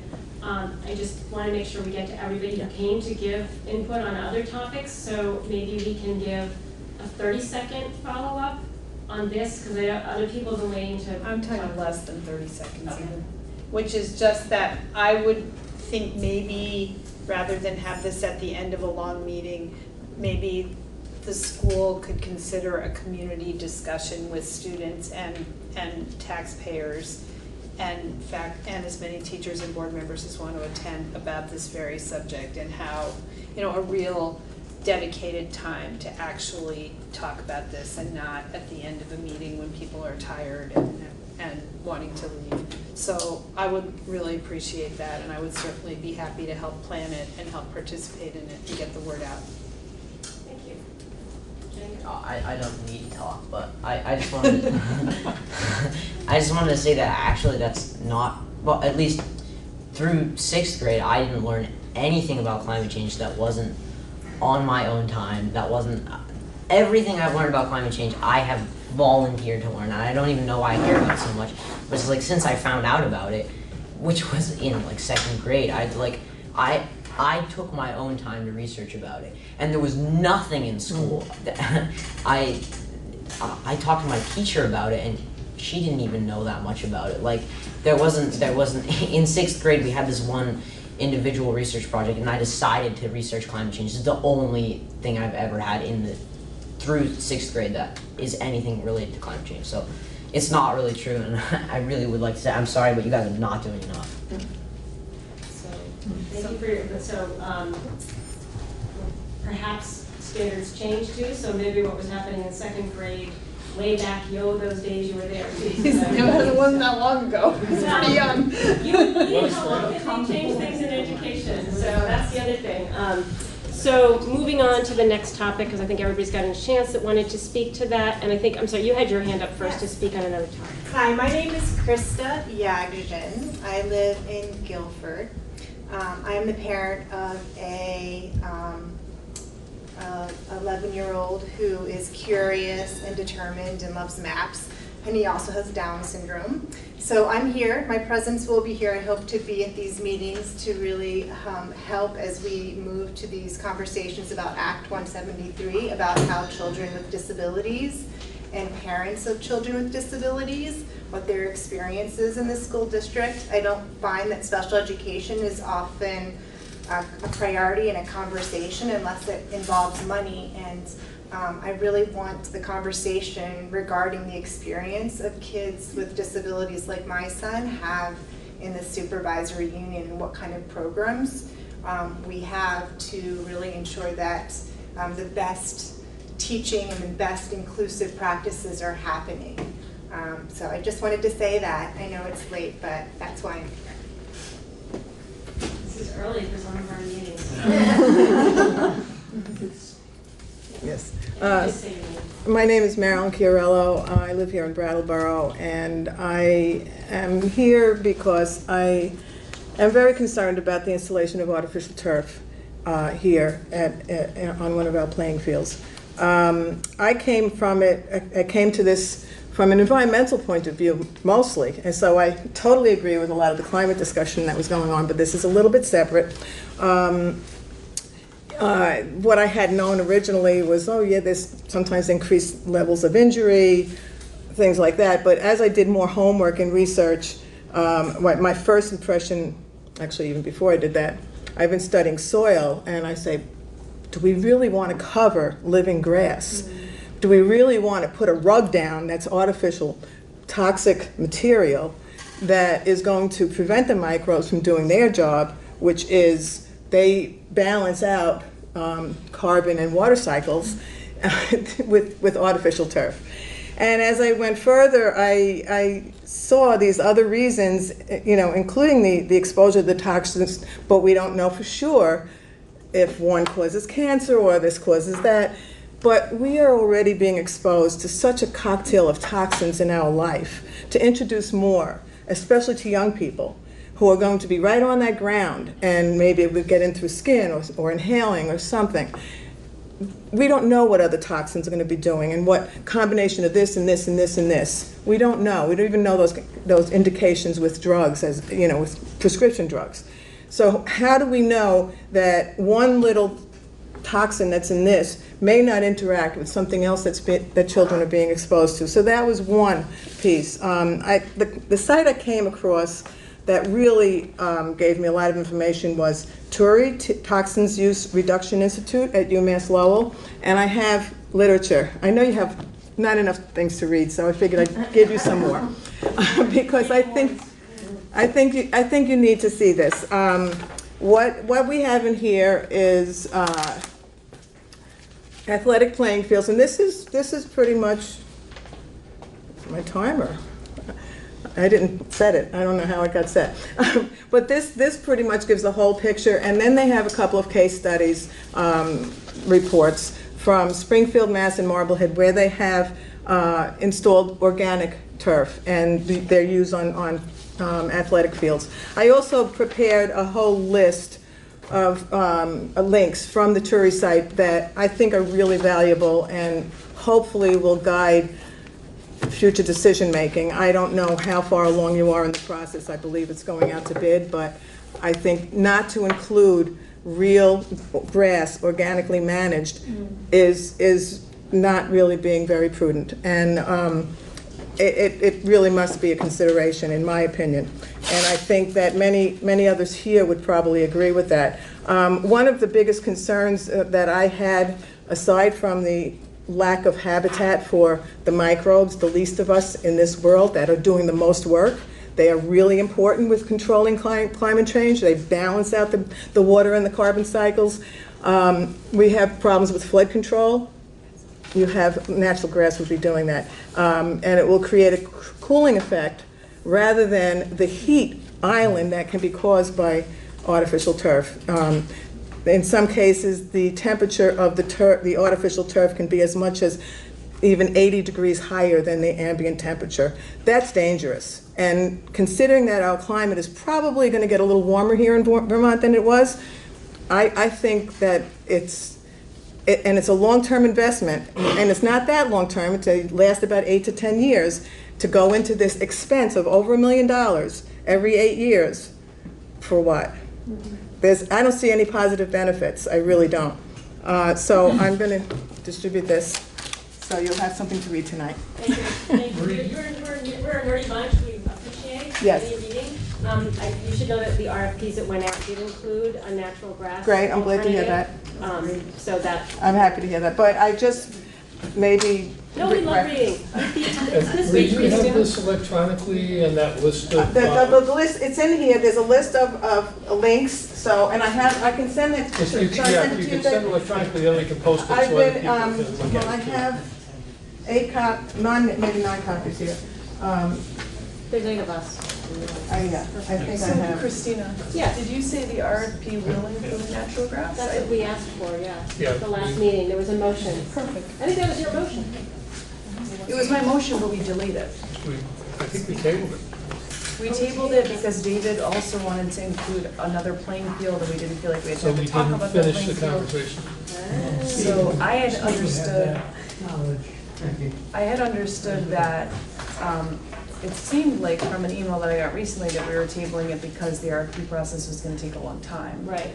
So I just assumed that our voting Yeah, on we what we wanted. didn't, we we voted to include, there was a motion to remove the natural field. Right. Turf, we voted to include it, and then it was getting late, and I wanted to put in, let's see what it costs to buy Familari. And you said, let's table it. So we have to So put we it on the haven't next really agenda. approved the RFP yet.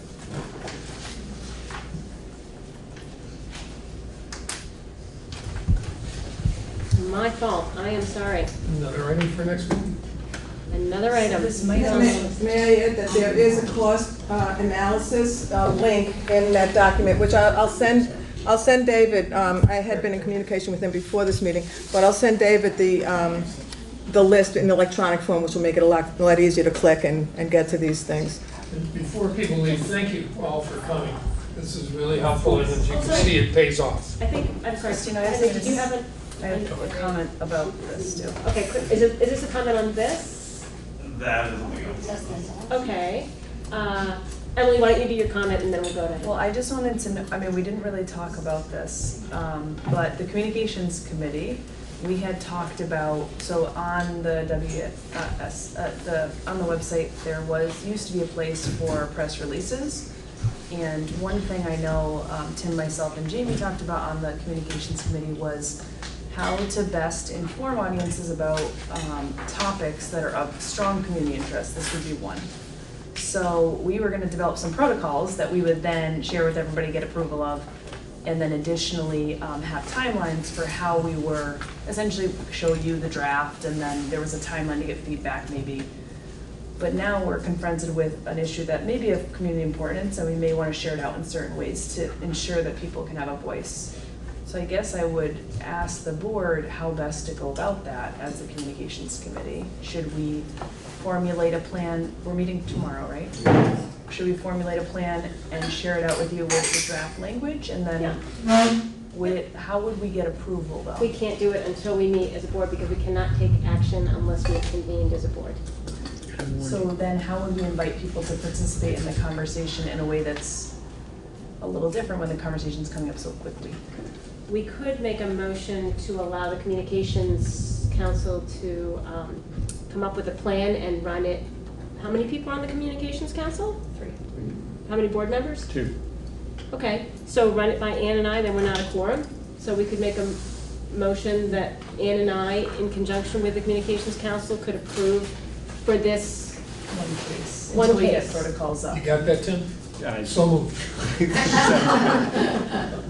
Is there a second to David's motion? Second. All those in favor of the motion on the table, which Tim knows what it is, please signify by saying aye. Aye. Nays or abstentions? The ayes appear to have it. The ayes do have it. Thank you, Emily, for bringing that up in a timely manner. You're all set? Yeah, thank you. Henry Zucchini, Brattleboro. I came for that purpose because I remember from 2 weeks ago that you're getting ready to discuss again the field. I would echo everything that you said, that I'm deeply opposed to the artificial field for any number of reasons that we've already discussed, but just that the schools have so many needs, and we'd be, as admitted by Frank Brecker, taking money out of the reserve fund to fund this field, which to me is outrageous given some of the needs I see at the high school and I'm sure at the other schools in the district. So I just want to strongly encourage the board not to go ahead with approving a turf field, which I've said on many occasions. Also, I didn't really see the agenda. As far as the Vermont School Board Association goes, I would like to strongly encourage the board to not be involved as a member of that board. You probably know right now in the negotiations between the NEA and the Vermont School Board Association that the Vermont School Board Association, from the NEA's point of view, has not been doing its due diligence as far as preparing a real counter proposal or coming to the table in good faith to negotiate about health care and the future of the statewide healthcare plan. And maybe that's why the board's debating whether you should be a part of that, I don't know. But the NEA came very fully prepared and really ready to negotiate, and the VSBA didn't, and their proposal was incredibly draconian. It would really increase the amount that teachers would have to pay and really hurt our ESP members who would really, it would almost be unaffordable for them. So with the Vermont School Board taking that kind of position on healthcare, it seems to me it would be a good time for this board to say we don't support that kind of draconian perspective on healthcare and with our teachers and ESP members. So thank you. So ESP, can you just clarify? what Educational that is? support professionals. Yeah. And it's not exactly the VSBA, I have to say, it's sort of a quasi-VSBA situation, but the VSBA is intricately linked through some Byzantium legislative setup and it is not going well. You are correct, Mr. Zucchini, but it's not entirely, there are VSBA members on it, but other members throughout the state are on it and not part of this one. So thank you for that. Okay. So I would entertain a motion under VSA 313, Section 1, to enter into executive session to discuss, hold on, I'm looking for my wording, to discuss academic records, suspension or discipline of students that are not subject to public review. So moved. Second. Thank you, Tim. Thank you, Anne. All those in favor of the motion to enter into an executive session? Aye. Nays, abstentions? The ayes appear to have it. The ayes do have it. We can go in the conference room. There's going to be no action.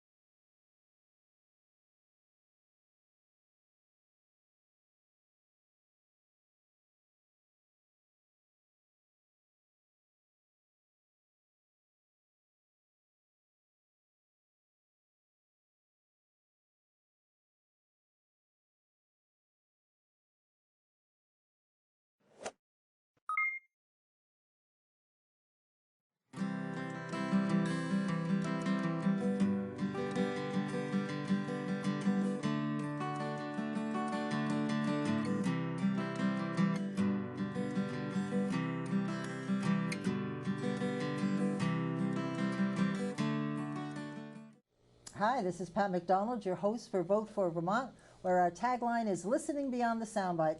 Eric LaMontagne is with me, who's co-host and co-producer. Eric, welcome. Thank you. Nice to see you tonight. And our special guest tonight is Jason Gibbs, who's the Chief of Staff for Governor Phil Scott. Jason, welcome. Thanks for First having me. time. How nice of you. It's good to be That's here. good. Yeah, I haven't seen you in a while. So we're going to be talking about what's the scene on the 5th floor, which is the code word for where the governor and all his staff reside. We call it the 5th floor. So Eric, you want to start us Are off? there? I feel like I should know this. Are there actually 5 floors in the Yes, State it House? is There the are, 5th right? floor. In the Pavilion office building, Yeah. yeah. So you have the State House, which is the center of the campus. On the left, you have 133, 133, right? 133. So there's ADS, the tax department, a few other things there. On the right, again, as you're facing the State House, there's the Supreme Court building. Right. And then between, Library. I always thought it was amusing that the Supreme Court is between the executive offices and the legislature, There you which go. kind of makes some sense, right? Symbolic. And in the Pavilion office building, which is the old Pavilion Hotel from way, way, way Yeah, back, right. there are 5 floors, and the governor's executive offices are, our working offices are on the 5th floor of the Pavilion. The State House, fun fact, is not really just the legislatures. It is a building that was built and intended to house all 3 branches of government. So if you can imagine Oh, my word. a time in which all 3 of our state government's branches all resided in the State House, That was, at the time that it was constructed, the purpose of the State House. So the old Legislative Lounge, which is downstairs on the Right, first floor, just off of the section where the Lieutenant Governors and the President Pro Tem's offices are, was the Supreme Court chambers. Really? I never heard this. And on the second floor, of course, you have the Governor's office and the Secretary of Civil and Military Affairs, which is the Governor's principal assistant. Constitutionally, those offices are also in the State House. So, though the legislature, with good reason, thinks of the State House as being its building, it's technically and constitutionally the sort of the space of all three branches. Now, we videotaped David Schutz who's the curator of the State House. He took us on a tour, and he never mentioned that. I'll have to. Well, it's a very sensitive subject with the legislature. Oh, really? All right, right? never mind. Because I don't want to get David the Supreme Court now has its own building. The executive now has not just the pavilion, but the whole sprawling apparatus, which is about 8,500 employees and $6 billion of an enterprise. And then the legislature says, well, so we're going to get the State House. Yeah, since I never knew that. And right across from, right where the sidewalks go down, that building right there is 120 State Street. And I used to have my DMV office there, and I was right in the front window above the door, and it was a straight shot to the State House. And at Christmas time, and the all that they do to decorate. Oh my God, I used to work late at night, and it was dark, and there's our State House with the light on the dome, and I always said, oh, that's why I'm here, I remember. So I have, this is really cheesy. There are definitely mornings and nights where instead of taking the bypass around State Street to get to and from our parking lots, I'll intentionally drive by the State House. I think in every major statewide election that I've been involved in, I have the Sunday night prior to the Tuesday election, I have gone and sat on the wall out across the street from the State House, out in front of the DMV building, and just looked at it, and just and just sort of thought about what it is that we were trying to do, and what it could mean to the state. Very nice. It is kind of cheesy. I don't admit that to a lot of people. It's pretty counter to my public persona, but those are all really true things. Yeah. At the Sunday before, it doesn't matter what time it is. I can be coming from someplace way up north or someplace way down south, and the Sunday night, rain or shine, I go sit on that wall, and I'll sit there for 30, 40 minutes, sometimes an hour, and just think. And it's just this visual perspective of the work of state government. Right. And for me, and I'm kind of a government geek, to think about the intersection of the campaigns which occur outside of Montpelier. Right. Right. It's really all about what the direction is that the people of Vermont want to set, what priorities they want to endorse, what their hopes are for the state, all these sort of things. To take all that work over many months, and to think, okay, now it has to be converted into governance, is part art, part political science, a lot of really dumb luck in terms of the policymaking process and the politics of it all. So I don't know. It's just something. That's great. Good for you. I'm glad you said that, because I know at motor vehicles, I made it part of the orientation for any new employee, whether they were in state government and coming, to go. I would take them on a tour of the State House myself. Yeah. How many employees have never walked up those stairs to go see their State House? I think the vast majority of them probably, and if they have, it's probably when they were school kids. Well, maybe. Again,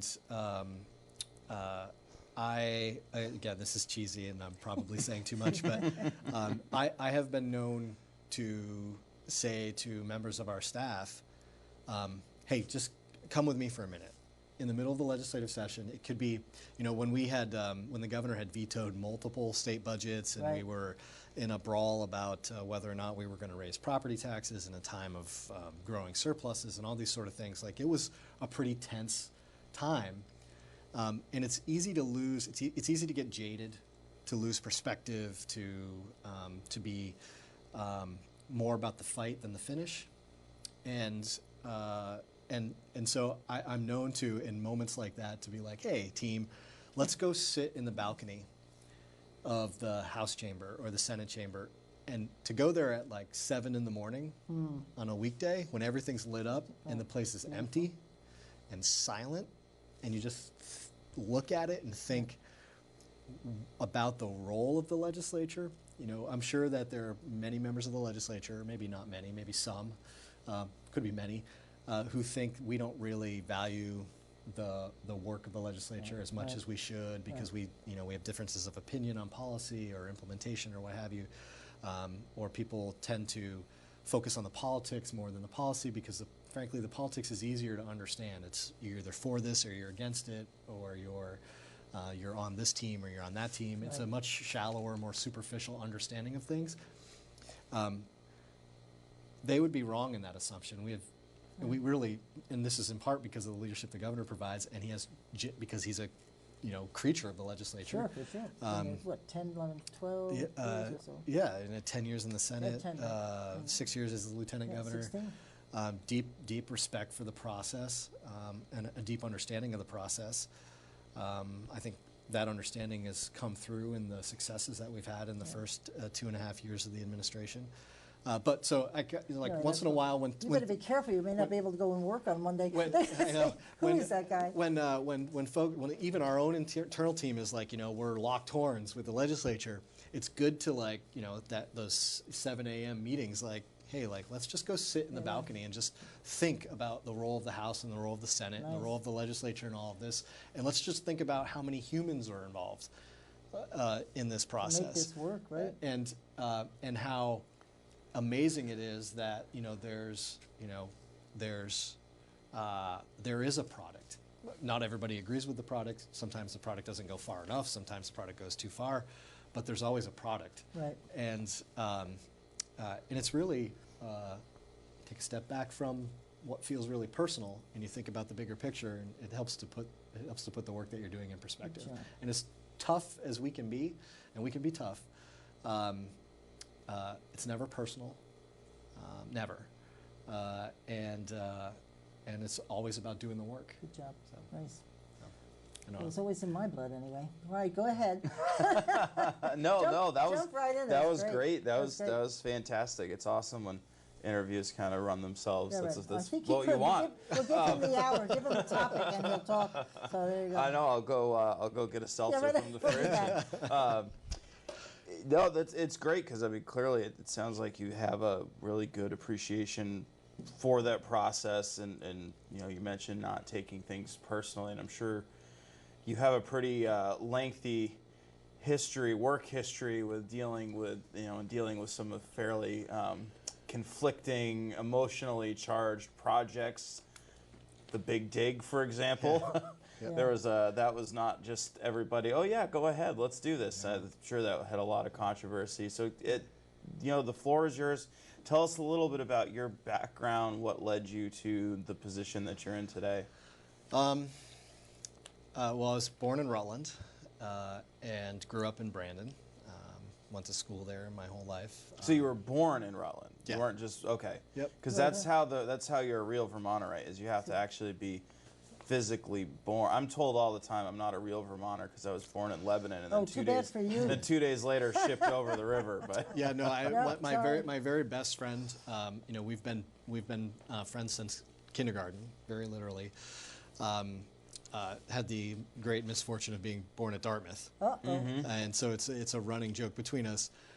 It's a sentiment that can be taken too far, and at this point in our state's history, we really need to be very welcoming to everyone who wants to help us strengthen our state. But it is kind of fun to joke about, whether or not you're a real Vermonter. Well, maybe that's something we can talk about a little later, because that is a good point. This whole concept of what is a real Vermonter, and that it's not just as kind of a jovial, casual question as a lot of people might think. It can be weaponized, right? It can be weaponized, and it can turn into something really negative. Let's make sure we talk about that a little later on. But yeah, sorry for the tangent. Back to you. All right. So I was born in Rutland. I grew up in Brandon. Went to Neshabie Elementary School and Otter Valley Union High School.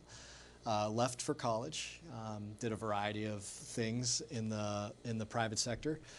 Ended up hooking up with Bechtel Construction, which is one of the largest, Bechtel is one of the largest construction companies in the world. They've done some extraordinary things. At the time that I started working for them, they were up to their elbows in the Big Dig in Boston, the Central Artery Tunnel Project, which took all of I-93 and all of I-90 through the city of Boston. So it's kind of this X. I-90 goes east-west from the airport out to western Mass, and 93 goes north-south. There's 171 lane miles of interstate put Oh, underground. you still remember all the details. I got it all down. I got it all down. Mine like a steel trap. Probably still has nightmares about it. Right, I'm sure. And it was a really challenging project, but it was also a really fascinating project. It was at the time the country's largest public works project. Kind of made building the Hoover Dam look like repaving your driveway. We had 5,000, a little over 5,000 full-time construction employees per shift, 3 shifts, 6 days a week. So there's just a huge amount of activity. When I was there, we were punch listing, so we were completing about $4.5 million of infrastructure a day to put this project in perspective. It is a large part of what has been a real renaissance in Boston, which is a very different place today than it was 20 years ago when we were working on that project. So over time, in a company like Bechtel, they like to develop their younger talent, and they were kind of encouraging me to make some choices about whether or not I was going to stay in a development program. Now I know why the Anson Tebbets. Yeah, by the way, sorry about that. Hi, Anson, if you're watching. They were really like, hey, what do you want to do? You can stay in Boston. You can go to projects in England, India, elsewhere. And at the time, I was also setting up to get engaged to Amy, my wife. So proposed to her. Thankfully, she said yes. And we had to decide when we were going to go back to Vermont. And it was either make a big commitment to both of our careers, hers in finance, mine with Bechtel. Or make the move back to Vermont. And shortly after we were engaged, probably about a year after we were engaged, we moved back to Vermont, and I went to work at Fletcher Allen Healthcare, doing public affairs work for them. It was an interesting transition, but a good one. And Amy went to work at Copley Hospital and has been in healthcare here in Vermont ever since. At some point along the way, I got introduced to the treasurer at the time, Jim Douglas, who was running for governor.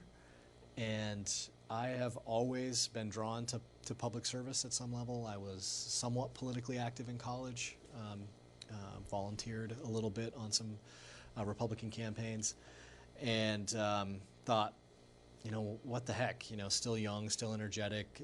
We didn't have any children at the time, so there was this opportunity to take another risk. And so I stepped down from the new job in order to take a full-time gig on Governor Douglas's campaign as his aide-de-camp. So I was there when he got up in the morning, and I was there at the end of the day. And had to get him every place in between and make sure he was rested and prepared and well-fueled. And as a result, built a great relationship with the governor. He won, asked me to stay on the transition, which led to an invitation to stay on the senior staff. And so I worked for Governor Douglas for 8 years, 6 years, a little over 6 years on the senior staff. About 2 years as Commissioner of Forest and Parks, then stepped down to run for Secretary of State. Ran unsuccessfully for Secretary of State in 2010. But got to know the candidate for lieutenant governor really well, who was also at the time my state senator from Washington County, Phil Scott. Governor Scott and I, when he was running for lieutenant governor in 2010, spent a lot of time together. We drove to a lot of events together. We were, sort of on the same circuit. We collaborated a lot. He won. I did not. We stayed in touch while he was lieutenant governor. In 2014 and 15, I think, when he was starting to think pretty seriously about stepping up to run against Peter Shumlin, we talked a lot about what that would be like and what the architecture could be, and all the work that needed to be done to make it successful. And then ultimately decided to run and asked me if I would help, and I served as senior advisor on the campaign, and then transition came. He said, "Hey, can you help us run the transition?" And he said, "Hey, will you be the chief of staff?" And here we are 2.5 years later. That's great. So that's basically my entire life in a nutshell. I have a beautiful wife and a beautiful daughter, and we have a cat that just got sprayed by a skunk. Oh, good So luck to you as soon as I guys. leave here, I gotta go buy peroxide and baking soda and some Dawn dish detergent because it's a disaster zone at home right now. That stuff doesn't go away. We had that happen in our house, and it doesn't go away. So talk a little bit about, I don't know how many people would know really what the chief of staff does. You talked a little bit about it, sort of being attached to the hips, but is a lot. You've got to get the governor's policies implemented. It's every chief of staff has a little bit of a different portfolio, but there are some things that are pretty consistent. Number one, we are responsible for making sure the governor has everything that he or she needs to be successful. Right. Information, the right people at the right place at the right time. We're responsible for making sure the systems that government relies on are working. We are. What does that mean? Could you give me an example? Well, so everything from the signature process on a grant or a land transaction or an appointment or an extradition. There's the role of the executive in our government is far greater than most people realize, we could be extraditing somebody on any given day. We could be carrying out some major land transactions, sales or acquisitions. We could be verifying information for the purpose of federal grants. We could be signing off on. We could be attesting to the validity of statements that are being made by agencies or departments in order to satisfy our federal partners or other folks. And it's all got to be legally followed. It's all got to be, everything, every I's got to be dotted, every T's got to be crossed. So systems and process are really important to the quality of our office. And you got to keep the trains running on time. Then you have to manage the governor's schedule, and you have to make sure that you're making the best use of that schedule, because the most important commodity that you have is the governor and the governor's time. Everybody wants it. There's not enough of it to go around. And you are responsible for the governor's agenda, for advancing the governor's vision. You are also kind of like the assistant principal. You deal with all the disciplinary infractions on your team. Right. You help to facilitate a lot of the hiring, and deal with departures when that is a necessity. In almost every way, I think the best way to simplify it is the governor is the CEO, the Secretary of Administration is functionally the CFO, and the Chief of Staff is the COO. Yeah, the coup. And just make sure things get done. I tell people, the shorter version of that answer is I just do what needs to be done. Right. And I make sure that everybody else is doing what needs to be done. So do most of the people on staff report to you? Yes. So like the scheduler and the. Yep. So the everyone has access to the governor. Yeah. We have a very sort of flat, nimble organization, but folks report to the governor through me on our office staff. The cabinet, the executive cabinet, of which there are 13 total cabinet members, including me. All report directly to the governor, but routine communication typically flows either through the agency or department liaison, who is a member of my staff, and or through me in the case of more significant information. And then when it's appropriate, the cabinet members have the discretion to communicate directly with the governor at their own discretion. So it's pretty dynamic enterprise. As I said, it's 8,500 people. From your experience as a human resource commissioner that if it can go wrong, it does. And if humans can do it, they'll do it. Right. So you deal with everything from HR issues to political issues to policy issues to operational issues. We had a hiccup today at the Department of Labor. They had The UI system was down for a few hours, and so we're monitoring that. Right. I'm asking all sorts of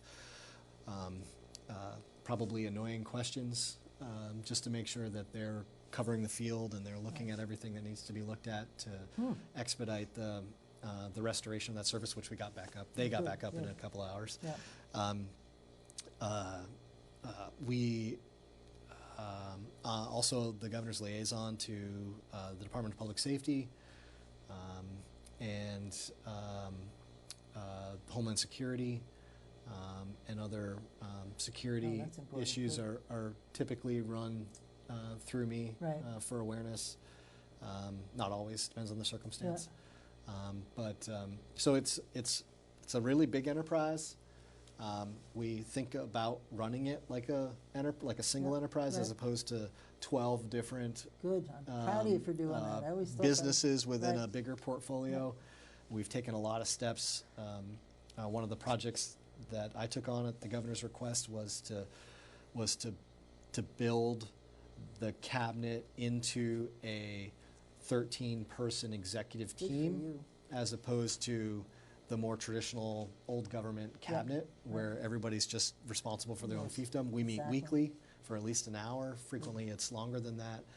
The level of coordination and communication on an interagency basis is far greater than the last time that I did this.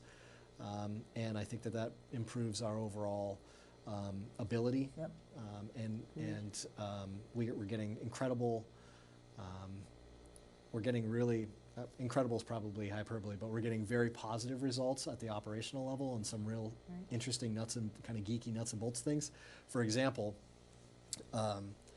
you've probably heard of lean principles. Did I mention who my sister was? Yes, really high priority for us.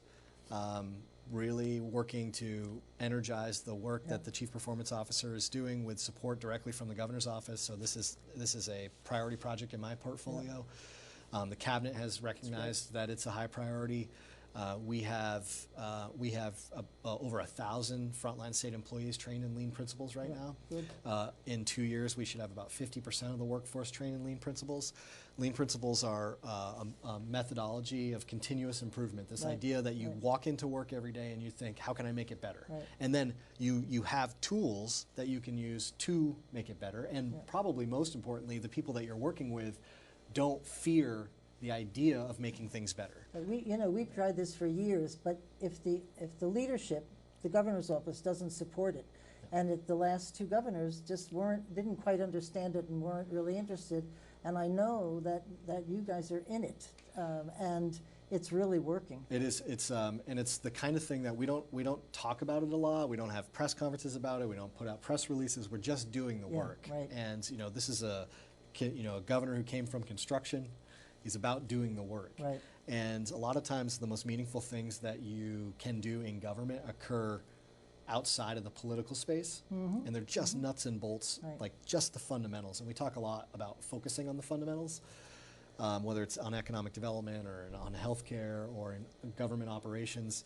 Like really, to borrow a sports metaphor, fundamentals win championships. And so we're just trying to keep it simple, focus on the fundamentals. My personal opinion is that one of the most valuable legacy items of the Scott administration is going to be this focus on continuous improvement, because when we reach 25% or 30% or 40% of the workforce trained in this ethic, it will be very difficult to contain the momentum. That's great. Everyone talks about culture change. You don't make culture change by lecturing people from the podium in the House chamber in the State of the State or the inaugural address or what have you. You make cultural change by doing the work and giving frontline employees tools that they can use. And they know what needs to be fixed. If you just edge them a little bit, they'll fix it. They're great. I love that. I always, when the governor would talk, I always said I would hire, if I was the governor, I'd hire people to help me run state government. Oh, and by the way, I'd like you to be in charge of human services, but your primary focus is to help me and the cabinet run state government, because then they get tied together and can call each other for advice. And I think you've got a good, from what I hear, you've got a good working cabinet. It's works together. the dynamic is really Yeah, very that's healthy. great. I mean, and as you would know, I mean, I have tried to bring as much knowledge from my first experience to Right, sure, this of course. second. I mean, I never Yeah. in a million years thought that that a second governor would ask me to do anything. But when one does, you think, okay, well, what have I learned from my previous experience? What mistakes were made? Yeah. And what things were done well and right that we want to replicate. So I think this is not an exaggeration. Every day, like what can we do that is small p progressive? Like Right. how are we moving the operations of government forward? How are we moving our political agenda forward? How are we Right. moving our policy agenda forward in a progressive way? Because you solve problems. You know, Rome wasn't built in a day. On the Big Dig, we used to say, Rome wasn't built in a day. If it was, we would have hired their contractor. But every restoration, every Yeah. construction project, whether it's from scratch or whether it's a restoration, is incremental. Right. Like you have a plan and you're working Just your do it. plan Yeah, and you're right. doing the work. Right. And, you know, on Monday, you know, the difference between Monday and Tuesday may not be really noticeable to the homeowner, but on Friday, they're going to see that the cabinets are all in. Right. And so, you know, we kind of take this, incremental is not a really popular political word because political candidates feel like they got to go out and promise the sun, Right. the moon, and the stars. And they got to be a change agent for big, huge change. But the reality is the way that you make big, huge change is through disciplined, incremental progress.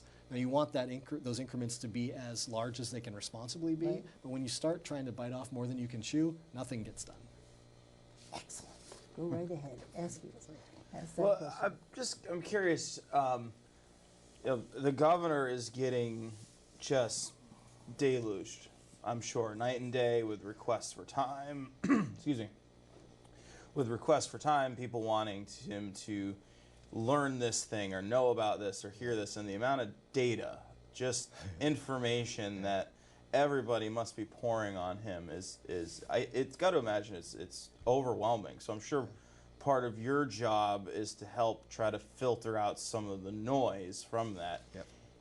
How do you do that? I guess how do you choose what information goes through? How do you handle it if you know, maybe there's some information that goes against something that he's trying to accomplish, but it's still important to know, or if it's maybe not the most positive information? Just walk us through a little bit of that. Yeah, so you have to have two key ingredients. One, really great people, really talented, intuitive, honest people. The governor has 4 C's in terms of staffing. Character, do you have integrity? Commitment, are you committed to the work and to the agenda? From my perspective, are you committed to the governor? Competence, can you learn? You don't have to be a subject matter expert, but can you listen and learn and become one? I mean, that's where, you know, just smart people can be successful.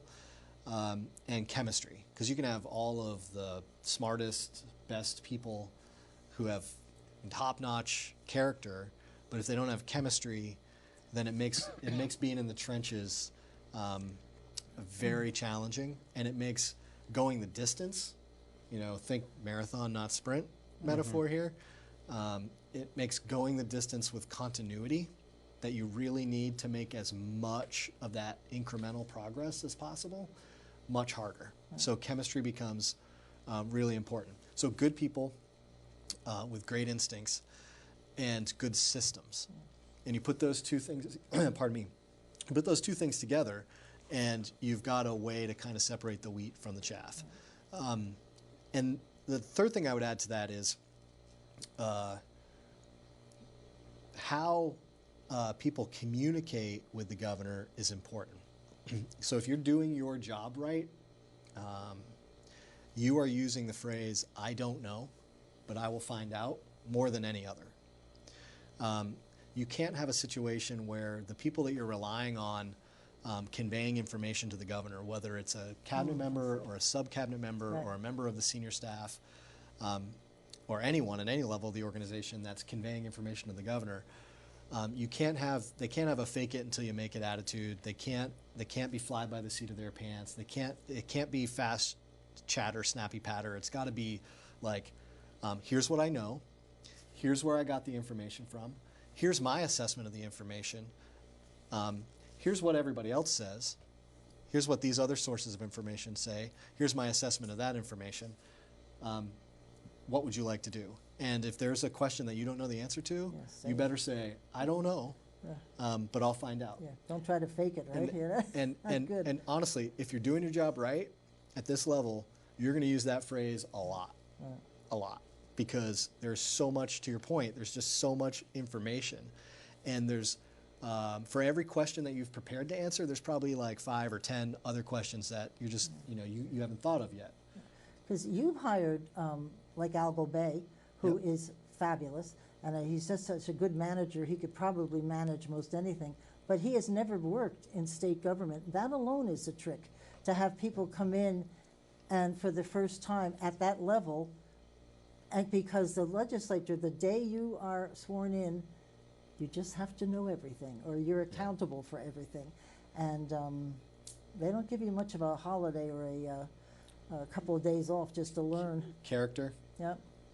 Commitment, competence, chemistry. That's Al. Somebody like Al is both a good manager and a good leader, and is intuitively a good people person. Right. Some people have it, some people don't. Right. It doesn't make them better people or worse people.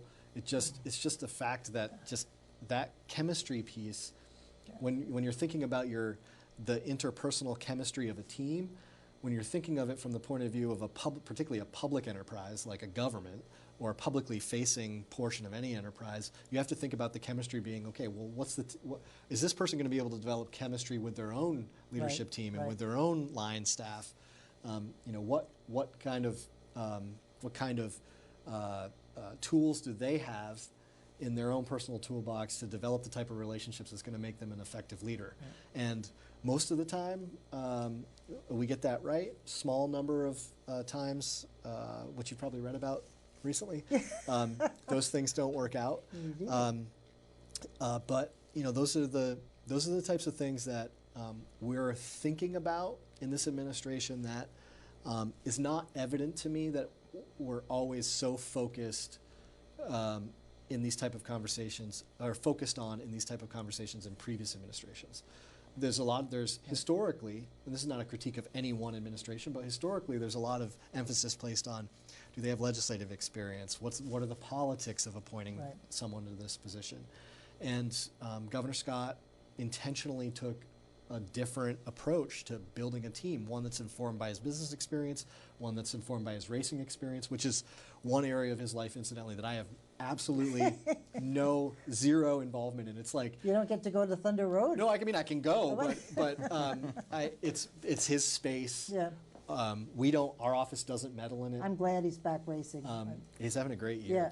Yeah, he is. He's winning. So he's down a little bit in the points. Oh, is he? I don't really know it sounds like I know what I'm talking about. I mean, I basically understand how the point system works there, but what I do know is that he loves it, and it's an important outlet for him. Right. It's also a really important way for him to stay in touch with the people that he serves and where he came from. Right. I mean, I don't know who said this, but somebody said, probably lots of people have said along the way, like, remember where you came from? Barry boy. Politics is politics, and policy is hard. It's hard. Doing the work is hard. But remembering where you came from is how you get through it on some days. And I feel like that's part of who he is. Yeah. I also love that his mom is like the world's biggest race fan. Yeah. Moved to Daytona so she could be near the track. And I'm not like, my dad is a big race fan. I enjoy going to the races, but in terms of Thunder Road, that's his space. He's got like his race team, and then he's got his government team, and the two. I'm sure with that job, you got to have some way to just separate yourself, even if it's just for a couple hours. Yeah, fishing, Yeah, whatever, right, you know. right. like I'm sure if you asked, he'd let you get down there on the pit crew, though. No, he wouldn't. No, and he knows my character, commitment, competence, Yeah, no, not That box isn't chemistry. checking that or- I think there's at least one box there, the competence box that I can't check. Yeah. I do want to revisit that, though, or stay on this for just a second. And you know, when things come up that don't necessarily, that go against something you're working on, or it's information that is counter to something you're trying to achieve, or it isn't, in general, somehow not helpful, or even opposite of helpful. It could be even harmful to an agenda item. Do you as like an administration take that as important and try to translate that as in its entirety? Yeah. So the most important role that we play in terms of information flow to the governor is to make sure that the governor has all the information that is needed to make a decision, and that includes understanding the counterpoints to our own position or his view on an issue. We frequently take up the point of view of the policy proponents with whom we disagree. And we have amazing debates at the staff level that the governor participates in.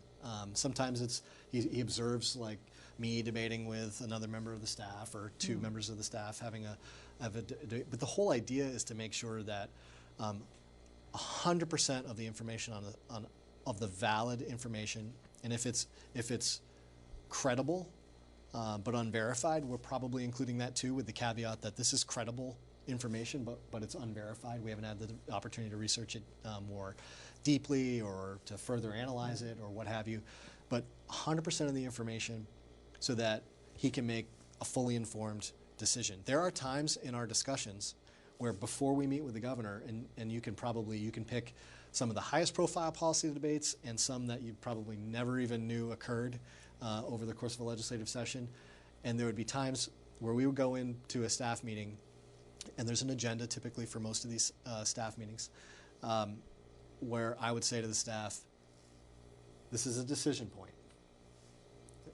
This is not our job right now, is to make sure that 100% of the information is on the, and I'm more interested in the strongest argument you can make for the other point of view than for the one that you think the governor should adopt or the decision that he should make.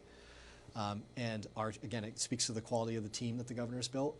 Our team is very good and very disciplined about knowing when it's a time for, kind of just chatting about something and getting down to business. And so nothing gets scrubbed. We will frequently say, this information came in, we have validated it. It may be inconsistent with our current position on this issue, but it is a valid point of view.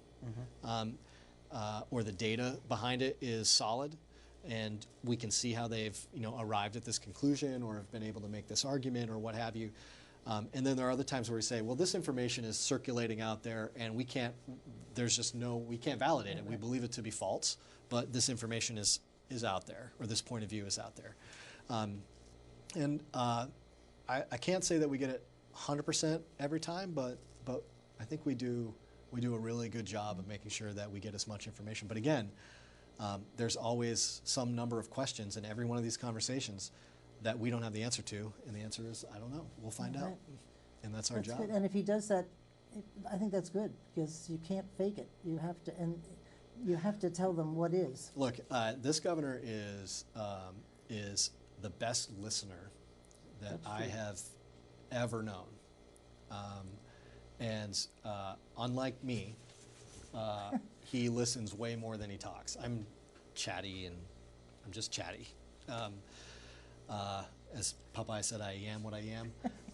But he's a listener, and I think early in his political career, people really underestimated him as a result of being such a good listener. Right. But he's taking every bit of it in, every single detail, and at the end, when he's done listening, there'll be either a series of questions or a decision.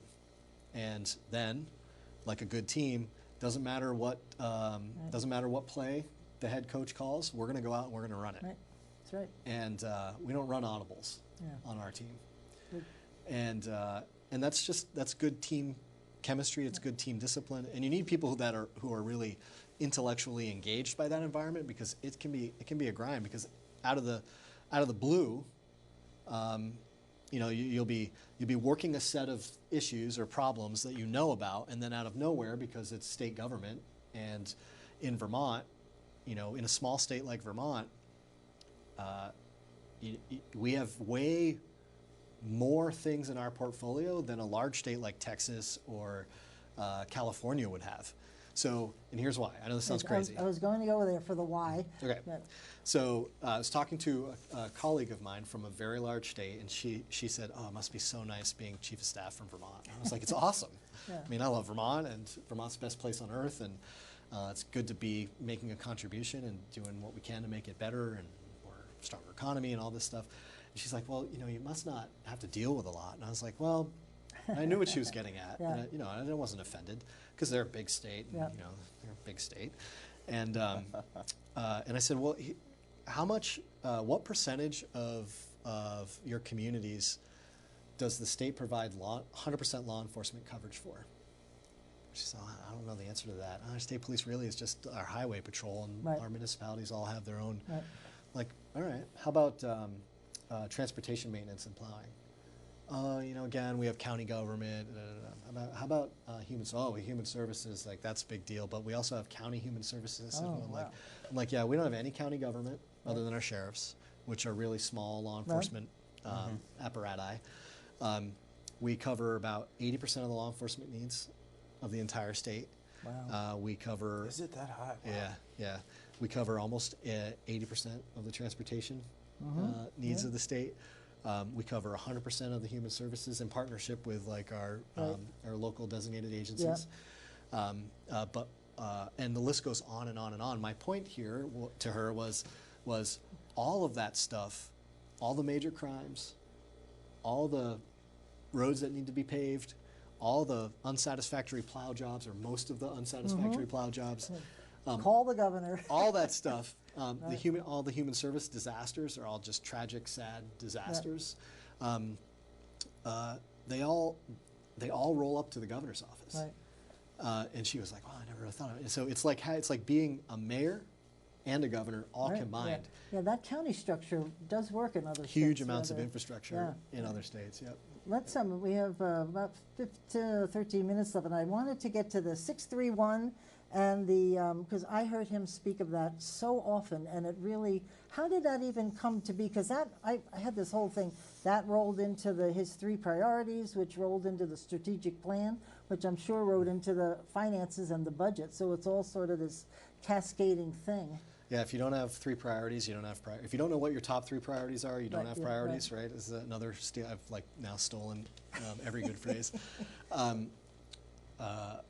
During the transition, so we have 59 days to put all this together. I know, that's just amazing to me. Every commitment that he made over the course of the campaign and over his time as lieutenant governor, just to be safe, and put it all into policy and budget. Right, because that budget has already been worked on by the previous administration. Yeah, we took it apart.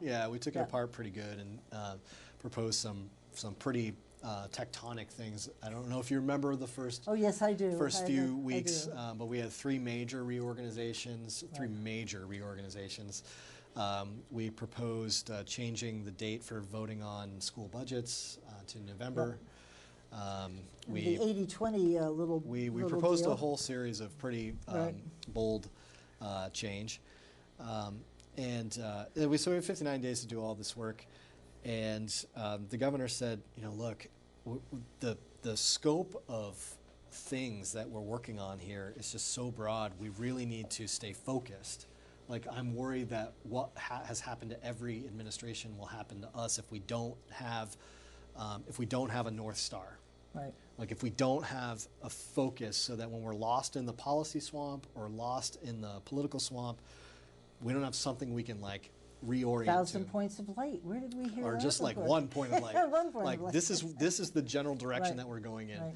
And so he was like, go think about this, try to find us something. And so we took all the things that the governor said, and we had the economy, affordability, protect the most vulnerable.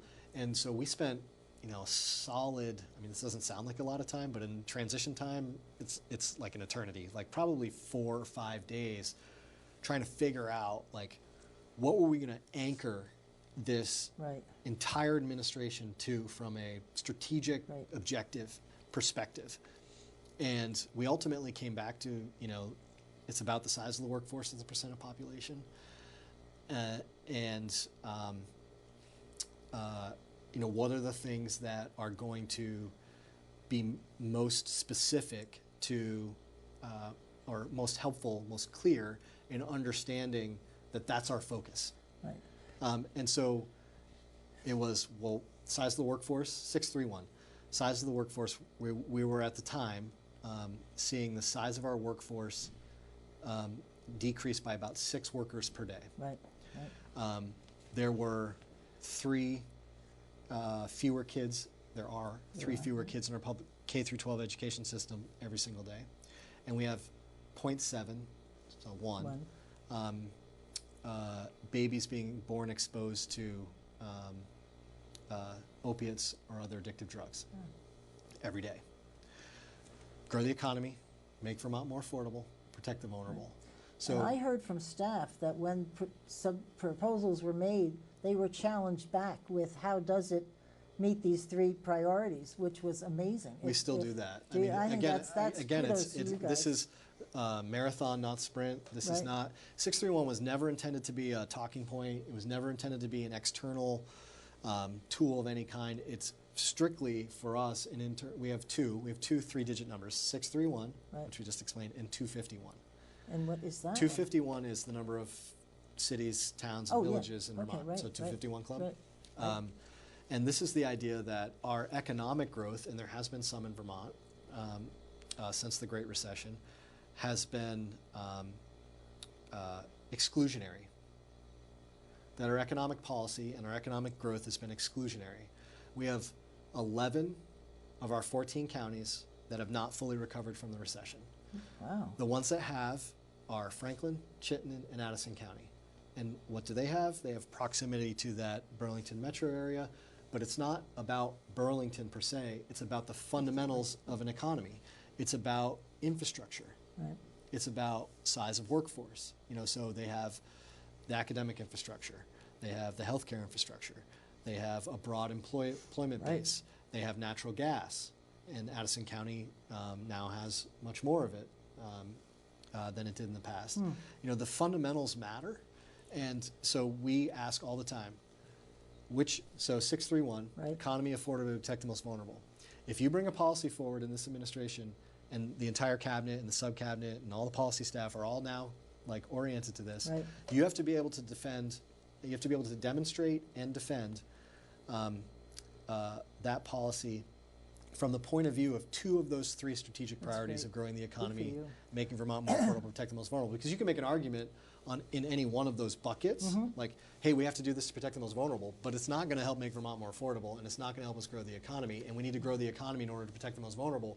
So how do you meet 2, your proposal has to be in 2 of those 3 lanes, or it's not a priority for the governor. Great. And it makes the policy development process much more focused, and it has made it easier for us to align the legislature's attention in the areas where we all agree we need to focus, particularly in the area of demographics, particularly in the area of increasing the size of the workforce as a percent of population. We could theoretically have the same number of people in Vermont, but what we can't sustain, if we want to keep what we have, if we want to be able to afford what we have in state government and generally economically, we need to backfill every worker that we're losing, because we're relying on them for certain level of productivity in the gross state product and a certain level of revenue generation. Yeah, we definitely applaud. I know Campaign for Vermont has been trying to work really hard on promoting policy and advocating for policy that works to those ends. Do you think the legislature, I'm looking at the clock, do you think the legislature gets the pension liability issue? I think so. I heard it seemed to me they're starting to understand the reality of they better fix it. Yeah, absolutely. And the Treasurer, to her credit, has been a really important leader in that effort and making sure that the legislature understands what's at stake. I mean, we have, the first two budgets that the governor passed didn't raise a single tax or fee. They grew at about 50% the rate of the previous administration's budgets. I mean, we had, thinking of human services, they closed out the previous fiscal year $70 million below the last full fiscal year of the Shuman administration. Wow. I mean, for us to achieve that is nothing short of amazing to me, based on my previous experience in government. These are not things that get a lot of attention in the political space. I'm sorry that didn't. That's huge. Because again, it doesn't show up. It's not a tax cut. Right. It's not money in somebody's wallet. Right. And we fully acknowledge that we need to make Vermont more affordable. That's why we're focused like a laser on the issue of affordability, of measuring, to your point. If you can't measure it, you're not managing it. To measure percent of household income spent on taxes and fees, health care, and housing, including utility bills.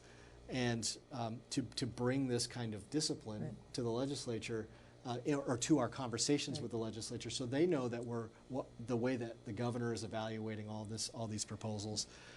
And so we have 2 consecutive years of very large surpluses.